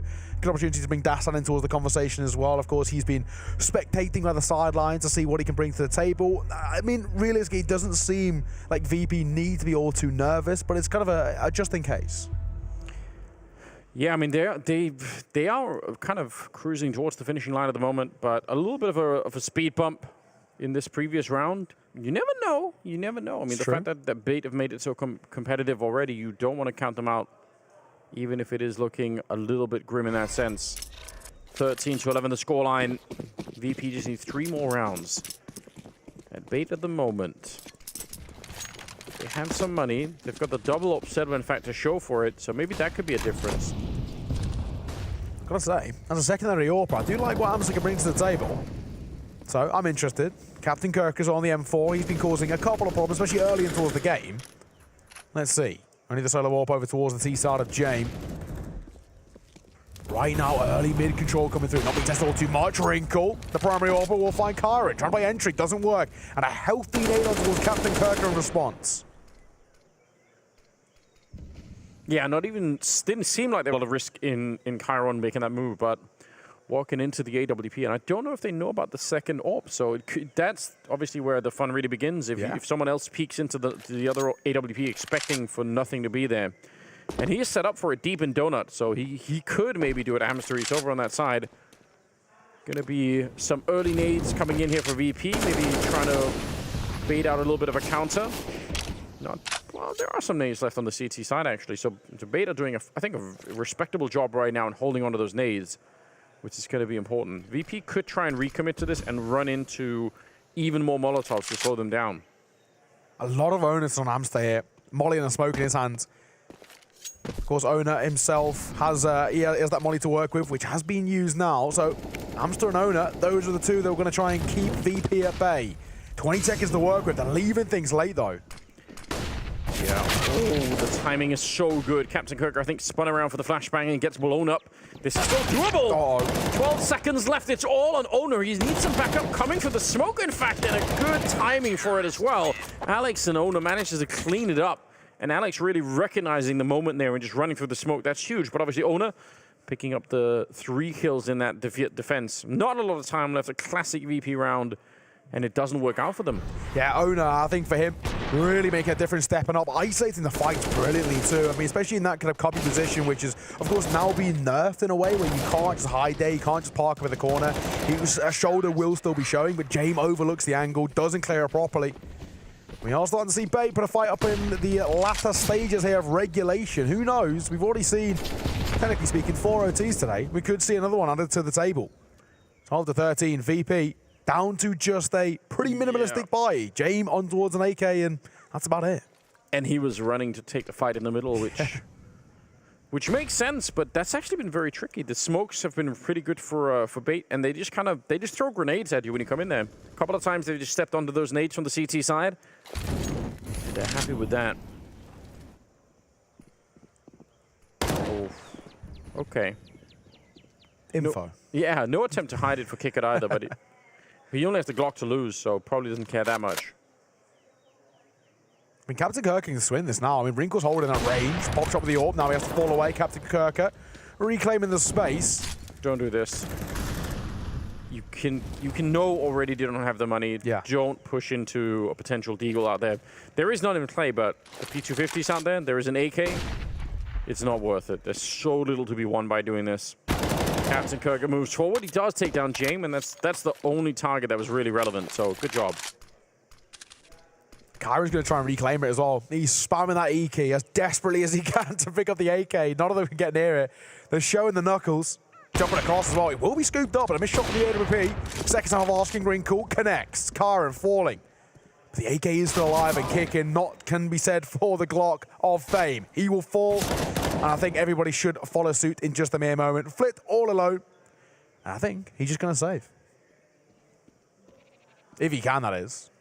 It's kind of risky. Risky position to save. If he dies after the time, which you could, time is up, and there's the headshot. Captain Kirk takes him down. No loss bonus. If you're brand new to the game, if you're on the T side, you need to die within the timer or you need to live for the round. But that little middle ground there, you lose the rifle, you don't get the loss bonus. It's absolutely devastating. Oh, no. Things are heating up, man. Things are really starting to heat up. 13 all. This is not a good position to be in. Money is in a pretty dire state for a couple of players over towards VP as well, where they're going to be down to somewhat middling buys, and there it is. Fame and Flit. They've got pretty lackluster buys coming through. Double AK.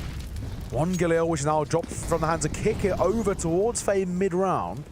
And Flit, of course, will sport kick it with the Tech 9 as well. Utility, a little bit limited as well.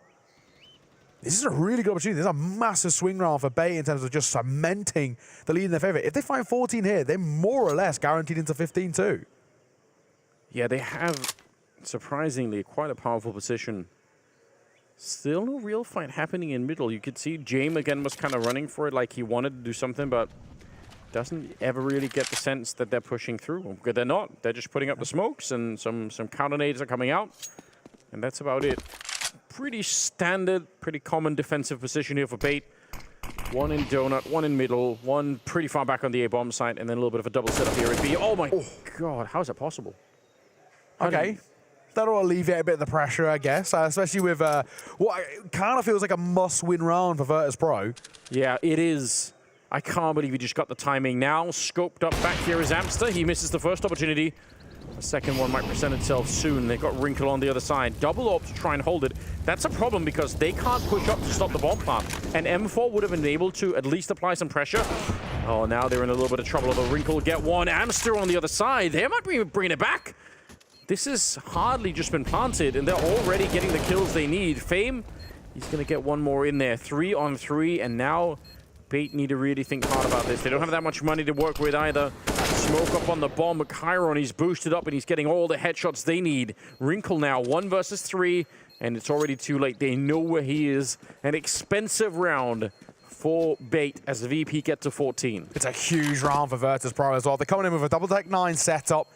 A double AK and a Galil. It's not exactly the most conclusive buy brought to the table. The fact that somehow, some way, with having 0 economy left in their pockets as well, they're able to kind of claw through some success there is huge. Lose that round, not only would Bait go up to 14 just naturally by winning the round, they more or less lock themselves in towards 15, and then Virtus.pro are playing for overtime. It's such a risky buy. But James, just so aware, it's a great takeover towards the A side. It's overwhelming. Kyron and the post plant just so secure. Locked and loaded.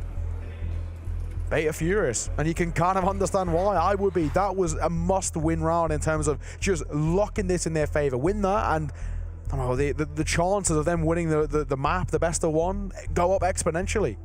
It's probably something that most of us can't really appreciate what it's like to screw up some of these rounds when so much is on the line, right? For VP, the pressure is obviously your former major winning team. You don't want to be in a position where you don't qualify.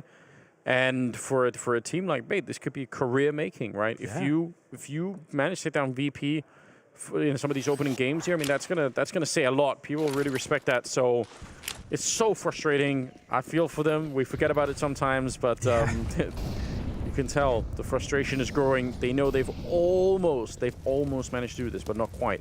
14-13. And they are setting up outside of the B-bomb side again. They want to hit this one quick and fast. Captain Kirker, good spray down, and he peeks in for a second one. Those are actually friendly flashbangs that are helping him out a little bit. Flit with the long-range shot. Clean to cut down Alex, and now it's a 3-on-3. Captain Kirker just needed one more person there, just someone to help him out. But he was so isolated. Even to get the second there is pretty commendable in itself. Now things are feeling a little bit dire. Oh, yeah. Hang on a second. Oh, he doesn't spot him. He had the timing, he had the idea. Probably not worth it.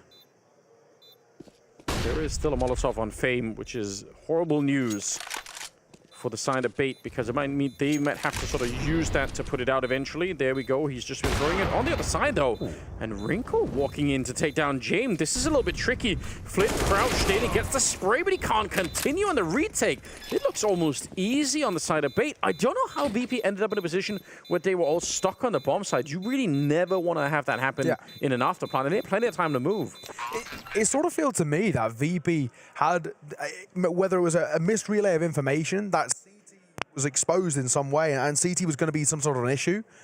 it wasn't the case, but I think they sort of expected in a way that if we had gone to try and play a post one over towards CT, we'd be in trouble. Someone would find us rotating through mid or rotating back over from the A bomb site, and well, they were wrong. And of course, that led them to really kind of park up, group up on towards the site. And in another world, one flashbang, they could have all been in a real pot of trouble. But Wrinkle, nice opening shot towards James, just gives them space to work with, and then they just overwhelm the last two. Play the numbers game, play the trades, which of course more often than not benefit the T side, but not in this case. We're all tied square once again, 14 apiece. The 4th out of 4 timeout used for Bait, their 4th and final. And will it be enough for them to try and close things out in regulation? Of course, we're playing up towards 16 for all those who are new here. 15-all, we go to OT. That could happen as well, without a doubt, in this game. Oh my God, it's now we're in that heartbreak territory. Yeah. You know, if Bait just loses game 16-7, then everyone's going to be like, yeah, that's maybe what we expected. But once you get this close, this is where you're going to be lying awake at night, replaying every single decision you make if you lose here. 14-14, round number 29. If Bait win this one, there is no money really to speak of on the VP side. It's all on this. Sona, good headshot. He's still here and he tries to swing for it. He had no backup. He had to do something. And almost got the better of Kicker there. But it's a 4-on-4. The bomb is going to be planted, and look at the position for Flit. He gets smoked out though. Look at the information he's getting. Oh, that's not the line up, but he's being held. Alex spamming, tagging, hearing that he's parked up there. This post bomb maybe a little bit stronger than they would expect, as Fame will find one. He needed to, but he couldn't quite deliver. Jame will step up, a tap on towards the bomb, but they know he's not sticking. This round's done. Surely it's done. Yeah, unfortunately. Oh, wait, maybe not. No. Rico, he has got the kit. James is too far away. He has to run back right away, and he comes off the defuse. I think he might have had a shot there. He's going to tap it once again, and James jumps right into it. Wrinkle spinning around. Is there enough time? He's holding it in. Oh, this one! No! My God! Oh, Wrinkle! Once you hear that tick, that's normally it. That means you're out of time. Oh, experience well above his age from Wrinkle there. That is monstrous. Against what is probably his hero as well, James. As an AWPer from the CIS region, he's taken him down 1 versus 1. He's beaten James at the Mind Games. That's ridiculous. And that is now absolutely bolstered the confidence over towards Bait. They're playing now for a 16-14, and Virtus.pro brought pistols to the table. What an insane timing. He's so quick to spin around. If he had missed that, it was a 1/10 of a second or something like that, that would have been heartbreaking. Instead, it's absolutely glorious. Now they need one more round, and Wrinkle, he's going to keep it going, taking down Kicker to start with. They don't have the money. I mean, at least they got the bomb plan. They got the $800 bonus on everyone on the team, so the bomb plan will help them out here, VP, but they're down a man. And do they realize that Flit has made his way through? I don't think so. This is a nightmare. Flit could actually win this round like this. They have no idea. No one is checking. Oh, but Wrinkle, he comes back. I don't think he knew. I think that's just a random discovery that he's made. James should be a free kill here, but he's not quite sure how many people are running through. And he's going to try and do what Flit wanted to do. Oh, my God. He's just reclaiming the space. Well, for James, he's got sort of all the time in the world to work with within this 50 seconds, of course, but it's pretty good. He's backing the rotation back over towards A. There's 2 players here. The other 3 stacked over towards B, but that rotation, it's going to be long. James, he's going to try and cut them off. They should play like this. Play for trades. You're in a 5-on-3. As long as you're trading, it's fine. Let him have the bomb plant. Who cares? Just don't end up fighting one at a time. So I don't mind this for Bait, but they still don't know about this. And James wants the double. He's expecting to set it up. They have got no idea. Oh, this could be a disaster. They checked. They knew. Oh, my God. Alex, he saw. And another good trade. It's Alex to take the last 16-14 as they manage to bring down VP in a best-of-1. That is sick.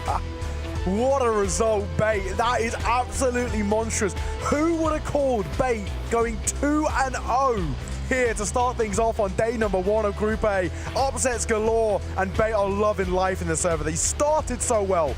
9-1 they went up, and then it just crumbled bit by bit. The dominoes started to fall, and the light at the end of the tunnel started to get darker and darker. But for them to turn it around from the depths of hell and to win it 16-14, monstrous. My predictions are saved.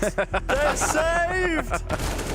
Oh my god, those last 2 rounds are insane. This final one, like the 1v1 comes down to the 2 AWPers, and that is so crazy from Wrinkle. I don't know if we have exact timings, but it was like it was points of a second. That was absolutely bonkers. Look, they didn't even expect it either. Look at the responses on their face. It's fantastic. You had them praying. You had them actually praying to win this round. Please, oh my god, let us just get this one. And just speaking about Wrinkle as well, he had a monstrous game. 25 kills, 18 deaths, 79.6 ADR. I mean, such a solid performance, especially considering as well his opposition. He's got Jame on the other side, and not only is he beating him out in the AWP duels, but in the mental game too. Respect to a guy who, I'm pretty sure he's like 18 years of age. He got 15 2+ kills across that game as an AWPer. Like, he just wasn't, anywhere he went, he was finding kills. It was crazy. That was an amazing performance in them. And, well, Bait are now 2-0. Sick, isn't it? I've got to say as well, obviously the start that they had at the beginning of the game, we've seen this before. It's something that really makes a big difference, right? You go on that massive run at the start, and VP, even though they start to make the comeback, they start to show how good they can be, it's still a little bit late. I mean, if not for that incredible run at the beginning, this might never have got this close. Yeah, that's what we're seeing from a lot of these games now, isn't it, Neo? Like, we saw that earlier on. Like, if there was more rounds in the early games for the other ones that we watched, it would have been a lot easier towards the end. And it's these early rounds which are now really so influential. It comes back to the age anecdote of too little, too late. I mean, for VP, getting back into the game is great, and it was a pretty decent team-wide performance. We spoke about Kicker. He had a really slow start to the game, 0-6, 0-7, whatever it ended up being. It was not good, but he started to find form, started to really have an impact in towards the game. However, on a micro scale for Kicker and on a macro scale for Virtus.pro, it was too little, too late, because they allowed Bait to put 9 rounds while they had only had 1. And for that to be your opening 10 rounds of a game, it just can't happen. In a better 3 format, you can maybe start to make arguments of being saying, okay, it's their map pick, we'll do it on ours. But in best of ones, there's just no room for error, and there's no time to play with. That's why really impressive. Obviously, Owner as well, you saw the top of the scoreboard with 23 kills. Really sick from him personally. Yeah, I think a lot of firsts for many of us who maybe haven't been watching Bait so much because we're just not used to seeing it. But they do look really, really impressive, don't they? Yeah, exactly that. We're going to be checking out winners into Amster's going to be joining us, and I'm sure they are absolutely elated. Congratulations on your win. You just out-VP'd VP. I want to talk about this, right? 9-1 up, and VP pull it all the way back to 13-10, but you guys still close it in 30 rounds. How did you stay so calm? How did you stay so focused when VP pulled that comeback? I know we just was confident. We know that we did stupid mistakes, but we know that we can just do our casual game. So we just coach take pause and said that we should play like as usual, and we win some important clutches like Wrinkle against Jame, and we was good as emotional condition, in a good emotional condition, and that's helped us because we play till the end. You guys have now taken 2 of the best teams in the tournament out in MOUZ and VP. Did you guys expect this? Did you have a lot of preparation coming into this event? Maybe it will be funny, but I guess we expect that we can beat any team and we can lose any team. So we just trying to do our best, and Slava Ukraine. Oh yeah, and obviously we saw you last RMR for the Rio RMR, and you guys had some great BO1s against Fnatic and Ecstatic, but you fell apart in the BO3s. Do you feel confident about the BO3s now that you've got these wins under your belt? Yes, for sure, because RMR in Malta give us a lot of confidence. That was first like that level of tournament for us, and here we feel confident, and we could prepare for RMR, and I guess we have good chances to qualify to Paris. Well, congratulations. I'll let you enjoy your win. See you later. Don't you just love these CIS interviews? Just openly saying we did some stupid mistakes, but we made up for it. It's all good. A little bit of an overview here. As you can tell, Bait are now up in the 2-0 bracket along with NAVI. that's kind of where we are at the moment. 3-0, and you make it through, and obviously 0-3, and you're out. So yeah, it's a lot to be fought for still, but what a great surprise. Yeah, I mean, when you look at the repertoire of what Bait have done today, they started things off. They got the major semi-finalists of MOUZ. Nobody's expecting them to do anything. They beat them, and then they add the major winners and MVP on top of that as well. It's pretty damn monstrous. VP still can't beat their own region. I know, it always does happen. FaZe in May 2022 was the last time they beat a CIS team. Yeah, that's absolutely bonkers. I mean, that's crazy. They've got to be on an amazing high, as are we coming off of that game. Speaking about coming off that game, though, we are going to be chucking it to a short break.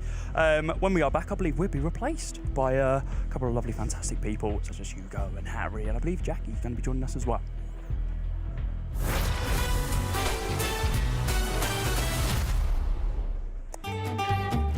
Our first time Royal Arena, playing in 2017. We want to win the first time on Danish home soil. Device is sick. We have to play with Dennis as a stand-in. I don't sleep 1 second the whole night. I didn't even understand. I remember me 5 in the morning, going outside, going for a run. I was like, what is going on? Why can't I sleep? And then I go back, I try to sleep. My heart is pumping. I'm like, why did I do that? Why did I even go for a run? We go to the venue the next day, and I see the makeup artist, and I'm like, you gotta help me. I didn't sleep the whole night. We somehow managed to get to the grand final. Everyone is really happy, and we're 9-0 up on third map. And Easy. Somehow we managed to lose that. We were 9-0 up on T-side catch. I'm never going to watch that game back. Never ever in my life.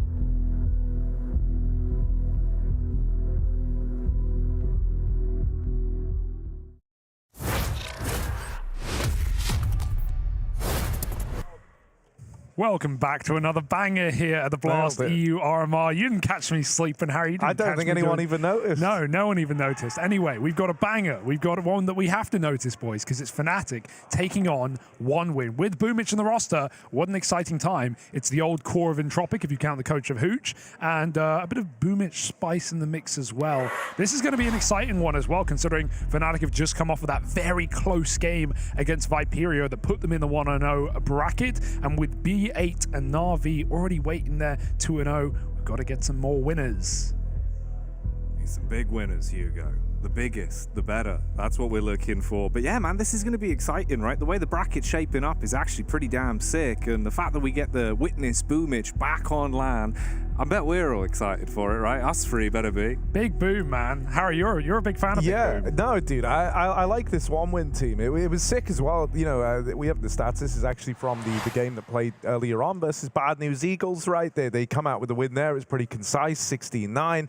And that was with Nickelback top of the board, right? Yeah. That's not crazy to actually see him doing that all while being at the helm of the squad. Then in behind him, it was actually Boomich and Deco as well. So that's pretty sick to see. Yeah, the two callers for the team, right? Obviously, Boomich having previously called for NAVI, and Nickelback calling for the team right now as he did in Tropic. And I actually spoke to Nickelback as well earlier coming into this game. So let's hear what he had to say.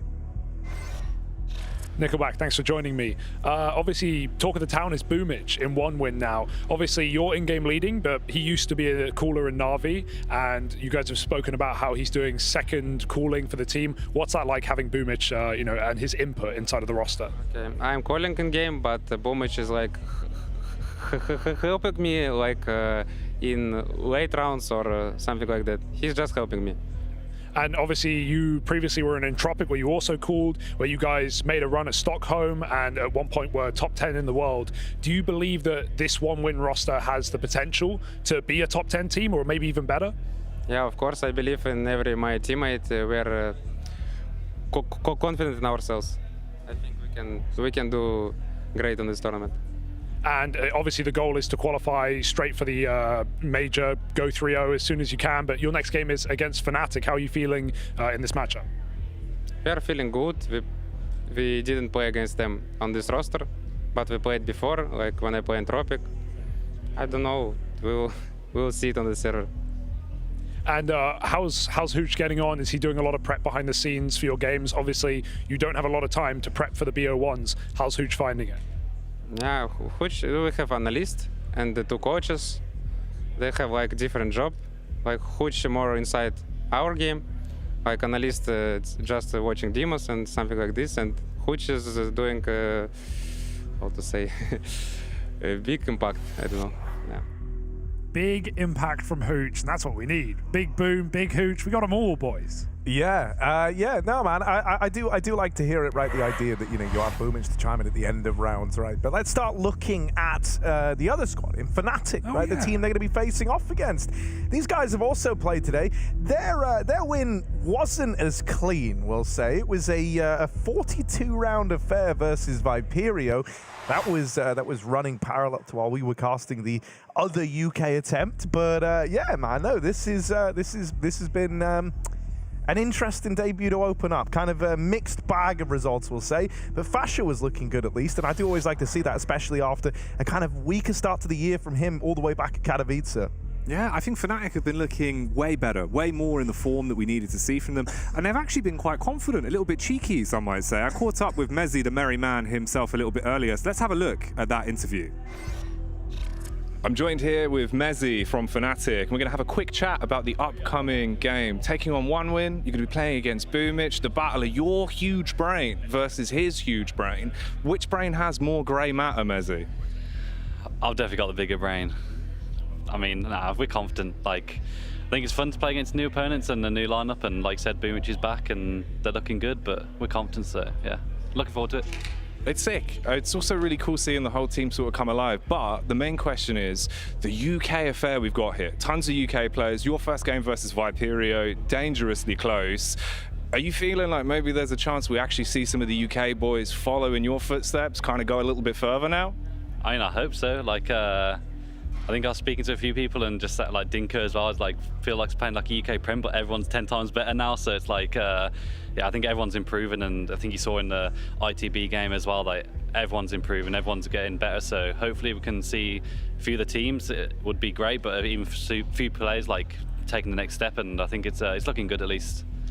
A lot of support for the scene. Now, finally, I just wanted to ask as well, the classic question. I know you want to be there, but in terms of making it to the major, right? You started it off with the right foot. You've already got the 1-0.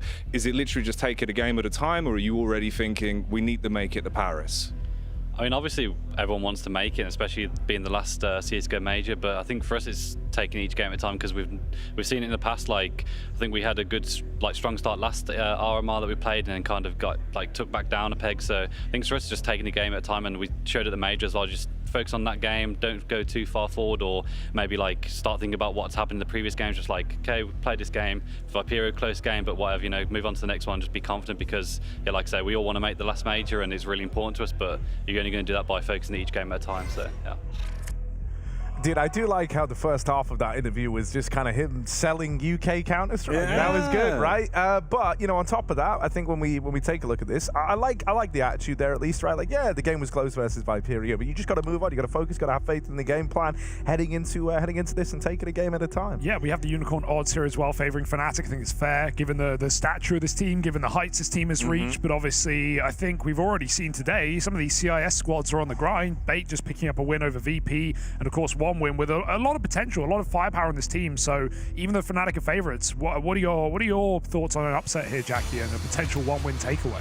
Oh, you know what? I don't even think I'd call it as much of an upset. Yeah, I feel like the more guaranteed outcome, weirdly, in my mind, is that one win actually do find a way to take this. I think Fnatic are the ones that really do have to play not to lose, but it's going to be intense either way. I think it's really going to be a good game to get our teeth sunk into, and hopefully, if we at least see the best from both squads, Hugo, we're going to have a banger. Oh, we're going to have a banger, no doubt about it. Overpass is where we find ourselves on this BO1 1-win, taking on Fnatic in the 1-0 match here in the Swiss system, and of course get 3 wins, and you are going to Paris. Let's book some tickets here, folks. Fnatic 1 win with Fnatic on the CT side. They do love this map, often called Mezi Pass back in the day.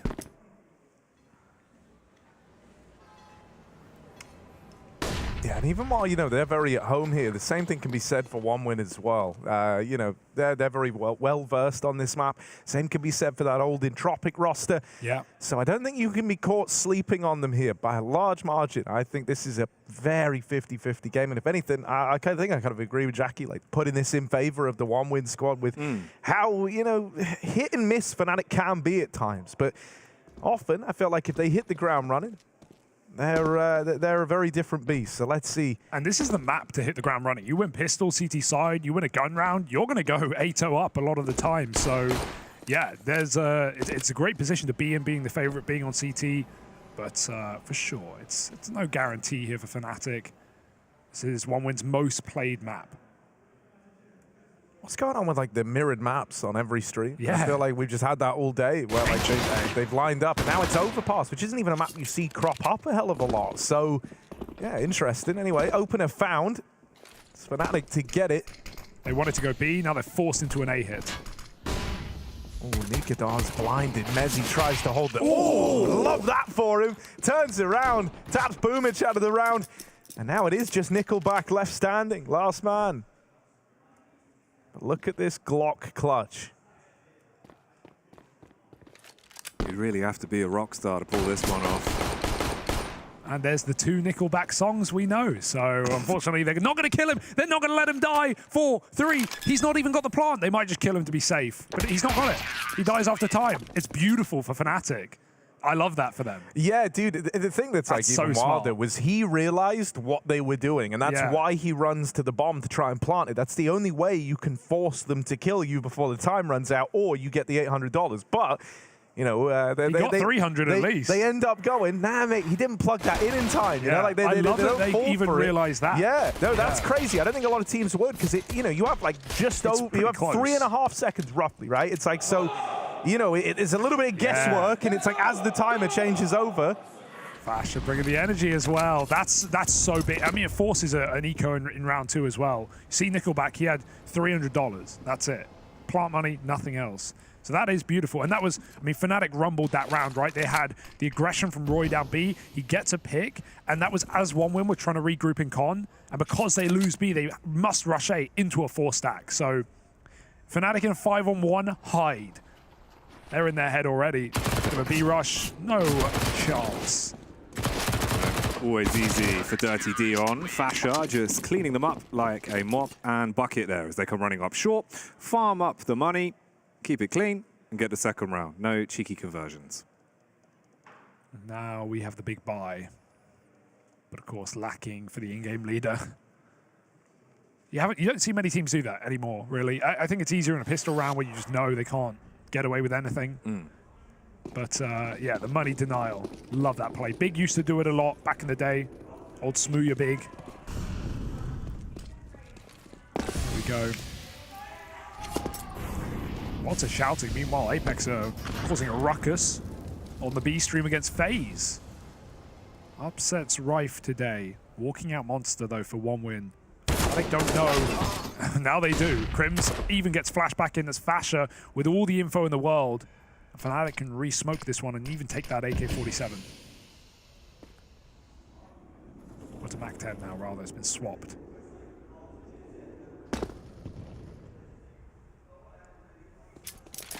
Yeah, you know, it's a good look at this first rifle round, though. Like that for Crims. It leaves 1 win in a very rough spot here, just having a kind of, you know, they've lost all their B control. They gave it up as well by looking at leaves. Now they can't go back. As a result, they're really only left with this A play up through the toilets. They don't have real estate anywhere else. They would love an opener, and Boomich is going to go collect those debts from Fnatic. There's a follow-up out of Travis, and so Nika Dawes has got to do the heavy lifting here. It's a one-man A-site hold as his teammates have melted around him. 1 win have given him time to have players rotate up here. Yeah, they're going cold like they want to pretend they're backing off, but they will recommit, and Fnatic can afford to gamble in this round. They're in hot water anyway. They doubted it, and that's exactly what 1 win wanted. That's kind of wild. I can't believe that Fnatic have started to rotate back down, right? And now they realize they move back through the smoke. Nikados gets out to the truck, but he needs to find something, and he's got to find it quick. Wrapped up close. Basher will convert that, and Fnatic are the ones winning this round. Nickel back. This time he gets his bomb plant. No death off the time. Will he get his revenge? He's pissed about the pistol, but he can't find that second man. And so Fnatic, despite being a man down, despite rotating out of position, they're the ones to win that round and find themselves a third. Yeah, even after a bit of self-doubt there, I don't know what made them change their mind. Maybe it was just a one smoke landing over A and they go, screw it, let's just commit to, you know, the belief there. We have to gamble, let's commit. And everyone comes up on A, gets a bunch of kills very quickly. 1 win, awkward post-plant. Very close for Nickelback. Don't know how the Famas wins that one out. But this is how these games can steamroll out of control very quickly. Fash is bringing so much noise today. The Dutch boys love it. They do. It's in their blood. Like, the second you start winning rounds, they just get louder and louder and louder. And they actually are able to contain that energy quite well, right? Sometimes we see teams where they do get a bit too loud, you sort of lose that sort of focus, and then it starts to go wrong the second you drop a round. Never really noticed that with Dion. He's always been good for it. I don't know why. Yeah, and I think Fnatic need that, because if you look at this team, you don't think like, you know, boisterous personalities. Crims isn't a screamer. Mezzi's very humble. You know, you need someone like that. And so, hey, Fasher's the man for it. 4 on B for Fnatic. 1 win. I love this. The snake in the grass, creeping up Banana. They're going to get very far before they get spotted again, but they need to do right by this position. There's a man at long, and Mezzi has just gotten here in time. Oh, the reposition to bank is going to give them even more space. Will Mezzi realize? He sees them jump, and he catches Forrester. Oh, Mezzi fighting for the site. The bomb's been dropped as well. This is very loose for 1 win, and not a single trade allowed. As Roy hears it coming, he will die, but it doesn't matter. Fnatic won't kill him after time this time, you'd hope. Dude, Fasher being like this is interesting because, you know, he's not really the guy I associate with being like super loud all the time, right? Like even whenever we speak, he's a pretty, polite kind of mild-mannered dude. You know, he's very, very soft-spoken, and here he is. Screaming the place down. I mean, he's always done it on Fnatic. I wonder, maybe we can speak to him about it. I wonder, you know, where that came from. Was that the case in other teams, or did he feel the need to, you know, bring that energy because it was lacking inside of the team? I remember even way back on Endpoint when he had his stint there in like 2017, 2018. It was the same sort of effect where he really did kind of glue the team together in situations where like you would be kind of down and struggling. Fasher would always be trying to bring the energy back up because he is quite a funny guy. Yeah. But like outside of the game, he's super chill. Yeah, so it's that's what's huge so funny. contrast. Like it is a massive contrast between the two. Like once the game's live, mate. It's a whole different ball game, Harry. He just starts screaming, he starts fragging, and everyone gets scared. But this is a really good, first look at Fnatic here coming into their CT side. They win that round fairly dominantly. You got Nikados hitting his shots, Fasher up towards top of the board. When the guy that's top fragging is egging you on and making you believe, everyone's feeling like they can do it. 4-0 right now, 1 win.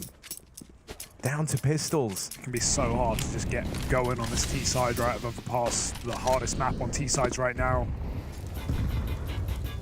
It's not just the numbers, you can feel it when you play it. Very constricting. Perfect grenade. They've got a couple of flashes on the captain outside of the B site. Going to try and take top mid first through connector, but this will be looking to end B. OnWin just selling a bit of a fake, and they've done well. They've pulled a third player of Fnatic towards that top site. That's all you ever would want. They can try and 3v2 lower instead. Dangerous if they get given too much room, it might bait the bomb back up, but Fnatic, no doubt about it, are stacked. And here comes the exec. If you want to call it that. Yeah, it's a bit of a light one at best, right? An exec, but just an X. That's all they've got to work with. Damage done already, though, onto the CTs. Fasher was trying to bail him out of a bad situation, but turmoil has been caused by the Tech Knights. Messi! Oh, the madman comes in like an absolute storm and just blows them all away. 4 kills in a spray. That was 3, all just grouped up in a little barrel. Mezzi shooting fish. Pickled trout. God damn, pickled herring. Pickled herring, that's the one. My goodness. Great shots. He goes through the smoke as well. Like this is going to dig the hole deeper if Mezzi dies with nothing here. But he knows they don't have guns yet. Before they can find the rifles at Pillar, Mezzi puts them to bed. 5-0, 1 win. Now have everything. Deco on the AWP. And this guy, I mean, he's been touted as the next big thing. Let's see if he can show it.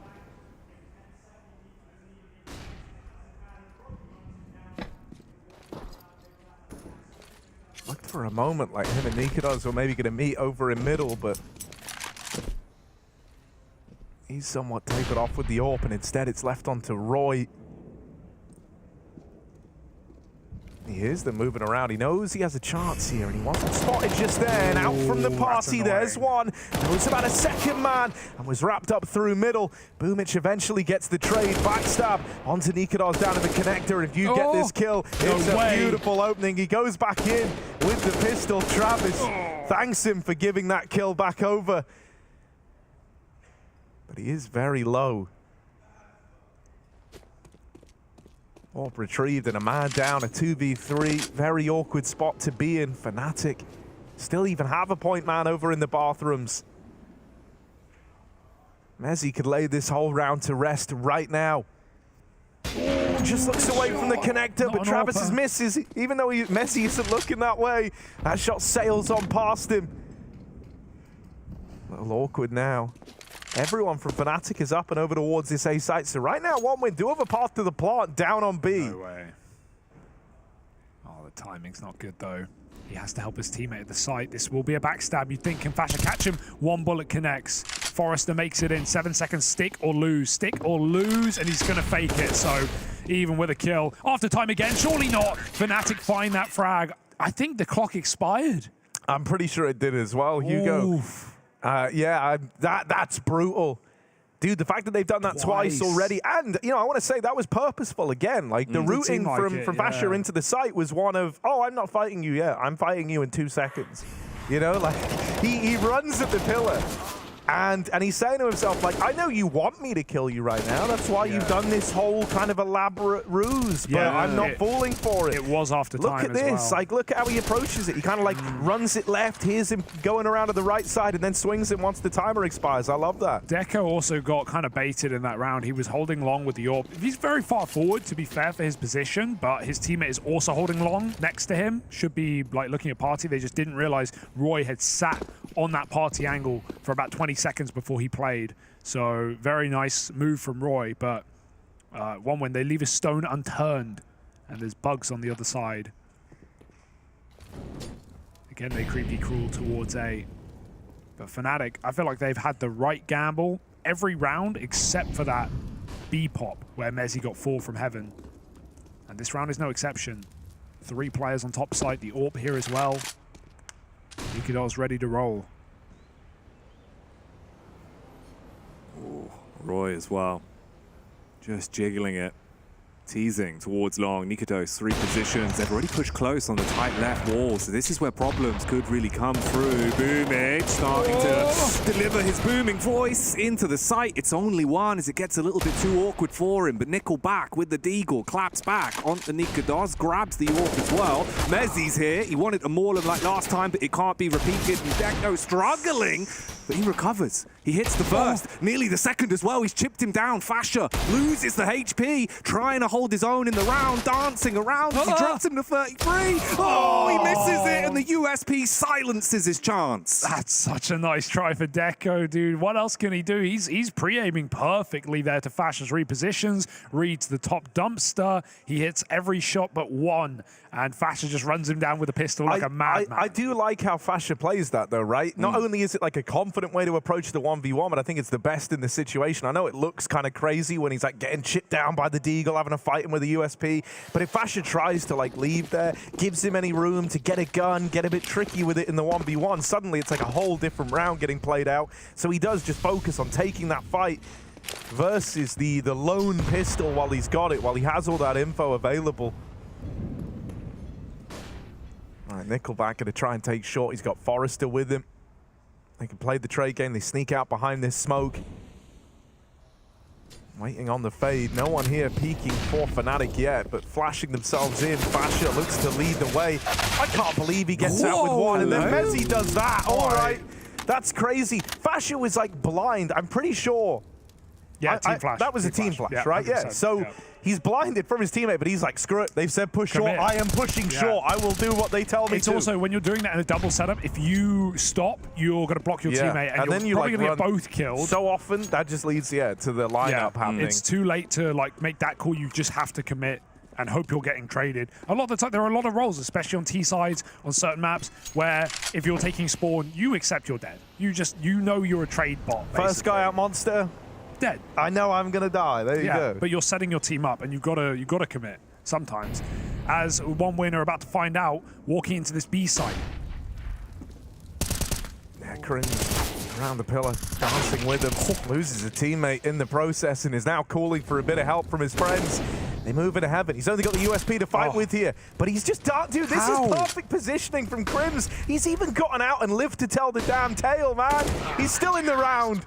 And he'll be there, stood standing at the end of it all. Well, that was perfect, man. Like, Crims only gets 1 kill, sure, but that's what you want from your B-side anchor. Just being a slippery fish, hard to grab onto, always elusive, never in their grasp, and just not giving them that kill. It wasted so much time, and it allowed Fnatic to have everyone else there to hold the line. Pre-boil, Harry, it's still sticky, it's still slimy, and OneWin can't grab it. Fash is still freaking out, and it feels like that Viperio, game didn't like upset Fnatic, it warmed them up. The synergy is there. I almost wonder if that's why Fasher's going so hard down like the route, because like he's celebrating everything right now, right? Like every round, and I think it's because it's been clear that it feels like it's kind of rubbing off on everyone. If you've got someone sat there bringing a great energy, it's kind of hard, especially when it's someone like Fasher who's very personable, to not have that, rub off on you in some way. It spreads, and then everyone starts to get excited together, right? But it's also if you came into that going like, man,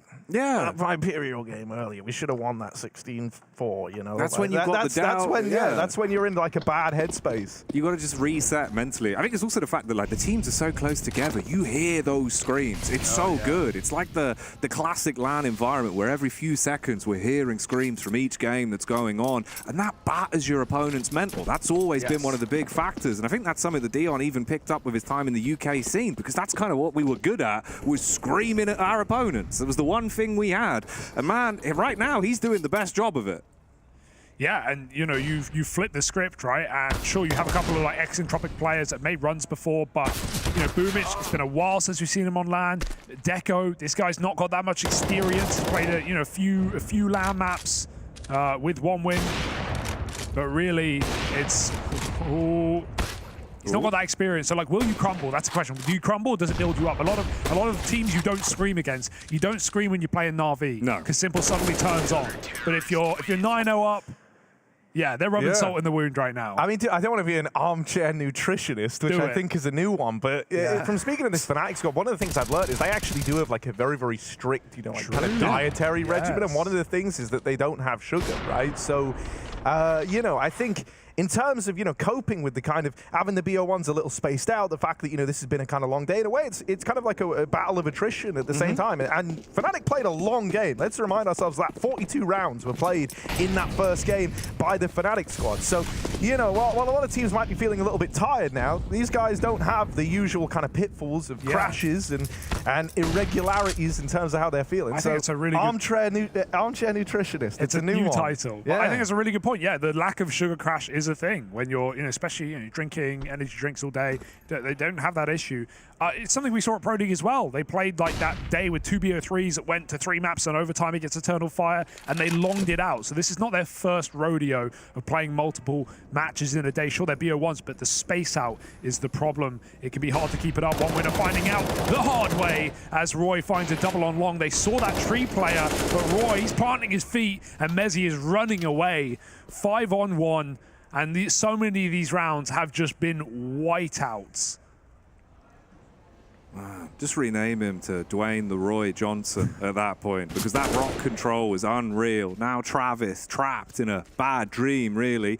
Seeing if he can wake himself up. The bomb's cold on the ground. You're completely surrounded. You're being flanked from the back. He does try and hit the flick. Ooh, all right. He actually hits one, but Fasher finishes it off as per usual. Wouldn't let it get out of control, would he? 10 rounds to none for Fnatic. This is unbelievable. We said overpass CT side. This is how you can really get running away with games. And one win. They've had a couple of chances. They've had a couple of close 1v1s. But if you don't win a single one of them, what else have you got?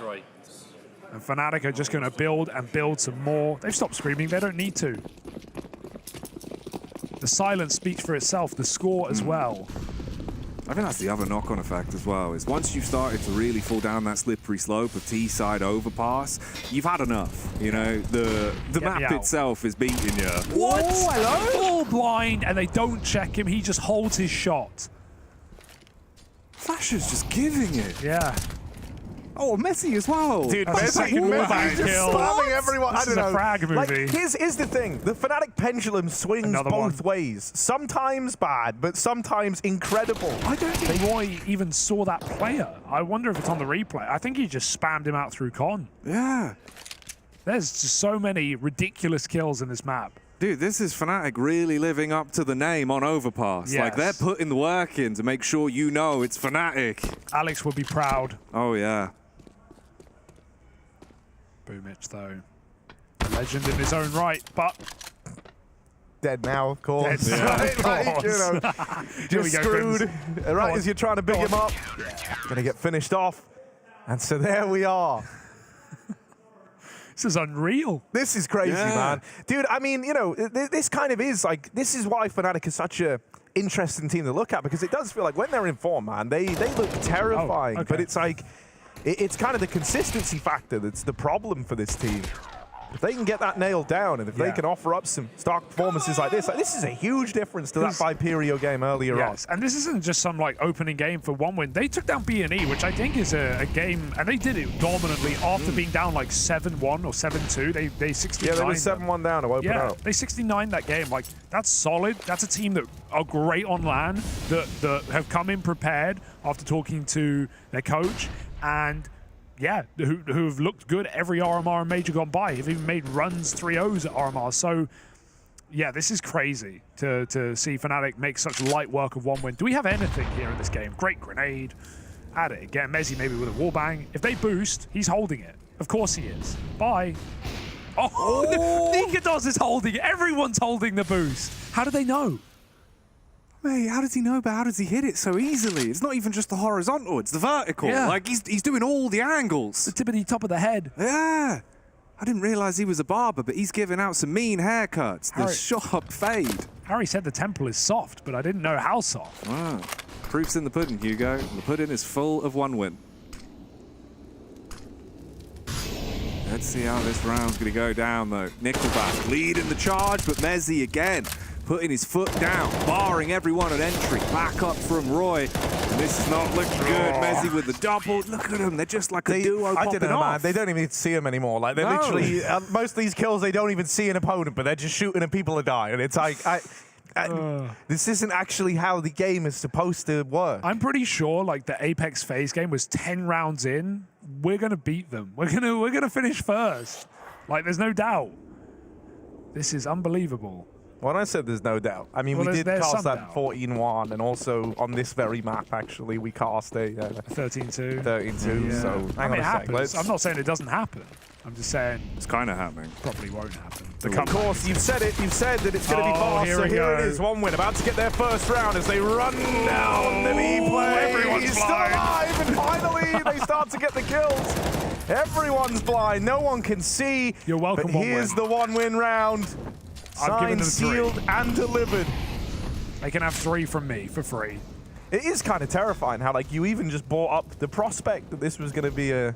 I didn't say it, though. No, you alluded to it, we'll say. That's you all you alluded need to to it. do, You did yeah. a strong illusion, and, The you know, universe illusions... heard. yeah, exactly. I got some magic in my pocket. Okay. Here's Roy, tagged up and finished off. It's looking to be a flawless round here. Nikados holding for a heaven boost. Oh, what yes, Boomich. Respect. I have missed Boomich's, Respect. little antics like that. He was always a cheeky fella. He loves bagging the Ramsey, man. If there's an opportunity to pull out the blade, you know he's going full Butcher Boomich. Full Butcher Boomich. I like it. That's a good play from him. You know, just guarantee, you know you've got the kill. Like, you know, so you're going to get traded at worst. The shame. He's even disappointed. I love how frantic that all is. Yeah. Okay, Oh. well, 12-3 now. We can skip to the second half. No, jokes aside, let's see if One Win can actually mount a mini comeback at the end. I think Nikado's even hanging around. It's just giving them an orb. Sure, they won an eco, though, so the money was good. But, hey, redeem it. Cash your check. Got monster nades here. One Win ready to go B. Everyone's here, though. This time Fnatic have a bit more going for them, but they still lose 2 to open up this round. Crimson at the barrel needs to hold on, and Nickelback has deleted him. So now it's Nikados. That made... Oh, where'd it go? Where'd it go? It went hits. It Oh. would have killed the plant. It as would have. well. That would have been great. Oh, but instead, it's a second round for One Win. They found their solution. It's these fast B pops. Who knew?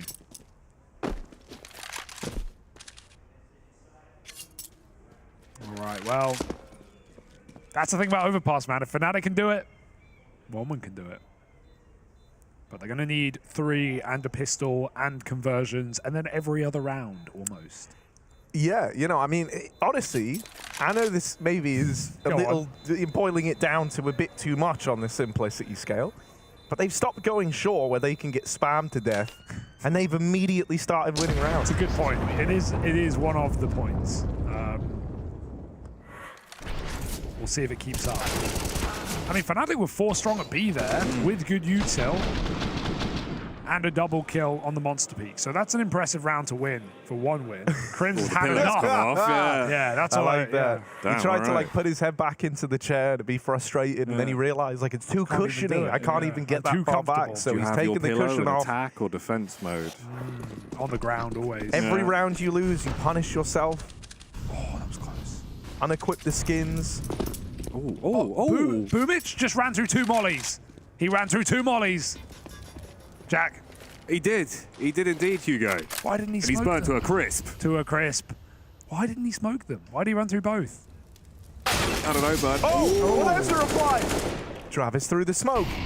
Gives them a taste of their own medicine. Not so nice, is it, when you don't even see the guy shooting back again? Now Crim's dead. Lloyd's taking an aggressive stance over towards the connector. And so, at bare minimum, he might get an audio cue here, and that would be big, right? If any not... Oh, they're coming to him. They're coming to Roy. Dropping in. First guy who drops, probably screwed, probably dead.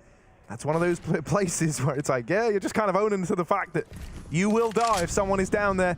And the trade was supposed to come through, but it's not a nice trade dropping down the ladder to try and get that. He doesn't want to feed Roy even more kills down in the connector, so this gets really awkward now. It grinds to a bit of an odd halt. Roy is hiding in the con smoke. This is a very ballsy way to play it, but he absolutely destroys them on the back of that fade with a bit of help from Fasha, who did get a spam kill in amidst that, by the way. Now, just one man left. Forrester in this one alone, and 4 to find to look for a third at the end of this half.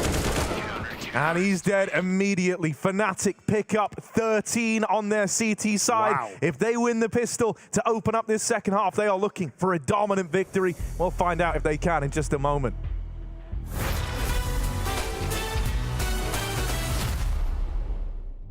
Okay, so I have 5 rounds, and if I nail someone in the first shot, I'm gonna walk out the door. Flusher is the first guy I'm gonna get. No, it was not Flusher. Let's start with Simple as the first guess. Let's try.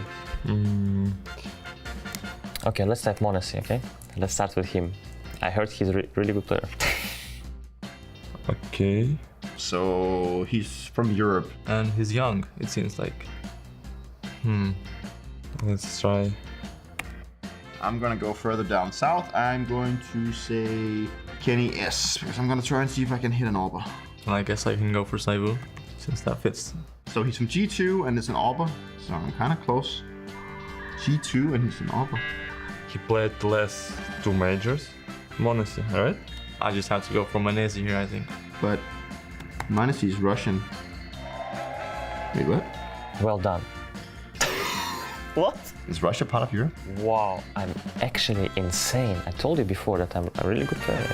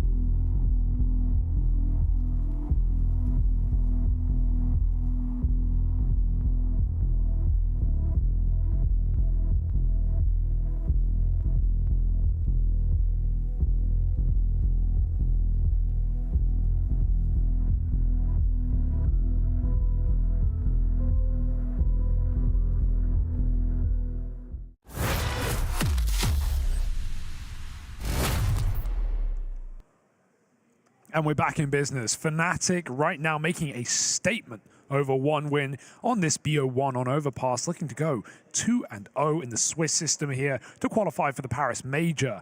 And not long at all. And not long, well, that's this game right now. Unless 1 win have anything to say in the form of a pistol or a force buy round, Fnatic looking to end this before it even begins. Yeah, they need to just come out swinging like they were on the first half. We saw how mean they were, and in terms of the pistol rounds as well, I feel like a lot of the stock does fall in favor of Fnatic. Mezzi's an absolute demon with a pistol. He always is good for some insane flicks. We saw that proven in the opening round. Fasher as well can definitely do some damage. But we're into it. Let's see how it goes. Round 16 kicks off. 1 win. Need to mount their comeback from the go.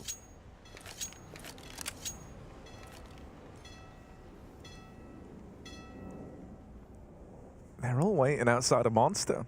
They're hoping that they're going to get a bit of aggression here from the 1 win side. And even if they don't, they have a little lurky lurk in Mezzi. all the way over towards the A site, entrusted with the P250 as well. Good man for the job. If he can get a kill here, that really sweetens the deal, and he does have a fight looming with Boomich over in the toilets. Mezzi right behind him now. Spots a player in the site, but don't think he'll be ready for Boomich so close in the toilets, just hanging around. He's going to start to walk down the connector, and Boomich will miss this timing, but there's still 3 strong. Kind of triple A lean right now for 1win, so this B site is a little weaker as a result, and that's where Fnatic are still looking to end up. However, Boomich is making a big play, flanking the connector, looking for Mezzi. Will get deleted, but he at least gets the info that that man went down the connector. Now the B-pop looks to move in for Fnatic. Here's the reply. Kills go back the other way. 1win holding on for now as Nickel back down in the pit. Forrester alongside him. They hold on to the B site, and Fnatic are left looking for solutions. Oh dear. No. That little blockage on the door. They both pushed E on it. And so it closed right in their faces. It's going to waste precious time. And with a man still to get past in the site, this could cost them dearly. Deco, even as a player moving up through the connector, taps out Mezzi, and there's Crims to fall. They had to rush the bomb plant. They didn't have time, and so it left them in a bit of an awkward way. 1win with a pistol under their belts. And a tall task ahead of them to come back in this second half, but not a task we've not... No, wait, hang on. Let me rephrase that. Let me rephrase that. Not something we've seen be impossible. There you go. Kind of still a double negative. Your first one was good. Still a double negative. Not a task we've not seen before. Yeah, that'll do. Not an impossibility. Yeah. Hey. It could happen. It could. And it probably will. We said that before. Ollie.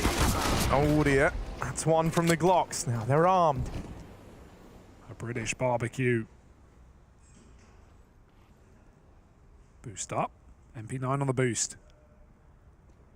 And, well, got some bad news, friends. They're coming. Flash trade is good. That's another gun. They're already out. Monsters go. Don't win this round, Fnatic. You're not supposed to. This is a Glock round getting down to the 1v2. They're fine.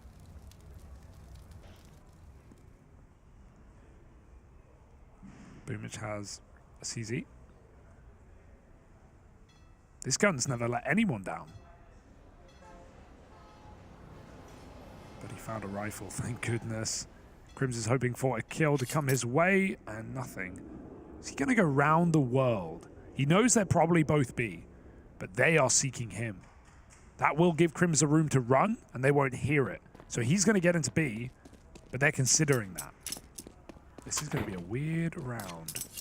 I mean, yeah, their attention is always going to be on B because they don't even have short, and that's where he was last spotted. So for all they're aware, he could just creep out the short side right now.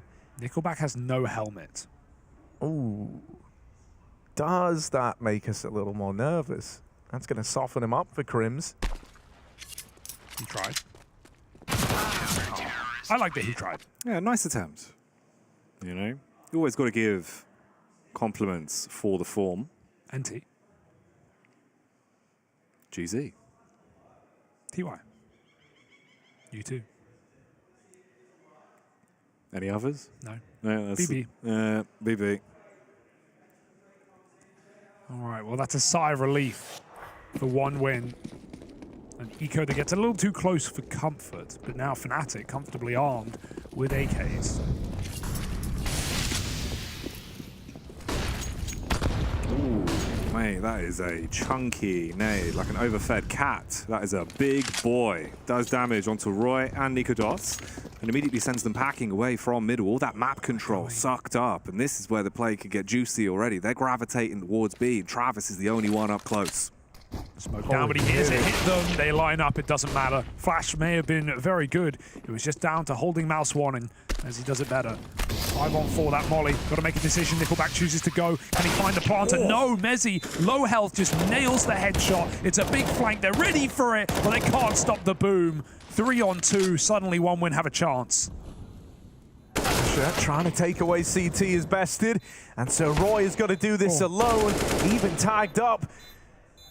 Really low on health now, trying to duck out of there, but a nade will find him from downtown. It's Forrester with that nade. And so 1win. Keep the comeback rolling in for now. They deny that round.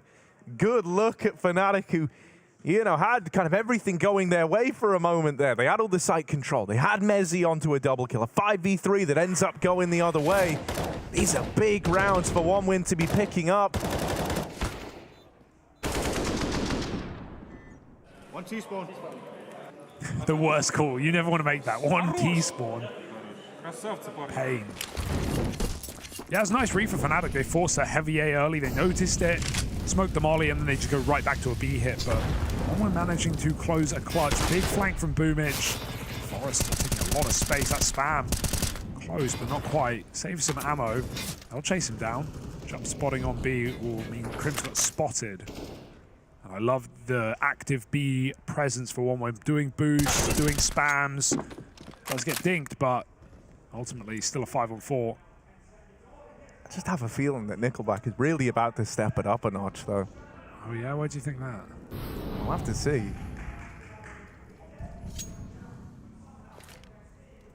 Sometimes you can just tell. Yeah, you Fnatic, can feel it. Man down. I don't want to cause any concern at this scoreline, but this is not a done game. Like, these games, these overpass games are so hard to shut out. My stack is capless right now. Fnatic need to be careful. They really do, Hugo. It could all go wrong so damn quickly. So hopefully they can stack themselves together and build themselves back into the round. You've already got that initial damage that you found on the Forester with a chip. Ooh, but they could be going into the wood chipper. The proverbial one, as it's Travis waiting to chop them all to bits. Messi and Nikodos in tandem. They swing together, they knock the blocks off, and now they're just barreling into the site.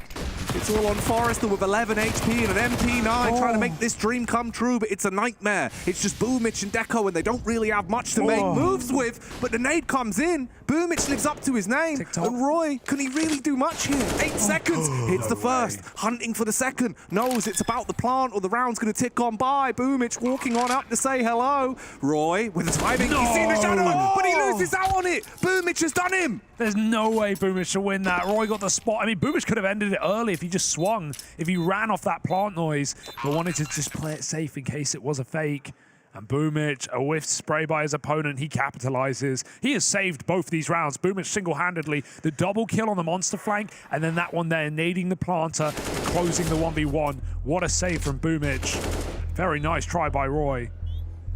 Dude, also, I gotta say, like, in both of these rounds now, there's been, like, a critical nade kill to come in on planters that, like, tip the scales. The kind of saving and usage of all this util that you're getting out of OneWin late in the round is massive. Oh, Fnatic with their first timeout, and that's a sign of the times, yeah, right? that means that, like, now even they're going, okay. Let's not throw it. Yeah, like, this is actually happening. Let's just course correct now. With that, you know, you could say this is the first recognition that this is getting away from them. Oh, he said it now. He said it. It's just, how can you not be safe after a 13-2 CT side? Such is overpass at times. It's like the old nuke, you know, you get 2 T rounds, you're like, phew, I feel good. I feel ecstatic, mate. Fashion probably does. Wait. Little throwback there for the real fans. Ooh, that's hello! Okay, the boost was employed and the nade stack rains in. Nickelback now low. That's ice cold from Fnatic. Like the howling of a Siberian wind. Nickelback injured. Deco's gonna strike next. Brings us back into a 4v4 at least. He hangs around as well. Feel the need to get this orb going. He's been very quiet in this entire map. Not had to say his name too much. Fnatic regrouping back for B. Want to try and keep it simple. Avoid the orb on the A site. Play a 4v4 out, which is hopefully a 4v2. That's exactly what they've got inside of the smoke. It favors Travis, but there's only 1-for-1s, and Fnatic will take that every day of the week. If they realize they have room, they can take it quick. Get out monster. Crim's in the site now. Does not have the bomb and never will. Nickelback finds that kill. Got to go back. Nikodos has forgotten it, and he doesn't really have time to go A. He's got so much to clear, so he'll just commit in. Plant is the only thing available, but he doesn't know that. 30 seconds. Nikodos clearing everything he can. Smoke will get him a plant. Got to wait out the bloom.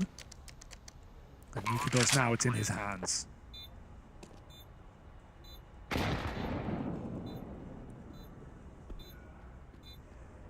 Here's the footsteps of the man that's dropped in. Low HP on the AWP, Nickelback fed to the beast. Nikodos, oh, he's seen him, but he tries his hand at the fight in the 1v1 and ends up getting dropped out of it. This is what's hurting so much of Fnatic right now, right? They are getting into these positions where rounds are winnable, and oftentimes it's coming down to super slim margins.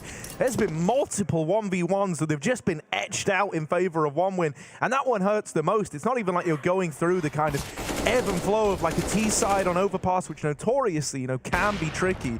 Even though from talking to Fnatic, I know they don't feel that way about it personally. I know that they think they've got a good T-side under their belts, but, I think if you were getting like blown out in a lot of these rounds, it would almost make it a bit more palatable. You go like, okay, look, it's just the nature of the map. We need to like build into this. We just need to get into that winning spot. But that's not the problem. They're getting into those winning positions. They're getting into these spots where one kill would do it and would just give you that one little nudge in the right direction to pick up this T-side. But every single time it's going against them, and sure, if you look at it in like silver linings, it means that the one-win economy isn't like building up. But I think in terms of the mental battle, this is hurting a little bit for Fnatic because it feels like they're right there so many times and it's just getting snatched away by the individuals. Yeah, when we had Fasher on the cast, Pro League, we were talking to him about Overpass, and he was even saying like, yeah, check our stats, like our T-side's sick. And they had at the time like 60% of their rounds were actually T-side on this map, which is so rare considering it's like a 65-35 map. But since that, because they've been playing online matches, it's actually lent back the other way to CT, as it probably should be. Fnatic, regardless of a good T-side, they need to show it, because one winner picking up steam, another quick B-pop off the pause, Fnatic in the sight. This is them.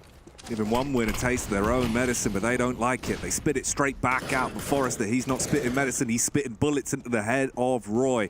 Nickelback pulls up to the party as well, and they're scared now, teetering on a knife's edge. Mezzi's on 4 HP. Same could be said for Crims, down to half health. The bomb's in an awkward location, you're all forced back, and the best you can really hope for is that one win force the issue and give you a potential way back in, but they shouldn't make that mistake. They know they have the bomb, presumably. Almost certainly. They've seen it. They've definitely seen it. Yeah, they know. Okay, good. It's just in the middle of the bomb site. Forgot to set the timer, did Fnatic. Forgot the digits. Now they've got to recommit back into B. And this is like the easiest round. One would know exactly where Fnatic are going. There's no doubts about it. You could argue a save, honestly. I wouldn't be against it. 40 seconds. They fancy their luck. No nades. This is irredeemable. You really, most teams would save here. The fact that Fnatic are giving it a look in, I admire it. But I don't know if I believe in it. Do they?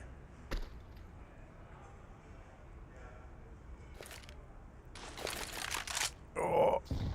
Well, damn. There's another one of those pesky nades coming out in the late round. And once again, it's robbed Fnatic of the chance of even giving this a look in. Yeah, I agree. It's kind of optimistic in the, optimistic slash desperate in the 3v4 to even consider it for Fnatic. But the nade sealed the deal. Nikodos, they actually might find you after time.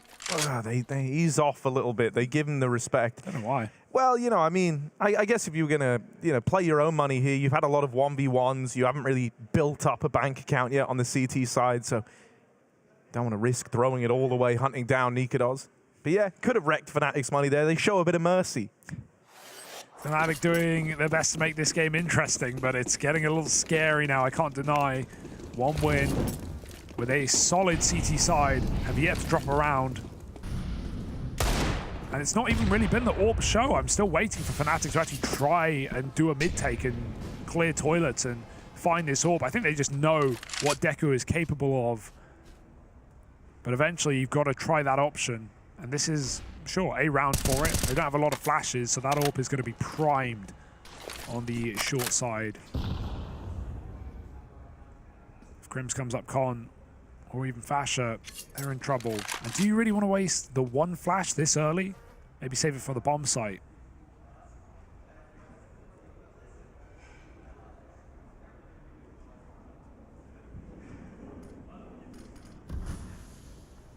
Ooh. Crouches in behind the rock. Nikodo is taking the attention. And they're actually just crouching their way back down through the connector as well. Reposition, realign. the play that you want to go for in this round. And they've still got those bells and whistles, Hugo. They've got the smoke, they've got the flash. It's critical that it's passed over to MOUZ. He can set up the team, and the rest of them can run in to cause an absolute scene. But it is obscene from Forrester. Hits the first head onto Roy. Travis takes down Fasher as well. And these pistols are just being punished one by one. Yeah, even Deco chiming in. Nikodoz can't even get a shot to connect. They just overwhelm him in the B-bomb site. And that's awkward routing for Fnatic. It's actually, I love the play of popping out short and going straight to bridge. But man, OneWin was set up for that exact move in the pit and in CT spawn. So they're just ready. That's the perfect counter to that setup. There's nowhere that Fnatic can go. They're going into the crossfire. If they went straight for the plant and avoid Monster, or rather the run in through Monster, they have it. They have the round. Or at least the plant and the chance.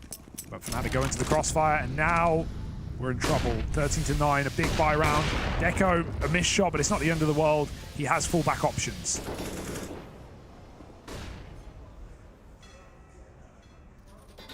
Holding for the triple boost. Dude, I'm getting nervous. Are we seeing, another example of Daps's Law? Daps's Law, 13-2 is the most dangerous scoreline on Overpass. He never said that. No. But now you've said it. He said it. Ooh. Boomich. Could be getting a little bit awkward in the toilets here. Fnatic taking space. They start to push their way up. Boomich has to double back, play with the team, and don't give up the free frag.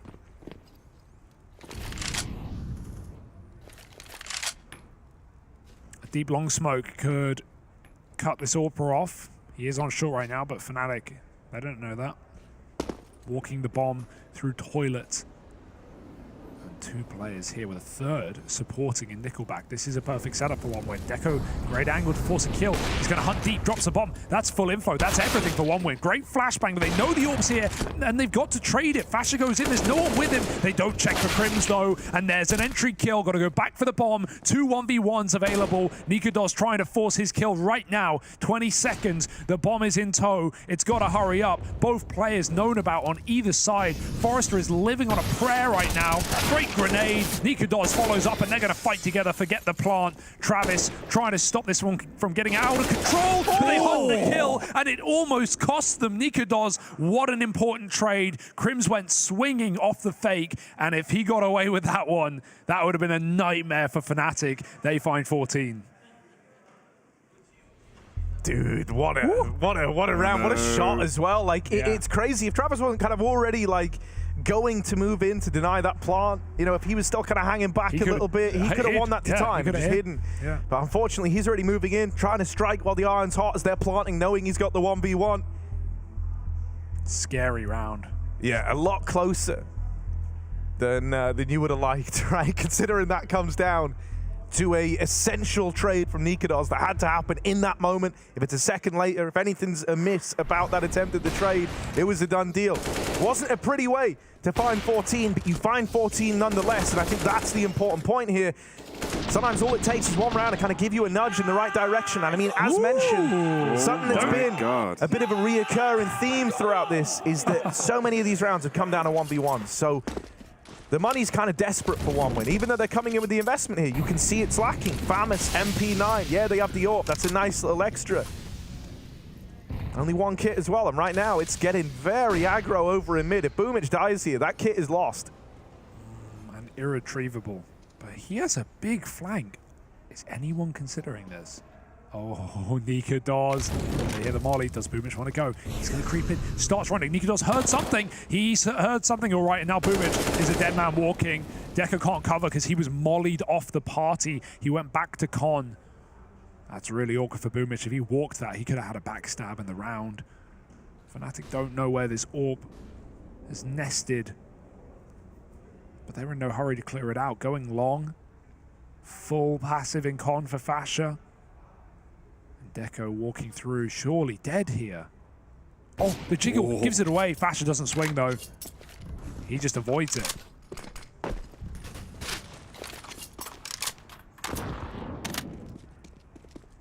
In fact, no, they can bypass the AWP completely. This is an A-long take of their dreams.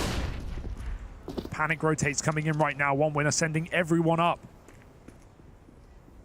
Yeah, they kind of need to gamble here, right? They don't have any info. They don't know what's happening. They can't go searching, so they take a gamble, stack over towards A. Mezzi is so blind. And this gets a little awkward now. You've got 20 seconds, and a long smoke is in their way. They kind of have to come through this, and one winner begging them to give it a try. Travis invites them in, only to slam that door closed, and that's the round right there. It all falls apart. It's such a jarring halt that it comes to over towards long. One win, just, you know, there are kind of two ways you can go about that. When you go a man down in that fashion, you lose Boomich on an aggro push in mid. You're either going to try and like re-aggro, for example, like a little double push over towards Monster or Short to get that info. But because, you know, they had like this weird situation between Deco and Fasher down in Connector, all that info gets cut off. They just take like a full-on gamble stack over towards A, and it pans out beautifully for them. That one's going to hurt for Fnatic again, because once more they played that first move, they win the opening fight, they go a man up, they're all regrouping for the A hit, feeling like this is their chance to get onto 15 and just break out of this weird limbo that they've been living in, only for it to go against them. Nikodos is out for revenge, getting that opener, knocking Deco out of the round, and once more Fnatic sit 5v4 and it goes untraded.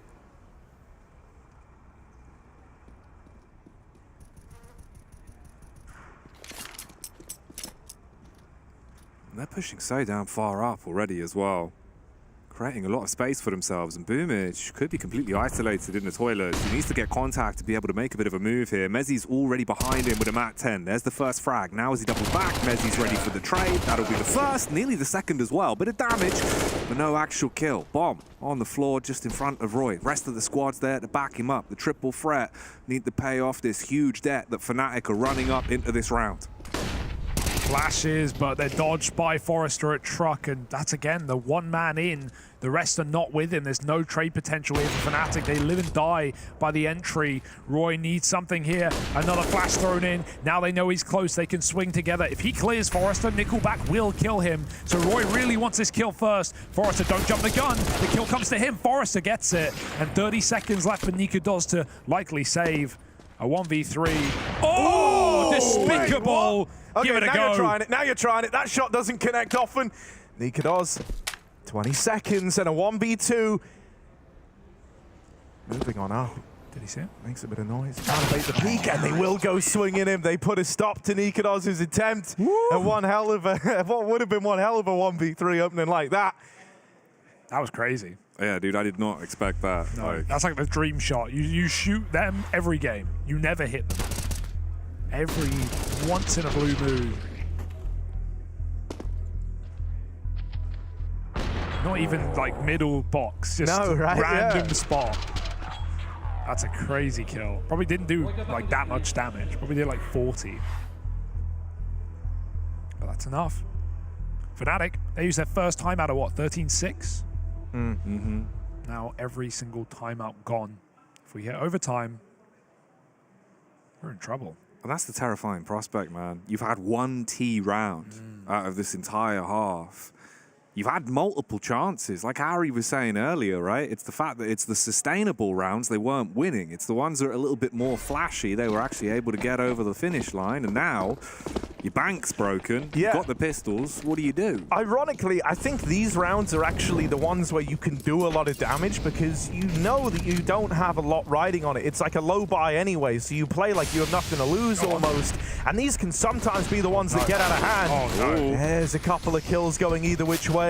It no longer feels like the be-all and end-all if you don't win one of these fights. So everyone's a little looser, everyone's a little more cocky. However, that flash just destroyed them. They group together, and Boomich is lobbing nades in again. Man, this util down towards B has been a cornerstone of holding on to this side of the map, man. Yeah. So often we've had these B plays pull up for Fnatic. We've had players die into nades, nades finding like 90 damage spread across a few different players. This one as well, like on top of the nade that just rains in. The reason they're all huddled together like that isn't because it's cold down on the B site. It's the fact that they're so blind from a pop flash that pops on the other side of the pillar that they all end up like instinctively holding, you know, left essentially. I was going to say A, but then I realized, mate, Mezzi's key bindings are just probably like MOUZ 2, and there he is. As well. Yeah, actually, they're both scuff. Like, that guy literally shoots with spacebar, I'm pretty sure. Get me out. He does. I've tried it before. Yeah, I know you have. You've tried everything, Harry. It's a cool idea because, you know, when you click, your mouse moves slightly.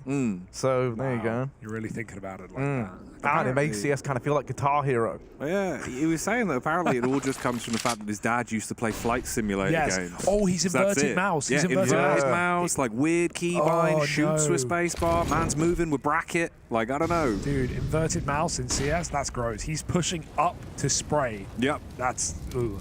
How's he so good? 25 kills for the man. Top of the server and the loudest of the lot. But Fnatic may be silenced by an unbelievable comeback that is well and truly going on right now. 13-2 CT side. And we are sitting here very late into the game. I did curse it, but I didn't expect this. You didn't curse it, Hugo. You just gave us the game we wanted deep down inside. We deserve this, wherever it goes. Fnatic, they're going B, and Nickelback has just dropped out of heaven. Oh, man. I've never really liked this angle. I always feel like you just give up the fight instantly. It might draw the crosshair, but no, here again, it just goes the same way it always does. An absolute massacre on the site. Deco up top, looking for Delight with the scope, fires off the warning shot, but that's all it is, just a mere warning. Rotation from Boomich, though. He's fast on his feet, just goes out swinging for the kill, and Nico Doze takes him out of the equation. And the crazy thing is, even when I was looking at the money on that eco, where Fnatic made it 3-on-3, like one win could not afford more losses. They were broke, and now they are still broke. Fnatic win one round, finally, and one win have nothing to show for it. They're going to get guns on Nickelback and Boomich, but there's no loss bonus, boys. Deco at least saves an AWP. It's going to be 3 rifles, maybe 4 if Travis can figure something out. But Fnatic on 15, a sigh of relief.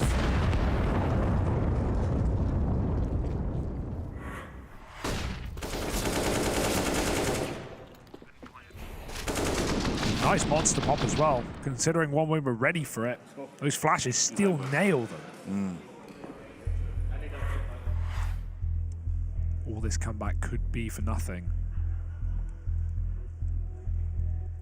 And, you know, you don't often see players freaking out and screaming and shouting like Fasher and Mezzi have been doing, but that's why I love the RMRs, because every map matters, every BO1 matters. You go 2-0, you're gifted an opportunity against who knows to make a run, and not just qualify for the major, but skip the entire challenger stage. When you talk to Mezzi, Jackie, prior to the game, he said he wasn't thinking about that. He's taking it one game at a time, but that's always in the back of your mind, whether you want to admit it or not. Skipping the whole challenger stage of the major, that's incredible. That gets you, ample opportunity to make a run. Yeah, you know, I mean, I think on top of that as well, like with majors in particular, there's always this idea of like, oh man, like this is the biggest, the most prestigious, right? So you really want to leave that impression, and you know that's now magnified even more so with the fact that this is the last major in global offensive, right? So that feeling of, you know, losing a BO1, finding yourself down 0-2 or 1-1, whatever it may be, these hurt that much more, because unlike what is usually the case where you're going, man, like, you know, now we have to try and do this again in, you know, 6 months. Instead, it's, you know, this is the last go at it. Yeah. Leave your mark or forever have that regret, right? And that's the thing that's going to fuel you more than ever. It does feel like this whole event has been so damn competitive, even from the get-go. You can see it's almost like there is an extra sort of air of confidence within the entire venue. Everyone knows that each missed shot is you slipping further away from making it to Paris and being there, making history in the last CSGO major. But right now, we're talking about the present. Will it be one gifted 2-1 win to keep them in the game? It has to be a clean sheet from this point forward to force us into overtime. Otherwise, Fnatic will be getting a 2-0 here in the gauntlet. Yeah, and straight into a BO3 for a qualification. Fnatic, again, they do their due diligence. They go back to B. It's what's worked. For both these teams, really, it's how one win got in at the end of the half. How much fakery will they do on this top side? Because Boomich, he's been so curious. He's been so, you know, active on this CT side, for better and for worse, but he's going to find that info early. Will it get cleared? Oh, it's ugly. It's an ugly spray, and that's exactly what Roy needed. They're still going to not believe it. They still drop down B. One win, have a chance. It's only 20 seconds. Kill in the right place could still win you this round. One have got Travis down in the pit. Trying to swing out. Nika Dawes scoped up onto the heavens. Crim's dead as well. That plant just comes in.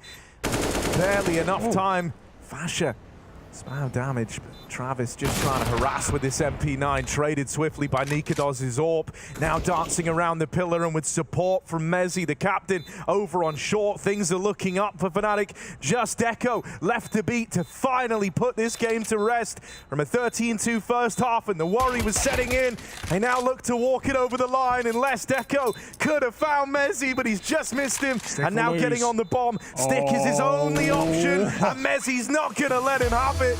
Fnatic finally pick up the win. It's labored, it's not comfortable, but they get it over the line.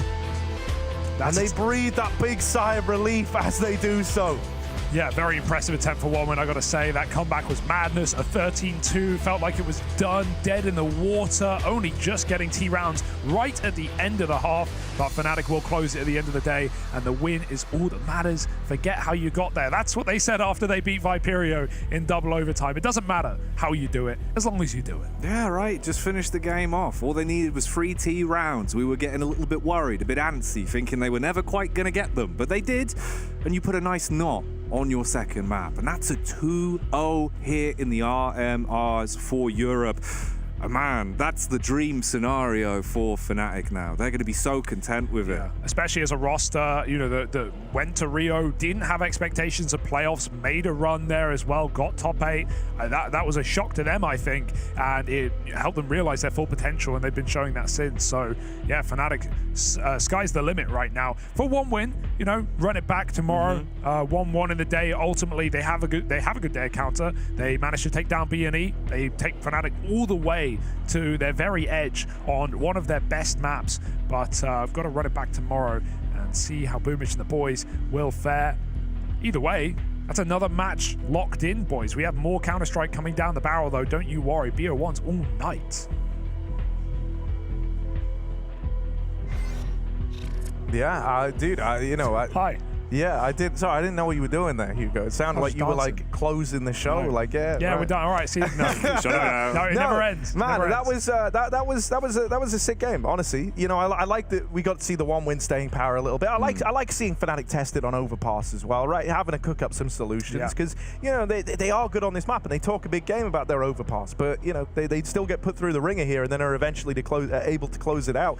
I got to say, you know, for the one-win side of things, I really like getting to watch Boomich. Obviously, it's great to have him back in the server, but I think he was like a bit of a hero here towards the end of that, right? Like down on the CT side, B site holding, his nades were fantastic and consistently helped win rounds. He was also one of the guys winning some of those 1v1s when one win was streaking rounds together like that. So, you know, nice to see he can hold his own in the clutch moments. It's just cool having so many of these kind of like, I don't want to say old school because Boomich is not very old school, but you know what I mean? Like these guys who maybe stepped away, even, you know, talking about like Falcons earlier on. It's just sick having them back in the server. For sure. I mean, we just saw that round timeline as well. That was really highlighted how late in the game both teams got their T-side rounds, like how much work it takes to just get on the board on this map right now.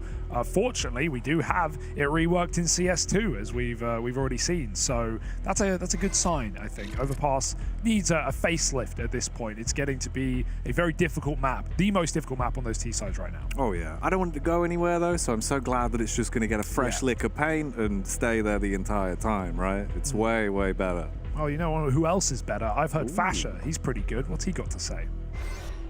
Fasha, first of all, congratulations. You got the win. But I have to address the elephant in the room.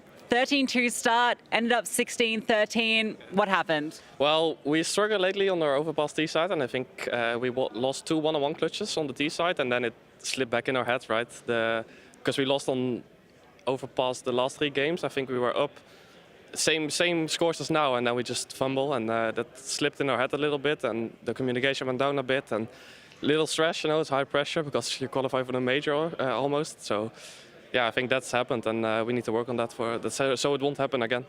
Focusing on the good stuff, on the CT side, you in particular had a great performance. Was that something that was just the stars aligning, everything working out, or is it something you've been specifically working on? Well, I've been putting in a lot of hours because I haven't been playing that well lately, and the game plan was really clear. I think we had a really great understanding of what they were doing, and I think it showed in the CT half. And then I get the kills in the end, but it could have been Roy, it could have been Nico, it could have been anyone. Cool. And, well, your match earlier as well against Viperio was also very close. So 2 games that were quite close against opponents that maybe we wouldn't expect to be so close. Is it something to do with just the pressure of the RMRs, or, you know, just teams you're not used to playing that's making it a little bit trickier in some of these engagements? I think it's more about us as a team. We don't, like, at the start of the team we were really bouncing off each other, and I think we're lacking that at the moment. We're trying to find solutions, and we lost some games against lower tier opponents as well. And yeah, we just need to work harder and see what the issues are, and then work on it. Because like now on the RMR you need to perform, and I'm happy we go 2-0 because it didn't look like that. Well, against Viperio we should have lost, to be honest. So I'm really happy. Yeah, and now you are sitting 2-0, so you're 1 stop away. You're joining a few pretty difficult teams in that bracket with NAVI, FaZe and Bait there. How are you feeling about progressing through potentially 3-0? I'm actually pretty happy about the teams because I think we have a really great game plan when we play against them always. NAVI and FaZe are obviously a little bit harder, but I don't think we really mind playing them. As long as we play our A game, yeah, we can compete against them and even win. Great, well thank you so much, Fasher, and good.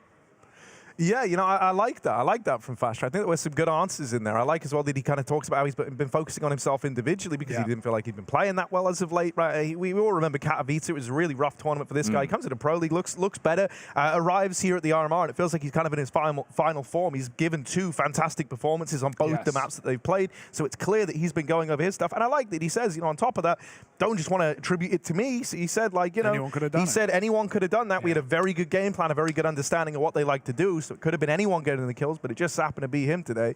I will say, though, great to see him in this form, because when he was back in Ecstatic, he could just dominate games single-handedly. That was what made him such an enticing prospect when he got picked up by this Fnatic squad.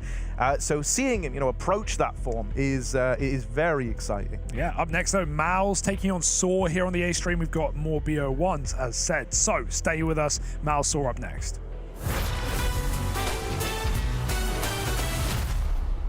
And round 5, what do we get now? Okay, so we got Elise, we're going Elise again. I'll just try Carrigan, because I think Carrigan is going to give me a lot of hints. GKS, Justin Savage, Justin Kill Savage. He's older than 24. AK-47, more than 5 majors. And it seems like he is not European. It could be Nitro, but at the same time I think he's been... I'm going to try Nitro, actually. That's exactly the same result. Not so familiar with all the NA players, so it's maybe a bit tougher on me, this one. Okay, let's try Nico. The team is not Liquid, so no one from Liquid could be it. Maybe Rush? We can try for Rush. Twisty's Canadian, so not that guy. NAV. But then again, it could be NAV, but at the same time, but maybe Canadian, I'm going to try NAV. Hooksy. Wait, it's not Europe. Electronic. More than 8 majors, and it's not even close to the Russia or Europe. Russia is not it, but I have the age range pretty clear now. American teams, it's Liquid. Liquid? Only Liquid. It's not OC. Stop thinking Liquid. I'm only thinking Liquid. Who else is playing in North America? And he's played a lot of majors, it seems like, so it seems to be like an obvious name, to be honest. Stewie 2K. He's from America, he's retired already, and he's younger than 27, imagine. Maybe he's playing Valorant. Which was the roster that Cloud9 won the Boston major? Was Stewie, Automatic, Rush, Skadoodle maybe? No, it's because the weapon is AK, so that wouldn't fit. Could it be Tarek? Let's try Tarek. Let's go! Why was that one? That one was really hard. Yes, it's Tarek.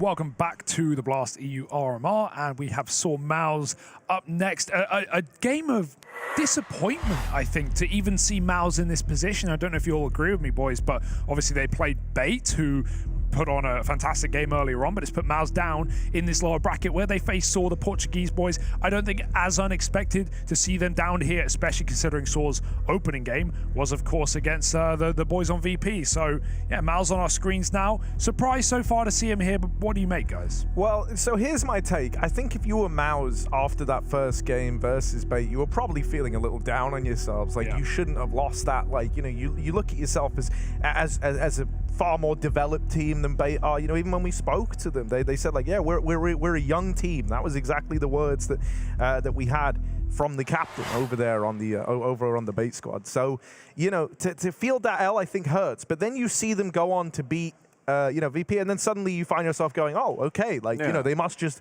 be having a very, very good day in the office right now. Maybe that puts it into perspective a little bit more for MOUZ. And I think also you can't dwell on falling short in the past. You've got to look to the future, you know. MOUZ being 0-1 down is very much not the end of the world, and you can course correct now if you pick up the dub here. A team known for good mentality as well, and I think a lot of that is coming from their, you know, experienced in-game leader, hailing from Australia. We got Dexter. What's he got to say? Dex, man, thank you very much for joining us. First game didn't go to plan. Talk me through now what it's been like since that Bait game and kind of what the preparation are like going into towards your next one. We just basically watched back our game and then kind of see where we went wrong, and there's a lot of places, but yeah, hopefully we're on top of those things coming into the next game. And talk me through that Bait game. For you guys, do you think it was Bait playing exceptionally well, or you guys just underperforming in a way that you're not really used to coming in towards the opening game? I would say Bait played really well. Obviously, they just beat Virtus.pro as well, so it's very, very good. But we also didn't play our own game. We were playing very scared. We didn't follow through with our plays and agreements. And then when that happens, you don't really know what to do. And then, yeah, we just messed it up. And talk me through now coming in towards the next game. What's the thoughts in the camps feeling like? How are you guys kind of mentally recovering after what was, you know, not the greatest start, I guess? What's good about this group is like we're always on top of our mental game. So right now we just kind of just watch back, talk to each other about everything. If you've got to yell at someone, then you got to yell at someone. But mostly it's just, yeah, we just talk about stuff and like try to just actually improve for the next game. So hopefully we do that. Have you been telling me you had a bit of a yell then in backstage at someone? No, not a yell, but just more of a stern talking to if there's anything that comes up. That's all. Fair enough. And final question, of course, you guys semi-finalists from last major. You want, of course, make it back towards Paris. What does it mean for you guys to be a part of the final CSGO major ever? It would mean everything, and that's why it's an immense amount of pressure for any top team right now. So it's pretty crazy to just watch everyone kind of collapse. But it is what it is, and yeah. A good mental. That's what we say. That's what Dexter echoes in the interview as well. But well, they've got to keep it together against these guys. Saw on the other side, and plenty of experience in their own right. Sure, like we looked at Muterius, a guy who played at the first ever CSGO event. He's been running it back for years with different rosters, with different chances, getting so close to majors gone by as well. We even think back, Harry, to that Antwerp RMR. Don't remind me. I know, I don't want to remind us. Me. It was the talk of the town with the opening game, considering they're against VP. Of course, this was the team that were eliminated in overtime in the third map by Virtus paid by the hour on Inferno. Jame won a 1v2 and shut them down. So yeah, they've had their fair share of upsets at RMRs gone by, but Saw recent form has been a bit shaky. Yeah, it has. You know, they kind of tapered off into the Pro League. They didn't quite have the impact that they wanted to have there. You know, I think there's still some kind of exciting pieces here. Guys like Ujerx, for example, are very much worth homing in on. I also think one of the cool things about Muterius is that he always puts up numbers despite being, you know, that kind of experienced voice within the team. And usually you're kind of used to them being more of a provision on the mental side, but he puts up the numbers in the server. For sure, and he'll need to. We've got some numbers on our screen right now. Unicorn odds favoring MOUZ heavily. Don't think there's going to be any doubt about that one. We imagine MOUZ can shake off their ring rust after a shaky opener. No, exactly right. That's probably fair play. I mean, when you look at the teams that we actually have on hand here, in reality, MOUZ definitely should be, again, the favourites to look at. And like you're saying, sometimes you come in, Hugo, it's a little bit of a slow start. You just got to shake it off. Like Dexter was saying, he's had a bit of a chat with the boys. Not a stern one, just a calm, let's all get on the same page. So let's get ourselves into the next chapter, our next best of one here in the 0-1 part of the bracket. Let's see if MOUZ Sports can make a ruckus or if it is going to be Saw cutting them in half. Oh, it's all on the line here. No one wants to go 0-2 and face that full comeback, that full reverse sweep attempt. No one wants to be in that situation. And so we will be waiting one moment for one restart, and then MOUZ will be live on Ancient. Yeah, you know, I talk about how Saw didn't leave the impact that they wanted to back at Pro League very, very recently. Well, these two teams were actually in the same group there as well. And when they matched up against one another back at Pro League, it was a bit of a one-sided affair, if I'm being honest. Tell me how you really feel. 16-3 and a 16-9 in a pretty decisive 2-0 to open up for MOUZ that was. So, yeah, you know, I think this is one where if you're MOUZ, you're coming into this with your limited, experience dealing with the Saw squad, feeling pretty good about it, right? I think, one of the maps that we had crop up there was Ancient as well. That was the 16-9 in that series. That does mean that, Saw are going to have a bit to go back on and reflect and, dive into the MOUZ game plan. So they will have things that they've worked on and that they've tailored to this matchup. Maybe that can look to give them an edge.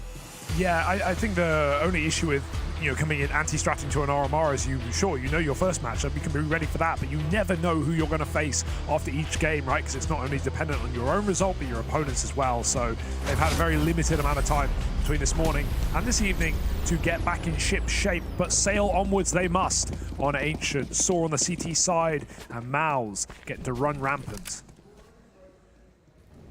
Same pistol as earlier. And not as pretty this time. Yeah, Xertion mopped up. JDC falls alongside it.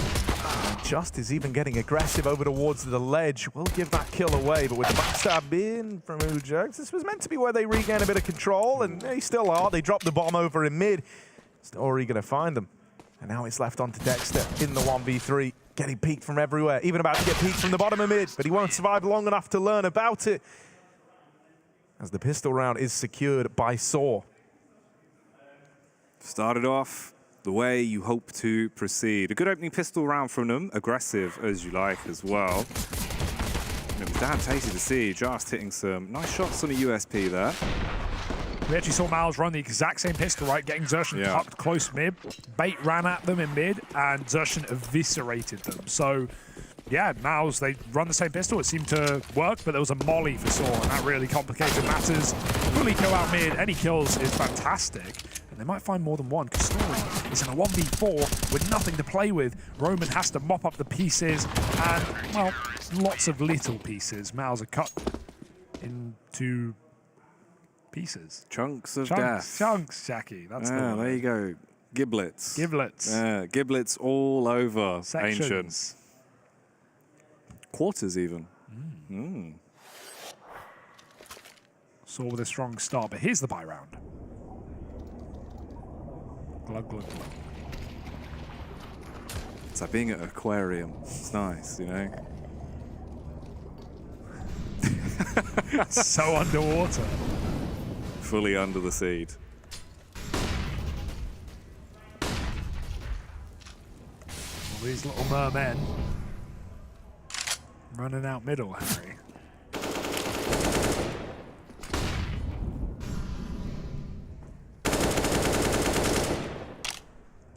Yeah, MOUZ are taking this lane control, being pretty blasé about it as well, trying to make it obvious that they've got this real estate on lock.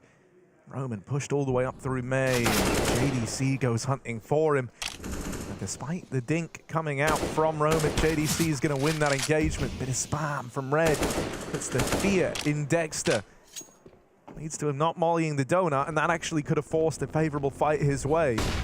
Instead, it's ramp re-aggression. That is a beautiful flash to set just up for that peak. He gets out of there. Frozen was so blinded by it that he couldn't even try the trade. He was just tucked into the corner, thanking his lucky stars that he's still alive, but they give Frozen another fight, another chance to dance, and now he gets his revenge. Everything's better down where it's wetter, under the sea. Under the sea. Oh, Story though. They've seen him, and they run right by. They don't care, and Zertian does. Takes him out on the way with a drive-by. Viturious with a lineup, and that's the bomb. Zertian needs to go big mode. They're both here. 20 seconds to take 2 fights. Can he work it out? Can he realize they line up? But Viturious saves the day. Wow, 4 kills from the experienced player here inside of Saw. Saves them from a rainy day. He looks so casual about it as well. Honestly, after look, I'm just gonna after what happened in Antwerp, where they were 1 round away from making it 1 kill away, when you have guys like Viturious who have given a decade to this game, right? Like it's I want them to succeed here. So I like that we're having Saw looking good out of the gate, because we all remember what happened versus James. We try to forget. Yeah, it was sad, man. It hit hard because they were right there on the precipice of doing it. Ooh, hello, JDC. The Tech 9 now upgraded onto the M4. He's playing gun game, running all the way to the bank in this round. 2 quick kills. Now I rotate over towards B. But at this point, if you're MOUZ, if you've kind of battled your way into a 3v3 in this moment, makes sense to take your finger off the trigger for a moment. Foot off the pedal, slow down, wait and see what the adjustment is from Saw. Give them a minute to start to doubt everything in this moment. Yank that handbrake while you still can. Torshi, do they know? They want to clear him. Zertian's here to help. And he's not there in time. What a clear. And they chase Zertian with nades out as well. He's just trying to jump shot. JDC needs to activate right now. He hears that rotation. Meanwhile, EU-Jerk's just fighting down the ramp. JDC wins his. He needs an ace. 50 seconds to do it. I can't say there's no chance. That would be foolish. The boost up fails off the flash. They're going to swing together, and that's a perfect remedy to the situation for Saw. 4 now on the CT side. It gets awkward with just getting caught because JDC beat the Molotov, so he thought he was safe. But it won't be any more than a couple of kills. Still, good frags to at least get your head in the right mental space, because at the minute you're kind of just being pounded into the dirt by Saw. They're looking mean, they're coming out clean, they're hitting all of their shots. And if you can at least negate some of that, find a few frags here and there, build yourself back in, because now finally you've got the cash injection, you've got the big green gun on Dorsey, you've got the AK back out on Zertian, and he's already trying to make his move into the round. Hits the first head. EU-Jerks is going to be having a knee-jerk reaction to that one. Yeah, jumping out of his chair. MOUZ keep it even, 4 on 4. Torshi's on the boost, but that smoke is very shallow, so he can't see a thing. Roman, as soon as they know he's here, yeah, he's dead. He can't do anything. That's a great flashbang over elbow. Viturious trying to refrag back, but MOUZ won't fight middle. They're going to go group up, get the bomb, pick a site, and play together. This is the better defender of the two. Yeah, it's a round you can afford to gamble in. The thing that's wild is, like, this is how MOUZ have lost a lot of their rounds. They've been in the advantageous position, and then they end up running into the stack, right? That's what happened with the round where they try to crunch through red. That's what happened in the previous. This round, they're going into the double setup again, only this time they deal with it immediately, just dead. And now Story holding with this AWP. Sure, he might get given a fight here, but is that what he wants? Torshi looking in towards the spawn, waiting for a swing. There's Story's AWP, chiming in with a kill. More missed shots from the other AWP. And Story's having a round. This is his story, dead to the man at ramp. And a trade found. Viturious in the 1v1. 1 kill left in it. And there's a wide swing from Frozen. That is the last thing that Viturious is expecting. Oh, no, he read it. He absolutely read it, right? Because the smoke was down on ramp, thrown from CT. So Frozen, probably having flashbacks to the bait game where he got stuck. A bomb got stuck when he was in the smoke. He goes wide. Viturious is jiggling. He knows Frozen's gone through the smoke. He has to go through the smoke. But he's just, yeah, Frozen walks wide enough that Viturious is caught on a jiggle. He had to swing one of them. Sick. And it's saved by the bell. MOUZ just about get it over the line despite Story's impeccable pixel angle. Mate, fully pixel sniffing. Nose in the monitor. Caught whiff of him. Blew the elbow clean off. It's a damn sick shot. Won't affect the grand scheme of the game. But I do like the fact immediately, you know, you concede that round, you take a timeout. Ice out your opposition, give yourself a chance to talk about what's going on. That knock-on effect can always sometimes play into the mind games for MOUZ as well, if they start to second-guess themselves a little bit just based off the fact you've taken the time. Of course, the cash isn't there, so more so setting yourself up for the future. You do still have some Deagles. And there's the old MP9 in the mix as well. So never say never. It's a big round considering how broke MOUZ have made Saw. They've been chipping away. They finally hatcheted off a limb.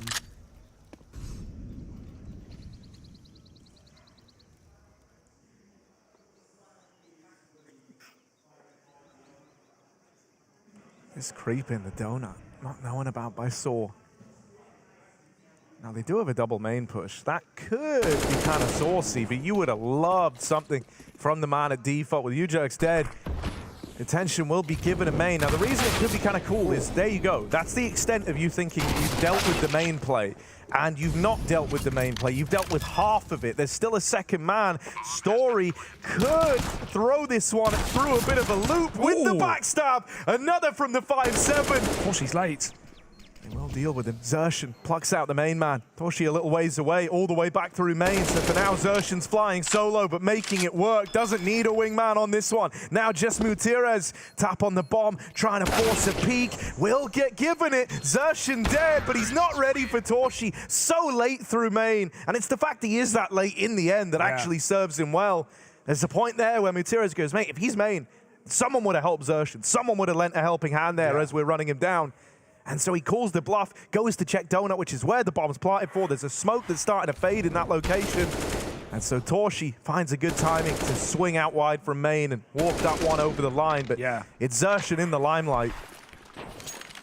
Especially considering they had double main at the start, right? They never saw anyone there. That is so late to the party. He thought surely Donut had to be the final position with that bomb plant.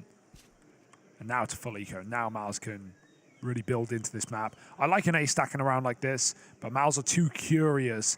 They are creeping through little holes in the floorboards, and they're already in the B site. Toshi's picked top mid, but the bomb may as well reset now. Dangerous, they don't have ramps. They might climb through ledge.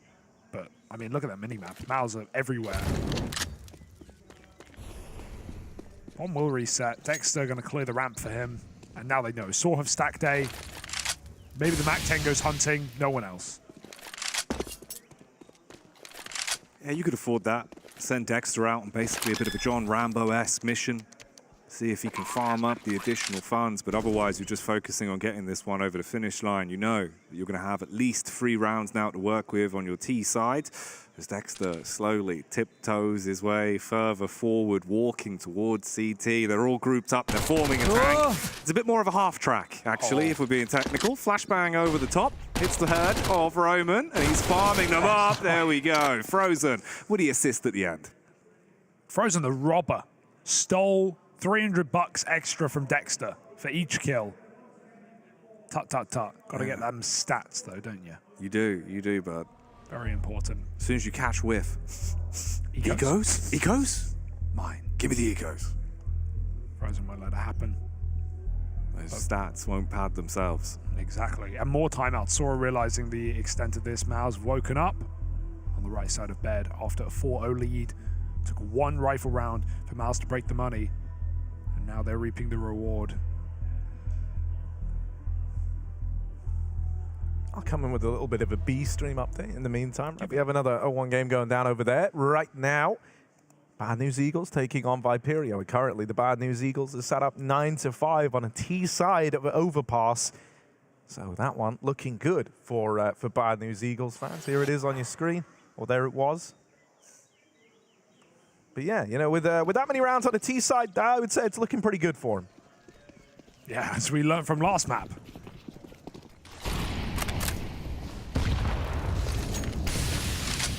Just running the gauntlet. Look at this, through donut smoke? No way, that's crazy. Yeah, he'll pay the price. I almost admire it, but oh, this is a problem piece now for MOUZ. A 3-on-5 immediate and irreversibly. They do get Dexter in red, but that's only because Saw thought it was an A hit. Now they've pulled the pace out of it. Dexter is being held, he knows it. 2 CTs here close. Saw might even clear it together. I like the move. As long as they trade it, at least. Dexter, not the gun for the job. He'll make it work. No helmet, no head. And EU trades to keep things in the favor of Saw.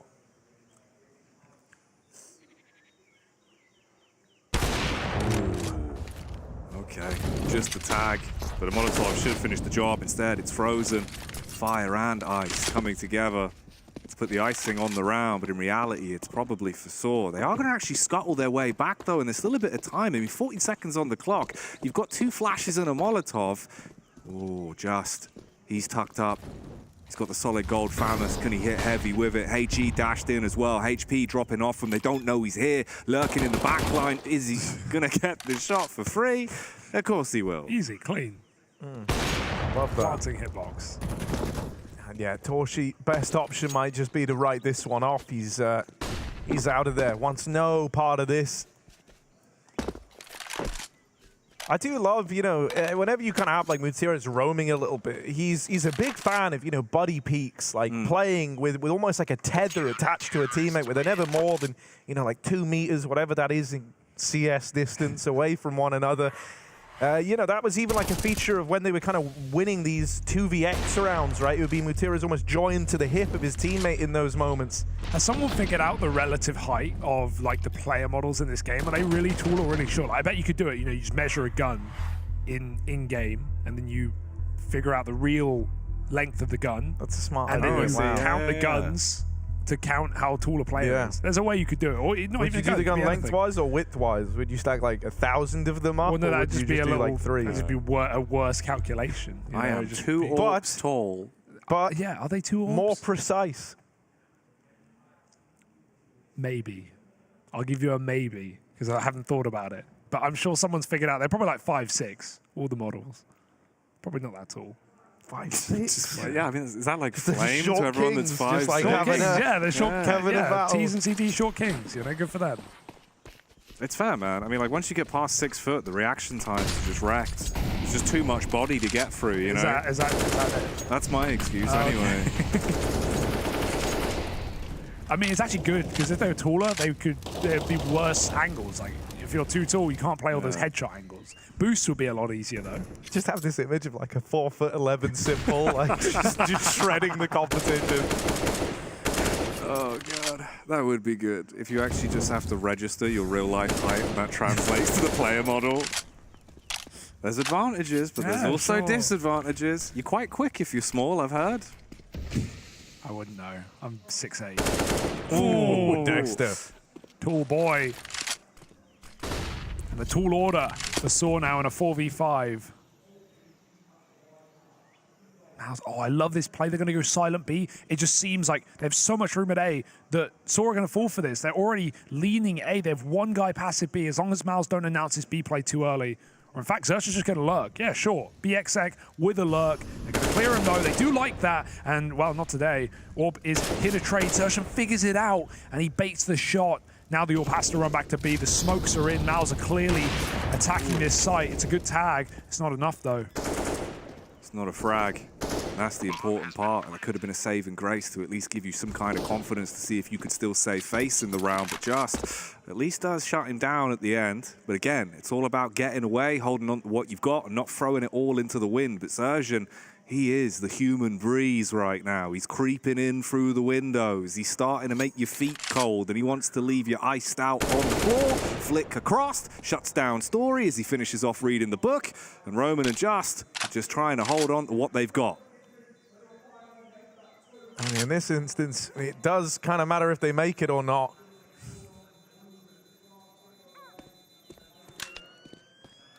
They are getting hunted here.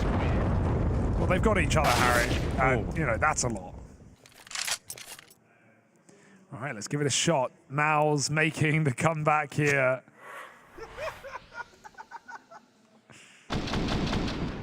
One away from equalization. And the scary thing is, like, I really hope you're going to say it. Oh, we're halfway there. If only we were 5 rounds ahead, it would have been so damn perfect. That would be my breakthrough, you know? But, you know, I just know this is going to be a 20-round game. Here we are. Xerxes out through middle. To whomst? He's still to be revealed. Xerxes creeps over towards red. There's M4 right behind him in mid on Roman. Swings on out, finds Dexter. He's out of there like a light. They won't hang around and find him. has evened the playing field with this kill over towards B. And Zershan actually up and left red. Didn't want to try and fight for this control. Instead, kind of gave some attention over towards Donut. He's lobbed in the deep smoke to cut off the rotates from B, but the thing is, Sora already ahead of this. Sora already passed that smoke that's been lobbed over, so this has not worked as well as... Look at this, man, roaming as a pack. Just all of them grouped up over in middle. Viperio seems to really like playing like this, man. Just kind of taking a bit of a risk, active gamble all across the map. They're roaming as a pack, but they've read it wrong. MOUZ are so fortunate their contact right now. If they like threw an exec, everyone would be here. Instead, it's just Jerks. Nice kill, though. He can give it up. There's a late mid take for Frozen. That's annoying. They just cleared middle. Bomb going to get planted wide with a Molotov. They are safe, and Frozen secures the round, it seems. He's going to go for the full Monty, and he'll kill everyone. 5 for Frozen. Sick round when Saw actually make it interesting for a minute. Frozen will shut it out. Mate, that's not Frozen, that's Frozone, because he's got his super suit on right now. The hero of the round for MOUZ, picking up a hell of a fixture. Why do you need to know? I mentioned how these teams, played recently back at Pro League on this very map, and it was Frozen in that game as well. It was very switched on. So, like, if you're Saw and you see him getting around like that on a bit of a late mid lurk, get in your head already. Like, he was the guy who was the kind of buffer stop for you last time in this matchup. Ooh. It's not what you want. This is Dexter weird. and Roman, they traded places with one another. Someone has to leave eventually. Do I stay or do I go? Dexter's not clearing this, ever, in a million years. Yeah, but at the same time, Roman probably walks out looking backwards. So... this is going to be weird. They're going to find out the hard way. This is actually got bad for Dexter, because yes, he's got the sight, but he doesn't know. Oh, no, it's going to go fantastically. It's going to go perfectly. It's going to be an easy round for MOUZ, because there's the frag. Where's the A player? He's wondering, and his teammates saying, hey, how the hell did he get past you? Thankfully, the main player will never drop the bomb rotating in, because the bomb's got him beat. Oh, psych. It's all on this kill. Just needs something. Oh, keep your attention on it just a little longer. A little longer. They're waiting for the smoke fade. Set up with a flashbang. Okay, that's the bomb getting away from them. That's a lot of info for Saw. Still with a bit of time left. There's a world where MOUZ could get tricky with this. They've got a player over in red who they can give a bit of time to, right? Dexter coming in on a backstab. Dude, this guy's been teleporting all around the map. How do you even know how to look? Well, this guy's in the server. They finally flush out Dexter. Elusive as ever. And now we get into this 2-on-2 where Saw need results. They know they've got him trapped. Yeah. They've got to do something clean. They've seen the elbow, and it'll be mean from Uterus. Spams into the back of it, blows it clean off, and it's just JDC with the AK. Can he slay? He's trying his best to hold down the line. Good damage done, but it's not about the damage at the end of the day. You needed to get the frags. You needed to get the round. Saw coming in with the defuse to take it from 5 to 6. Competitive right now. A very weird round where Saw are going to have to watch that demo back to understand just how Dexter hit that perfect timing to creep past him and backstab on A. And MOUZ still go B despite all that room, which is the maddest part about it. Just going 1-for-1 there is incredible, right? That AWP would be very powerful in the post plant, considering there was no util there. Torchy is so confused how he dies, but the flash caught Frozen on ramp. Lead for Saw, but not for long if MOUZ have their way. They're looking for a quicker B approach. Instant boost, quick grenades though. Dexter will eat the molly. They know they've got this all trapped in the corner. It was JDC and A main who actually wins that fight. A lot of main takes for Saw, and MOUZ have figured it out. Put JDC on the job. He'll take his pay slip. This is dangerous. Don't block your AWP though, Frozen. Don't block your AWP. I don't think they're even going to move past this point. They just have the AWP. You swing this angle, and the AWP will take the contact, and then your rifle can just go crazy. They smoked him, but he's still ahead of it. And that just means that Jerks can react whenever he wants. Whenever he feels a need, he can activate.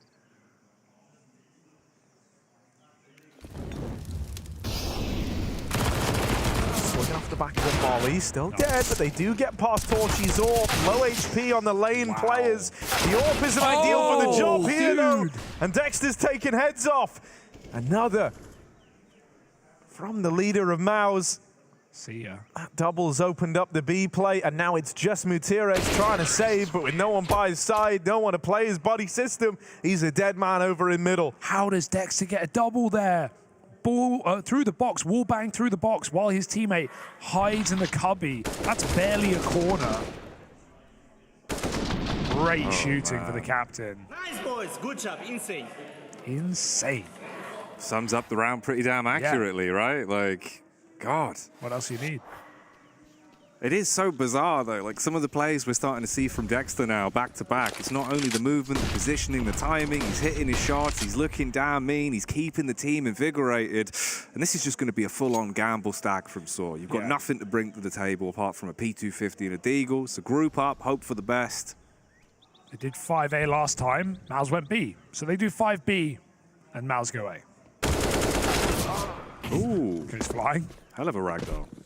It's still going to be MOUZ winning the round.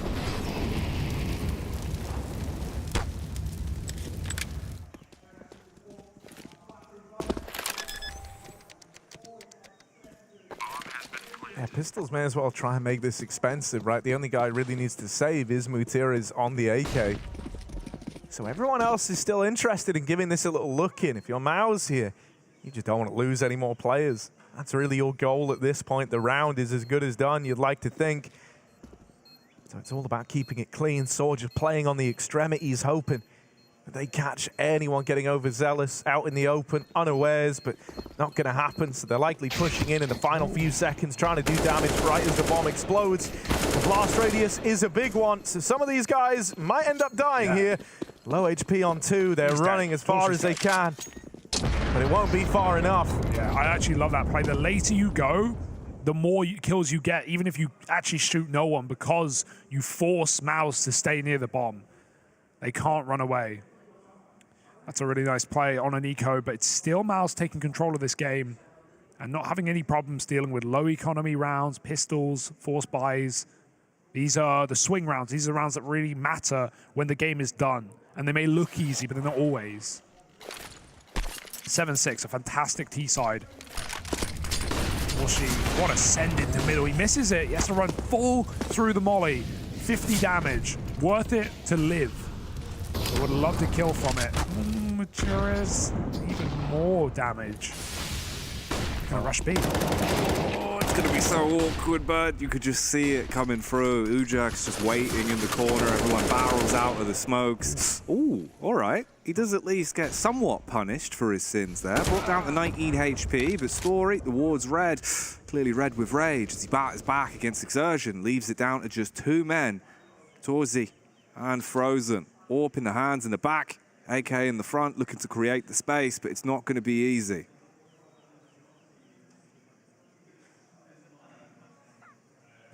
Yeah, they're walking into this triple lead. Low HP on the first man facing. Ujak's dead. 50 seconds here, and still util in the round. They have the necessary utility to actually get out of the cave here, which is kind of their biggest challenge right now with this crossfire between short and long. They could try and knock Just out of play by smoking the short side. Instead, they elect to base it, but they don't deep clear the corner. And so the trade is found. Util not lobbed out for MOUZ. Instead, they go to check it dry, almost enticing themselves into gunfights there, but not to their benefit. So we're set up for exactly that, the walk out through the cave. Yeah, the B holds have looked really good, and that's probably the best takeaway for Saw in this game, right? Like, mid's been sloppy, there's been lots of gaps on A, there's, Xertion's been very eager to take fights. Sure, Saw have started 2 mid most gun rounds, but in terms of their B hold, that's a one place MOUZ can't really get too comfortable. Even executes. There's always a player in front of the smokes, there's always a player fighting, and often going even, if not better. So MOUZ, again, go back to middle, go back to these A splits that have been the most prosperous. Good damage through the wall for Just. But MOUZ have donut this time. Not for long, however. Xertion's got a lot on his plate. 2 players pushed in. Mutierrez needs a clean kill here, or he puts his teammate's life at risk. Barrel might show for Xertion. Mutierrez doesn't know. Game of timing. If he turns to deal with his A-pop, Xerxan is in such a powerful position. And timing, oh, spotted on that cross, turning around. Xerxan activates Roman in the sight, head gone. And MOUZ time that split to perfection. They don't make the lurk play first, they let him react. And now they look to take 8 on the half. Story moving in just alongside it, but with the smoke down, trapped on the other side of it, and numbers not in their favor. It's going to require a huge individual performance here from the last 2 men standing. MOUZ doing all they can to bare minimum win out this first half. And with how they're set up here, there's not a way back in for Saul. This should be a done deal. Torshi's nailed the shot with the AWP, but it's a nice couple to close. But MOUZ are the ones to get the round. 8-7, still split right down the middle as we get ready to head into this second half, which is coming up in just a moment, so don't go anywhere.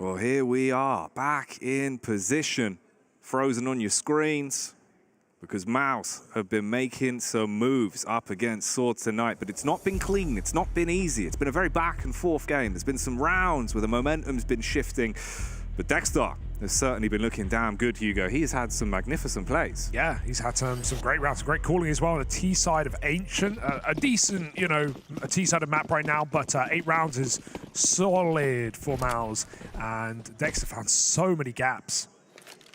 Now we go to defense, where MOUZ got kind of picked apart by Bait on this map earlier on. They've got to prove themselves. Look at you, Jerks, just walking anti, aiming into the wall.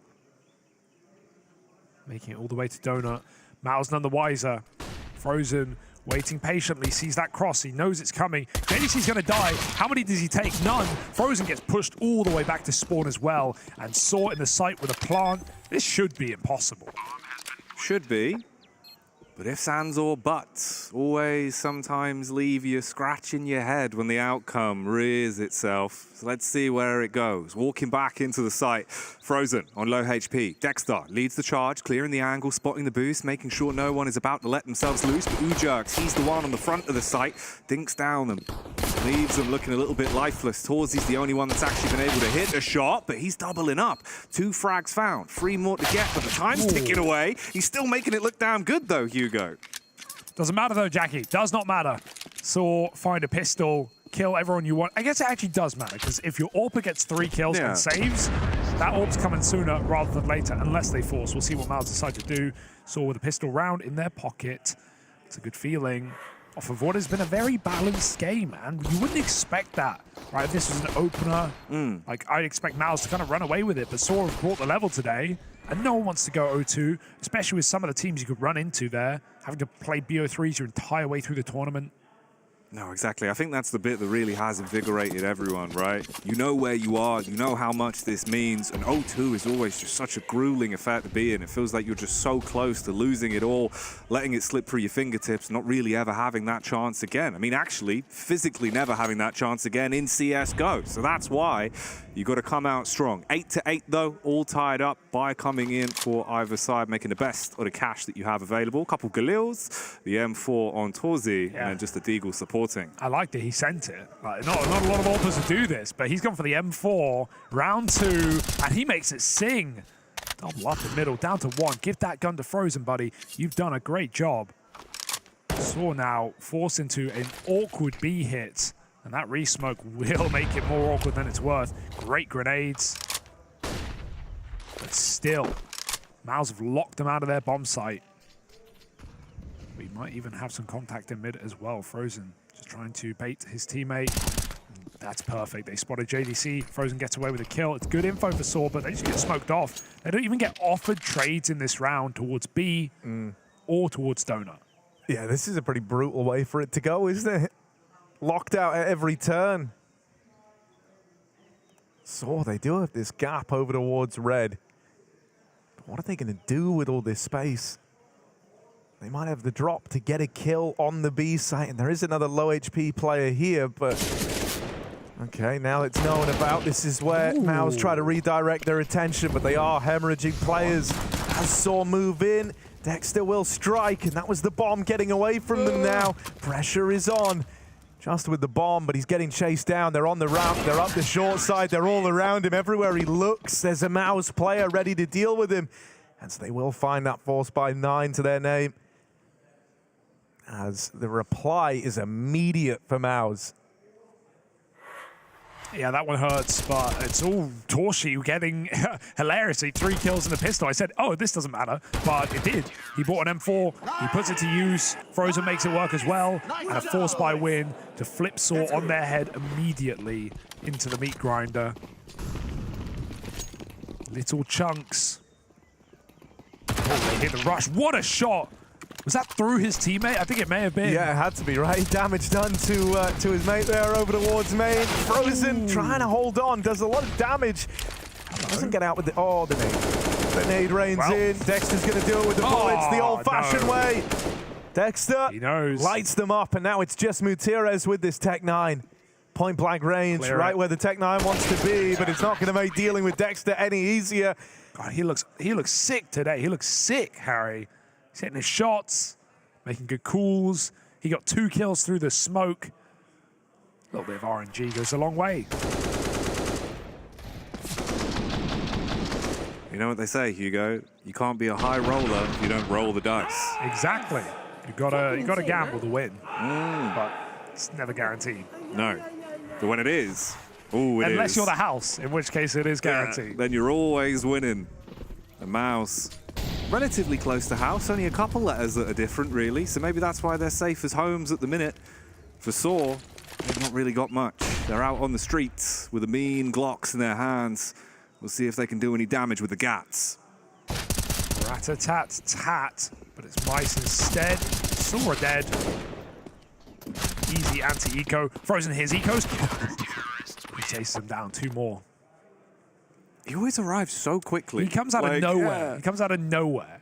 He teleports. Yeah, Legend has it, right? Thanks to kind of evolutions in his body, he can actually hear a Glock firing from 10 kilometers away. Ooh. So, yeah, you know, he does just have a habit of showing up on those eco rounds. I heard that he had actually built up an immunity to bigger bullets by taking lots of shots from Glocks as well, when he's always hunting out those eco frags, and now he takes slightly less damage from an AK. Ah, tolerance to bullets. Yeah, right? That's something I've not heard You of eat the before. small bullets so that the big bullets aren't as bad. Has he worked up to AWPs yet? Not yet, that takes a while. That's a couple years. They're pretty heavy. Sort of have one though, fortunately enough. Just that 7.62.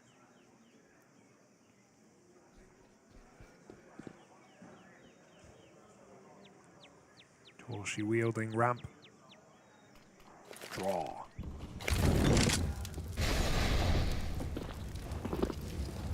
So we'll take Cave methodically, but Xerxes is right behind the molly. He wanted to go there. He man. did want to go. He was looking if there's sometimes you miss that molly if you don't step far enough, it falls a little too short, and you could peek it without it burning you, and that's such a favorable fight. So he's checking it. He sees he can't get away with it. He pulls back and re-smokes it.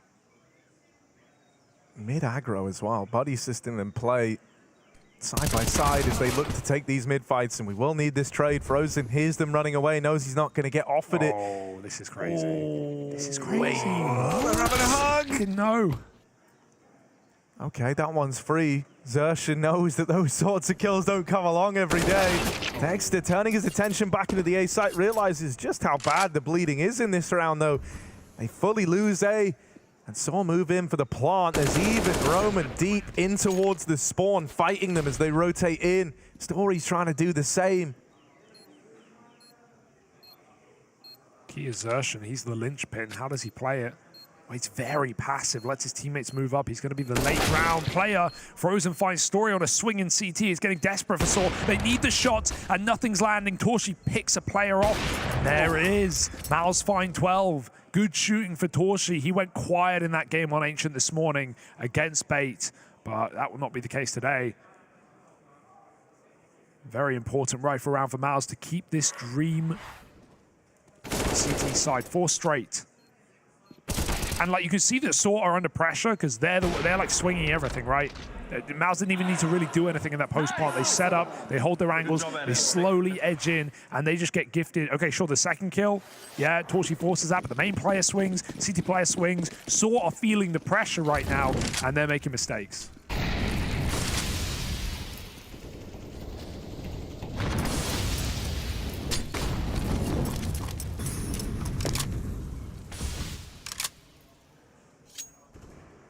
The reality is this one is starting to get away from Saw. They can kind of feel it. You know, MOUZ are hitting that point in the game where they're starting to pull ahead a little. That air of comfortability set in. Util for Saw. They go for just a set piece into the A site. Nice little change of pace in this round. MOUZ have been used to these taking a little longer. JDC as a second man back in Donut. This layered defense tears through Saw. The trade game is on point right now for MOUZ. No good deed going unpunished. One man left inside of the site. Mutierrez, I feel bad for him there. He's trying to pull the attention away to give room to this mid lurk. And yeah, you know, Justice going to get the kill as a result of Mutierrez's devotion to selling that they were in the site. But now what does he do, right? You were only good for the one, really. That element of surprise wasn't going to last forever. And now he's thrust into this 1v3. MOUZ are cognizant of this. You're not going to catch them by surprise wrapping through red. You've just got to nail the shot. It's a rough spot for Just, and even though he lands the dink, that almost makes it feel more sour, right? You dinked him, you bring him down to 9 HP, but it just goes away from you. It's this double donut setup that really sealed the deal for MOUZ. JDC going unchecked and just allowed to rain down upon them from Donut. Yeah. So feeling like they're getting robbed right now.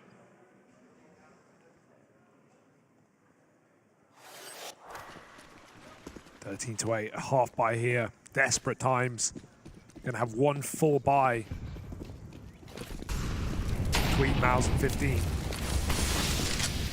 Smoking Molly going quick, but there's a second one there for Xerxes, buys even more time.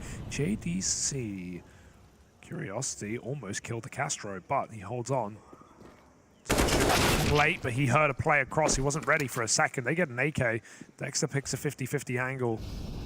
Frozen trying to stop them flooding off of middle.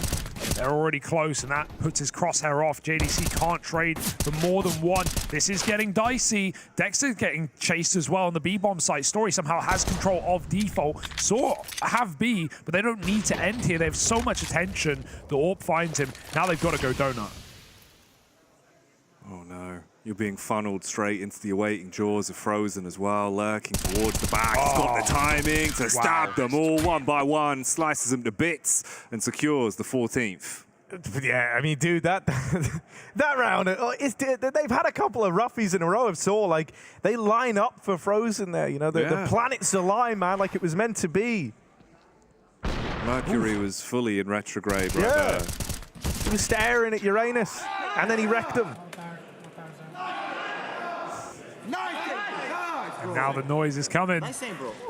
Nice aim, bro. Yeah, dude. All right, that's a kind of MOUZ have got compliment I great can get banner, by the way. Yeah. I think that's like a reason why I'm never willing to write them off. This team is great banner, but also great cope. Yeah, right? great If they lose cope, around, they go, yeah, he's cheating. Of course we lost. And then they just brush it off and go next. That's crazy. Yeah, no, they do look like a team that I never see them tilted. Yeah. Like, I don't know what it is. There are a few teams like that, but MOUZ are probably one of the best. Like, they just always... They could lose the most ridiculous round. They're always focused. Go next. We'll run it later. Oh, good spam. Dexter gets holes poked in him. JDC, it's great timing on this push as well. It's going to free up a rotate. Flash fight. Dexter wins it. If he goes any further, he'll die to the AWP, but it's coming to him instead. 2 players up ramp. Great flash again. Story's blinded. Roman's not. Dink done. 3-on-3. Frozen getting situated. They're crossing in. There's no trade on that one. They're still fiddling with nades. Frozen drops his smoke, and now he has a window, a world, a way in. He could even go through this. Ooh. I love this angle he's given himself onto the bomb. It just locks the AWP out. It makes life so miserable for Saw. Going back, Story nails that one at least. And on the smoke fade, Mutierrez is going to follow up. This one falls to the shoulders of Torshi in the 1v2. He's going to give it a look in. Hoping he gets given that first for free, and there it is. Second man's tucked in, but the molly's going to force the swing.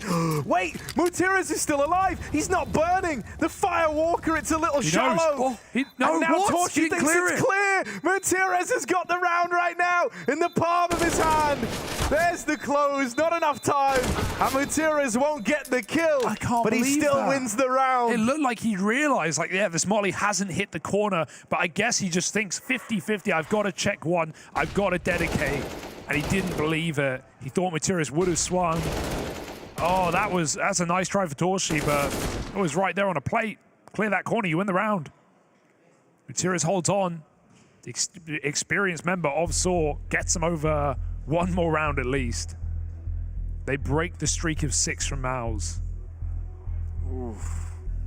That's madness. Like, that's absolute madness. It's one of those where it just boggles the brain of how it's even gone down the way it has. Even Saw taking a time out to quickly try and get themselves up to speed on what you want to do, because the rounds have been few and far between, right? Like, you took the pistol, and then it was a real patchy dry streak. Finally, you've got yourself another one to work with, but you don't have much breathing room. Any losses here, and you basically secure that you are going to be going 0-2, and it's the worst case scenario for you, really, in the RMRs. You can't let that happen.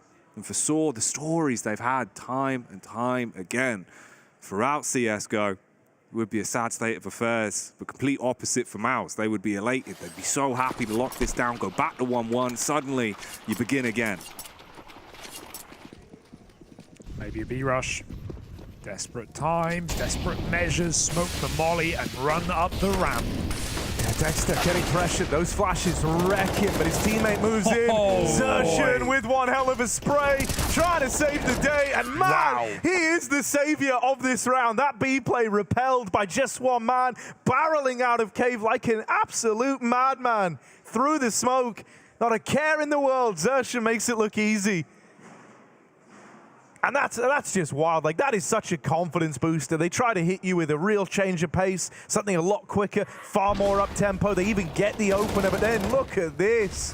What do you even do against that?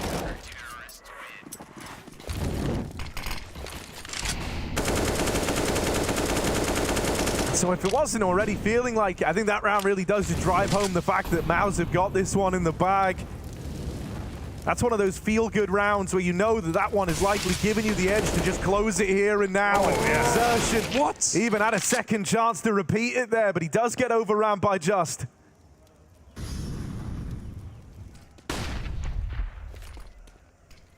4 players remain for MOUZ. Dexter, again, weaving his way down further the ramp. Stories here, watching the smoke, ready to assassin his way back into this one if he sees him. They're not falling for this. This is so rough. No way! Oh, it's traded at least. They're out B from Cave and Just doubles up. Torshi to save, probably. That's the bomb. Is that really going to tempt you, though? No, and he might even hear. He heard that. He looked right at him. He heard that. He knows that someone was hunting, and so right now he's got a 1v2. I wonder if that is enough to make you want to give this a look in. You want to, but you've probably been told to save. Internally, externally, verbally. Mentally. Yeah. Just beamed into his brain by Dexter. Do not lose the AWP. No. Do not lose the AWP. Sadly, it's the right call as well. They don't have unlimited money. Frozen's good, but yeah, lose a couple of rounds, you're going to be eco, so. He might still die. They're out in middle. They're chasing him down as well through the spawn. Run. But that's the thing. You know, the moment he gives you, and that's Torshi, the moment Torshi gives you a way out, you kind of have to take it if you're Saw. You know, you just don't have the money. Even the round that you won, you know, just a couple ago was with everyone dying. You want it to time, right? Mutira's in that 1v1. So you really do just need to kind of build up a bit of a buffer here. You can't be left in these moments where the full buys are getting worse and worse over time. That just doesn't make sense. So they do get out with 2 guns. Downside is Torshi gets to keep that open. That is the $1 million smile right there. That is a happy man, if ever you've seen one. I feel like if you were on the team with JDC and Torji, it would almost be impossible to not just smile and be happy the whole time. Like, they just always look so bubbly and energetic, man.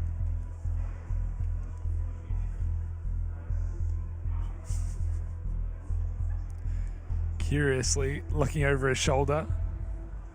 What have we got here? Timeout done. Xerxes being very vocal, as we know him to be. Great read on the game, this guy. Had him on some casts. He was very informed. He knew his stuff. Like, we even tested him. We tested him on, like, every player's positions, on a bunch of maps, and he knew everything. T-side, CT side. He really has done his homework, and he knows the theory. And as a very young player, you wonder what the ceiling is for someone like Xerxes. I think very high. It's not going anywhere but up. Can Saw put him down a peg or 2? They need 5 more straight. Xerxes. Oh, they saw him. That's again awkward towards the cave. He has been getting caught here by little jumps through smoke. Yeah, wild as well, because normally he's like a super proficient cave player in terms of like ducking in, getting a kill, making out like a bandit in a 5v4. So him falling like this, not ideal, but the rest of MOUZ might be there to remedy it. They found a way to reclaim this man advantage over in middle. There is a man in the A site right now, all the way through it, in fact. So hang on a moment. Suddenly, with a minute left to play with, it makes a lot of sense to just kind of give all the room you can to this lurk through A. Why not? The bomb's even coming back as well. It's just that man in Donut that could be a problem with no smoke. Roman, oh, he just takes the kill while he's got it. Cut off the rotate, go back, clear Donut. They know that this could be occupied right now. It's going to be a late mid lurker trying to deal with him. Jerks, nice shot. It's going to open up the bomb plant as well. And MOUZ have to make that horrible money decision. Do they go? Dex has been heard, but unless he clears the corner, this round's dead in the water.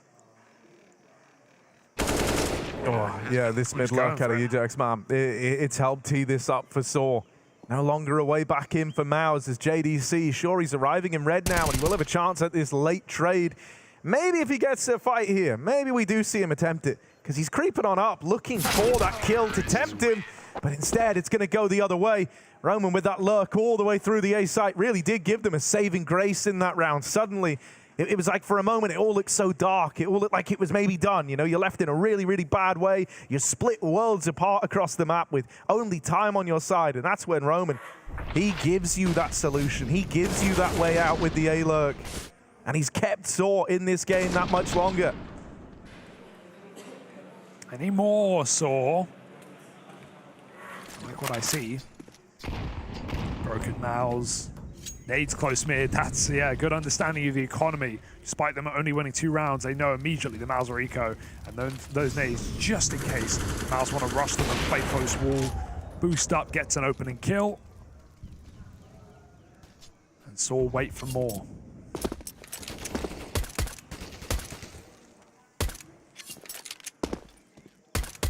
For MOUZ, it is really just going to be about waiting, seeing what comes your way. No real stock into the round.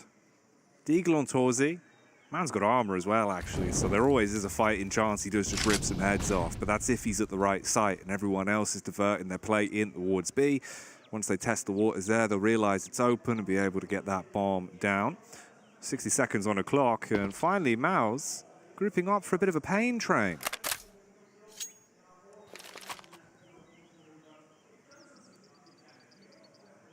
Yeah, just walking it through main. Roman hears this, so just going to collect them for free. Double volley, not going through that. Bomb's going down over towards B in the meantime, and Saw know they've got this. Luckily enough, they've heard many a pair of legs.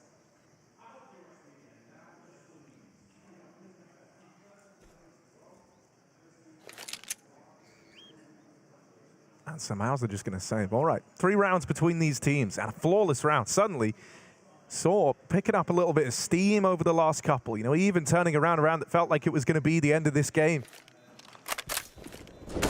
And we're starting to have hero figures emerging. And that's a big deal. You know, it's late, don't get me wrong, it's late in the game, but if they can keep this up, not over yet. This is now 3 in a row.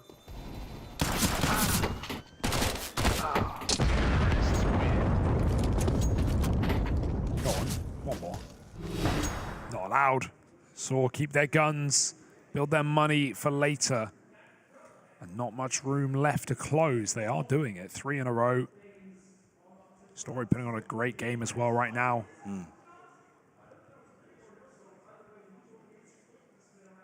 Man, it feels like there's so much potential. Every round we're seeing the baton kind of being passed across from Saw as well, with some players really leaving their mark. The thing is, like we've been saying, there is no room for error. It has to be clinical the whole damn way, and that is anything but squeaky clean. Doesn't even get away. Oh, he's been blown out of something. There's a trade back with another nade. They're playing bowling. Is that a strike, or is that a spare, or do we wait and see who finishes the round? I guess we divvy up the points at the end. Yeah, someone's knocked a pin. Story looking for the all pick. They set great routing as well, but he's been shot from close. They know. The Saw now have some control out A. MOUZ going to double down, maybe even force a fight in middle as that smoke fades, so they know their back is clear. Molly on the wide plant as well, so Saw have to wait it out if they want to plant safe from the donut. MOUZ do clear mid. There's that late look, but he's not coming in. He's bringing the bomb very late here. Right now, it's Saw in the gutter. If anything, the fact that the bomb's so late is what makes this awkward. This really throws you through. Suddenly, from nowhere, Story is looking to make it happen. A collateral into the donut. Dead from the temple. Wraparound just arrives, and he will get knocked on out. MOUZ with the win at 16-12. They walk that one over the line. They make it to the other side, battled and bruised in doing so. But they now look to go 1-1.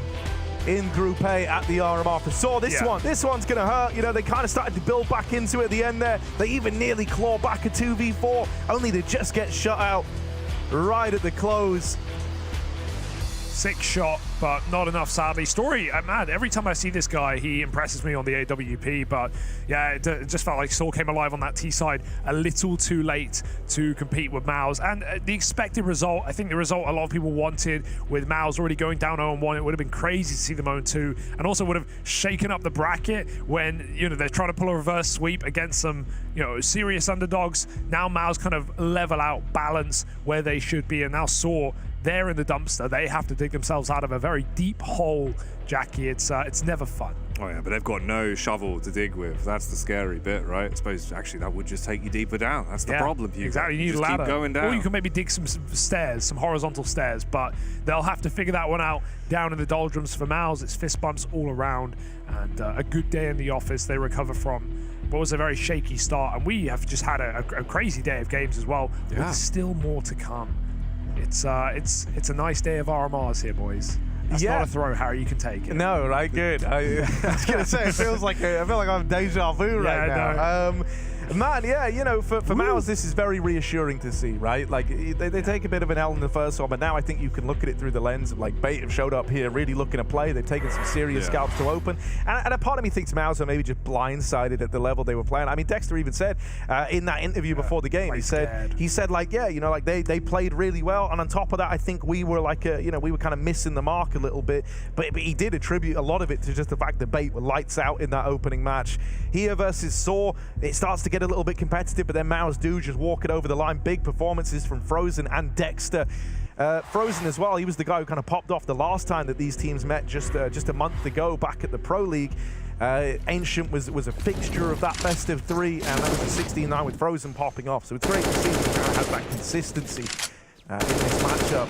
Yeah, you know, this was a cool one. I think especially considering it kind of started off quite nicely. Saw ended, split right down the middle at the end of that first half. It was just this idea that MOUZ come into the second half, rip-roaring, and ran away with, what was it? I think it was 6 in a row there to open up their streak in the second half. It just gave them such a leg up. You know, they kind of did the legwork for the victory in the third quarter of this game. Well, that's the thing, right? Like, you just have nothing to work on at that point. Sure, you get a pistol, but if you're not converting it, you're not getting anything else. It just feels like it's just an endless spiral, Hugo. What's crazy to me is Ancient, right? We've had it 8 out of the 15 games so far today is the sentence I meant to say. So day to far. And we'll throw it over to an interview with Zershan after his win.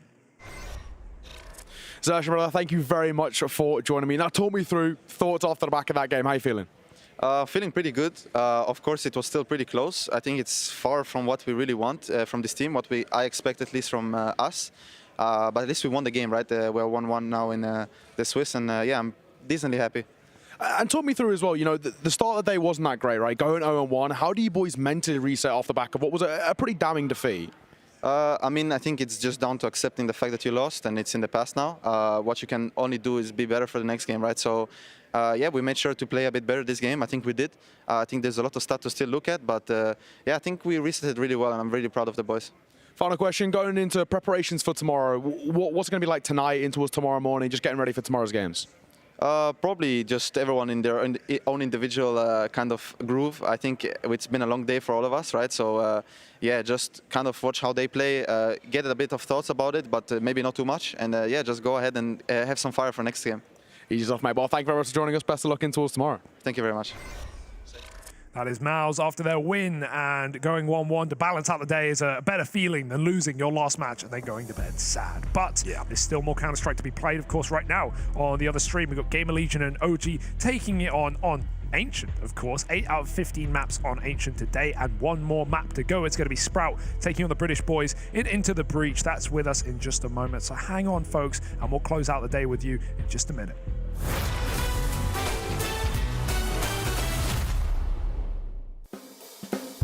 I remember more Monesi clutches. Right, yeah. You know, it was weird. It happened in Abu Dhabi. Obviously, last year, he starts with that, like, MIBR clutch. Yeah. But, you know, in Abu Dhabi, he had, like, a similar clutch from the same position and nearly the exact same kills versus outsiders. Right, yeah. Yeah, I thought that was so weird. Where I was like, I've seen this exact moment before, right? He had one good clutch against FaZe as well. For me, that one is the best because he played it out the best. Okay. I think it was last Lisbon groups. I'm also thinking of like the Inferno clutch as well when he stole bomb from outside of apartments. Yeah, it's against outsiders as well. Yeah, right. Okay, two clutches, same maps. He's just crazy in clutches. Yeah. Like even practice what he pulls off, it's, I don't know how, but he just somehow makes it work. You can't talk G2 clutch without bringing up Monosid.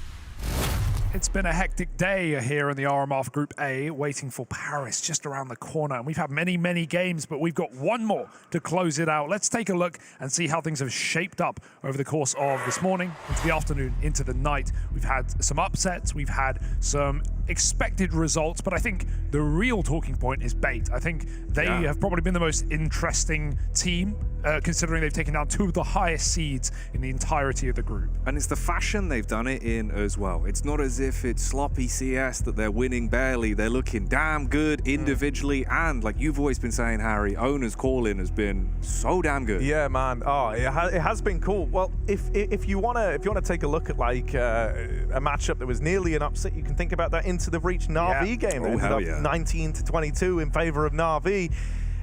You know, crucial. Someone who played a role in that on that AWP started to come alive, but unfortunately wasn't enough. However, we did catch up with him just moments ago, so let's see what he had to say. Commiserations on a very close game earlier, but I guess I'll take it as a positive of how close you played NAVI. Going to get up against Sprout, you would definitely say a weaker opponent. You feel much better after the confidence I'm sure you built from that NAVI game? Yeah, the NAVI game was really closer than most of the people expected probably. So I think we got a lot of confidence, and I think that confidence will help us in tonight's game against Sprout. And looking at Sprout, obviously, they're having a few issues themselves. Obviously, a lot of roster changes and finding a new identity. Do you feel like you guys have a real good shot at taking this? I mean, I always think that we can win, and I always think we have a good shot to win against any opponent, so for sure, yes. I didn't get a chance to look at your game in depth because I was casting the Viperio game at the same time. So what was, in your opinion, one of the strongest areas of your team today? I think we just had a really good CT side. I think we had like really good communication, and we always had like a good plan and knew what we were doing. We prepared really well, so I mean, we almost made the comeback, but unfortunately in the end we lost. That's crucial for Into the Breach. Dutch legend, especially in the UK scene. Jackie, you've seen this guy over many teams over many years. Yeah, but I feel like me and Crucial kind of grew up together in the local UK LAN scene, man. Like, he has been there since day one, really, of CSGO. He's been playing under some of the best brains in the UK scene. He was kind of molded. He was such a good AWPer. And now he's out there in the world again with UK players making a storm. Free in the wild, and with Rowland as well, of course, in the Poles' first attempt outside of Polish teams. But as Dinko said in that interview, rightly so, we've had a roster that's gone through turbulent times and many changes over the last few months. The most recent of which is adding Azza in as a captain, as an in-game leader with a lot of young, hungry players. These are all interesting points, but we'll talk about them later. First, let's hear from Azza, the captain. Azza, I haven't seen you in a while. I'm sure it's good to be back. How are we doing? Good, mate. Yeah, it's definitely good to be back. Had a bit of time off, a year and a half or something like that. So getting stuck into it and trying to learn everything new. And, you know, it's just it's been a bit of a whirlwind last month for sure. So, yeah. Yeah, what's it been like? What's the hardest thing that you've had to catch up on? Anything specific that you think's changed the most? Not really, to be honest. Like, it's just like more so meta stuff changes, like just stress change. Like, it's just a bunch of things, right? But it's not hard for me to learn. It just takes time. And since I've only been playing now for a month again, like, there's still so much stuff I need to catch up on. So there's a bit of everything. Like, the guys make fun of my nades right now in the team just because they're a bit outdated and stuff like that. So that's definitely getting the best of things right now for the guys. Yeah. Oh yeah, good. You know, they could always teach you too. Always good. Yeah. Okay. So also, you've got a few new players on this team. You know, talk to me about some of these new guys coming in, because there's a lot of sharp players out there nowadays. I mean, yeah, bro. Like, all 4 players that I'm playing with right now, they're all young, right? We got Stair, he's like 18, Zephan is like 19, Lowy's 17, and I think Zillow's 22. So they're all young, hungry, and like they just want to prove themselves, right? So it's my job to just guide them and hopefully help them find themselves in a better future. And yeah, they're crazy. They have crazy aim and stuff, and they're just hungry. So yeah. Find yourselves up against Into the Breach. Any specific expectations for this matchup? I mean, obviously we're heading into thinking we're going to win, right? But I mean, if it's anything so far, you've seen in RMR, you can't underestimate anyone. Like, especially in these best of ones, it can be ruthless. So we got to come in swinging this time. We started a little bit slow earlier, so coming to this one, I want us to just be confident and yeah, just play our own game. I really like that interview there with Azza, man. Like, kind of giving us a bit of a rundown of his team and how he sees his role within the team. You can see that actually on the odds there, right? This is a close old matchup. Into the Breach is coming in a little bit behind Sprout. Slightly the favorite, but I can kind of get behind that. This is as I see it, a pretty 50-50 game.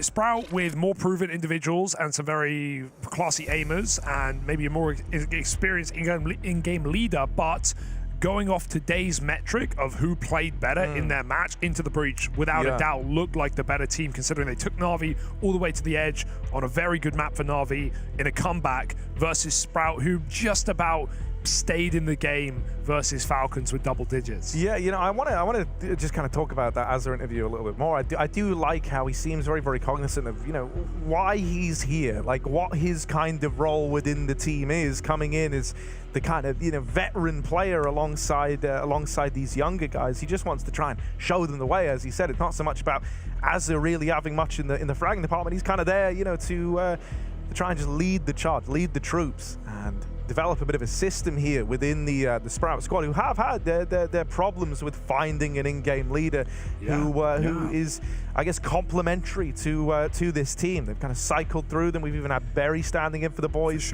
prior to Azza joining. So yeah, it's been a bit of a rough go at it, but coming into when we first cast these guys, you said to me, like, what do you think Azza brings to the table? And I do think it is that he is a very selfless player. He is willing to kind of put himself out there at a bit of a deficit to try and big up the rest of the boys. Yeah, and even if his nades aren't necessarily up to date, maybe he can learn something from his troops today. We'll have to see. As Into the Breach send a very quick A play down the gullet. Psych. But not that quick. All slick, Rick. This is Into the Breach with a bit of noise made over towards the ramp. Now going quiet. Sprout look to meet them in the middle, though. They're willing to fight for this. A 1-for-1. The dual Beretta is removed. Big kill for Volt to have found. every time I've ever played Volt, he's been on Vertigo. He loves this map. Yeah. So I will say, keep your eye on him. This is a bit of a home classic for the man. Cypher doubling up over on the short side. And now Sprout 2v4 trying to assemble a boost, something to turn the tides. However, going to be hard pressed to find a way back in. Always though, always interesting, and Lau shows us why. 2 quick kills. It's Cypher who can't tap that player away, and they get back into post plant. He thinks there's a man close. Thomas reset as well, and Cypher just going to save the armor, get out of there. And I will say as well, based on your point there, Harry, it's not just Volt. This entire team loves a bit of Vertigo, mate. Yeah. I'm pretty sure it's one of their most played maps. Like, they were grinding out Vertigo games. They have a pretty good win rate on it as well. And it's a good map for Volt and Cypher. I know we've seen him here in the pistol already finding a couple of frags, but it feels like he really gets into the groove of it. He likes taking aim fights. B site, you'll see him causing a lot of nuisances towards middle at times as well. He can be a pain in the backside. So definitely keep your eyes peeled for the UK new demons that are on a block. There he is on your screen right now. Yeah, he was vocal as well. It's nice to hear him getting away with some shouting in the Navi game. Yeah, man. It was like proper UK shouting as well. It was good. Let's go, boys. Come on. Come on, lads. Yeah. Bring the banter. Exactly. Oh, is this the under smoke? Oh, the one-way under We've started to see smoke. this, a few times now. Goes underneath the ramp and lets you... Well, it's very hard to see. If the CT peaks deep, you have a favorable fight, rather. Lots of rifles in round 2 for Into the Breach. Beckoning Sprout to peek down the ramp. They won't. This position is so dangerous for a scout. There's no way you hit the headshot if they run at you close. Now you've said it. It's going to happen. He can't. If they climb up on the angle he's aiming, sure. But if they run at you, no. Yeah, you're dead And every you're molly, time. so you get out. See ya. It's methodical. Wallbang could go a long way. Look how many players on the wall. Holding the boost up. Smoked out. Team flashed. It's fine. ITB pull to a pause. They're going to swing ramp instead. They've got to deal with these short players first. Oh, great D from Stare. Volt to trade, but man just got tucked in behind the smoke. They are staying aware of this possibility, but Zyphon's drawing all the attention. Not for long. Smoke fades, and so does Azza, and so does the round. Nice shots for ITB.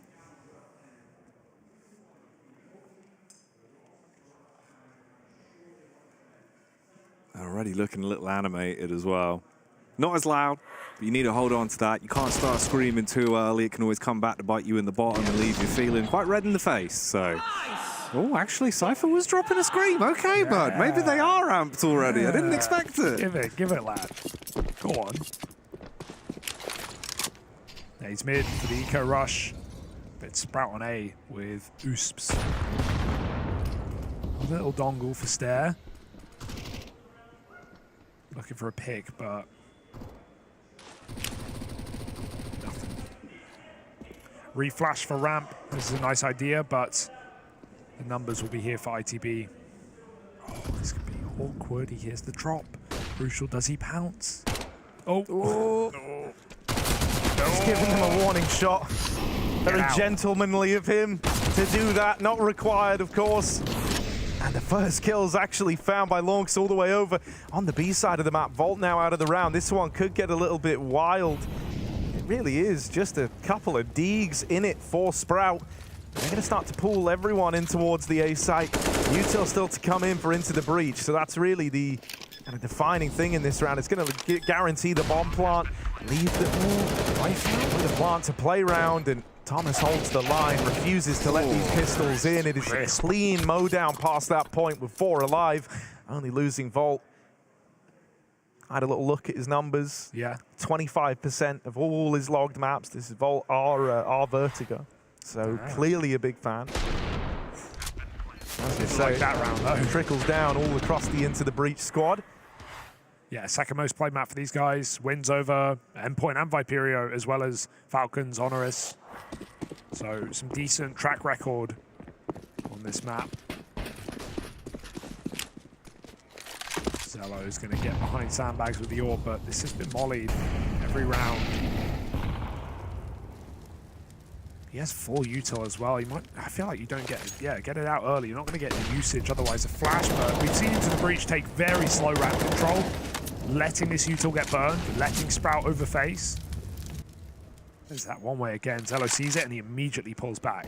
It's going to be exactly when they walk up. Oh, he doesn't know how close they are. But quick scope back in for that shot.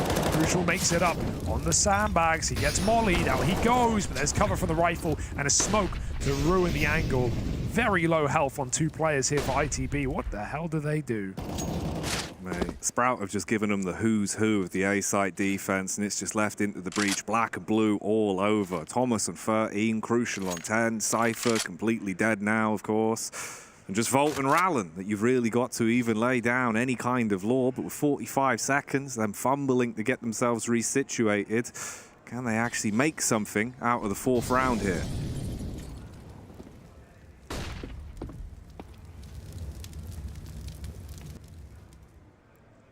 Full sneaky beaky. They're giving it a go, but I don't know who's let them cook on this one, man. Like, with 2 players this wounded, there shouldn't be a way back in. There's a kill on Thomas, even more damage, man. They've all got magnets in their heads. Dinks are landing through smokes. Will win a fight on the wrap round. Ow. They even get the plant into the breach. Are not supposed to win this. Surely not, right? Only man with health. Playing over towards the short side, it's Volt. He might have to be the hero here. Crucial, dancing around the site smokes, gets a dink of his own. A taste of their own medicine perhaps, but with Volt now dead, it all falls to Rallen. He's going to die to short because they're pushing it. Turns back around, but just a second too late and a little shy of HP. Sick round for Azza, man. He takes it into his own hands there. There was a chance for Crucial up close, getting bypassed in the smoke, but he only gets a dink off, and Azza just multi-kills his way back into that retake round. Yeah, dude. Azza the Hammer. Nailing home the point that Sprout want to start this one off early. Can't afford to really let the round start slipping through their fingertips and mounting up far too quickly. So it's good that we at least see a bit of fight from both sides. It's interesting as well, because I feel like one of the things that wasn't really working on the Inferno game that we had, which is normally where Crucial's at his best, is that he has those moments of 30, 40 seconds into the round, he'll be able to find you opening picks and create space with the AWP. That wasn't working, of course, because you're up against Simple. CT side, it was a whole lot better. At least now you've got Vertigo, which is a comfort pick. Crucial is way more of a hybrid player on this map. You're going to see him rocking the AK a lot more, being more fluid, and I think that's what actually could pay dividends as well, because he's sick with the AK, man. So if there's a rifle in his hands and he's fired up, you've got Thomas hitting his shots, there's a chance that that could give them some big stock to work with. It's never going to be easy, though. Meanwhile, B-Stream action, OG GamerLegion. Ooh, 8-7. Okay, GamerLegion. Another battle of the regions, right? Yeah. It's like the ENTS ATK. The full international mix-up. Just who's from where? Everywhere. A citizen of the world, Hugo.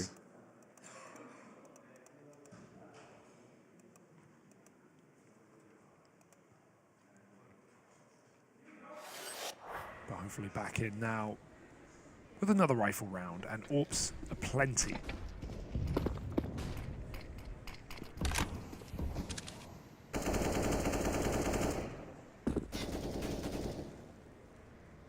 The AWP's locked in this little standoff that's never going to come to fruition, not with Zello floating around at the sandbags.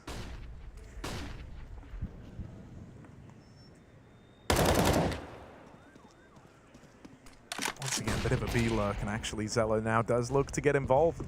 Arriving a little later to the party with the deep peek down the ramp.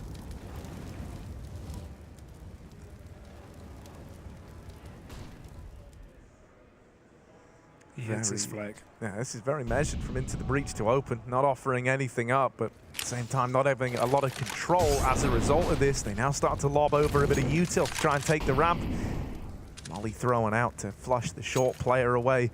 Zello taken off the angle. Right now, Sprout are kind of setting up to fight for this ramp control again. They almost want to bait you into this AWP at the sandbags.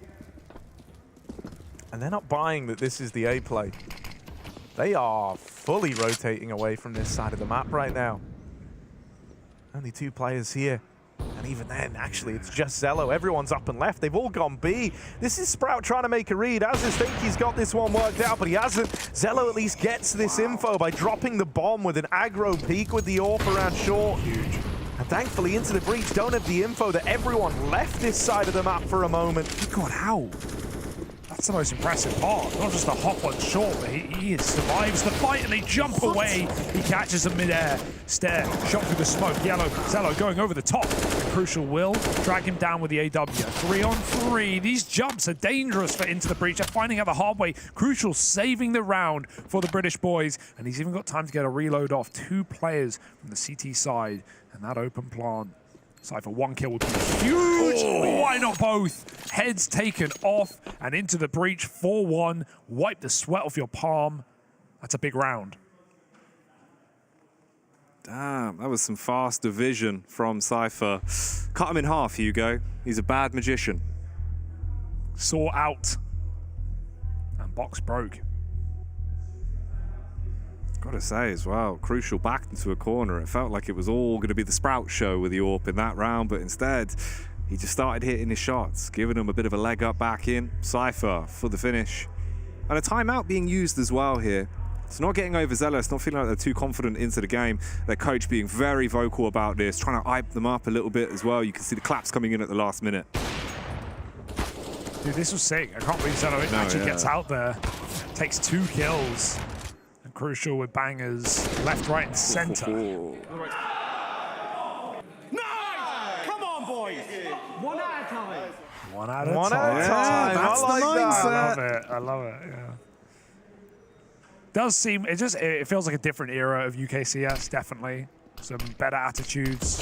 I think everyone's had time to, find themselves in a position where you're not balancing full-time job and Counter-Strike. You're now salaried, you've got team houses, you've got support, you've got people behind you, not just coaching staff, but other people in organizations that are looking out for that mental side. It's always been a big factor in UK Counter-Strike. So yeah, it's definitely the coming of age for them. Yeah, more funding came in, and on top of that, I think, once the level started to rise at all, it kind of, it speeds up as it goes on, right? Because then teams have to rise to that level if they want to start beating top dogs. And now we have like a bit of a, we have rivalries developing between these UK squads. So yeah, no, it does feel like the level is very high right now. This is an AWP game right now. That's what it feels like, right? Both AWPs coming in with large impact. Zello wall-banged Volt through Thomas and the wall in middle. Crucial hit a nice flick back though. Zello, he looks curious. Wants to go for it. Full send, caught wide. Cypher gets the double. Wow. This guy's hitting heads right now, Jackie. Yeah, dude. He didn't even let that thought process. He just hit the bullet to the brain immediately, left his skull all over his pants like Ed Hardy jeans. Crucial going back in, trying to be mean. Hits one, couldn't quite recock the AWP in time for the second shot. So Zyphon, with time ticking away, now has to sliver his way up like the Python, and Boa constrict this round back to Sprout actually having a fighting chance in it. Molly's dashed out. Utility's still there for him. Doesn't quite have a kit though, so it's going to make it a little bit awkward. Drops the smoke, but time is so far gone. This is not looking good. Oh no. Yeah, without a kit, that's pretty cooked. Smoke tap, they force it. That was a 2-for-1 there, that tag. But Volt went on to win the round. Lived to tell the tale. Crucial with some 6 shots. And that was against an AWP for Cypher as well. Yeah. This is getting frustrating for Zello, you can see it.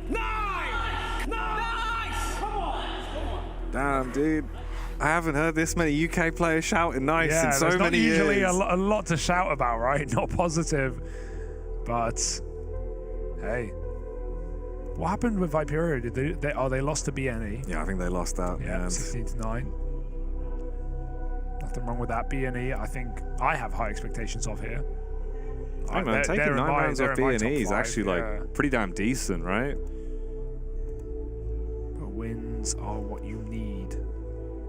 Ooh, GamerLegion edging ever closer to actually getting themselves a win. Spicy. Especially considering when they played Apeks, we didn't see a whole lot from the Legion, but this was a team that surprised everyone back at Rio, at least the RMR to get to Rio, knocked G2 out of the open qualifier, made it to Rio, caused a ruckus, caused a storm. And are somewhat, even now, the gatekeepers of Tier 2, you could call them. Funnily enough as well, that's actually another UK representative. You've got Ashley Battier as the coach, a man that's always been, I think I would actually say, one of the smartest people in terms of the way that he actually approaches the game. Used to be a player, transitioned to a coach, and it's worked wonders for him. Portuguese coach for Into the Breach. Yeah. Ex-FTW. Saw that team at Pro League a few seasons ago. Sprout, of course, with Big Berry behind them. Oh, yeah. Can't go wrong. Iconic, mate. Yeah, with a bit of berry in your smoothie. Slurp it up. Sprout, though. Bitter taste in the mouth right now. These fruits are past their sell-by date. And Into the Breach again. A-Ramp simulator. A-Ramp abusers, but it's working wonders for them. No one's actually stopped them on the ramp yet. And now they should have an exec into the site.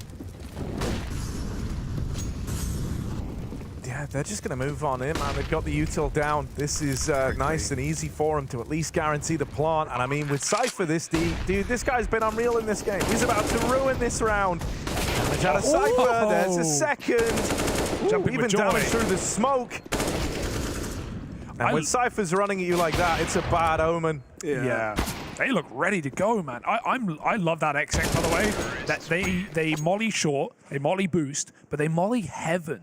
And that's something you don't see. And then they smoked Ellie, so it was like really cool. Yeah. It left all the sightlines and ability to like take CT spawn open while not allowing any peaks. Yeah, there's just no positions to actually play. Like the only spot you could play is like wall on short or behind default boxes, and you're going to get cleared. And so he's just able to take all that control towards CT, which you normally see. Yeah. There's no info. There's guaranteed no one in the site. And, you know, additionally to all of that is this idea of if there was someone on the boost on that headshot box, they're not only forced out of the molly that's on them, but they can't run CT, which is like the normal safe passage to try and, you know, get out of there in a dire situation.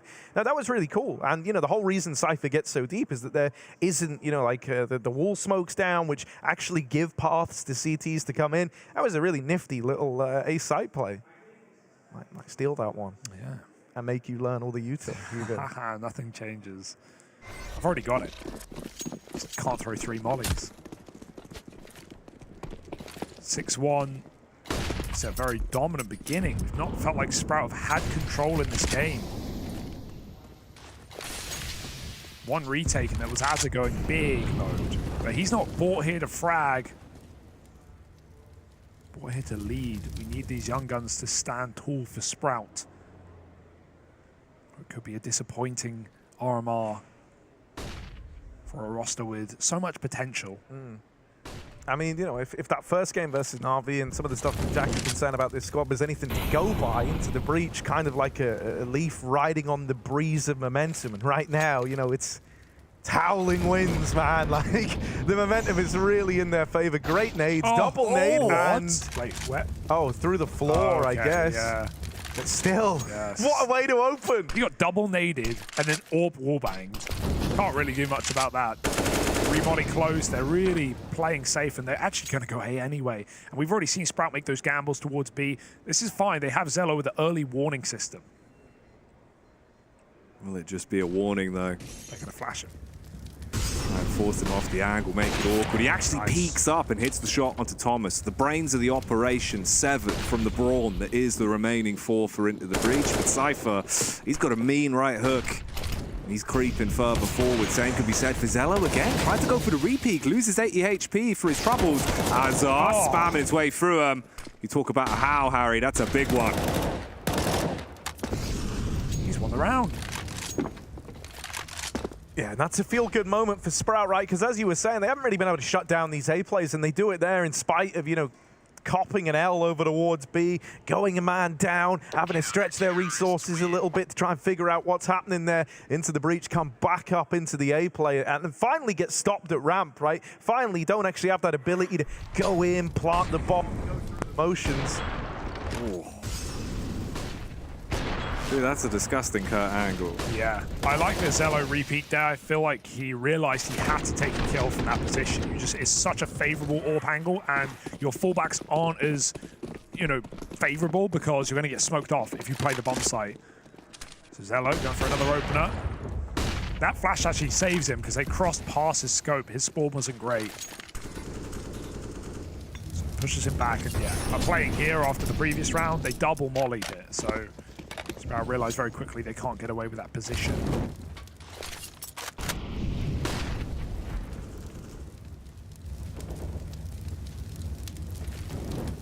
More nades. Just in case.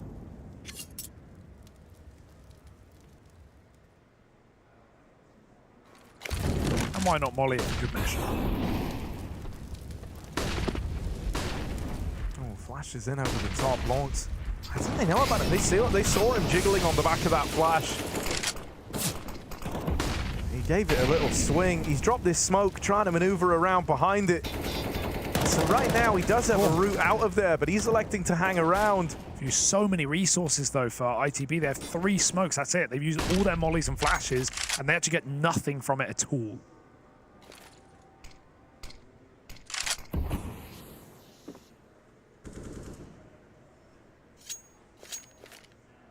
Perfect reposition for Lau as well to get back behind this Tetris spot after it's been abused by utility. This is a scuffed round, man. Like, they might still win it on the back of the individuals here, but that's how they're going to have to do it on the side of Into the Breach.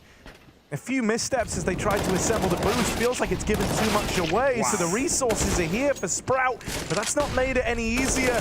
We'll look to put a stop to this, and that is a big double. The fake. Cypher taps on the bomb, but he needs the kill, and he calls their bluff, forces that swing out. Oh, turn that mic on. Locks it in the clutch. Okay, so the individuals are enough to get it done. That round there, the reason why I said it was cooked, by the way, was because they were trying to fake that they were doing the same thing as last time. You know, they went B early, they pressured there a bit with util, and then they ran back A, and they all died at ramp. That was how like the last round went down. That time, they go back ramp with 2. They make noise, feigning that they're taking it, and in the meantime, they were trying to boost over at ramp, but they actually fumbled the boost. They gave the noise cue over, and when you hear that boost taking place, you know there's at least 2 over at ramp, and so that's why we saw Sprout actually like hard pull everyone back over towards B. They had everyone in the right place. They were gifted the info thanks to a misplay out of Into the Breach in terms of, you know, scuffing the boost up, and in spite of all of that, the individuals are enough to get it over the line. A stellar 1v1 from Cypher, which is just super ballsy in nature.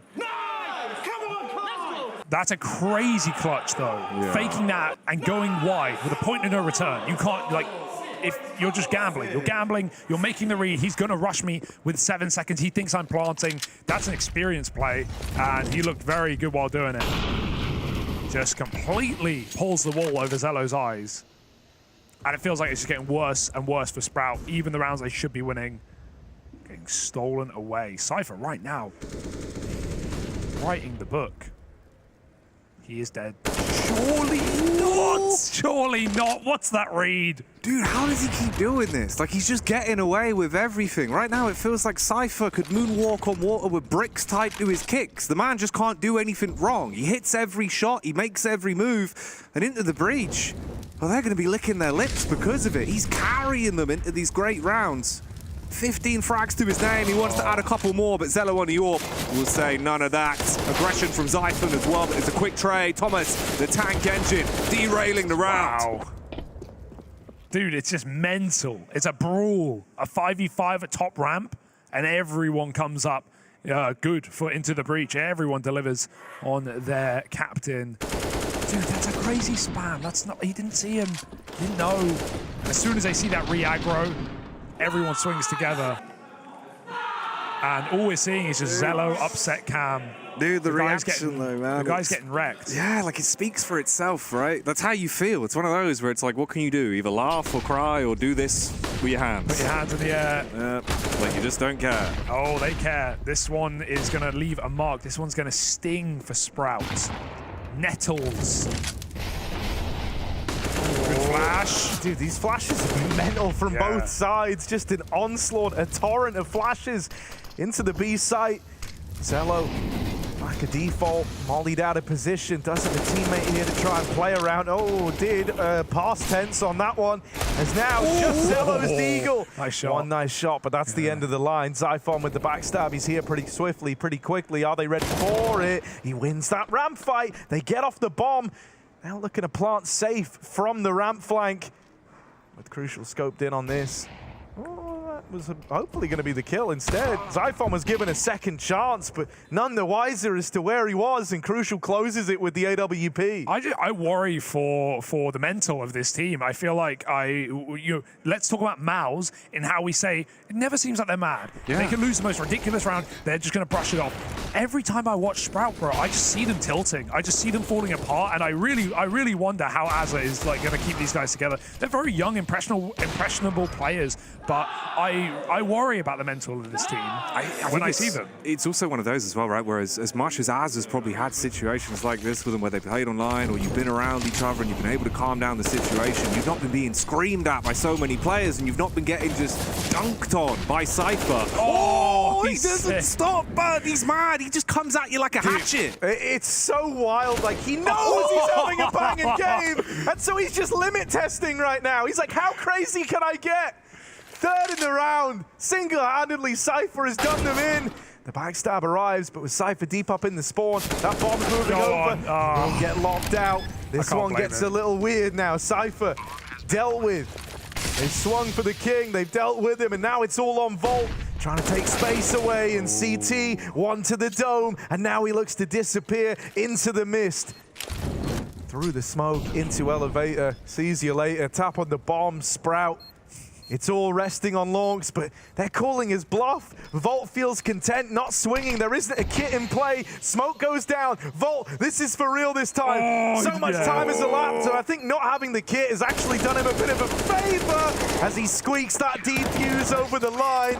Yeah, that's a nice try. I mean, what can you do? If you swing and he's off it, you die 100%. You're too low to call that. He's just trying to call the bluff twice. Nice to see Lau just stick that bomb. 10 seconds stick as well. That's a ballsy play in a 1v1, but he knew he had to. He knew he was not going to get a fight. After those taps from Cypher. Oh, shit. Oh, we need that clip. Good. Thank you so much for that. He thought he won it. Nice! Oh. That's incredible. Oh, mate, that is the best thing I've seen Thomas say. We're getting some great clips. Whew, that one's going on Twitter. Yes. Oh, that was funny. That's like checking a lottery ticket, seeing you've got the winning numbers, then realizing it was for like last week's draw. I love that, man. Thomas. What a one baller. of the gingers in esports, they call him. Yeah. Oh, that's that's made my day. Ooh. Come on, Cypher. Just give a Cypher cam. High in the sky, hitting heads, tagging targets.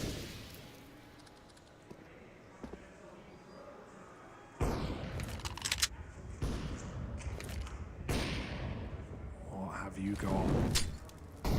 They set him up, he leads the front. Yeah, I mean, with good reason. Oh my god, he freaked out at that one, didn't he? That one scared him. The adrenaline's all pumping through his veins right now. And so he's a little offset, a little spooked at that first fight. Fight or flight though, and Sprout getting locked out. He goes back in with no HP and still takes one to the grave. We learn about the man on shore. Azza, running out of patience though, is getting it done on his own. Feeling like he's got to be the hero, but reduced to nothing. Now it's left to Lawrence, and Crucial domes him on the swing to find 10. Joey's confident, Jackie. Oh, that's never what you want to be playing against. The confident Joey Stoessel is a big demon, man, I tell you. He doesn't have size 12 shoes, Hugo. He's got size 12 clogs, and those things batter you. You aim for the Stoess, you're going to lose. I feel like Az is the only one fragging for Sprout right now. He's the only one who's giving us multi-kills. Joey, come on, Joey. Yeah, Joey, boy. Oh my God, This is great. Thomas fans around the world rejoicing at the sight of this one. A tank, a hell of an engine by his own right. And Cypher still putting up numbers on the entries. This is a beautiful sight for Into the Breach. Even Molly's Thomas. They're just trolling. What's he going to say at the end of this round? I can't wait for it.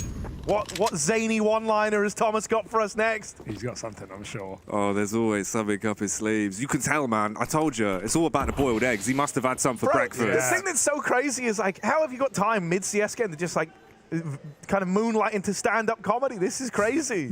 He's randomly decided to just bring out his starting 5 on the joke book. All right. Well, this is just an MP9, waiting to die, really, trying to get out with a gun. M4 will get removed, and into the breach, move up onto 11. They can feel that this one is coming along swimmingly and well within their grasp. Yeah, they finally got B. That's crazy. Shocking result. Back to the B site. I think they've gone there twice this half. 100? What number is that? 182. 182. Whoa. That's a lot of adder. That's a lot of adder onto Azza. 182? Dude. Cypher's cracked. Yeah, I told you, man. He loves Vertigo. It's something about like the aim fights he gets to take. 200 ADR. I literally don't know what to say about that. Keep it up. This is, yeah. It feels like just a momentum game as well, like a ball rolling down a hill, a snowball picking up more snow, getting bigger, getting bolder, getting faster. Sprout just can't stop it. What is going on, man? Chill. He's unhinged. Oh, unshackled, unchained. There's no stopping Cypher right now. I like the call as well. Just regroup B. You know that you're in their head on this A attack. You see Cypher A, panic, rotate, pull everyone over. And I can't blame Sprout for that call into the breach. You're just going to contact into B and win the round. Well, you've just been so conditioned. Every single time he gets a frag, you're just thinking, this is it, boys. He's going to kill 3 more. He might kill all of us. I don't know what's happening. He's planted the bomb. It is like you're just like, one of these guys has to go fight like John Wick. It's like, joy. This guy is a hell of a kill count. I can't wait to give it a go. It's like a boss fight. It's insane. So this is it for the end of the half. Yeah. Backstab on the cards for Sprout. 2 players coming in through the back line, but Thomas has got their name, their number, their address. He's got everything. And he will win that first engagement. Looking for the second. Can't quite get it. Might need Cypher to offer us even more in this round as this one's starting to get there it is. But what is happening, man? He is on another level right now. Cypher is lights out and into the breach. A hell of a first half, 12-3. This is looking to be a quick day in the office for the Into the Breach boys. Let's find out if they can close in just a moment.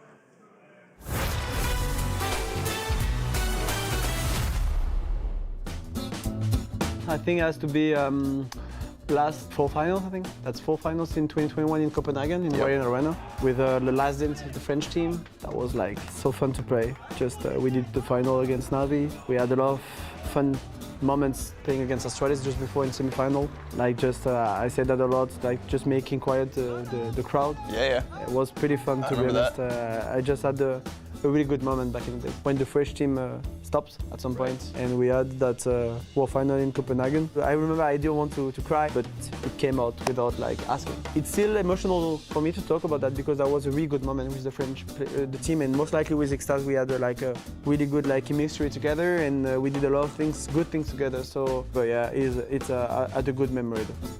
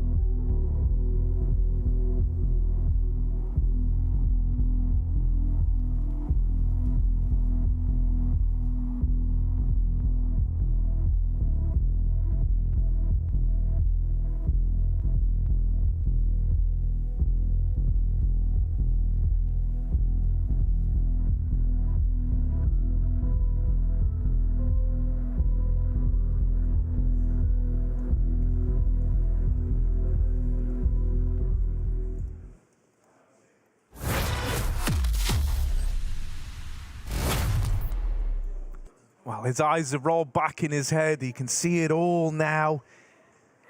They're not going A, they're not going B, they're going O2. That's what Cypher's saying, man. Like, he is genuinely, he is on it. I've not seen someone dominate a game like this in forever. Like, even he's shocked at what's happening right now, man. He's finished the first half with nearly 200 ADR. He's got 190 ADR to his name.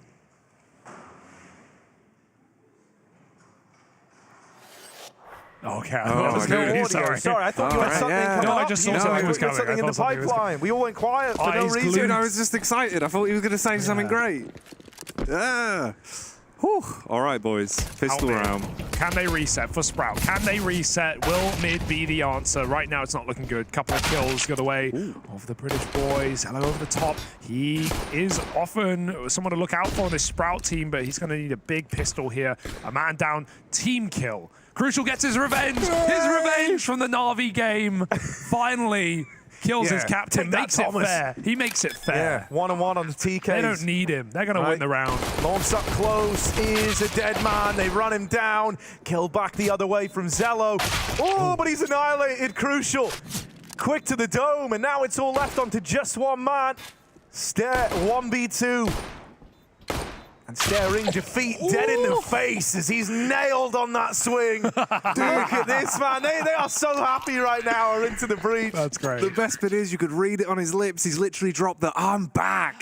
Yeah, he is. Man's always struggled when he's made it to RMRs. He's done it 3 times in his career. This time, he's showing you what the Crucial is all about. A critical piece of this team, and Thomas finally suffers for his sins on Inferno. Oh, he gets his egg cracked. Yeah, soft-boiled. It's all right, man. I want this team to make it to the major. I mean, with a game like this, I'm a fan. No, dude, this is. How can you so not cool. love this, guys? How can you not love this? This is entertainment. Yeah, this is what we've been developing in the UK scene all these years. Finally, they're getting to show off how just fun they can be.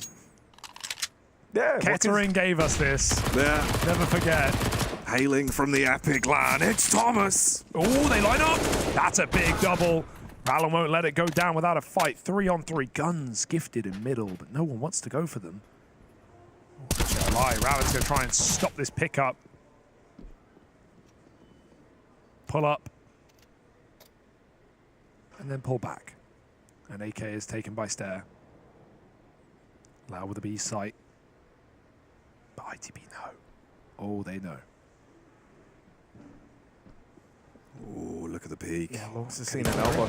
Oh, the timing on that is so awkward. Now they know about the player on default. They will still lose one. Rowland falls, trying to show his head over the top of construction. They're even going to run down. Oh, that was the bomb. That was the bomb running down the generator player. Crucial, thankfully, not able to deal with it. Sleeping at the wheel as the bomb's retrieved. And so Sprout will cook up around there. In spite of going a man down to open it, in spite of that skirmish in mid, it was well handled, well recovered as they find their way to a 4th on the back of the 4-spy. Yeah, they don't look too happy about it, but let's see if, we called out the mental of Sprout. It definitely did look under question in that first half. A lot of tilt, but hey, if they can strap their heads back on and try and mount something off the back of that force win, maybe there's hope. A true test of Sprout. But still, a long way to go. 13-4 and a force.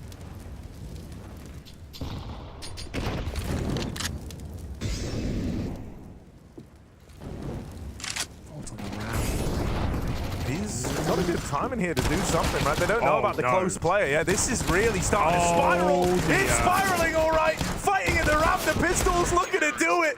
And into the breach, crunch down upon them. They just throw wave after wave at the ramp play. And it works out for them. Very awkward clears onto the top of ramp as well for Sprout. They kind of gave a very big window for that to get weird. And so the response is immediate. Comes in straight away from ITB. Nice! Let's go, guys! Nice! Dude, yeah, like they're in the zone. How do you match that energy? Like it's getting me hyped up every time. Yeah. I feel inspired. Like Cypher's just like a kid on Christmas, man. Yeah. He's just opened up that package and he's seen that he's going to be able to get himself 1-1 in the RMR, a dream come true. Well, like carrying like hell the whole time. Right? This is one that you can refer back to, you know, like whenever you're talking about it in the future, you're like, yeah, this one time I just rocked up to the RMR, nearly 200 ADR in the 0-1 Screenshot game. this, get the mum to print it out. That's going on the fridge. Yeah, this deserves to go on the fridge. Put it on the fridge. Fridge it. Oh, under the smoke. That's not ideal. I mean, yeah, what do you expect? It's a one-way. Vault plays it perfect. It just feels like Sprouts. We've seen some lackadaisical plays, some individual moves on CT side, out of stubbornness. Yeah, you know, I mean, you've got one team that is in the zone, right? That is like on the breach, on just another level in terms of where their brain's at with confidence brimming, and another team that's just so on the back foot. They look dejected. They found a couple of kills in this round, turn the tides, tip the scales. They still haven't dealt with Crucial over on short. Cypher's trying to come up through CT, and Crucial melts himself another. Cypher now drops into the Lion's Den.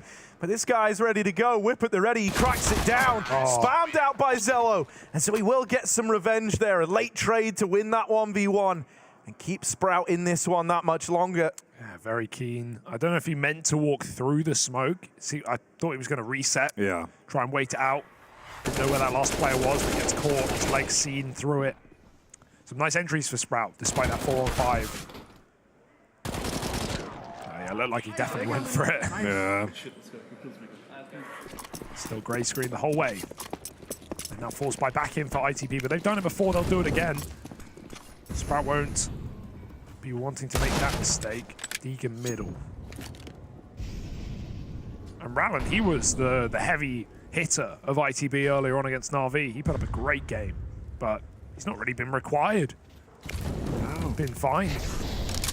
Rallen's not in enough reserve, kills to go man. around. Yeah, exactly. Cypher's just packing them all into the backpack. He's scavenging them. He's taking them home with him at the end of the day. He absolutely loves it. This could get weird. Oh, it could get really freaky really quickly. It's somehow weirder with the smoke there, right? Oh, no. They don't even know about that second man. They get this kill in towards B. That should entice them for the push, but they have no clue the Degenerator player exists right now. And as you see him scrabbling over the top, yeah, that blindsides you. 2v2 and a chance in this round. 4 into the breach still. Sprout, fast up ramp. They've got good timing here. Going to meet one man, a bit of resistance in the site. Volt has been able to slip by silently, but his teammate is chewed up. I don't know. They shouldn't know about him here. This should never even cross their mind, but he takes an early swing. And Stair thanks him for it. Sprout brushes aside that force buy. Some jumping of the guns in this round for ITB. You can barely blame them, given the adrenaline and the scoreline and knowing how close you are. But yeah, a couple of players sending it, as they say. Here from Rallen. That wasn't like a jiggle for info or like looking for a fight. He was trying to run out to boost. And Volt, I guess he feels he's on the timer there, right? Like I could be getting wrapped from short. I don't want to stand still. Sprout were waiting for that play. 14-6. And a full eco to give Sprout some time to breathe. To go back to your point about them looking a little bit jumpy as well, I think it's something that truly is endemic to like UK counter. Oh my god, the fact he's dinked him. It's like truly endemic, like UK CS, that you do just have a thing called giving it. Yes. And the second you get really amped up, you will just go for peaks you know you're probably going to lose because you're giving it and you are fully in that flow state. In North America, it's called full send. Yeah. But giving it is what we use. Yeah, that's the UK term for sure. It makes sense, but like, it's literally what they've been doing the whole damn game. Oh, it's been given. Oh, dude. Oh, hello. You cheeky boy. Some give, some take away. Grabbing the AK. Cheeky boy, like that, yeah. He's a one-man gun disposal unit. Into the rafters. Leave it for the mice. But it is a save. I'll do the drop below elevator. You won't. It's probably banned. I think it's gone now. I think they took it out. No, is it still there? I do it every game. Really? Every game. God, I haven't done it for years. I thought it got removed. 63 health. Okay. Well, you actually would have 3 left over, Hugo. Yeah, spare change. It might be banned. I actually don't know. Better safe than sorry. Yeah. Better safe than trapped in an elevator shaft. Better save for Alan. Don't go too close to the bomb. But the radius isn't big on Vertigo, so he'll be okay. 7 to Sprout. They get rid of the Felico. Halfway from tying up the game on their T side. But as we've seen with the course of these rounds being so damn scrappy, it's never going to get easier. It's always going to be this intense, it seems.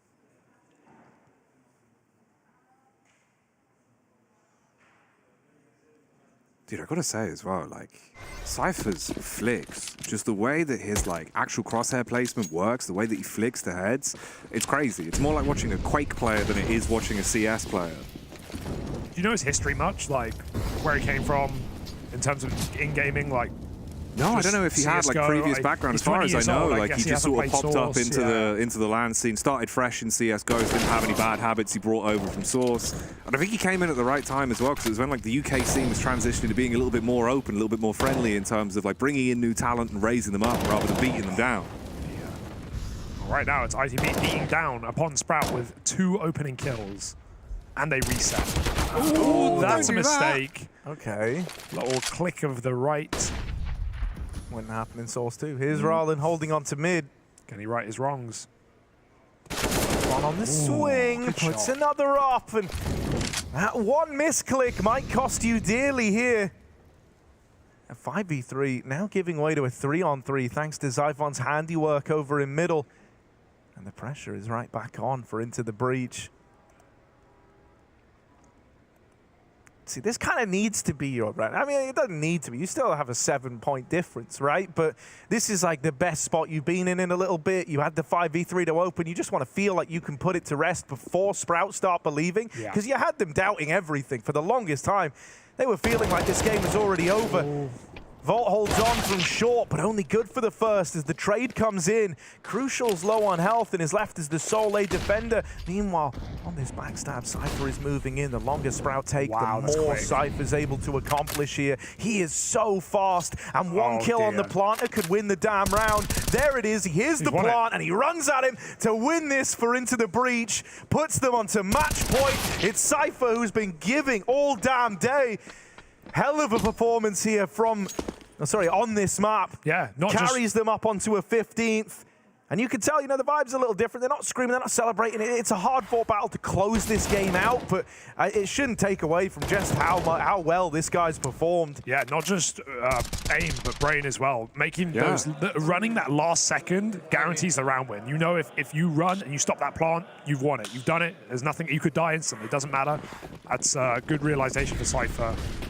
And yeah, I like how they're now suddenly calm. Like, it's within reach. Let's not screw this up. Let's not throw this game away. Let's end it in style. Exactly. Keep yourself focused. Laser focus is what Delo's going to be attempting to show off here. Thomas going aggro, barreling in, throwing out left and right. Rallen with a drop down on the nade. Says goodnight to Zello. Thomas with the famous, making himself famous. And now it's just Stare and Lau left alive. But this is going to be a lousy round to creep your way back into bomb. At least recoverable. They're going to grab that, throw it on the back. Take the time you've got. 1 minute and 12 seconds. Rallen's already on the rotate, though. He's been so damn good as a lurker, and now he's starting to make his play. Yeah, this flank is perfect. He's containing right now. He's not looking to backstab in case Sprout want to come back or hold him. Waits for confirmation. Gets it. They're moving up. Good shot for Lau. Removing Thomas from that top box. If Crucial can buy a few seconds here with a smoke and the Molotov, this flank can come in play. Oh, no, he's going back with the bomb. He spots him, though. Rallen in trouble. He'll die. 3 health. Surviving is Lau. And Crucial now in a 1v2 to close the map. Yeah, crossing in left is Stare. Crucial doesn't know about this. And if he tries to pressure the planter, he'll be a dead man. Up and over, he's called their bluff, now going in the second time around. Not looking at this is Stare, he's going to have to flick up. Oh! Crucial with the turn. What a way to close this for Into the Breach. Cooks up a 1v2 from nowhere. And while the last couple of rounds might have felt more like muted determination, the celebrations start now for Into the Breach. It is a deserved win after a phenomenal game from them. Cypher stepping up, and towards the end, Crucial really rising up through the rankings as that second man. A terrifying twosome indeed. And they lock in a victory. locking themselves in for 1-1 as their record and sending Sprout down to the dreaded 0-2. Yeah, we really wondered what they had in store after we saw them take NAVI to overtime on Inferno, and well, they've answered the call, they've answered the question. A fantastic performance from Cypher individually, Rallen not required, crucial with some banging shots in that first half especially, and a clutch to close is going to be a great feeling to go to bed for. For Sprout, more questions raised, more concerns caused, of course a new in-game leader, and still time to develop, but this is not the time. Leave Cypher alone, don't knock him over. And yeah, it's a shame for Sprout, but they've got a chance to redeem themselves in the BO3s, test their map pool, test their grit moving forward tomorrow. Yeah, man. It's insane that these are the results that we're seeing as well, right? The Na'Vi game was one thing. You couldn't quite close it. But to go on to be able to put on such a show-stopping performance here with Cypher just going nuts at will like Uncle Phil, it's just despicable the amount of rounds that they were able to pick up that were really unwinnable at times. For Sprout though, obviously commiserations for them. This is really where things get so damn hard at the RMRs. Yeah. Coming back from 0-2, it never feels like it's an achievable task. It's always so horrendous to play through. It's definitely been done a couple of times, but it's never easy, is it? It's never easy. They join a few teams, Viperio, Source, Sprout, and OG end the day 0-2. What an uncomfortable position to be in, but it's nice to see a UK team, making waves right now, not just challenging Na'Vi, but destroying Sprout. And I don't think there's a more apt word for it. Cypher at the helm. So yeah, it's a good day in the office, and that is all our games done as well. Of course, as OG culminated with an L to GamerLegion. Hey. So more madness on the other stream. Another UK victory for Ashley Battier, the coach of the team. Well, yeah, I guess man. if you're going down that route, Fnatic end the day 2-0 with 2 Brits on their side as well, Jackie. Yeah, and that also, that's another key talking point. Like Keita, dude, he's been around for so damn long. From Source the whole way into CSGO, from day one, he was one of those people that spent so many hours focusing on every intricacy of the game. So it's sick to see, but something that's going to be even damn better. We've got Cypher in the booth. Let's head to the interview. Cypher, brother, how do you feel? You've just picked up a win against Sprout, and that must feel immaculate. Yeah, it feels pretty good, especially after the close game versus Navi. It's about time. I think luck kind of got away, and we had a good game. And of course, talk me through what was the preparation. I mean, Sprout are a pretty tough team, but they've been in a bad run of form, but you know what they can bring to the table in terms of the individuals. How do you guys prepare for that sort of game? I think, I mean, we only found out we had a game like 4 hours ago, 5 hours ago. So we all had a chill one, and I think Huve and Thomas just went over a little, few demos. We just did 5-round game plan, pistol round, all that, and we just went from there, played our own game. Thomas had really good calls today, and yeah, he just won the game. And of course, from start to the finish, I mean, let's be honest, you guys were in control the entire time. I mean, that must have felt really good. And of course, celebration at the end, you individually as well popped off. I mean, you must be feeling over the moon right now. Yeah, it feels pretty good to have a game, especially on stage like that. It feels pretty good to have a nice game, just take control of it, and just kind of own them. Final one, of course. You know, 1-on-1. It's definitely the earlier stages of the RMR. What's the run now? How are you going to make this work into you boys getting towards Paris? I honestly think we just play our own game. People just show up individually. I think that's what's the best thing about this team. Everyone can show up. Rallen, me, Seb, Joey, Thomas, everyone can shoot. So we just show up, we just play our own game. We just take game by game, we just do it. We got this. Say what, brother. Thank you very much for joining me, mate. Congratulations once again. Thank you. Bye-bye.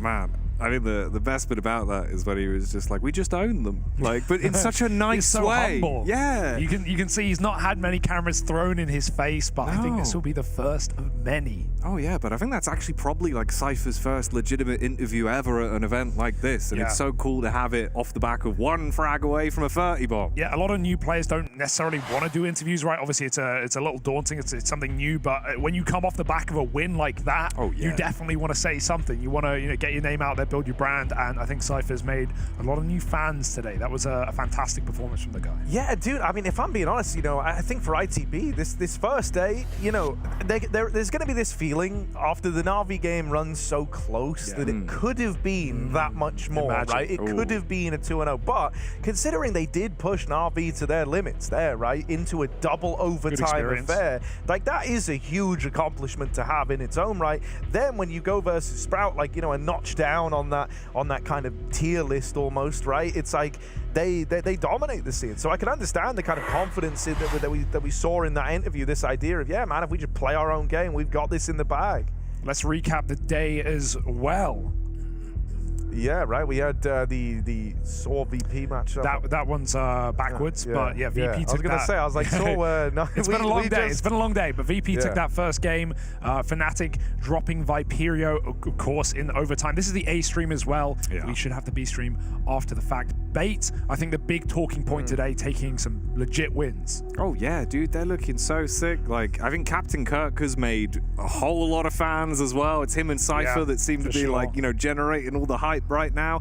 And he just seemed like a really nice guy as well, Harry. When you spoke to him, he seemed like an absolute champion. Yeah, no, dude, he was really nice. And it was cool hearing a little bit about, you know, how like everyone on that team's just kind of friends, you know. Like, so it feels like it was almost like meant to be, right? And I saw he's actually even done a little, there's even been a little interview done with like HLTV talking about it even more, right? Like talking about the team and how they came together, what owner brings to it. So I'm definitely keen to give that a read and learn even more about these guys.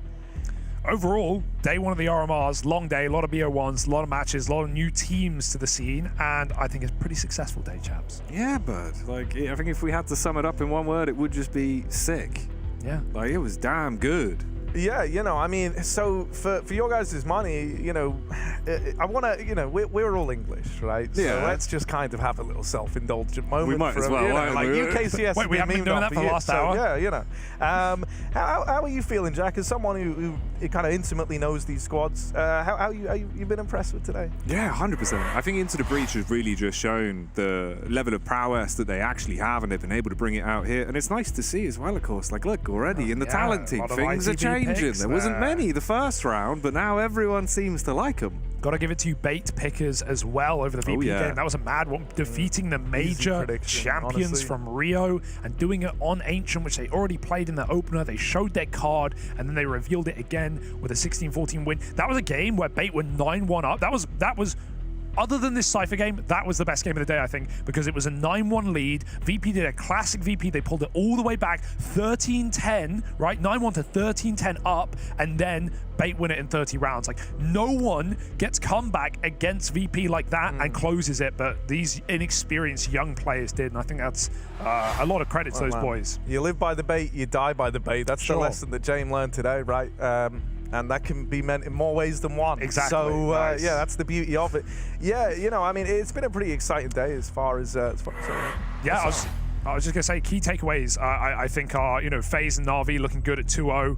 And Bait being an upset team and Fnatic being solid as well. But we have day 2, we have our matchups, we have our draws. What do we make of this, chaps? God, I mean, this is actually kind of gnarly. FaZe NAVI. Like, dude, we've got a best of 3 between FaZe and NAVI already. It's going to be insane.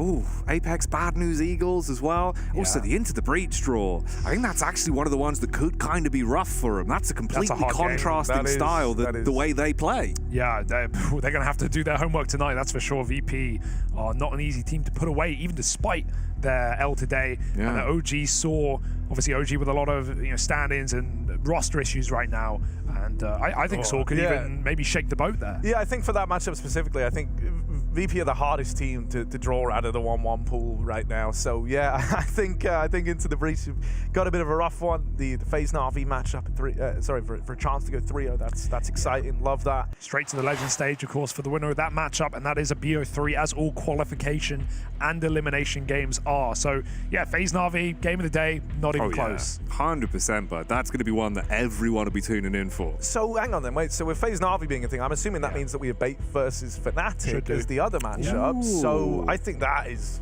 if I'm honest, extremely winnable for Bait. You know, like very winnable. It very much depends what Fnatic you get on the day, but I think if you're the underdog there, that's a good precedent to have. The idea that, you know, Fnatic can just start slow there, they could have a bit of a rough opener, and suddenly, you know, Bait 3-0 the whole thing. I bet Bait would rather play Fnatic than NAVI or FaZe. Yeah, than anyone else. Other than the idea of like, oh, we want to play NAVI because, you know, Ukrainian versus Ukrainian, they want to beat them, and that's a statement. Everyone wants to play against Simple. But like in terms of your best opportunity to qualify to the Legend stage, you know, if I had the choice of like crazy. playing Simple and probably losing or going straight to the Legend stage, I know which one I'm Well, if you think you're probably losing, you're never going to win, Harry. You've got to have that championship mentality. And Captain Kirker, you know, he's got that championship mentality.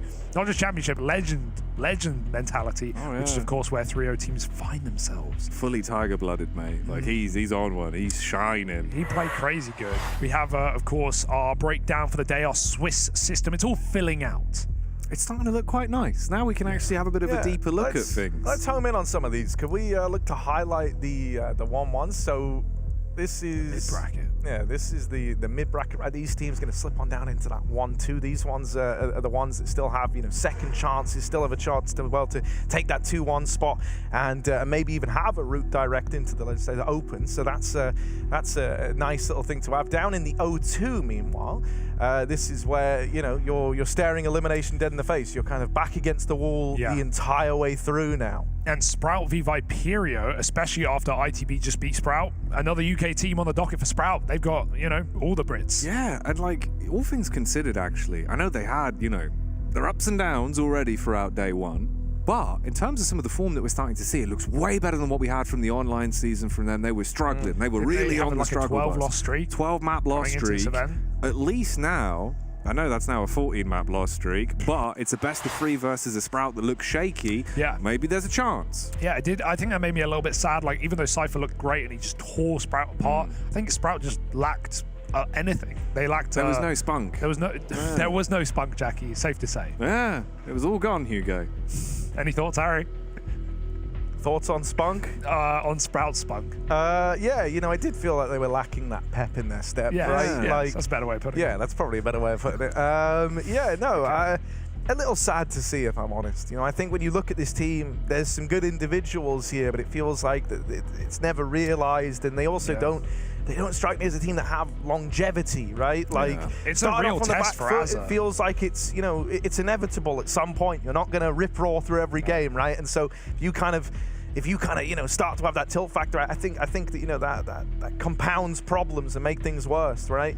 So yeah, kind of a sour note to end on today for Sprout. Yeah, definitely. I think the benefit I'll give them is give him some time. I think maybe he can do something good with these young guns. A lot of talent. I think even what you kind of brought up, Jackie, this idea of you're allowed with them now. You're kind of seeing the bodily reactions to everything, right? And that's kind of a lot to contend with, I can imagine, for us. We've been used to dealing with these guys over the internet, which is a very different beast. You don't actually see if someone's mad pissed in the moment or really down. You don't actually really get to see that. It doesn't rub off on you as much. So yeah. Well, that concludes our first day of the EU RMR here. Of course, teams fighting for Paris and fighting to stay alive tomorrow. We have 3-0s, we have 0-3s, we have everything you could want and more. So stay with us tomorrow, where we'll be back at 10 a.m. CEST for more matchups for BO1s, for BO3s, for Heartbreak, and for victories. We'll be back tomorrow with more EU RMR madness.